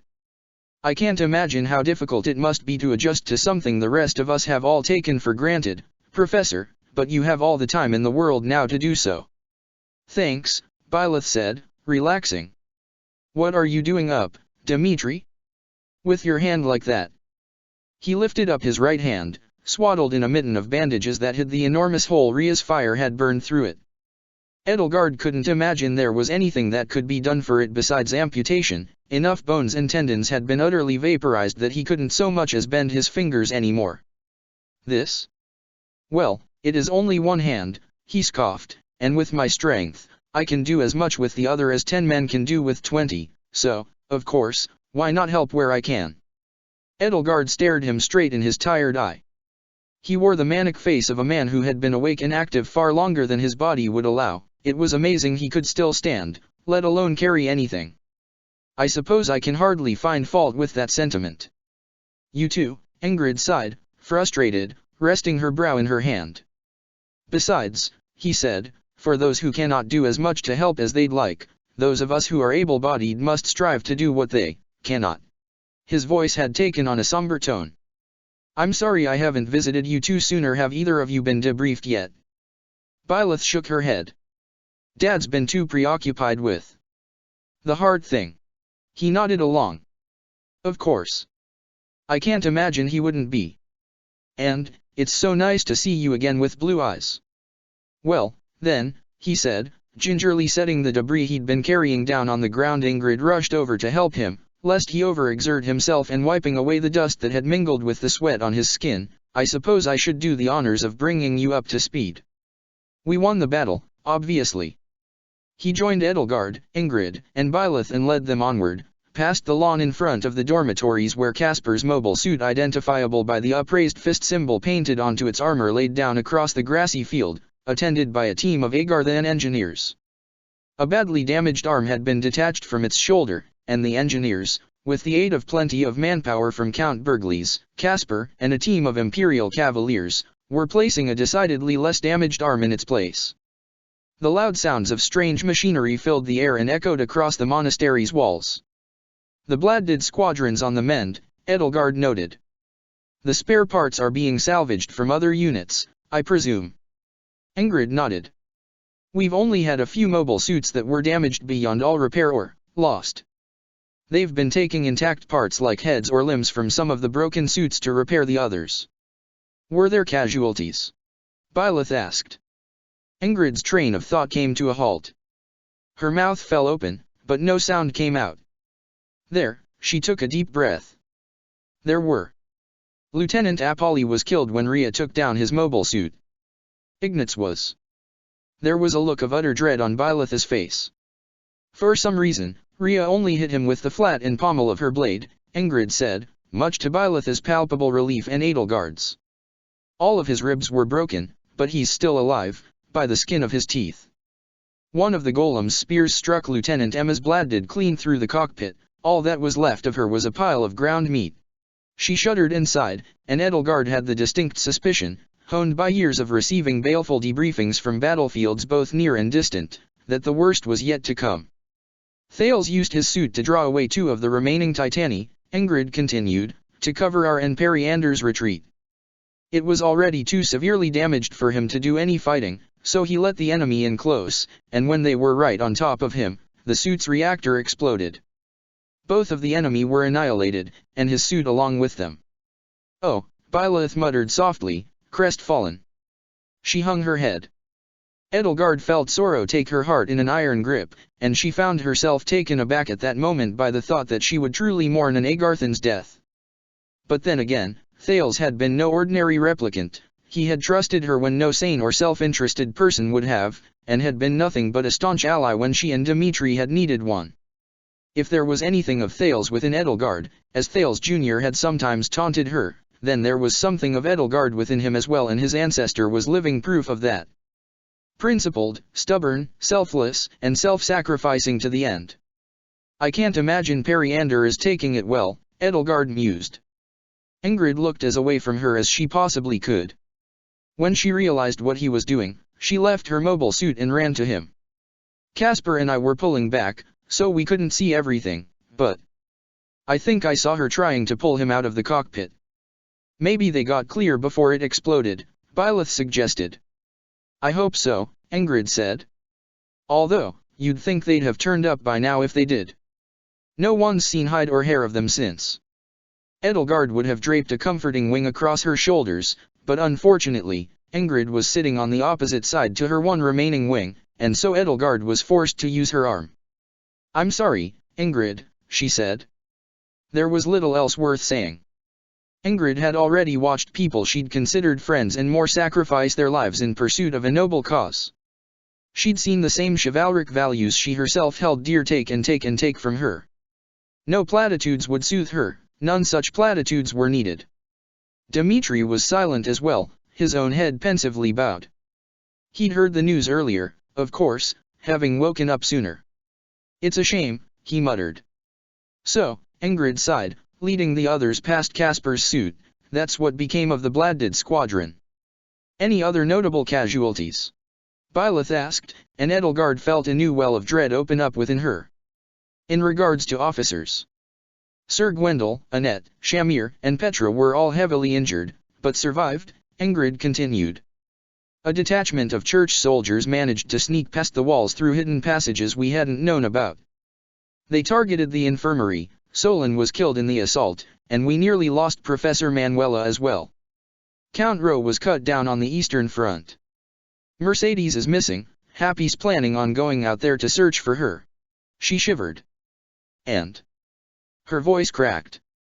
The litany of the dead and wounded had come out of her in a dull monotone, but what came next could not be contained in numb intonations. Balthus and Raphael both died taking down Goneril, Ingrid choked out, squeezing shut her eyes too late to stop fresh tears from falling. They said Rafe and Goneril both struck a killing blow against each other at the exact same time. She crumbled, fragile as soft stone, and Edelgard took her in her arms and held her close. Disbelief ran through her mind, though faint and numb. It was difficult to imagine that any world could have a Raphael-shaped hole in it. Even in her world, Raphael had wisely stayed away from all the fighting, choosing to look after his sister rather than give his life for Lester. Neither Edelgard nor Ingrid were strangers to death by now, but some simply felt more wrong than others. Raphael had been there for everybody, and now he would never be there for anybody ever again. Not his sister, not his friends. Edelgard felt the way she had when Randolph had died. He'd died in battle, fending off Catherine and Rhea both while the Black Eagle strike force had dealt with the rest of the Knights of Syros, and Ladislava had survived only by the skin of her teeth. In fact, she'd been missing in action for days before she'd finally turned up, and most had presumed her dead. Like them, Raphael had been an ordinary man who had challenged the power of crests at their utmost and had won, even if it had cost him his life. He had died fighting for the noblest of causes, freedom, and his death had not been in vain. That was all one could take comfort in. They said he never stopped smiling. Ingrid whimpered into Edelgard's shoulder, her voice tiny, hoarse, and muffled. Even when the axe fell down onto his head. Byleth was crestfallen. Edelgard could see her fist curl up against her breast, as though for the first time she had just felt her beating heart ache, not just metaphorically but literally. "Oh, no," she whispered, her voice husky and soft, imbued with stunned disbelief. Once more, she had lost a student. "I'm sorry, Professor," Dmitri moaned softly, his gaze sinking to the muddy ground beneath his boots. Edelgard could tell that once again, he found himself at a loss to summon words of comfort. For a while, there was only the sound of birdsong, pretty as ever, mingled with the sound of machinery. That was all that hung in the heavy air above them. "We should get lunch," Ingrid said, letting herself slip from Edelgard's embrace and drying her tears on her sleeve. "That's what Raphael would want. You don't grieve shut away in your room, or on an empty stomach." Byleth nodded somberly, still pressing her fist over her heart, a fragile frown curling her lips. The last time she had lost a student, she had at least still had Suthies, her omnipresent partner, to console her. Now she had nothing. Edelgard took her other hand in hers, and Dmitri laid an arm over her shoulders. Except her students and her friends. She would always have those. "Ingrid's right, Professor," Dmitri said. "Raphael, he was like an older brother to everyone he met. He would want us to take care of ourselves in his absence. And, the rest of White Fang needs to see you." Edelgard squeezed Byleth's hand tight, and Byleth took a deep breath and steadied herself. The four of them made their way to the dining hall, where what remained of White Fang was gathered to share a somber repast and shoulder together the weight of their grief. There were empty spaces for Raphael, deceased, Ignatz, hospitalized, and Mercedes, missing. Those empty spaces all felt like cold voids in the fabric of reality itself, but all heads turned and all eyes brightened at the sight of Byleth and Edelgard, Byleth especially.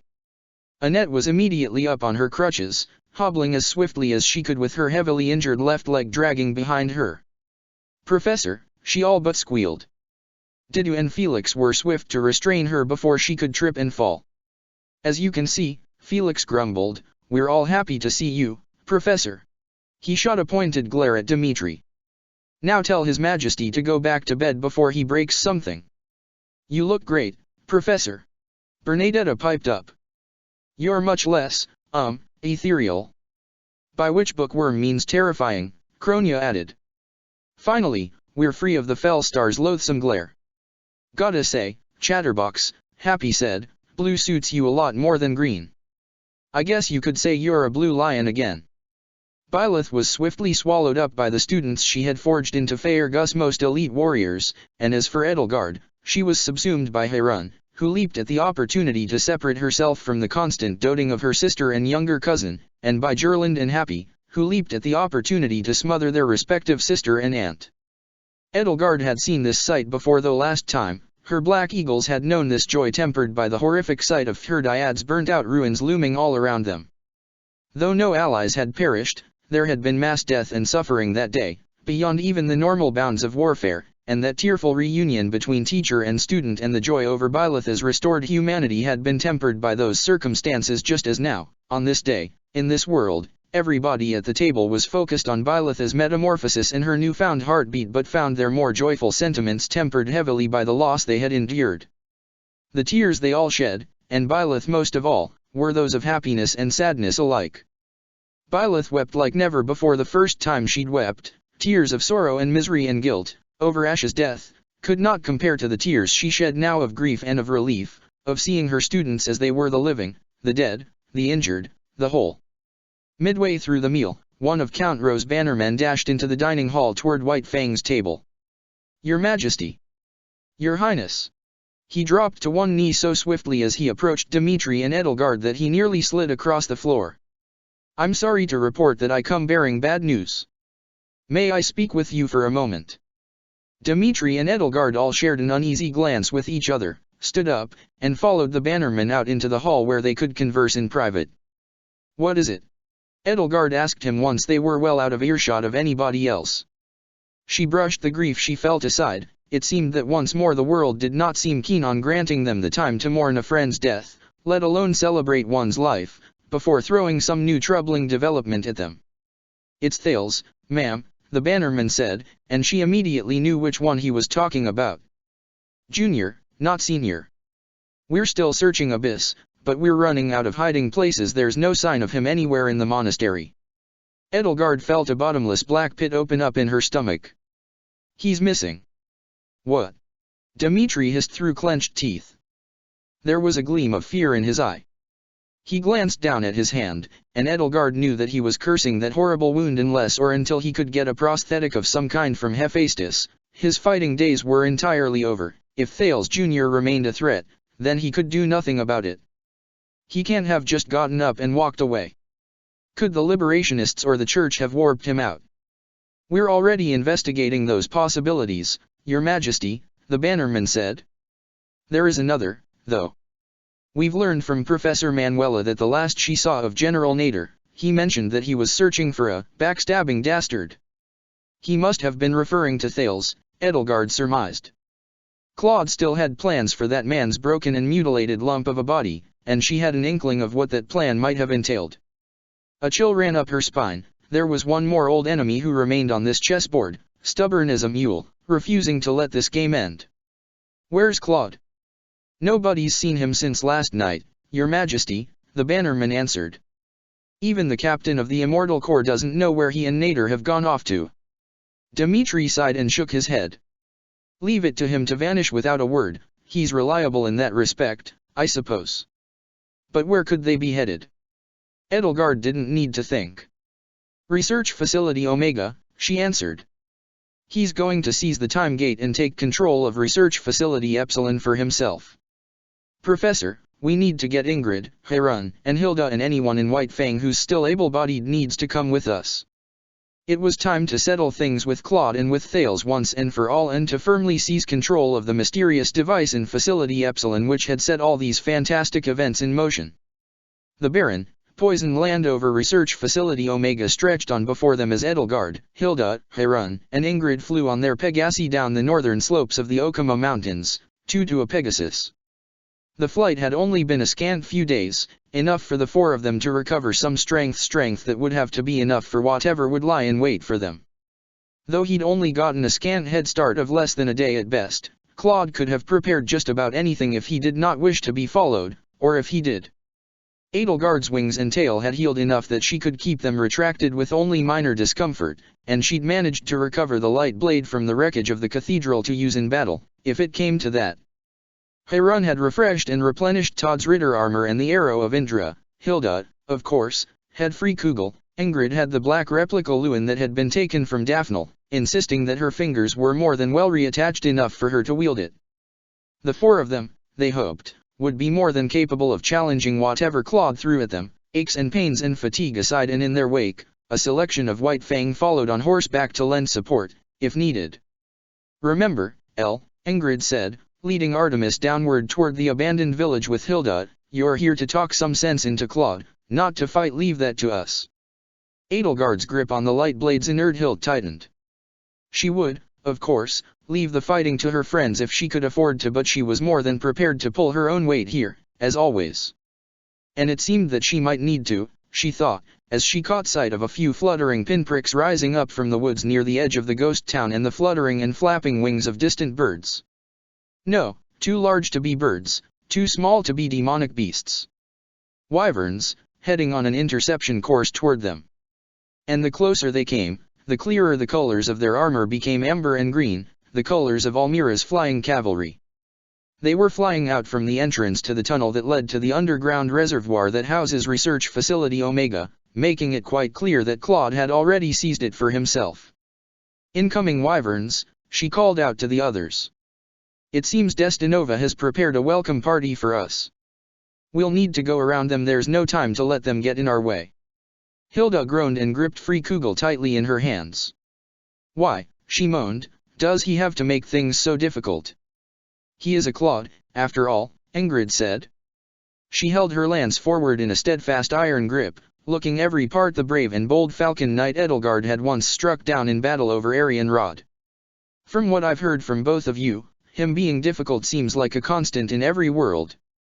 No wonder he proves such a constant thorn in our side, Harun grumbled. The wyverns fanned out as they approached 16 of them, an entire squadron, with their leader front and center making 17 in total. And these were the swiftest and strongest of the immortals, the ones who had truly earned their name. That much was obvious from the speed and grace of their movements. Though Edelgard and company changed course to give them a wide berth, they were quickly upon them, and as they neared they broke formation and swooped in to attack from all sides, led by none other than Nader the Undefeated himself. There was no wyvern as swift as his, save perhaps for Buckhart's Aurelius, and it showed. In a matter of seconds, he was ahead of his men. In seconds, the way was blocked. "You'll go no further," he bellowed from atop his wyvern, "so long as Prince Khalid wills it." With a swing of his battle-axe, he met the replica Lewin and fought it back, and with a maelstrom of leathery wings his men ground Ingrid's and Harun's mounts to a standstill. "Ugh! Nader, why?" Hilda moaned, nearly cutting down one of his men with a swing of free kugel. She was far from her prime, still reeling from the last battle. It was evident in the shakiness and weakness with which she handled her relic. She, like Edelgard, wasn't strictly here to fight, either, though that was hardly unusual. "We don't want to fight you. Just let us go talk to Claude." "We don't want to fight him, either."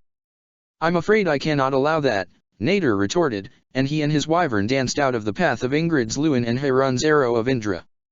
"Even if you only wish to talk, I cannot let you interfere. This is the prince's path to glory and dominance, and I will do whatever I must to clear that path for him." "Ugh! Goddess, you sound like Hubert," Hilda groaned. "Not you, Harun." "Sorry." Harun muttered something under her breath. "Do you really trust Claude, anyway?" Hilda continued as she and Ingrid weaved through Nader's wyvern riders toward him. One of the riders fell to Ingrid's lance, unable to avoid its sweep. "Do you have any idea who he really is? Do you really trust him enough to fight your own allies on his command?" "Why should I not?" he shot back. "I have known each of my king's children since they drew their first breath, and of them, Prince Khalid is the purest of heart, the one with the strongest will to raise our kingdom to new heights. I would follow the young lord to the ends of the earth itself and beyond." "He's not your young lord," Hilda retorted as she and Ingrid weaved on their Pegasus through the mighty sweeping arcs of his axe. Arrows fell from his cohorts around them. "He's not your Khalid. He's from another world. He's tricked you. Can't you see that, Nader?" "He is my Prince Khalid," Nader growled back. The head of his scarred old battle-axe deflected the black Lewin as Ingrid took her shot at him, and he was gone before Hilda could bring free kugel down upon his wyvern's wing. She only managed to nick the membranous flesh with the relic's blazing head. "He is my liege, the lost prince Queen Tiana tasked me with retrieving. What more could I do but follow him to this world when his time ran out in mine?" Nader had been a time traveler, too, all along.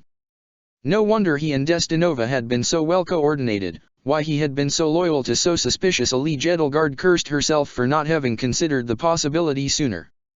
Cold air wreathed the long blade of the arrow of Indra, and Harun loosed a beam of ice from the lance, aiming to freeze the air solid around the wyvern's wings. But with a mighty flourish, Nader evaded the blast and swooped down upon them, forcing Harun to parry his axe with her lance. A crack ran through the head of his battle-axe, a new scar, a new wound, and a grievous one.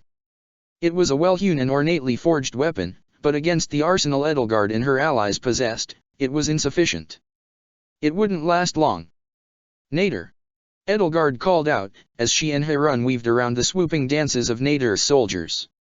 "There's no use fighting us. You're outnumbered, and we have superior weaponry. What are you hoping to gain by fighting us? What does your prince hope to gain?" She could see Nader's smirk widen as his wyvern flew past Harun's Pegasus and circled them in a wide arc, wind flowing like a rushing river's currents over and under the wyvern's wings. "I'd need not meet you here in battle, princess," he said, "if you hadn't insisted on coming. Prince Khalid has much to do, and you of all people cannot interfere. I will not allow it." "So, all you seek to gain is more time?" Edelgard asked. "Harun, press forward. We can't allow him to stall us." "Of course, Lady Edelgard," Harun rasped, and with a lash of her Pegasus reins, they charged forward, climbing high over and swooping low under the other wyverns. Nader, the greatest and most skilled wyvern rider east of Fodlan's throat, though, was not so easily deterred, and he and his men swiftly intercepted both Harun and Ingrid, dancing through the air on trails of amber and green, pushing them both back, stymieing their progress. For every inch forward they went, he stalled them another precious few seconds. For every foot forward, he pressed them back too. Even the axe in his hand, though battered, held up against the superior weaponry of his foes as though it were imbued with the same supernatural force of will that made him so indomitable of a fighter here. "Harun, take me in closer," Edelgard said, tightening her grip on the hilt to her light blade, her thumb pressed against the button that conjured its luminous blade. "I can disarm him with my sword." Harun, in spite of herself, Edelgard could tell, nodded, and swooped down at Nader while Ingrid and Hilda kept him occupied. She would hate to kill such a fine and brave man, but if he stood in her way. At the last second, Edelgard pressed the button, let the blade of crackling lavender light spring forth from the hilt, and swung only for the blade to meet its match in another blade of pure light, its length glowing a brilliant amber. Where the two blades ground together, they sparked and sputtered, and the sound of crackling fire magnified 100-fold filled the air. Harun carried Edelgard away from Nader, breaking their blades apart, and circled around to attack from afar while Nader turned his own light blade on Ingrid and Hilda as they dealt with his fellow riders. They were immediately on the defensive, now that their foe had switched from simple steel to something that could cleave steel in two like a knife through hot butter. They had seen Edelgard wield her own light blade and knew what it was capable of, and neither wanted to risk their powerful relics against that. Against him, and with the rest of his wyvern squadron split in equal numbers between them and between Edelgard and Harun, none of them could advance. I should have expected Claude to avail himself of antediluvian weapons while he was missing in New Babel, Edelgard muttered. Doubtless that had been his plan all along, and his reason for separating himself from Edelgard and Dimitri after luring them in, and who knew what other weapons he would have at his disposal? She looked down the length of her blade. If she channeled dark magic through it, she could strengthen it even further and increase its size and cutting power. Would doing so overpower Nader's blade? No. This was wasting time. We have an opening, she told Harun. Now, while he's occupied with Hilda and Ingrid. They raced forward on black wings, darting around the other wyvern riders, felling one of the 6, 2, but Nader was ahead of them in a flash, and once more his light blade met Edelgard's. Amber and lavender light washed over his scarred, swarthy face and gleamed in his eyes as his grin widened beneath his bushy black beard. "You, Princess Edelgard," he said, "shall not advance until my prince's work is finished." Edelgard channeled dark magic through the blade, forced his blade back with newfound strength enough to push back his entire wyvern, and surged onward, but he was relentless, and was upon her again. An arrow whizzed past his head, nicking his ear. "Go on. We'll hold him off," Bernadetta shouted out to Edelgard and the others, emerging on her horse from the woods with another arrow already nocked and her bowstring already drawn. Another one-woman volley rained down upon Nader's wyvern and his men, distracting beasts and riders alike long enough for Ingrid and Harun's Pegasi to weave around them and continue onward to the facility. Sylvain, White Fang's Black Knight, was right behind her, the lance of ruin glowing a burning red in his grip. The rest of White Fang, those who could still fight, were not far behind. "You might be Nader the Undefeated," Bernadetta called out to Nader, her voice ringing out confidently through the air and cutting like an arrow through the currents of wind swirling around his wyvern's flapping wings, "but let's see how you do against Bernie the Invincible."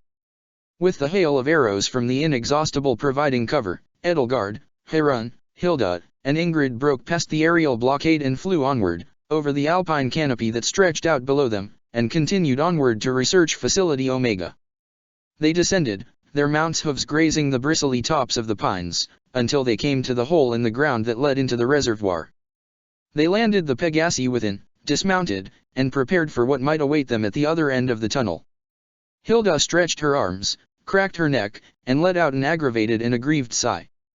"Nader, too? Really?" she groaned. "What's he talking about, glory and dominance, anyway? We know only a fraction of what riches can be dredged out of the past," Edelgard mused. "Think of what Destinova could do to enrich and empower himself with the ability to travel through time and space at his disposal. He wants to take this world for himself, and Research Facility Omega can give it to him on a silver platter." There was a crestfallen, devastated look on Hilda's face, a glum pursing of her lips and furrow to her brow, the shimmering veil that came over her eyes when she found herself faced with Destinova's deception, a veil of mourning for the Claude she knew and had learned to trust. That, of course, is only a worst-case scenario, Edelgard assured her, and together she and the others looked forward to what they all hoped could be an amicable parley with the man once known as Destinova. We'll need to be swift and decisive with Agarthan technology at his disposal. There's no way the rest of his occupying forces doesn't already know we've arrived. I will head for the roof and work my way into the control room like before. Harun, Ingrid, Hilda, you three will stage a distraction so we can slip in unnoticed. And Vul should still be here, as the only expert in Operation Antediluvian wherever and however he's being held. We'll need to secure him as well. Hilda gravely nodded, and she and the others headed onward ahead of them for the final assault on Research Facility Omega while Edelgard brought up the rear and steeled herself for the infiltration ahead. Claude had seized the facility with a small team of elite soldiers in a blitz not unlike the same tactics Edelgard and her Black Eagle strike force had used to so swiftly bring strongholds and fortresses to heel. She shouldn't have been surprised in the least bit to see the great Destinova use such similar tactics. However, though a small team was easier to transport and keep hidden, it was also easier to evade. Edelgard estimated from what she could see that about half of Claude's forces were currently outside on Wyverns stalling the rest of White Fang, and though that other half had been able to overpower and subdue the Agarthan engineers and small complement of Kingdom soldiers manning the facility, they couldn't prevent Edelgard from sneaking deeper into the facility, especially with her friends, making a big scene at the front gate.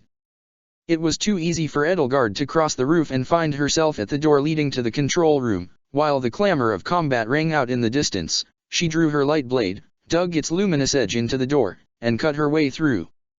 The control room looked much the same as it had the last time she had been here. The floor-to-ceiling windows on two of its adjacent walls were shattered, showing clearly the battle-scarred expanse of the production floor, now even emptier with no more mobile suits to stand sentinel, but the computer console was untouched. Claude von Regen stood before it with his back to the door and his right hand drifting over the controls while his left pressed against the handprint scanner device affixed to the console. At his side, on the chair in front of the console, sat Thales Jr., unconscious, and looking for all the world like nothing more than a helpless lump of corpse-pale flesh, the short stumps of his severed limbs hanging limp and his head lolling to one side and resting on his shoulder. Claude had heard her come in. One would have to be deaf to not hear the sonorous humming of the light blade or the sputtering sound of it cutting through metal. But he did not turn around until she had already taken a few steps toward him. "Pray tell, Claude, what happened to sitting down and having a drink together?" she asked. He turned to face her, brushing aside the locks of his snow-white mop that fell over his bronzed brow with a wave of his gloved hand. The hem of his long violet coat, adorned with gold filigree and woven ornamentation, swirled around his ankles. Spiny scalloped pieces of black and amber armor clung to his shoulders, and underneath the lapels of his coat was a bronze-plated breastplate forged in the shape of tongues of flame. "I never said I wanted to have a drink together right away," he answered with a sly wink that, with his sinister white eye hidden by a black eye patch, only resembled a wink in the sense that it was too deliberate to be a blink. "By the way, wearing your hair like that isn't going to work on me," he added. She brushed one of her pigtails over her shoulder. "I didn't think it would, I happened to like the style, that's all," she replied to him, though part of her had been hoping it would. "Next time I see her, I'll tell Hilda you said that," he said. "So, Edelgard, what brings you here?" He took a step toward her, but it felt as though the distance between the two of them had, if anything, actually grown wider. "I'm here to see what in blazes you're doing, Claude," she answered. "Heading back to New Babel to see if the Agarthans missed any mobile suits? Or perhaps you've found some other historical weapons cache to raid?" "Would that be so wrong, Your Highness?" he asked with a smirk upon his face. "You really used those mobile suits to great effect at Gareg Mach. It depends on what you plan to do with them." His smirk turned into a self-effacing smile. "Got a point there. I'll be the first to admit I've got a bad habit of holding my plans annoyingly close to my chest. If my Claude is an expert, then you are practically a virtuoso," Edelgard said. "By the way, Dimitri, and I wish to thank you for helping us save Byleth. If you hadn't joined us there, I doubt we would have freed her, let alone ourselves. We owe you a debt of gratitude." That self-effacing smile on Claude's face turned genuine, warm, bittersweet, and even perhaps a touch vulnerable.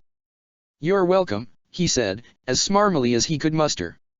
Now, I don't suppose that debt does not mean I won't interfere here, should I find it necessary, she finished. He glanced out the window. Teach is fine, right? More than fine, she assured him. What happened to him in your world will not befall her in this one. I can guarantee that. But I digress. Right, right. Claude ran a gloved hand through his mop of white hair. You want to know what I'm planning to do with the time gate here? He paced around her in a slow arc. Just think of everything you can do with time travel. A legendary weapon or a hoard of treasure mysteriously vanishes and becomes lost to history. Who's to say you didn't go back to the past and steal it for yourself? You find a situation to be inexplicably arranged in your favor. Who's to say your future self didn't set it up that way for you on purpose? Edelgard had to admit that she herself, due to her distaste of time travel and its entire mechanics, had always been loath to follow her thoughts down that path. She would rather the future be nothing but blank pages than a book that had already been written.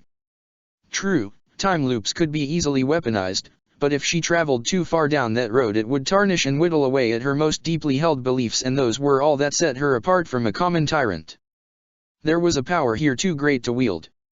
A man who knows the past and can see the future, Claude said, spreading wide his arms and turning to face her, never has to lose again. Thales and his no-eyed people were too small-minded, they never used this project to its full potential. But a grin flashed across his face. Imagine never being faced with a no-win situation again. Imagine going into every decision you make with the utmost confidence that it'll pay off in spades. With Operation Antediluvian under my control, I'd be a lord of a vaster domain than my dad or my late grandpa. A lord of time, he thoughtfully scratched the chin-strap beard that traced his jawline. A time lord, of sorts. Huh. I think I like the sound of that. The Time Lord, victorious. Edelgard crossed her arms over her chest. The Claude she knew had never been such a megalomaniac. So you've decided that the kingdom of Almira is too small a domain for you, after all? Don't get me wrong, Claude said, chuckling. It's really more of a means to an end. I've done enough losing for one lifetime, you should know, if you've really seen it. Now, I'm gonna win even if it means twisting the universe into knots all around me. Of course, to have that perfect knowledge of the past and future, I'd need perfect control over the gate, you understand. In other words, Edelgard replied, you've no intention of allowing us passage to Research Facility Epsilon. Do you truly intend to keep me in this world indefinitely? If you want to leave, Your Highness, I've shown you the door, Claude said with a shrug and a wry little what are you going to do about it frown. But I'm hoping you won't take that particular one, as you can imagine, it's not pleasant. You know that the Edelgard you knew wouldn't approve of this, she said. Why? Because of something you said to me while you were pretending to be her, he scoffed, with a smile that was as far from reaching his eye as those trapped in Abyss or Shamhala had been from reaching the sun. You can't keep me here. Can I ask you nicely to stay, he asked. The time for asking nicely has passed.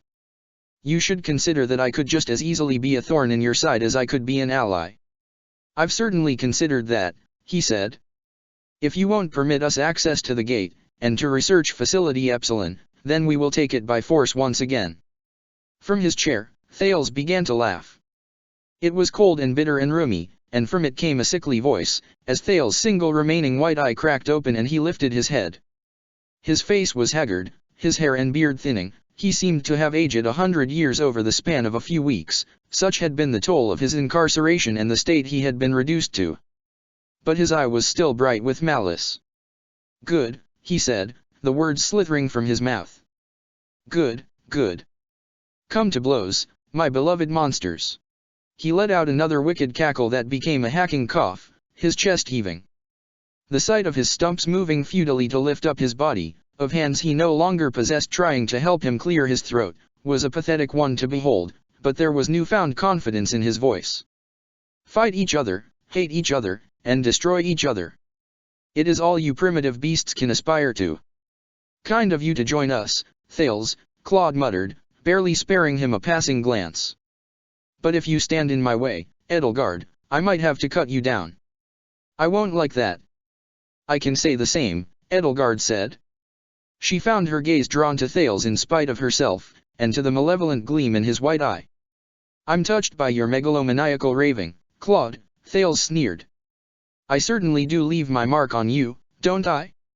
Oh, you know why he brought me all this way, don't you, dear niece? He can talk all he wants about becoming a Time Lord, but he's really here to send me on my way to a new world, a new timeline, a new body." A grin curled across his face, pulling back lips like fat dead worms from his yellowed teeth. "He is going to do me the favor of giving me a new world to conquer. And when I've finished conquering it, why don't you guess where I'll go next, dear niece?" Edelgard rolled her eyes. "Must I, uncle? Besides, I believe you've already told me. You seem to be losing your wits in your old age and piteous condition. You believe me deserving of pity?" "Oh, how magnanimous, your majesty," he said. Claude rolled his eyes and made a dismissive clamshell gesture with his hand. "Oh, am I boring you, oh great Destinova, the light that never warms?" Thales sneered. "Sadly, as I've neither hands nor feet, I can avail myself only of my tongue.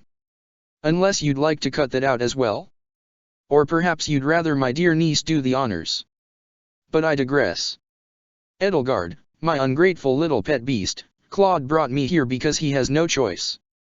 He is going to take me to Research Facility Epsilon and send me to his world, where I will carry out all of the deeds that have scarred themselves into his memory so indelibly. He will be directly responsible for all that will befall the pitiful vermin he cared about. And there is, I'm afraid, nothing he can do about it. He knows, after all that the future is set, that there is no escaping the destiny I have already written for him, the destiny he has already written for himself. He is a disciple of my teachings in a way that you and your dear little D could never have been." He began to laugh again, cruel and bitter and mirthful.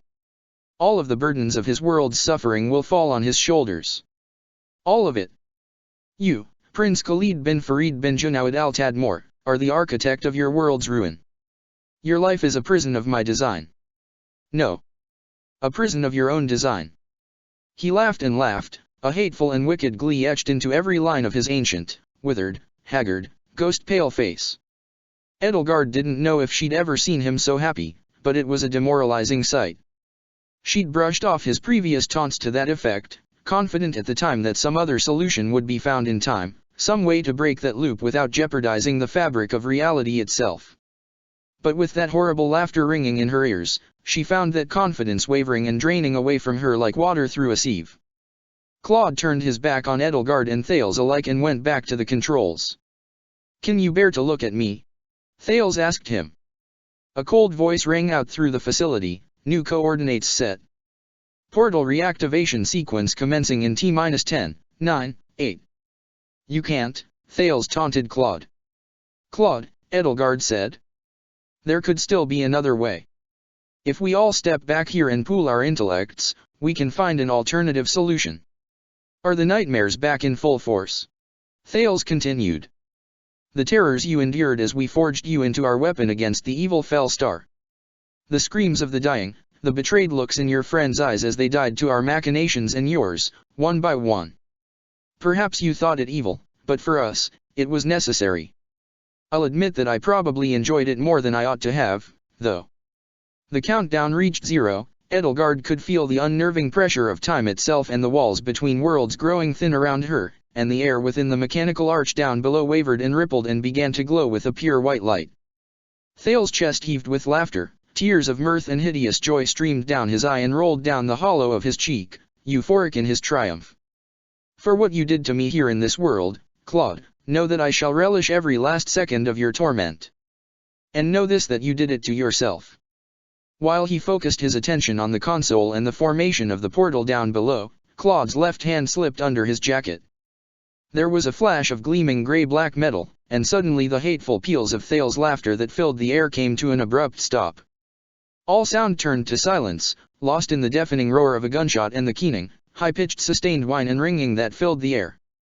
Smoke curled from the muzzle of the gun Claude held in his hand, arm outstretched. His eye was still fixed on the console, but the bullet had found its mark and buried itself right in Thales' brow.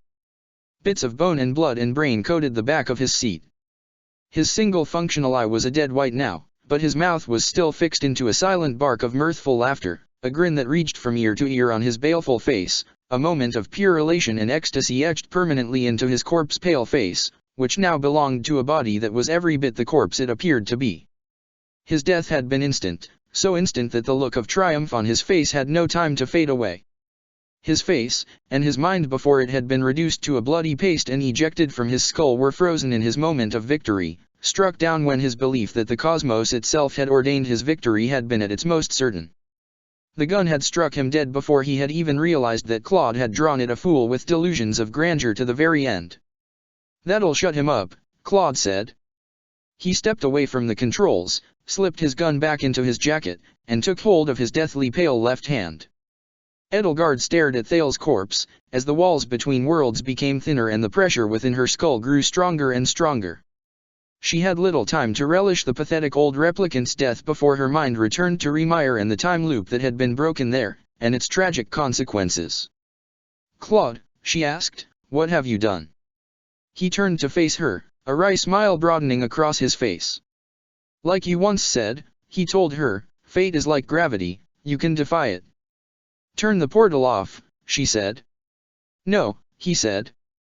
"We cannot throw caution to the wind here. Turn the portal off." "I've got it under control," he assured her, stepping backward toward the window. "Trust me."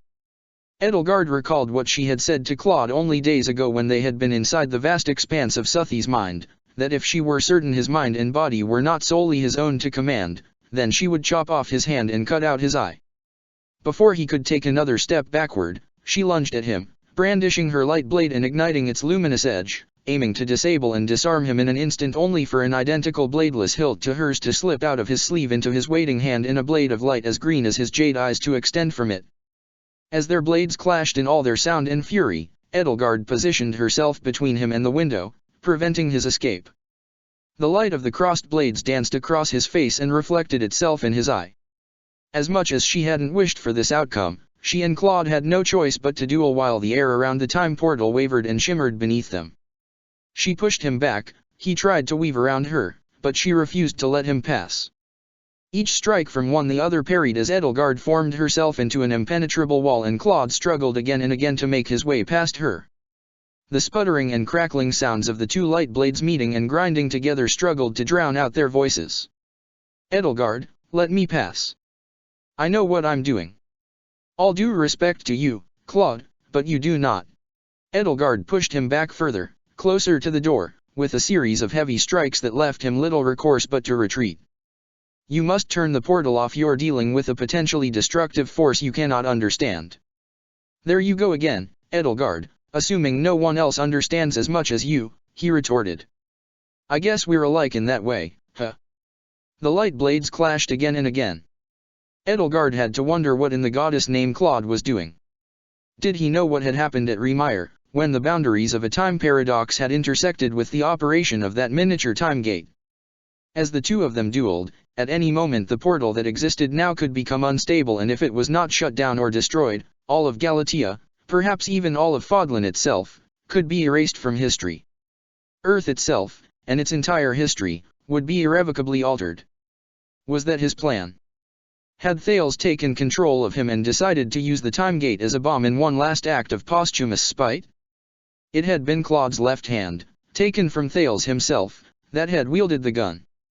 Or what if the plan was to destroy or shut down the time gate, and thus indefinitely delay the closure or explosive breakdown of any time loops and effectively strand Edelgard in this world? Was that Claude's plan?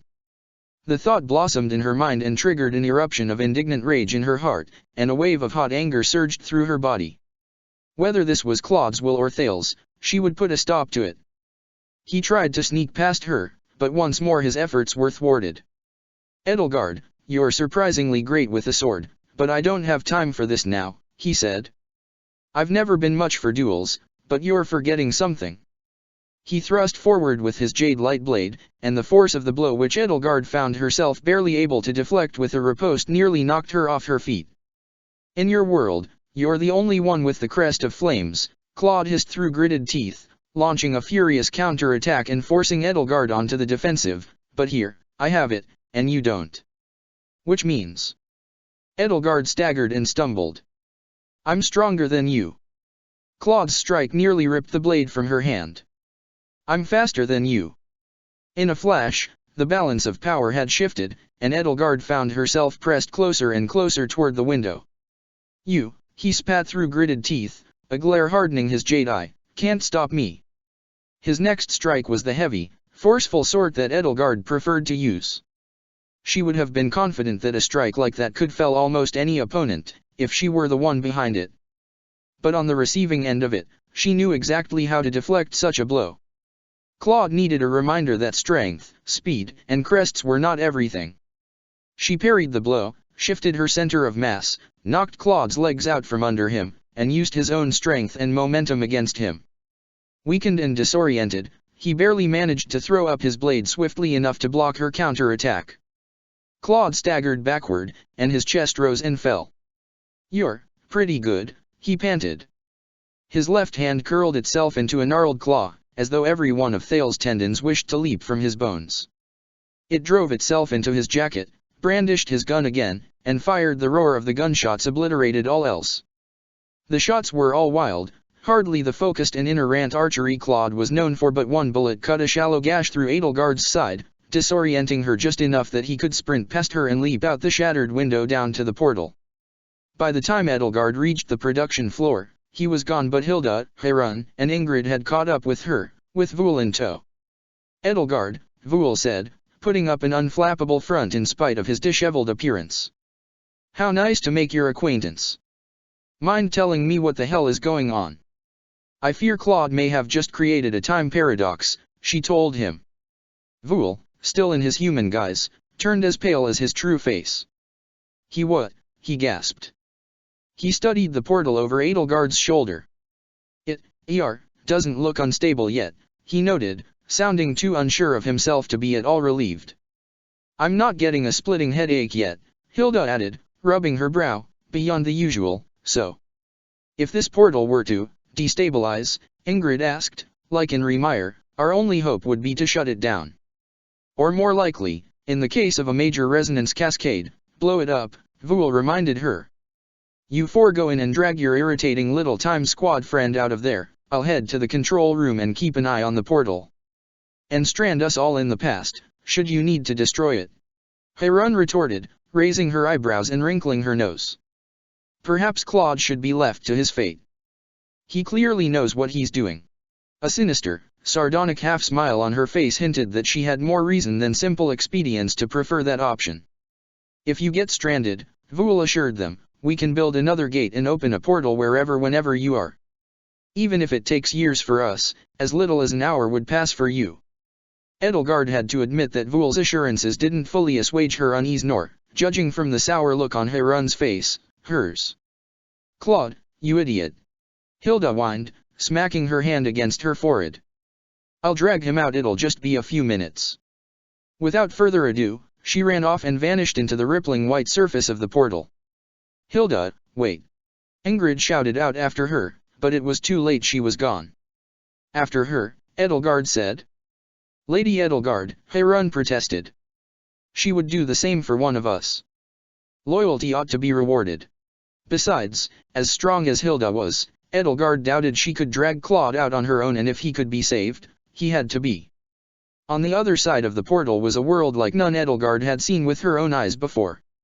She, Hilda, Ingrid, and Heirun found themselves in an antechamber shaped by the smooth, flat planes of walls joined at sharp angles to a peaked ceiling, like a cathedral's, but where a cathedral's arches and buttresses would be smooth and flowing. The shape of the architecture was harsh and sharp and fashioned from dark metal and smooth black stone like obsidian.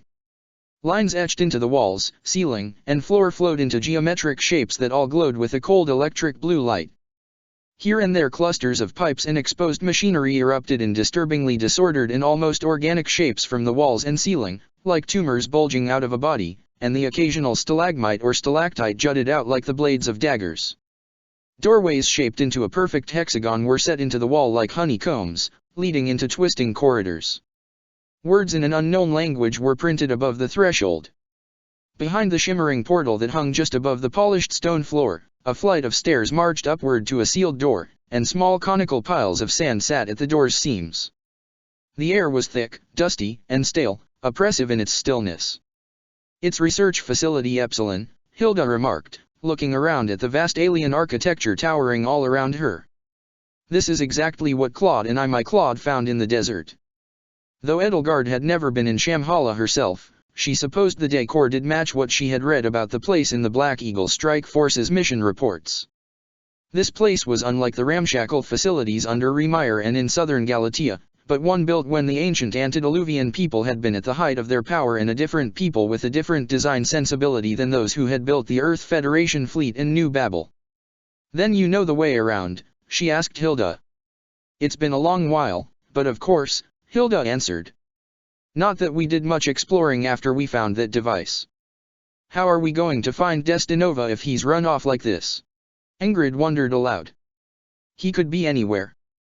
Edelgard had to admit that she was right.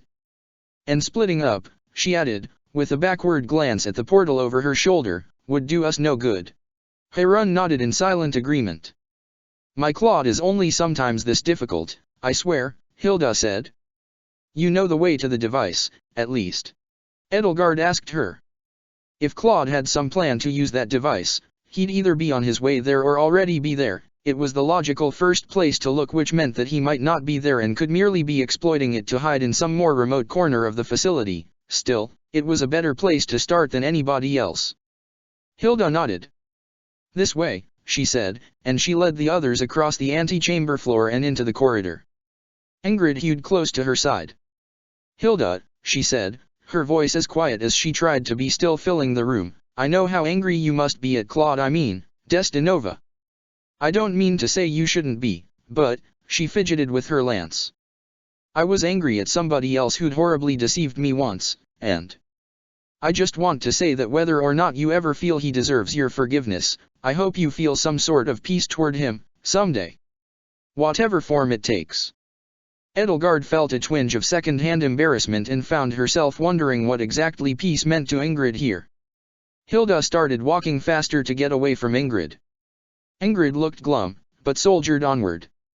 It wasn't long, though, before she spoke up again.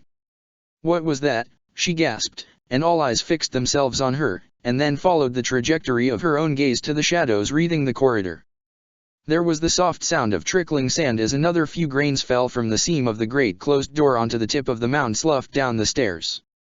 "Sorry," she added, shaking her head. "Must have just been my eyes playing tricks on me. Let's not slow down on my account. Tricks or not, we need to all keep our eyes peeled for any sign of Claude," Edelgard said. There was something, she noticed, fluttering and flickering in the corner of her eye as well, but when she looked for it, it was gone. "Remain vigilant. Hilda, lead on." They continued onward and Hilda led the way, holding up Free Kugel like a torch and letting the fiery glow of its umbral steel light the way.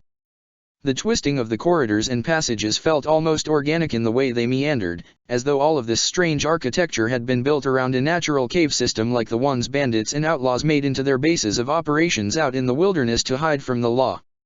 She saw it again.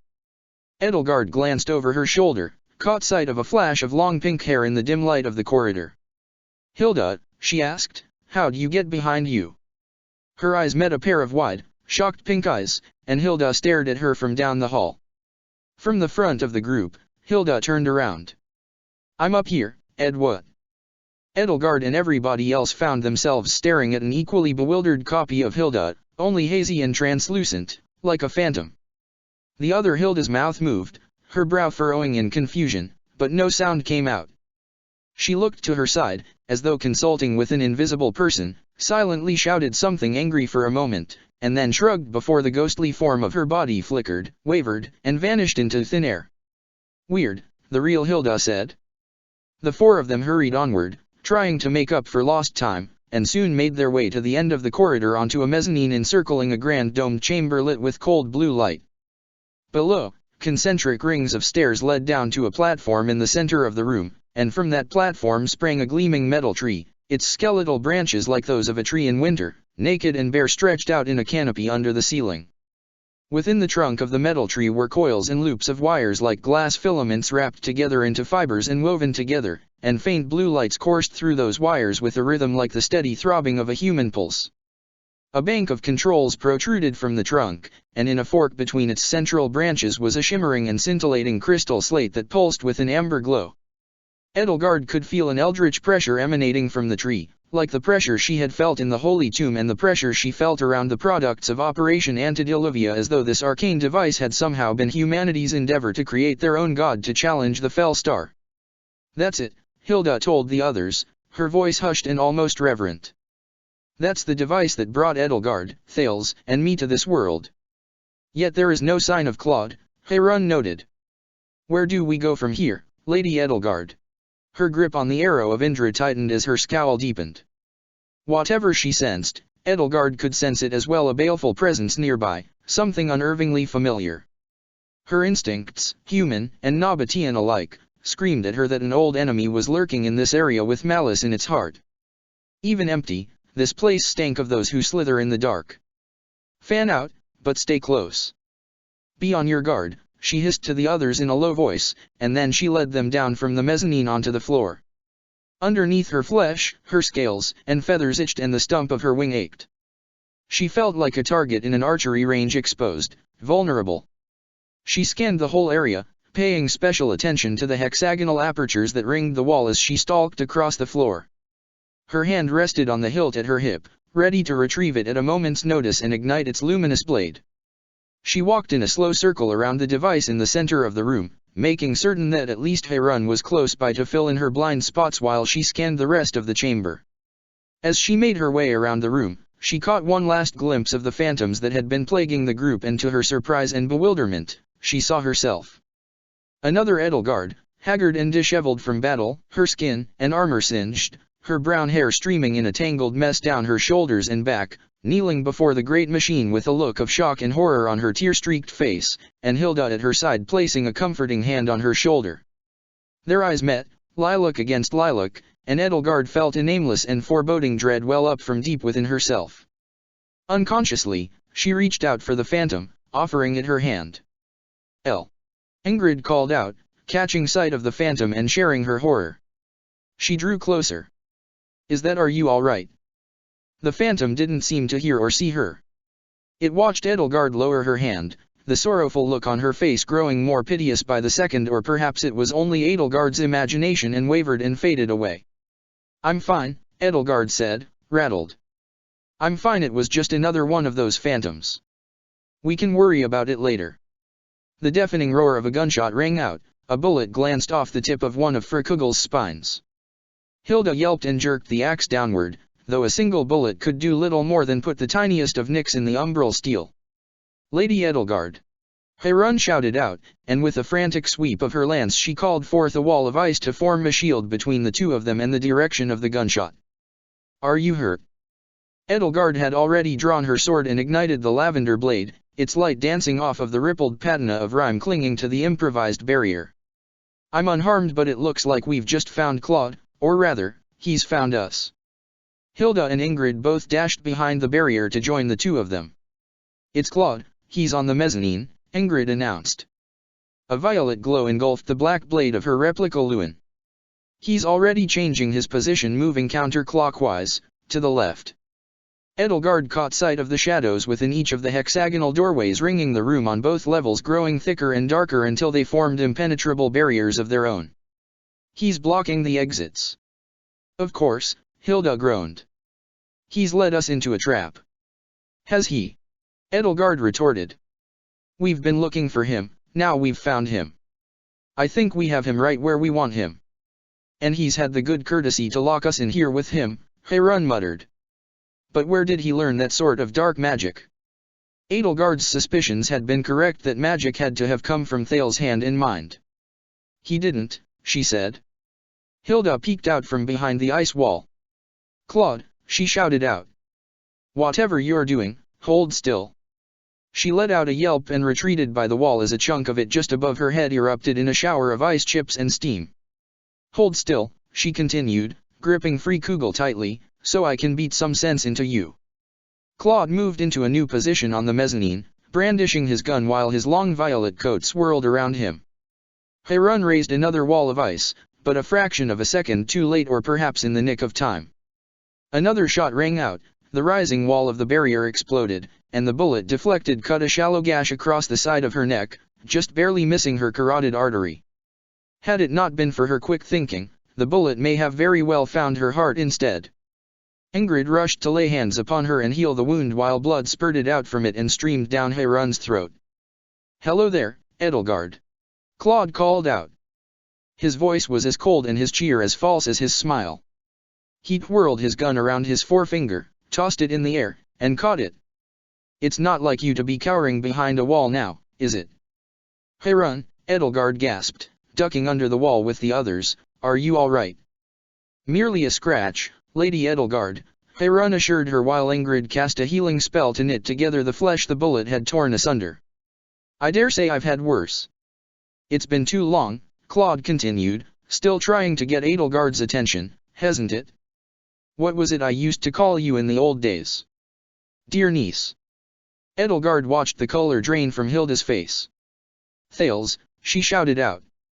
"What have you done?" "What have I done?" "Merely fulfilled my promise to you that I would return to the worlds you drove me from and wreak my terrible vengeance, dear niece. It was serendipitous indeed of me that I sent myself back when I did. Instead of possessing a limbless invalid, my soul found its way into the only parts of my body that yet had life in them, the parts of my body my disciple, my Destinova, so dutifully grafted onto his body." Thales raised up his left arm, letting his sleeve slough away to show the corpse-pale complexion of his grafted hand spreading down Claude's forearm, and clenched his left hand into a fist. "Now I live on, through this arm." The horror-stricken look on Hilda's face turned to indignant rage. Her mouth moved but no sound passed her lips, as though she were so apoplectic with rage that she had gone mute. "Now, what do I call myself now? Thought? Claes? Thalid? Coles has a nice ring to it." Ingrid put a hand on Hilda's shoulder. "Don't do anything rash," she cautioned her. "He's definitely trying to make us angry." "And he's succeeding," Hilda hissed. Her face was red now, livid, her eyes bulging. Her hands were trembling as they clenched Frikugel's haft with a white-knuckle grip. "Though I suppose it matters not to you vermin," Thales went on. "Now that I've locked you in here with me, 2,000 years into the past, this facility will become your eternal resting place." Without further ado, Hilda took off running.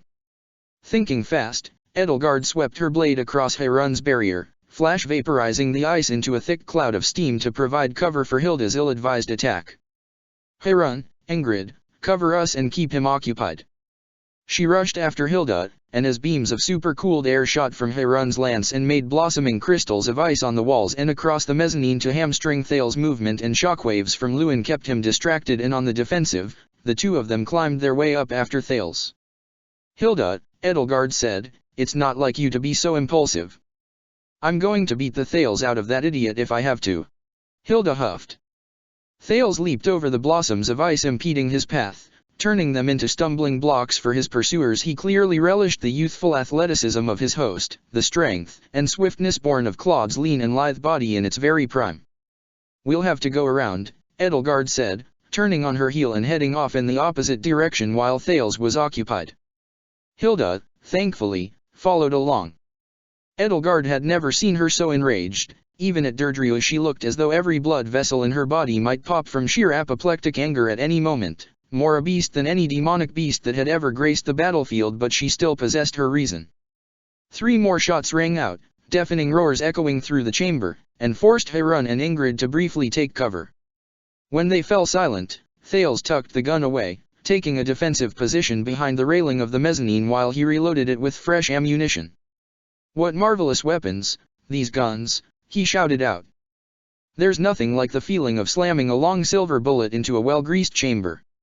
Why did we Agarthans not resurrect this antediluvian art? Pride? Ha! A mistake we shall not make again." 6 shots, Edelgard noted. "Then he reloads. Now's our chance to get in close." She raced around the mezzanine and Hilda barreled past her, nearly shoving her aside as she drew Frikugel back. Every cord of her muscles stood out against her fair skin. The illusion she maintained of the delicate flower who'd rather file her nails than build calluses on her fingertips was fully dispelled. This was the little sister of Holst Goneril, mighty defender of Fodlan's Locket, and a chip off the old block if ever there were one. We're not locked in here with you, Thales, she roared, with a mighty swing of her axe as fire wreathed its blade and spat itself in streaks across the air. You're locked in here with us. Let's see you keep possessing that body when you're... Hilda, wait. Edelgard shouted out, drawing and igniting her light blade and pressing herself forward with renewed speed, desperate to put herself in front of her once more before. Thales drew his own light blade, ignited it, and raised the blazing emerald edge against Free Kugel. Umbral steel met pure light and came to a near-complete halt, while the light began to slowly burn and eat through it like strong acid through weak stone. Exertion and effort etched themselves into every inch of Claude's face as Thales spurred his body onward. His crests rose to match Hilda's, their mismatched resonance sending an unearthly and discordant tritone through the air. With a mighty roar, his light blade tore the rest of the way through Free Kugel, shearing its bony head in two. His next thrust of the blade, while half of Free Kugel sailed through the air, melted through Hilda's armor and set her clothes alight as it cut and instantly cauterized a shallow gash in her side. But the flames the axe had spat out were eating through the mezzanine beneath his very feet, and the metal buckled and crumpled. A shockwave from Lewin below ripped through it and forced Thales to retreat. He found his back to another blossom of icy spikes that erupted from the wall before he could get any farther, though, and before he could duck underneath it Edelgard leaped over the hole Ingrid had made. Stay back, Edelgard told Hilda while she clutched at her side, and let me make an opening. She struck as soon as her feet hit solid metal. Thales had barely enough time to spare to raise his blade against Edelgard's before it could cleave him in two. The blades clashed and locked, both sides putting in their all to overpower the other. It's a shame. You and I are so alike, he sneered, his blade crackling and spitting out sparks as it ground against hers. I know, she retorted. A shame for you, that is you could have been a good person, too. She lost the contest of strength and pulled back, but dodged a sweep of the humming green blade, just barely feeling its heat as it grazed her armor, and parried his next strike. Good? Evil? You simpering, moralizing primitive savages. Thales brought his light blade down with a forceful strike. Edelgard parried again, thrust, slid her blade across his as he executed a perfect riposte and left her wide open, and only barely drew back in time to dodge his next strike. You blabbering fools dare to think you know a fraction about which you speak. This world is ours.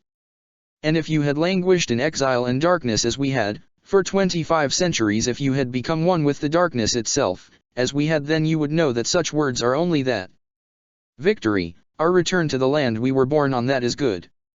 Defeat, languishing in the depths, while you primitive beasts squander your unjust inheritance that is evil. This world was ours and I will wade through an ocean of blood to make it ours again. He delivered each line with a swing, slash, and thrust of his blade, forcing Edelgard on the defensive. It was all she could do to keep him from cutting her to ribbons. She still hadn't fully regained her strength and stamina from the slog of her battle against Rhea, but Thales, in Claude's body and empowered by his two crests and youthful vigor, had energy to spare. As he gained the upper hand, Thales began to grin, twisting Claude's handsome face into something ugly and monstrous. I'm quite proud of how well I've done with forging this Destinova character, he added, taunting her with every strike she struggled to parry. She locked her blade against his, but he pressed forward, driving both luminous blades within an inch of the tip of her nose. The light and heat were both searing. He's become exactly the puppet I wanted. Though, perhaps not exactly. I shouldn't be surprised you find fault with this new vessel of yours, Edelgard said, forcing herself to keep a cool head in a glib tone while she squinted through the locked blade's intense glare. She could smell her hair start to burn at the fringes. Nothing you have is ever enough for you, is it, uncle? The spikes of ice blocking Thales' retreat exploded in a shower of icy mist and steam as another shockwave from Lewin air itself channeled into a weapon cut overhead. Thales' white hair was ruffled by the shockwave, and red blossoms erupted all over it as the wave lacerated his scalp. Had he and Edelgard been the same height, the shockwave would have taken both their heads off, but for once, being short paid off. With a burst of strength from her crest and a judicious application of her dragon half, she pushed Thales back while he reeled and put some distance between the two of them. Behind her, Ingrid and Harun had both made it up onto the mezzanine and were tending to Hilda's wound, but Edelgard had little time to feel relieved. Thales was upon her again in a flash, forcing her to parry another swing of his blade. I think I'll go to another world once I've finished here, and try my hand with you again, my dear niece, he said. I'll shape her into an obedient doll with no will of her own, all of your power with none of your irritating voice or irksome defiant attitude. Maybe I'll even brainwash her to call me uncle and mean it, none of that passive-aggressive sneering. I will use her as my silent and demure little woman-child puppet, and make of her a figurehead for all of her primitive subjects to loathe while I return my people to their rightful place. It took every ounce of willpower in Edelgard's body not to squirm all the way through his little speech. He spoke like the lecherous, drunken old nobleman Dorothea and Manuela had once made their careers out of tolerating. His words had the same slimy, unctuous feel in her ears as perverse hands would have inching up one's thigh. You've given this quite some thought, it sounds like, she said. Once again, Thales, your obsession with me is appalling. If you crave me so, why can you not be more like Manuela's droves of fanatics and simply ask me to step on you? Thales' stolen face grew livid with rage, and unlike Edelgard's righteous anger, which empowered her, his anger was born of pride, his most glaring weakness. Enraging him was a gambit that paid off, and true to form, it paid off here in spades. Thales feared what so many men like him feared, to be laughed at. The next swing of her light blade severed the light blade's hilt in two just between the crossguard and one of Thales' knuckles.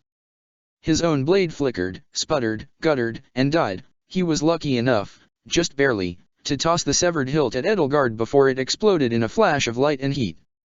Edelgard closed her eyes, but the light cut through her eyelids and the heat stung and seared her face.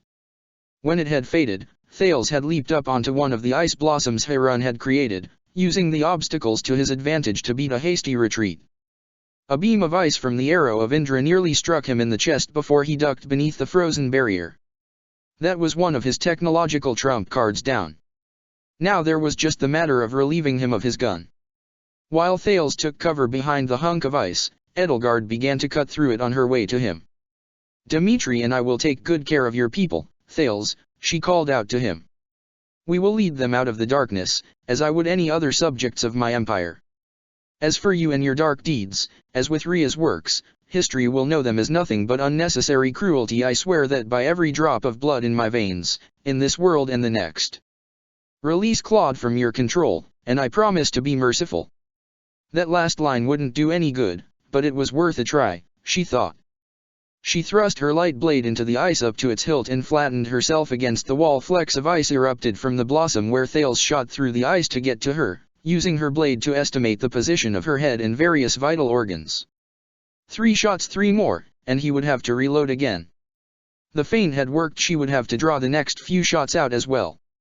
She could see Hilda and the others hurrying around the mezzanine in the opposite direction, with Ingrid and Harun making their way to the floor to draw Thales' fire once more. Another shot rang out and left a spiderweb of cracks in the crystalline layer of Harun's Todd's Ritter armor. 2 more to go. Another deafening shot rang out. Ingrid cried out and collapsed, clutching her leg as blood spurted from her thigh.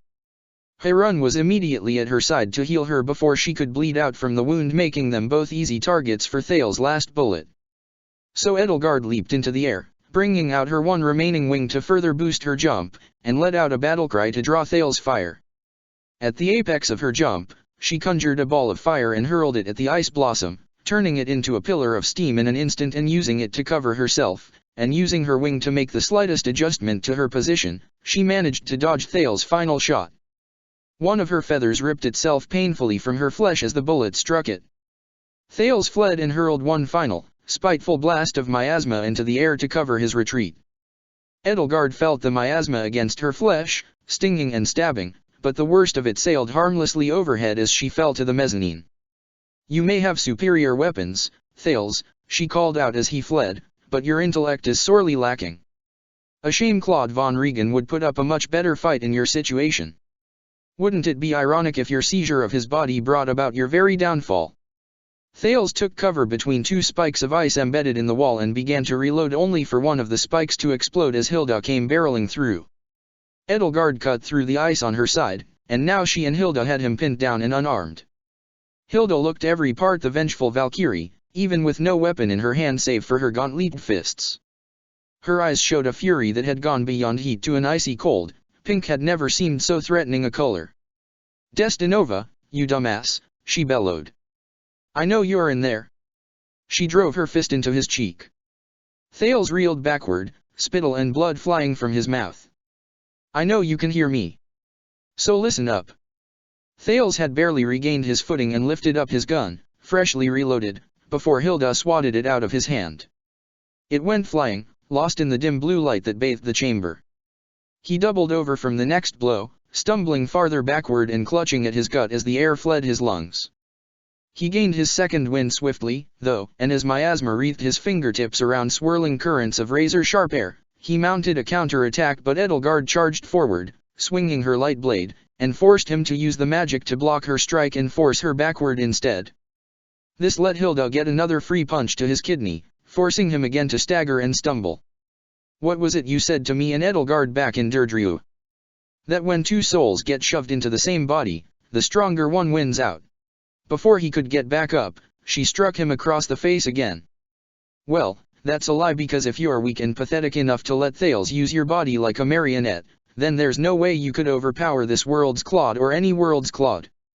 I won't believe that. Ever. Thales chuckled. Believe it or not, he sneered, that's. He dodged the next angry swing of her fist and parried Edelgard's next strike. The desperation on his face was clear. Desperation and anger at having to be so desperate in the first place. He could barely defend himself with his magic against Edelgard and Hilda's two-pronged assault. I know you're in there, Claude. Hilda shouted out. She took him by the arms, clenching her fists around his biceps to immobilize them, and cracked her brow against his with all her might. So get out there. She headbutted him twice. Take back control. 3 times. A river of blood poured between her eyes and down her nose. And start fucking fighting back. Thales fought back, wreathing himself in miasma as he struggled against Edelgard and Hilda. He managed to drive his boot into Hilda's freshly healed wound, forcing her back, but only temporarily. His magic could barely repel Edelgard's light blade. You're mistaken, he sneered at Hilda, lashing out at her with whipping tendrils of darkness that cut deeply into her flesh and scored her armor. If you truly believe such naive drivel, then listen to me when I tell you. With his right hand, he ripped the light blade's hilt from Edelgard's hand with all the might his 2 crests afforded him. And then, with the blade still ignited and glowing a fierce lavender, he brought it down on his left forearm just below the furthest encroachment of corpse-white flesh past his wrist. You, he said to Hilda, with a smirk both smarmy and warm that lit up his jade eye with a defiant sparkle, are absolutely right. Claude. Edelgard gasped. You're back. Hilda cried out, her voice cracking from sheer elation and relief. Claude deactivated the saber and dropped it, cradling the cauterized stump of his forearm in his right hand. Yeah, for now, anyway. Phew. I wasn't expecting Thales to put up so much of a fight. You knew he was going to possess you? Edelgard asked. She was still cautious, letting black magic spark just beneath the tips of her fingers and go no further, just in case she needed it. I knew a fragment of his soul was already inside me, inside his hand, he hissed through pain-gritted teeth. Ah, gods, that smarts. Anyway, I knew that after I killed the rest of him, his soul would use these body parts as a conduit. Ugh, he squeezed his eyes shut, his face wrenched up in pain. And then I could come here and... But damn it, I wasn't expecting his future self to pop in now of all times. If I'd known, I'd have kept Ol Stumpy alive. He stamped his boot against Thales' disembodied hand as it tried to crawl over to the discarded hilt of Edelgard's light blade, then kicked it off of the mezzanine. Go get it, girls. You know what you need to do. He threw his head back and screamed, and the scream became a manic burst of laughter. Claude von Regan, you fool! Thales shouted to the heavens, laughter bubbling up from his chest. Did you already forget? I live on in your eye as well, and so long as I do, I will never release your body from my grasp. Run, Claude gasped from between Thales' riotous laughter. Get that hand and... Why don't I show you, dear niece? Thales sneered, what happens? Claude punched him in his own face. Ha, ha. How do you like that, Thales? Or would you prefer I called you Yuri? How's it feel, getting stabbed in the back by me, for a change? He cackled, blood gushing from his nose and spilling down his chin. He shouted out to Edelgard and Hilda. Thales took control of his right hand and began to choke himself. "Enough from you, you pathetic excuse for a weapon," Thales gurgled, hissing the words through a crushed windpipe. "Oh, I thought I was your greatest disciple," Claude shot back. He ripped his own hand free of his throat. "Go use the device," he shouted out. Hilda grabbed Edelgard by the shoulder. "You heard him. Let's go. I'll show you, dear niece," Thales snarled, "what it looks like to truly unleash the power of two crests. And see, Destinova, you are nothing but my pet monster." As Hilda and Edelgard bolted for the floor, Thales let out a blood-curdling scream. A pair of antlers, sharpened into cruel and wicked arcs of bone, ripped themselves free of his brow and curled over his head like a great crown as shadow flowed across his body, engulfing him, forming striated muscle and chitinous armor as his body warped into something monstrous, spindly, grotesque, and radiant with a monstrous thirst for destruction. Emerald lights bled through gaps in his demonic armor, and crimson pinpricks like hot coals burned from within eyes that had turned as black as ink. "Edelgard von Hresvelg!"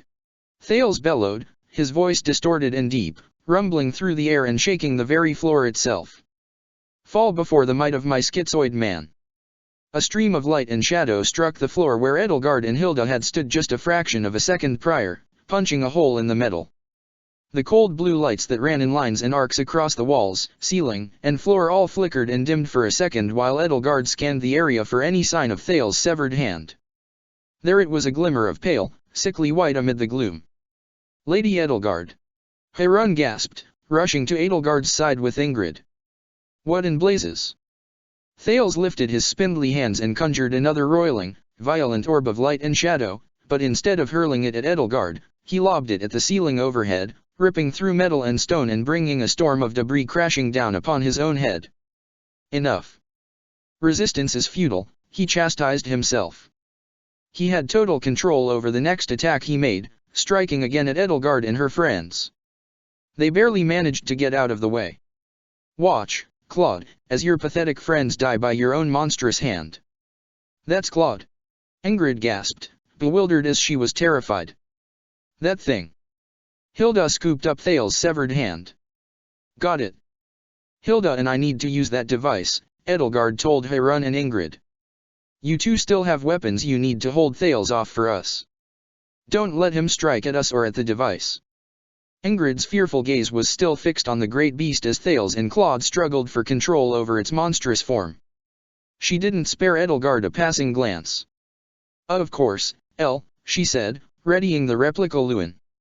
"As you wish, Lady Edelgard," Heron rasped, and she took up the arrow of Indra as the intact segments of her Todd's Ritter armor lit up bright green. "We shall see it done." The two of them rose to challenge Thales while Edelgard and Hilda scampered away to the device.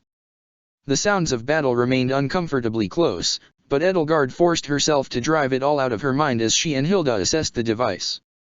At the trunk of the great metal tree, they were bathed in the amber glow of the crystal slate nestled in its branches, the time crystal that gave the device its power to send souls and minds from one world to the next. They stared at the device's labyrinthine controls, both sharing in each other's bewilderment. So many months ago, when they had first seen the controls of the Enigma cryptography device, it had seemed arcane and unfathomable beyond any of the tools Hahnemann had employed in his Crestology research. Since then, Edelgard and Hilda had seen Agarthan computers and all manner of odd devices as far beyond the Enigma as the Enigma was beyond Fodlan's most cutting-edge science, and this device was even further beyond by an order of magnitude. There was a metal plate with a scintillating crystalline inset that looked something like the handprint scanning device in Facility Omega's control room, and a luminous pane of glass that traced a line and its offshoots like a map's depiction of a river and its tributaries in bright electric blue, and a bank of buttons and dials and lettered keys, but Edelgard and Hilda both had to admit that they had no idea whatsoever how to use them. "All I did," Hilda mumbled, "was bump that lever right there, I swear. I've got no idea how to use this." "Surely Vool would know better than us," Edelgard sighed, trying to make sense of the controls through inductive reasoning. The diagram of the river caught her attention, though. There were marks like luminous blots of electric blue ink at certain points where the river's paths branched off, labeled with 4-digit codes. From top to bottom, 5060, 5059, 5051, 4963, 4614, 3054, 2479. The entire room rumbled, and out of the corner of her eye Edelgard caught sight of Harun and Ingrid both combining their strength to strike at Thales. But even Lewin's powerful shockwaves barely scarred that Chidinu's armor, and whatever Harun froze with the arrow of Indra thought in mere seconds. There was no time for bewilderment. How long could those two hold off that beast, even with Claude's help? I can't make heads or tails of it, Hilda groaned, wearing a frustrated frown that was practically a scowl while she squinted at the diagram. Are those numbers supposed to be years?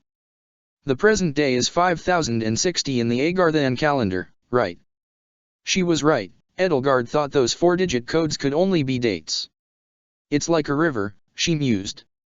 A river, as in the river of time. I suspect this diagram shows this timeline and its offshoots, perhaps one of those tributaries is Destinova's world. But, she shook her head. As for how we program this thing to send Thales' soul away, I'm afraid I'm at a loss. The ground shook again, and the lights flickered again. A stream of miasma shot from one end of the room to the other, clipping the edges of a few of the tree's artificial branches before punching a hole in the opposite side of the wall. The tree's luminous pulse weakened, and the amber light of the time crystal grew weaker for a moment, like a candlelight buffeted by a sudden gust of wind. It looks like you're trying to transmit your consciousness across the multiverse. Please state the nature of the temporal emergency.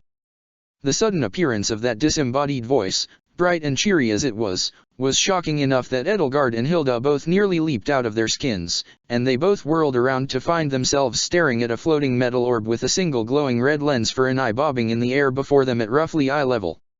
What are you? Hilda asked. Greetings and salutations.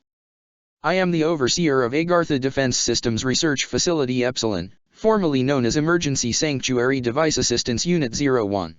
The light of its eye pulsed in time with its speech, following the rhythm of its syllables like a mouth opening and closing. Its voice sounded familiar, something vaguely reminiscent, Edelgard thought, of Gareg Mach's eternally chipper gatekeeper, but colored with tinny, metallic overtones that rang through its words. Or Esau 01, for short. Esau. Hilda pursed her lips. Emergency Sanctuary Device Assist. Wait, where's the D? As you can see, I do not have one, Esau 01 said, and it chuckled to itself as though it had just made a joke. Do you need assistance? Edelgard took note of how Hilda was staring at this interloper. It seemed it hadn't shown up when she and Claude had explored this facility in their world, judging by the lack of recognition she showed. Still, one could not look a gift horse in the mouth, and they did admittedly need help. If you are willing to offer it, Esau, she said, though what she really wanted to say was, we don't have time for this, preferably while throttling the life out of that orb. Of course. Esau answered, bobbing emphatically up and down as though nodding. I am programmed to render assistance to all users.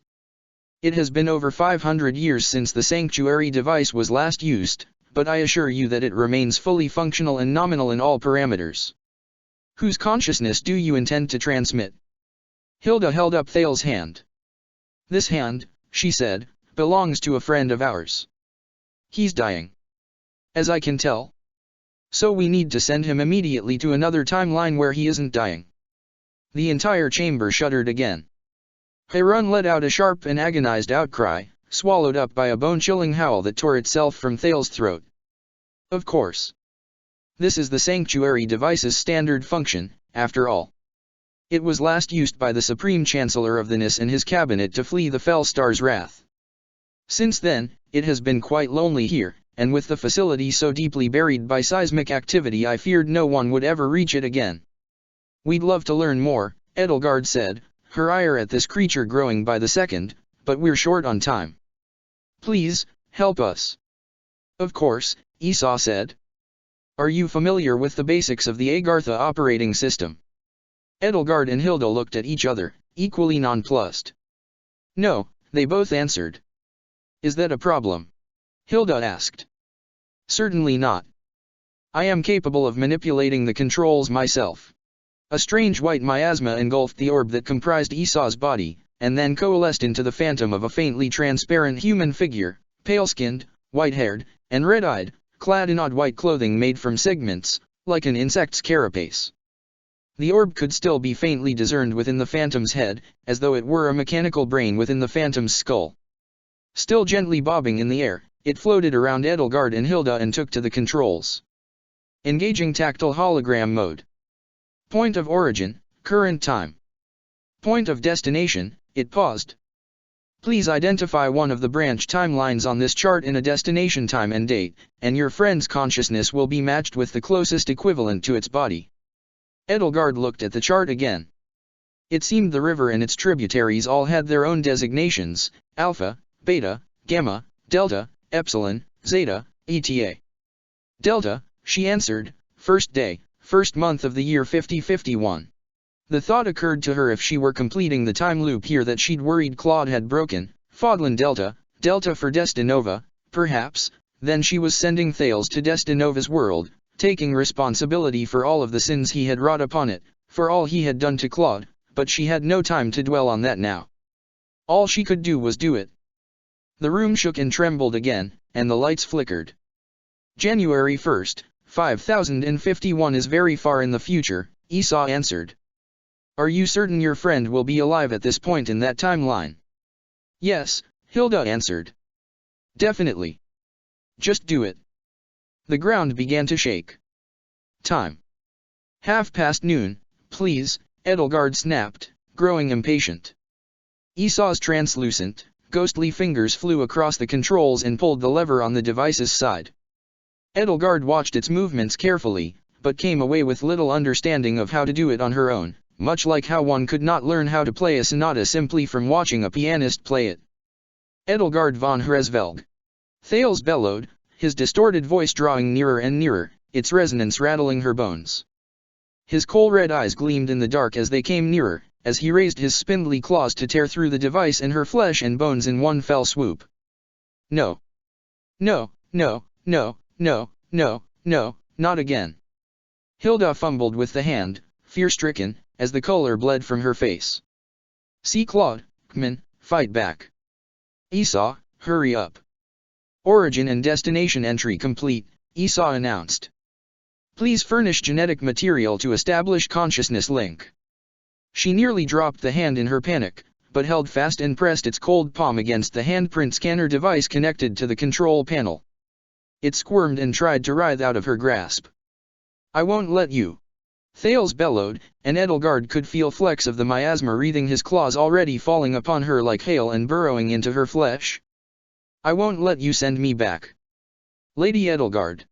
Harun shouted out in the distance. Run. Consciousness link established, Esau said.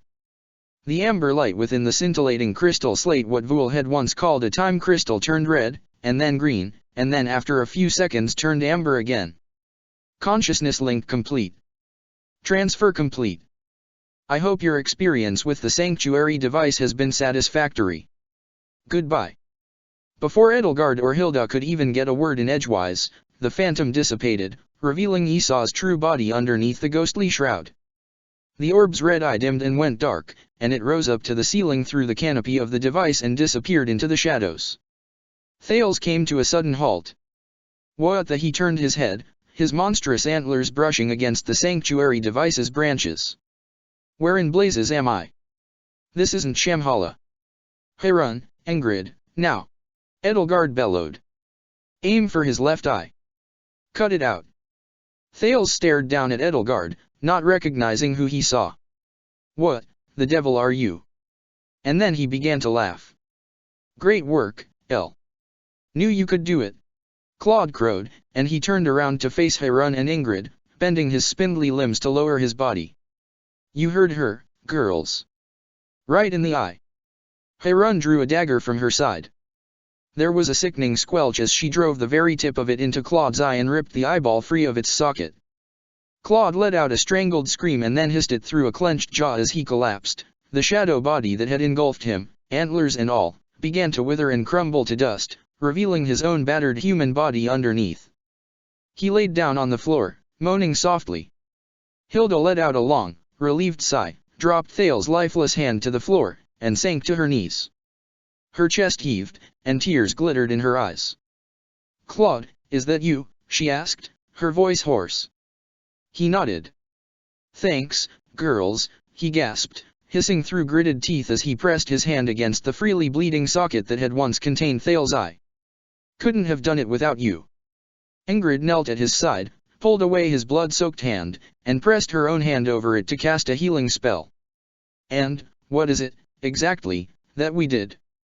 "My plan was to send this world's Thales to my world," Claude explained. "The dastard wrote in his journal that you, Edelgard, sent him here, and I was desperate not to let that happen. I thought it was time for me to take responsibility, even if it meant staining my own hands with all of Thale's sins. I didn't want you to be involved at all." "But, we didn't send this world's Thales," Hilda pointed out. "That was your world's Thales, which means," she rubbed her bloody brow. "Which means, what?" "It means that the Thales of your world, Claude," Edelgard explained, "wasn't actually the same Thales Dimitri and I knew, as we'd all thought. It was his own future self." Hilda and Claude both stared at her, slack-jawed. "I think I'm still a little concussed," Hilda said to her, "because that makes no sense at all. I mean, he knew you, and he wouldn't have called you dear niece if he wasn't." "He knew to call me that because he remembered calling me that," Edelgard replied, knowing that her own words made only slightly more sense to her own ears. "I'm sure Vul can explain it better, or perhaps just give us all bigger headaches, but now the Thales of your world, Claude, is trapped in a never-ending loop." Thales, who had believed in an immutable fate that would bring him to the apex of the world and of worlds beyond, was now a victim of that very same fate. He had found at last a world over which he could reign, but because of his own greed, his hunger for more worlds to conquer, his reign would be short for everybody save for himself. At the height of his conquest, Edelgard explained, he becomes his own past self, doomed to have his machinations and his impeccable manipulations play out in an endless loop, doomed to play the exact same performance, never faltering, never erring, never deviating by even a single line, for all eternity, trapped in the hell of his greatest triumph, just as a book never changes, no matter how many times one reads it. And just as one would grow sick of reading their favorite story every day and nothing else, just as one would grow sick of having their favorite sweets for every meal and nothing else, Thales is going to be gorged on his one and only victory for all eternity, forever and ever. Never advancing, never growing. His ending is never ending. One could only hope for Thales' sake, if one thought he might deserve it, that after repetition, eventually he would stop thinking, reduced to nothing more than an automaton mindlessly repeating the same words and deeds into infinity.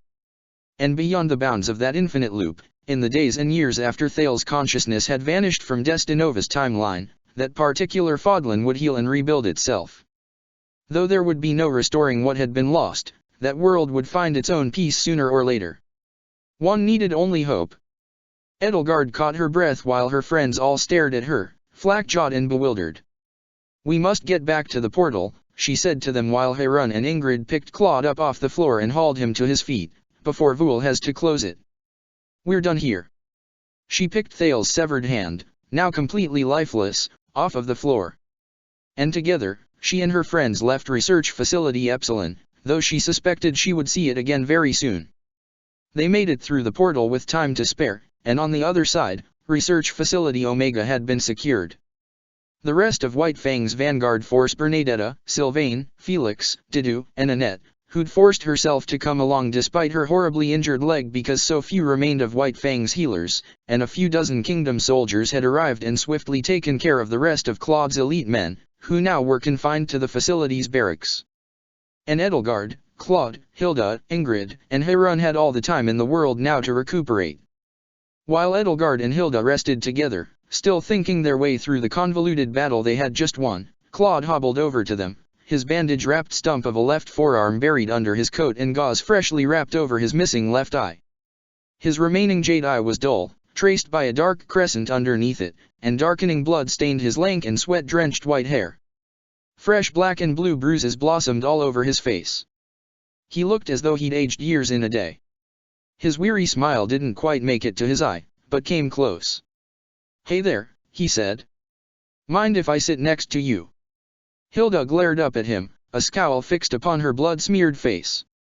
"You're not gonna let me sit down until I apologize, huh?" he sighed. "Lucky for me, that's what I'm here to do." Hilda looked away from him and shrugged. He sat down between her and Edelgard. We were never really that close in my world, he told her. Your loyalty came as a bit of a surprise to me. I didn't think you could be so attached to anyone besides beautiful women. But I digress. He rubbed his bruised and swollen brow gingerly with the heel of his palm where Hilda's forehead had struck it several times over. Really gave my head a nasty bump there. It's gonna be the size of a goose egg soon, I think. But I think that really helped me get my head back on straight, so I guess, thanks. Hilda crossed her arms. I'm waiting for that apology. He took a deep breath, and his shoulders slumped. All right. I think I know where to start. This world's Claude. I had no idea what I was doing when I came to this world.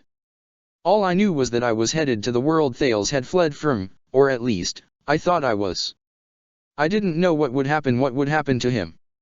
The two of us shared the same body for a while, but after about a week, the other Claude just started to fade away. Neither of us knew how to stop it, and he swallowed a painful lump in his throat. He was afraid. I was afraid, too. His single eye fixed itself on something far beneath the floor he sat on, under the concrete and the stone and earth it had been built upon. His voice grew hoarser. But it was worse for him. Little by little, he was whittled away, and within the next week, he was gone. I'm sorry, I know I killed a good man by coming here. Hilda's hard expression had softened, if only by a few degrees. And, Claude added, when I told you two about it, it was a warning. I wanted you both to know the price you'd pay if you gambled with your lives. Especially you, Edelgard, I couldn't lose you again. Except, Edelgard pointed out, you were quite adamant that there was no other way home. I can't help but feel sympathy for you, Claude, but what made you think we would resign ourselves to that? Yeah. He let out a bleak chuckle. I underestimated the strength of your resolve, though I shouldn't have. Maybe I projected my weakness onto you, instead of the strength I knew my world's Edelgard had. And I'll admit, I wanted to keep you here in this world. I'll apologize for that, too, he said. And for being so horribly mistrustful, Hilda added. Even my Claude didn't keep his secrets so close to his. She paused, frowned, and held her hand to her heart. Okay, my Claude was an idiot about not telling important things to people who trusted him, too. But I got my apology from him. I expect one from you, too. Of course, Claude said. I'm sorry, Hilda. I really thought I had to do everything myself. I never really planned to trust other people or put my faith in them. Every time I did, it kinda blew up in my face, he added with a hapless shrug. Out of curiosity, Edelgard asked him, say I'd been successfully deterred by your little threat. Say I'd stayed in this world. What would you have done then? What did you want? He looked away from her. Well, maybe I'd have given you what I'd planned to give my world's Edelgard. You know I wouldn't be satisfied by anything less than my own world, Edelgard chastised him. Hilda buried her face in her hands. Oh, goddess, she murmured. You really were in love with her. Claude's pallid olive complexion began to grow flushed. No now. Hey, there, Hilda, he vigorously shook his head. I knew how strong Edelgard was, and I can only speak for myself, Edelgard said, interrupting his flustered train of thought, but despite all the trouble you've caused us, I still don't believe in holding grudges, especially against penitent men. So long as we are no longer enemies, I see no reason not to accept your apologies, Claude. He sighed and bowed his head. Thanks, E. With conditions, she added. She raised her arm and gestured at the inert arch on the other side of the production floor. No more time loops. No time travel. Promise me you'll live each day, one after the other, in order, like everybody else.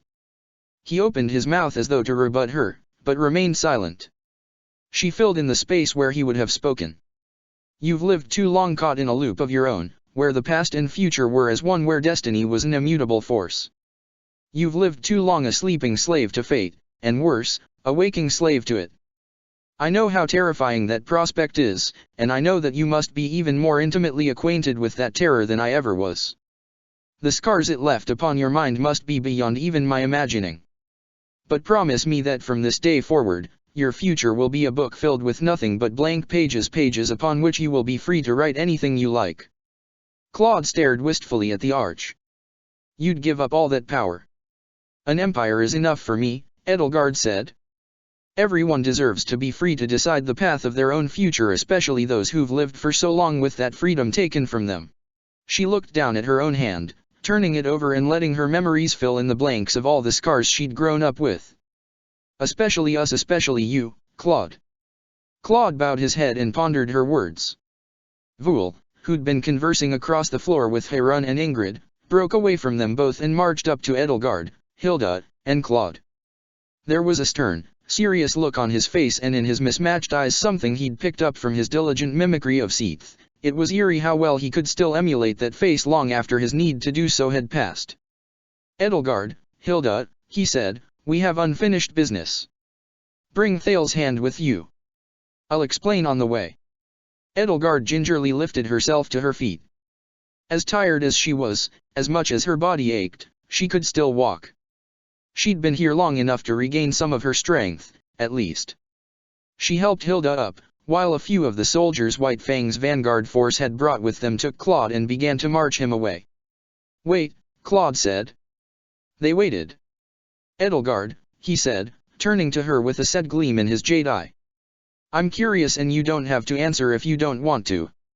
When you sent Thales to my world, how did it feel? Knowing full well what you were doing, what you were unleashing, and what happened in that world. Does it hurt? She thought for a moment. How, she wondered, did she feel about it? Her thoughts had been muddled until now. She'd been relieved to send Thales off and trap him in his own personal hell, but did the knowledge of Thales' fate mitigate all the wasted lives his machinations had left in his wake? Did it make up for what had happened to Claude and the other children taken for the Crest experiments, or Yuri, or Leonie and Flayn, or her own alternate world self? Did it make up for all the innocents drowned in the tide of blood that war had spilled across yet another Fodlan? She shook her head. No, she said. At worst, she thought, it was just one more wicked deed she could say was for the good of the world and all the potential worlds Thales would have continued to threaten. She knew it would haunt her, and she expected it to, but she could live with it. That was a lot of words, but Claude only needed to hear the only one that mattered. He bowed his head. Then I didn't need to come to this world in the first place, he sighed. But, he added, with a bittersweet smile, despite everything, I'm glad I met you, Edelgard. They went their separate ways. Voul brought Edelgard and Hilda both up to the control room with Thales' severed hand in tow, while Claude joined the rest of his soldiers in the barracks. Once more, the time gate activated. What is this? Edelgard asked him. I suppose this has something to do with how Hilda and I are getting home. The thought finally occurred to her that here and now, at Research Facility Omega, she had everything she needed to bring herself and Hilda back home to her own world. Suddenly, her heart felt numb. It didn't feel real to have that long-sought goal lying in reach at long last. I have so many people left to say goodbye to, she murmured. Not quite, Voul said. Though it is related. Oh, Hilda exclaimed. The present-day device has a broken time crystal, so we're going in the past to get an unbroken one so we can fix the device in the present and schedule it to send us back home. An excellent idea, Hilda, he said, an approving smile on his face. You've gotten the hang of all this time travel quite handily. We can take the time crystal from the device at any point in the past, so long as we return it to the time we've found it when we're done with it. But that's not why I brought you here. Now, I've just programmed this portal to open at the exact same microsecond and millisecond Claude had it set for, and if my hypothesis is correct, that is the key to closing one of the biggest time loops we've been tangled up in, once and for all. This way. He led them downstairs and into the portal, and the three of them found themselves in Research Facility Epsilon yet again, exactly as it had been before. Lead the way, both of you, Voul said. We're headed for the device. Edelgard and Hilda did so, taking him down the twisting corridor they had taken before.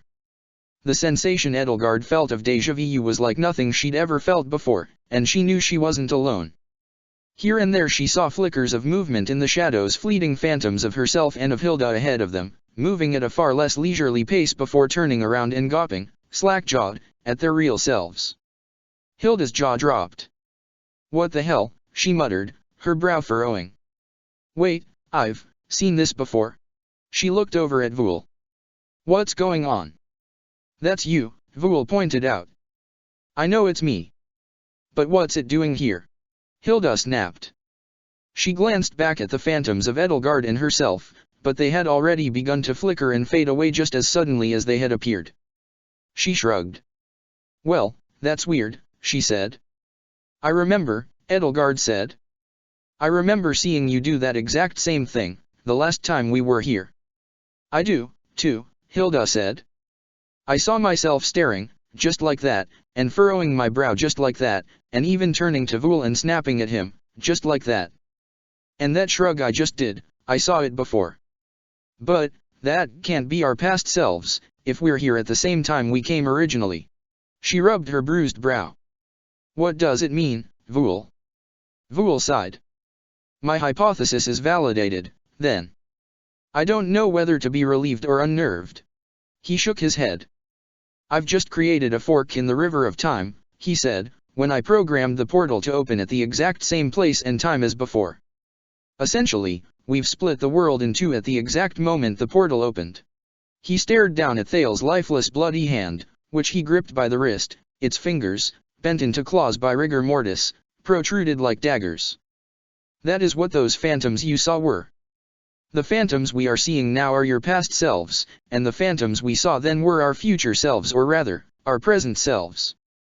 The three of them walked onward to the great circular chamber that housed the sanctuary device and approached it, feeling the same odd pressure and sense of owed reverence, as though they were in the presence of a divine being. But Edelgard felt something different this time, a much stronger current of mounting dread. The room was, like it had been when they had first stepped into it, utterly pristine. There was no sign of the battle with Thales that had only just been fought, because at this time it hadn't happened yet, and in this world it would never happen. So, we've created an entirely new timeline? Hilda asked as they approached the device. We've made a whole new world, just by opening the portal at the wrong place and time? Or, the right one? Edelgard found that she had already caught on to what Vool was saying, though she didn't want to believe it. Vool nodded gravely. Solon and the other scientists leading Operation Antediluvian had believed that the other timeline they detected, Fodlan Beta. Our world, Edelgard found herself muttering, was an offshoot of their timeline. Simple chauvinism, of course, at least, that's what we assumed when we learned of you two and the world you'd come from, Vool said. I'd thought it more likely that our world was created by your timeline as the result of some sorts of as yet unexplained temporal shenanigans, but, no. Right now, we're 2,000 years into the past of Fodlan Beta. The timeline we thought was the original one, Hilda said. We created our own world. Edelgard nodded. It was hard to breathe. You said that when you and Claude had found this place, no one had set foot in it for 2,000 years, at least. She had to force the words out, and force them out flat and calm. Somebody had programmed this device, the exact same way Claude did to leave his world, the same way he did to send Thales away, 2,000 years in the past. She looked down at her own hands, and to the handprint scanner set into the device, and she had to clench them into tight fists to keep them from shaking. She was aghast. She could feel the color drain from her face, the very life drain out of her veins like blood gushing from a mortal wound. Her legs grew weak. Then that means. She fell to her knees before the sanctuary device. Her heart was caught in a vice. It wasn't just Destinova's world that she was responsible for. Everything that had happened to her over the past year, all that agonizing loneliness she had felt after being ripped so suddenly and inexplicably away from her wife's side on the eve of her wedding, the terror and trauma she had undergone at the hands of enemies on all sides, the suffering of her close friends and allies, every event, from the Hurricane King's appearance in the catacombs to Ash's death to the Winter Ball to Rhea's transfiguration experiments and far beyond, she had set it all in motion. And more than that, everything Thales had done in this world, what he had done to Dimitri, Didu, Mercedes, Happy, Felix, and so many others he had done by her power. It had not been because Hilda had jostled the device looming before her by accident that the two of them and Thales had been sent to this world, but because Edelgard herself had instructed the machine, 2,000 years in the past, to execute its function on that exact date and time, to take 3 people's minds from one world to another. The mastermind behind all of it had been her future self herself, at this exact moment, nearly 1 whole year older and wiser. Everything that had happened here, good or ill, was her doing. Not by accident. Not inadvertently. But purposefully, knowing everything that the action she was going to take would entail. I did this, she gasped. All of this. Hilda and Voul both stared at her. Voul's mismatched eyes widened, and he clutched Thales's pale bloody hand closer to his chest. Hilda's own face paled, her jaw agape. Edelgard felt tears stinging her eyes, just as she had seen tears rolling down the ashen cheeks of her phantom, as the true gravity of the situation held her firmly to the floor and buckled her shoulders. The cruel goddess she had cursed for tearing her away from Byleth, the horrible god of fate that had caught the blue lions in its web and subjected them to such suffering, had always been her. This had been the fate she could not have avoided, the fate she had dreaded from the moment the first of those letters in her handwriting had arrived, the fate that had nearly torn her mind asunder after Thales had mocked her for it. This was the time loop she had no choice but to close. Her own words to Claude rang in her ears as though to mock her. Her answer to his last question mocked her. No, she'd told him. I can live with it, she had told herself. But could she live with this as well? Hilda gingerly crouched down and placed a hand on her shoulder, a gentle yet furtive touch, and out of the corner of her eye Edelgard saw the phantom of her past self staring at the two of them with a look of bewilderment and an overwhelming dread she had not known to put a name to until now written across her face. The phantom offered its hand to her, as she had once done to it, but the gesture felt empty and hollow, painfully naive. It can't be, she said, and she shook her head and brushed Hilda's hand aside. There must be another explanation. She forced herself back to her feet. There must be. Voul, tell me there is another way to explain this strangeness. There must be some narrow path we can tread. Voul was crestfallen.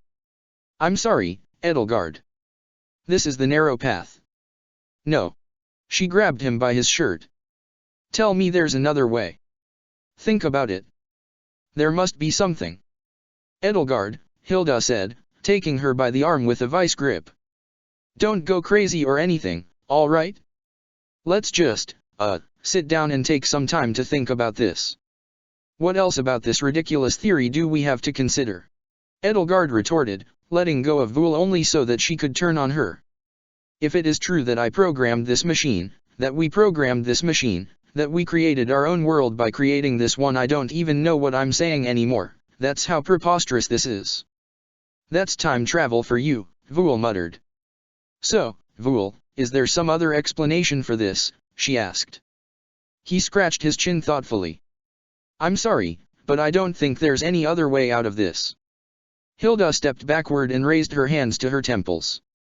We're really creating our whole world right now, aren't we? There must be another way, Edelgard said. It's almost like we're the progenitor gods, Hilda said. And by creating this timeline, we created. Wait, but if we're in our world, and... Oh, my head hurts. Edelgard stared up at the great tree-like form of the sanctuary device as though it were some monstrous idol demanding a human sacrifice, like the ugly rumors the Church of Syros spread about pagan faiths in lands abroad. The sacrifice it demanded was not human flesh but a moral cost, the burden of countless sins yet to be committed. But if she were indeed standing in her own world right now simply because Voul had pressed a few innocuous buttons in the control room, then his actions bore the weight of 2,000 years of Edelgard's own history, just as the actions she was being asked to undertake would bear the weight of Dimitri's painful past in her own recent trials. Her thoughts tried to follow the loops and whirls of time and got lost, like ships caught in whirlpools and maelstroms at sea. She could feel herself shivering, scales and feathers roiling and shuffling under her skin, desperate for release, feeling as threatened by her thoughts as they would by a sword or an axe. One simple gesture, a few movements, a minute or so of her time, and once more she would be responsible for more history than an emperor could even dream of. The decision to wage war against the Central Church, to challenge the very world itself, seemed small by comparison. And she did not have the benefit of the excitement of battle and risk to her life to shield her mind from these questions, the way she had when she had sent Thales to Destinova's world. But it was the same decision, essentially, was it not? How many lives had she destroyed as emperor, knowing she would destroy them? How many lives plunged into chaos for the greater good? She had borne on her brow like the weight of her crown the weight of that uncertain future, on the faith that her success and the new world she created would vindicate her. Was it not the same, right now, to bear the weight of the past? Was making a decision with consequences for millions of lives yet to be lived truly so different from making a decision with consequences for millions of lives that had already been lived? Was it truly so different to take responsibility for a world's past, the good and bad alike, as she had done for a world's future simply because she knew personally some of those who suffered those consequences? To shoulder the burden of responsibility for Thales and Solon's Crest experiments, Cornelia's cruel deeds, the ways those events had shaped and shattered the hearts of Dmitri, Mercedes, Happy her friends as she had shouldered the burdens of the former classmates she had cut down on the battlefield, the villages and cities left in ruins, the oceans of blood spilled upon the soil. How could she say those two things were different, without inviting hypocrisy upon herself? Could she do this? Could she bear to do this? Did she have the right? No, did she have the strength? Edelgard took a deep breath. Since she had been just barely past the age of 12, hair freshly whitened, flesh freshly scarred, she had felt as though she were walking down a road that led to her eventual ignominious end.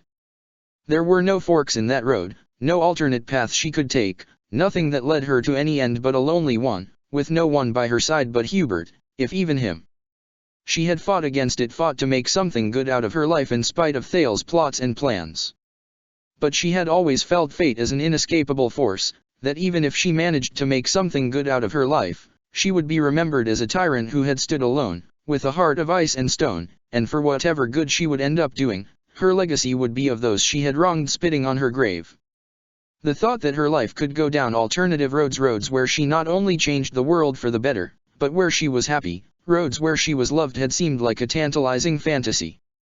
But fate was not so simple. Paths of thorns need not be so sharp and cutting, and narrow paths need not be so constricting. If you want, Voul suggested to her, his voice low and soft, I can do it all for you. Just one more horrible thing to befall you that you can blame on. A sardonic, faintly mocking smirk cast a bittersweet tone to his face and voice. Those who slither in the dark.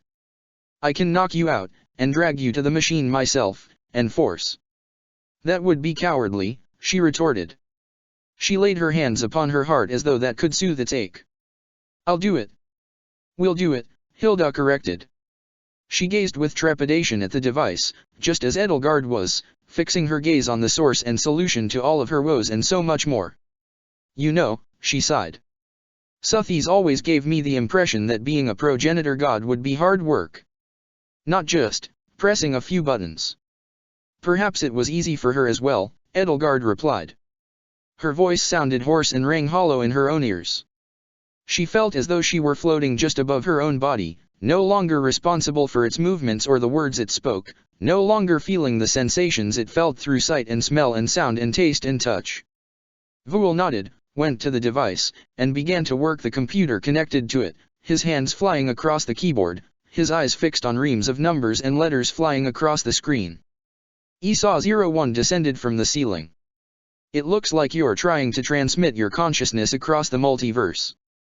Please state the nature of the temporal emergency. I know more than you, Voul snapped brusquely at it. He brushed ESA away, and the orb promptly began to ascend back toward its home in the ceiling. When he was done, he took Thales' severed hand and pressed it against the handprint scanner. A light within the device turned from amber to red, and then to green, and then back to amber. Hilda did the same, and the light repeated its sequence. Finally, it was Edelgard's turn. She stepped forward, taking Hilda's place, and let her hand hover over the scanner. It felt as though the air had formed an invisible barrier, thick and dense as lead, between her palm and the scanner's oddly scintillating crystalline surface. I'm sorry, Dee, she whispered to herself, choked by her own tears, for everything. She wept for him, for the tears she hadn't yet shed for Destinova, for herself, for all who had cursed the terrible god of fate who had saddled them with such suffering. She wept for the worlds she, Hilda, and Voul were creating. Hilda wrapped her arms around her and held her in a tight embrace, and that pressure and warmth, and the silkiness of her hair snarled and tangled though it was the first thing Edelgard could feel. There, There, she whispered huskily, stroking her hair ever so gently. It's all right. We're just doing what we have to do, right? And at least we're doing it together. Edelgard wiped the tears from her eyes on her sleeve, but the world remained a blurry mess. After this, Hilda reassured her, from this day forward, our futures will be books with nothing but blank pages. Those words parroted back at her might have sounded mocking in any other circumstances, but Hilda's earnestness suffused them. Edelgard dried her eyes and nodded. Thank you, she whispered to her. Hilda smiled and let go of her, stepping back. What else is Time Squad for? Mustering all the courage it had taken to declare war and then some, Edelgard pressed her hand against the scanner. The light within the device turned from amber to red, and then to green, and then back to amber, and she pulled her hand away. Everything had been set in motion. And she took a deep, shuddering, pained breath, struggled to remain standing with the weight of so much history pressing down on her shoulders, and sighed. It was done. Afterward, Vul ventured back to research facility Epsilon 500 years into the past, returned with a pristine time crystal, and brought Edelgard and Hilda both to the facility in the present day, where the sanctuary device stood cold and inert without the crystal nestled in its branches, surrounded by the 2,000-year-old detritus of the battle Edelgard and her friends had fought against Thales earlier that day.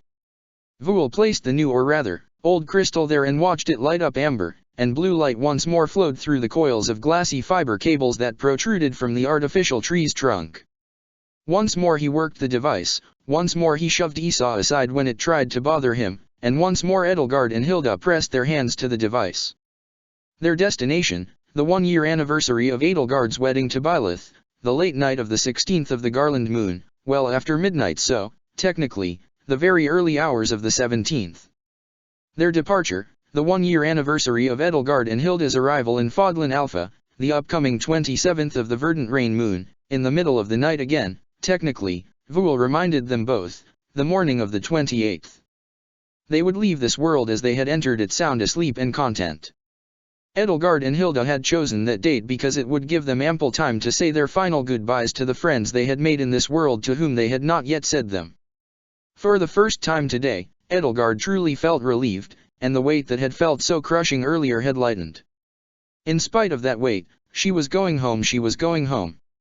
And so soon, too, so soon, she would find herself with her Byleth again, her wife, the love of her life, the woman who had saved her from the depths of despair. And her black eagles, the ones she had fought beside for so long, who had stood with her to forge an unwritten future. Now that future could truly begin, truly unwritten, truly theirs to write. She felt lightning coursing through every inch of her body every time the thought ran through her brain. And Ellie. Ellie would return to her own home as well, and she would see her family again. She would see the brothers and sisters that had been ripped away from her: Burkhard, Gerland, Justine, Emmanuel, Dagmar, Joachim, Heidi Marie, Anselm, Pascal, Hedwig, her uncle Vokhard. And though her world had radically changed, and her body as well, it would finally be hers to do with as she pleased. She, too, would have the chance to write her own tomorrows, not someone else's. When Edelgard returned to Research Facility Omega with Hilda and told White Fang's Vanguard Force the news, they were ecstatic, but that joy was tempered by the thought that the two of them would be leaving so soon. Annette threw her arms as tightly as she could around Edelgard, letting her crutches clatter to her sides while she pressed herself against her and rested the full weight of her body against hers. Edelgard, she cried out, her voice cracking and squeaking as she choked back sobs. I'm so happy for you and Hilda. It'll be sad to see you go, Edelgard, Sylvain said. What's Dimitri going to do without you? Felix asked. What are we gonna do without you? Bernadetta added. Didier remained as stony as he could muster, but Edelgard could see a faint sad smile in his eyes, even if his mouth remained a tight slit. My counterpart, Edelgard told them, will make more than an ample replacement for me.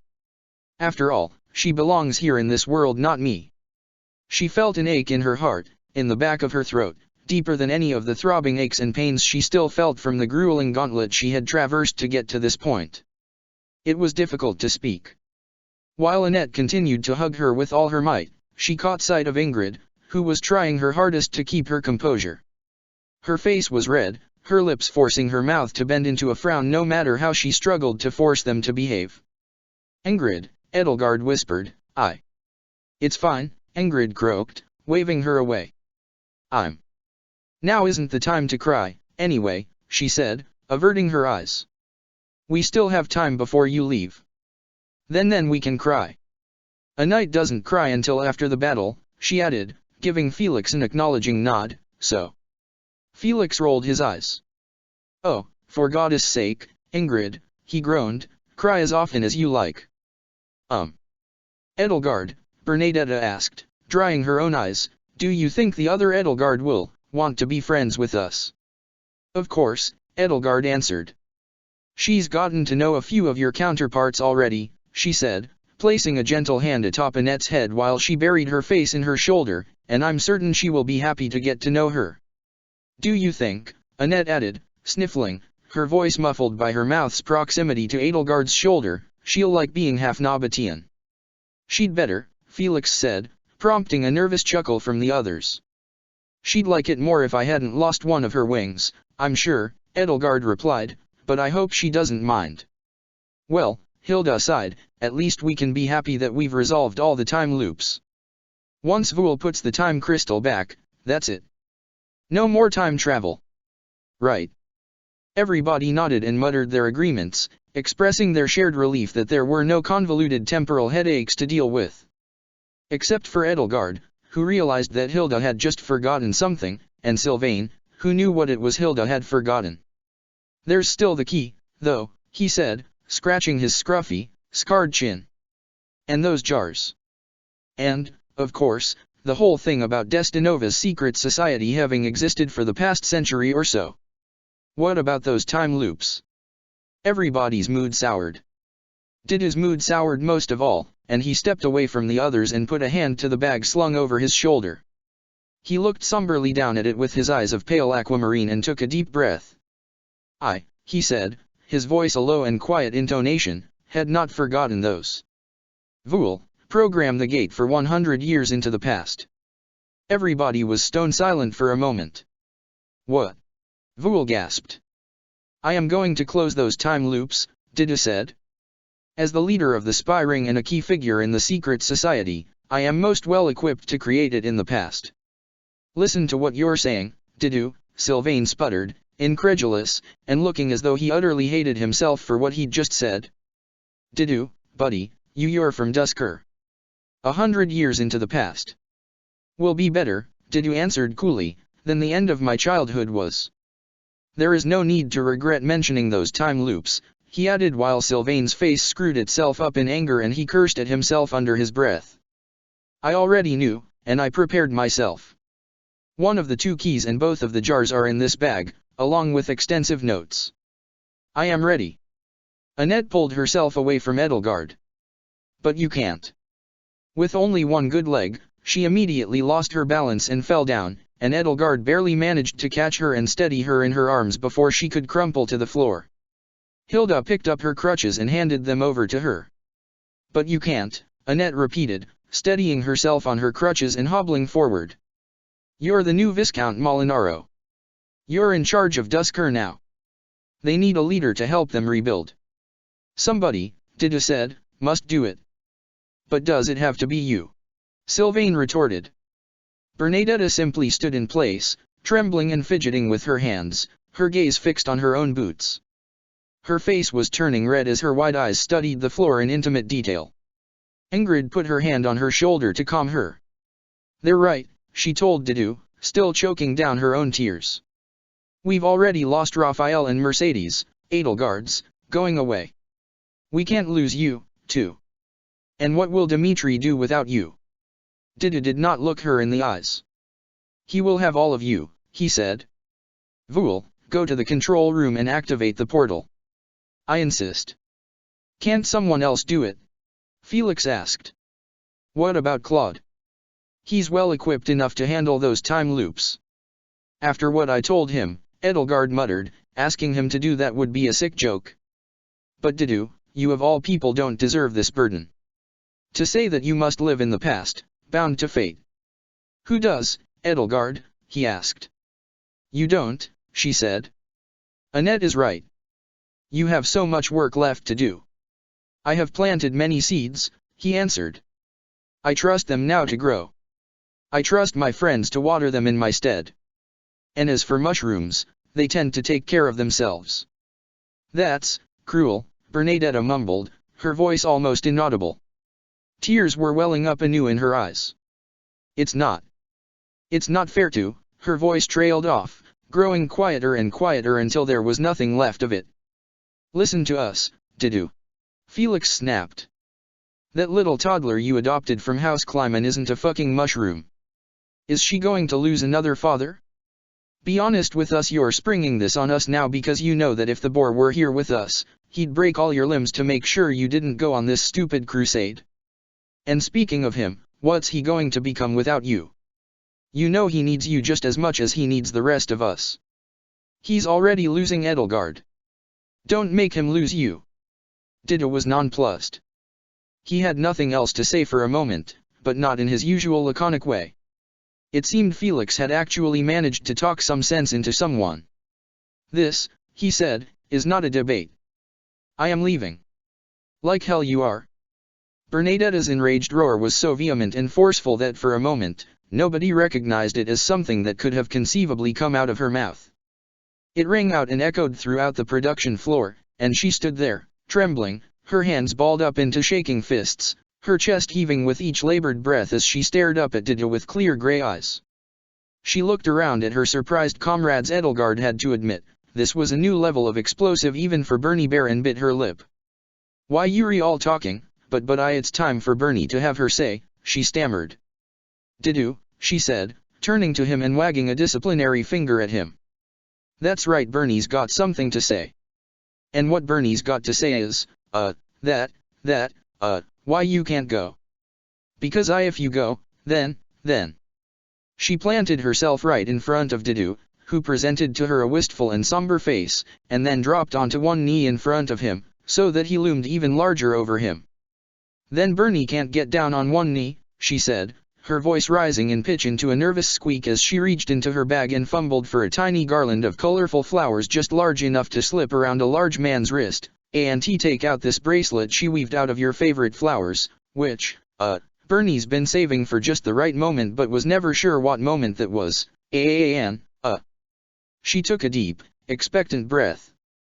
One could have heard a pin drop in the room. Bernadetta bowed her head. Ask for our hand in marriage, she mumbled, forcing the words out as quickly as possible. Everybody was dumbfounded. Didu himself wore a look of shock Edelgard had never seen so plainly on his face. His jaw hung slack. Bernadetta, he growled softly. Did you not hear me? Bernadetta asked, looking up at him. That's right. If you go and spend the rest of your life living in the past, Bernie can't ask for your hand in marriage. Because I.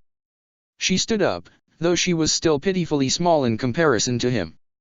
Because, she said, Bern, because I love gardening with you, and I love sewing and knitting with you, and I love cooking and learning new recipes with you, and I love going on walks with you, and I just love being with you, and I can't do any of those things with you if you're stuck in the past without me. Her voice steadily rose in pitch with every word. So, she squeaked, trembling like a leaf, Didu Molinaro, will you marry me? There was dead silence. We can figure out what to do about the key and the jars and the secret society later. I mean, it's time travel, we have all the time in the world, literally, but as for now, wherever we go, whatever we do, I want us to be together, always. I just want a few years, at least, with you, here in the W world we helped create. Bernadetta trailed off, and looked around the room at everyone. Edelgard gave her an encouraging nod, followed by a more vigorous encouraging nod from Hilda, Ingrid, and Annette, but it didn't seem to help her much. Oh, no, you've done it now, Bernie, she wailed. Your father was right, you really are unmarriageable. You've made yourself look like a fool in front of everyone, and you'll never live this down. But before she could start sobbing, and before anyone could rush to console her, the mountain that was Didu Molinaro fell to one knee before her. Tears leaked from his eyes and ran in rivulets down his stony cheeks that had flushed red. Bernadetta von Varley, he said huskily, pulling a modest ring out from within his bag and taking her small, pale hand in his rough, tanned hand so he could slip it onto her finger. I will marry you. Bernadetta stared down at the ring, and the little jewel adorning it, with a look of perplexed shock on her face, as though stunned she'd actually gotten this far. W.H. Watt. I adore you, Dida told her. I understand that it is a difficult thing for a noblewoman to marry a man of Duskur. But if you will have me, I will gladly take you. Wait, Bernadetta said. You mean it? Why, you're the greatest. She threw her arms around him, or as around them as she could manage, and squeezed him as tightly as an archer of her caliber could. His eyes bulged out of their sockets. I love you so much, she cried out. We're going to be so happy together. We are, he choked out, placing his arms gently around her and engulfing her in his own embrace. I am excited also. To show you the flowers of Duskur in full bloom, and to be by your side in all the days to come. Why, you're staying? She asked. Yes, he said. Sylvain's mouth twisted and his lips puckered, as though he'd just swallowed a lemon. He gulped hard. So, I guess, when we get back to Garreg Mach, he croaked, we're having a goodbye party, a funeral service, and a wedding ceremony. He clapped his hands together and began an awkward one-man standing ovation, and in a matter of seconds everybody else had joined in, showering Bernadetta and Dida with their applause, and Edelgard saw Dida smile more brightly than she'd ever seen before. Notes. Check the description for the links to the author.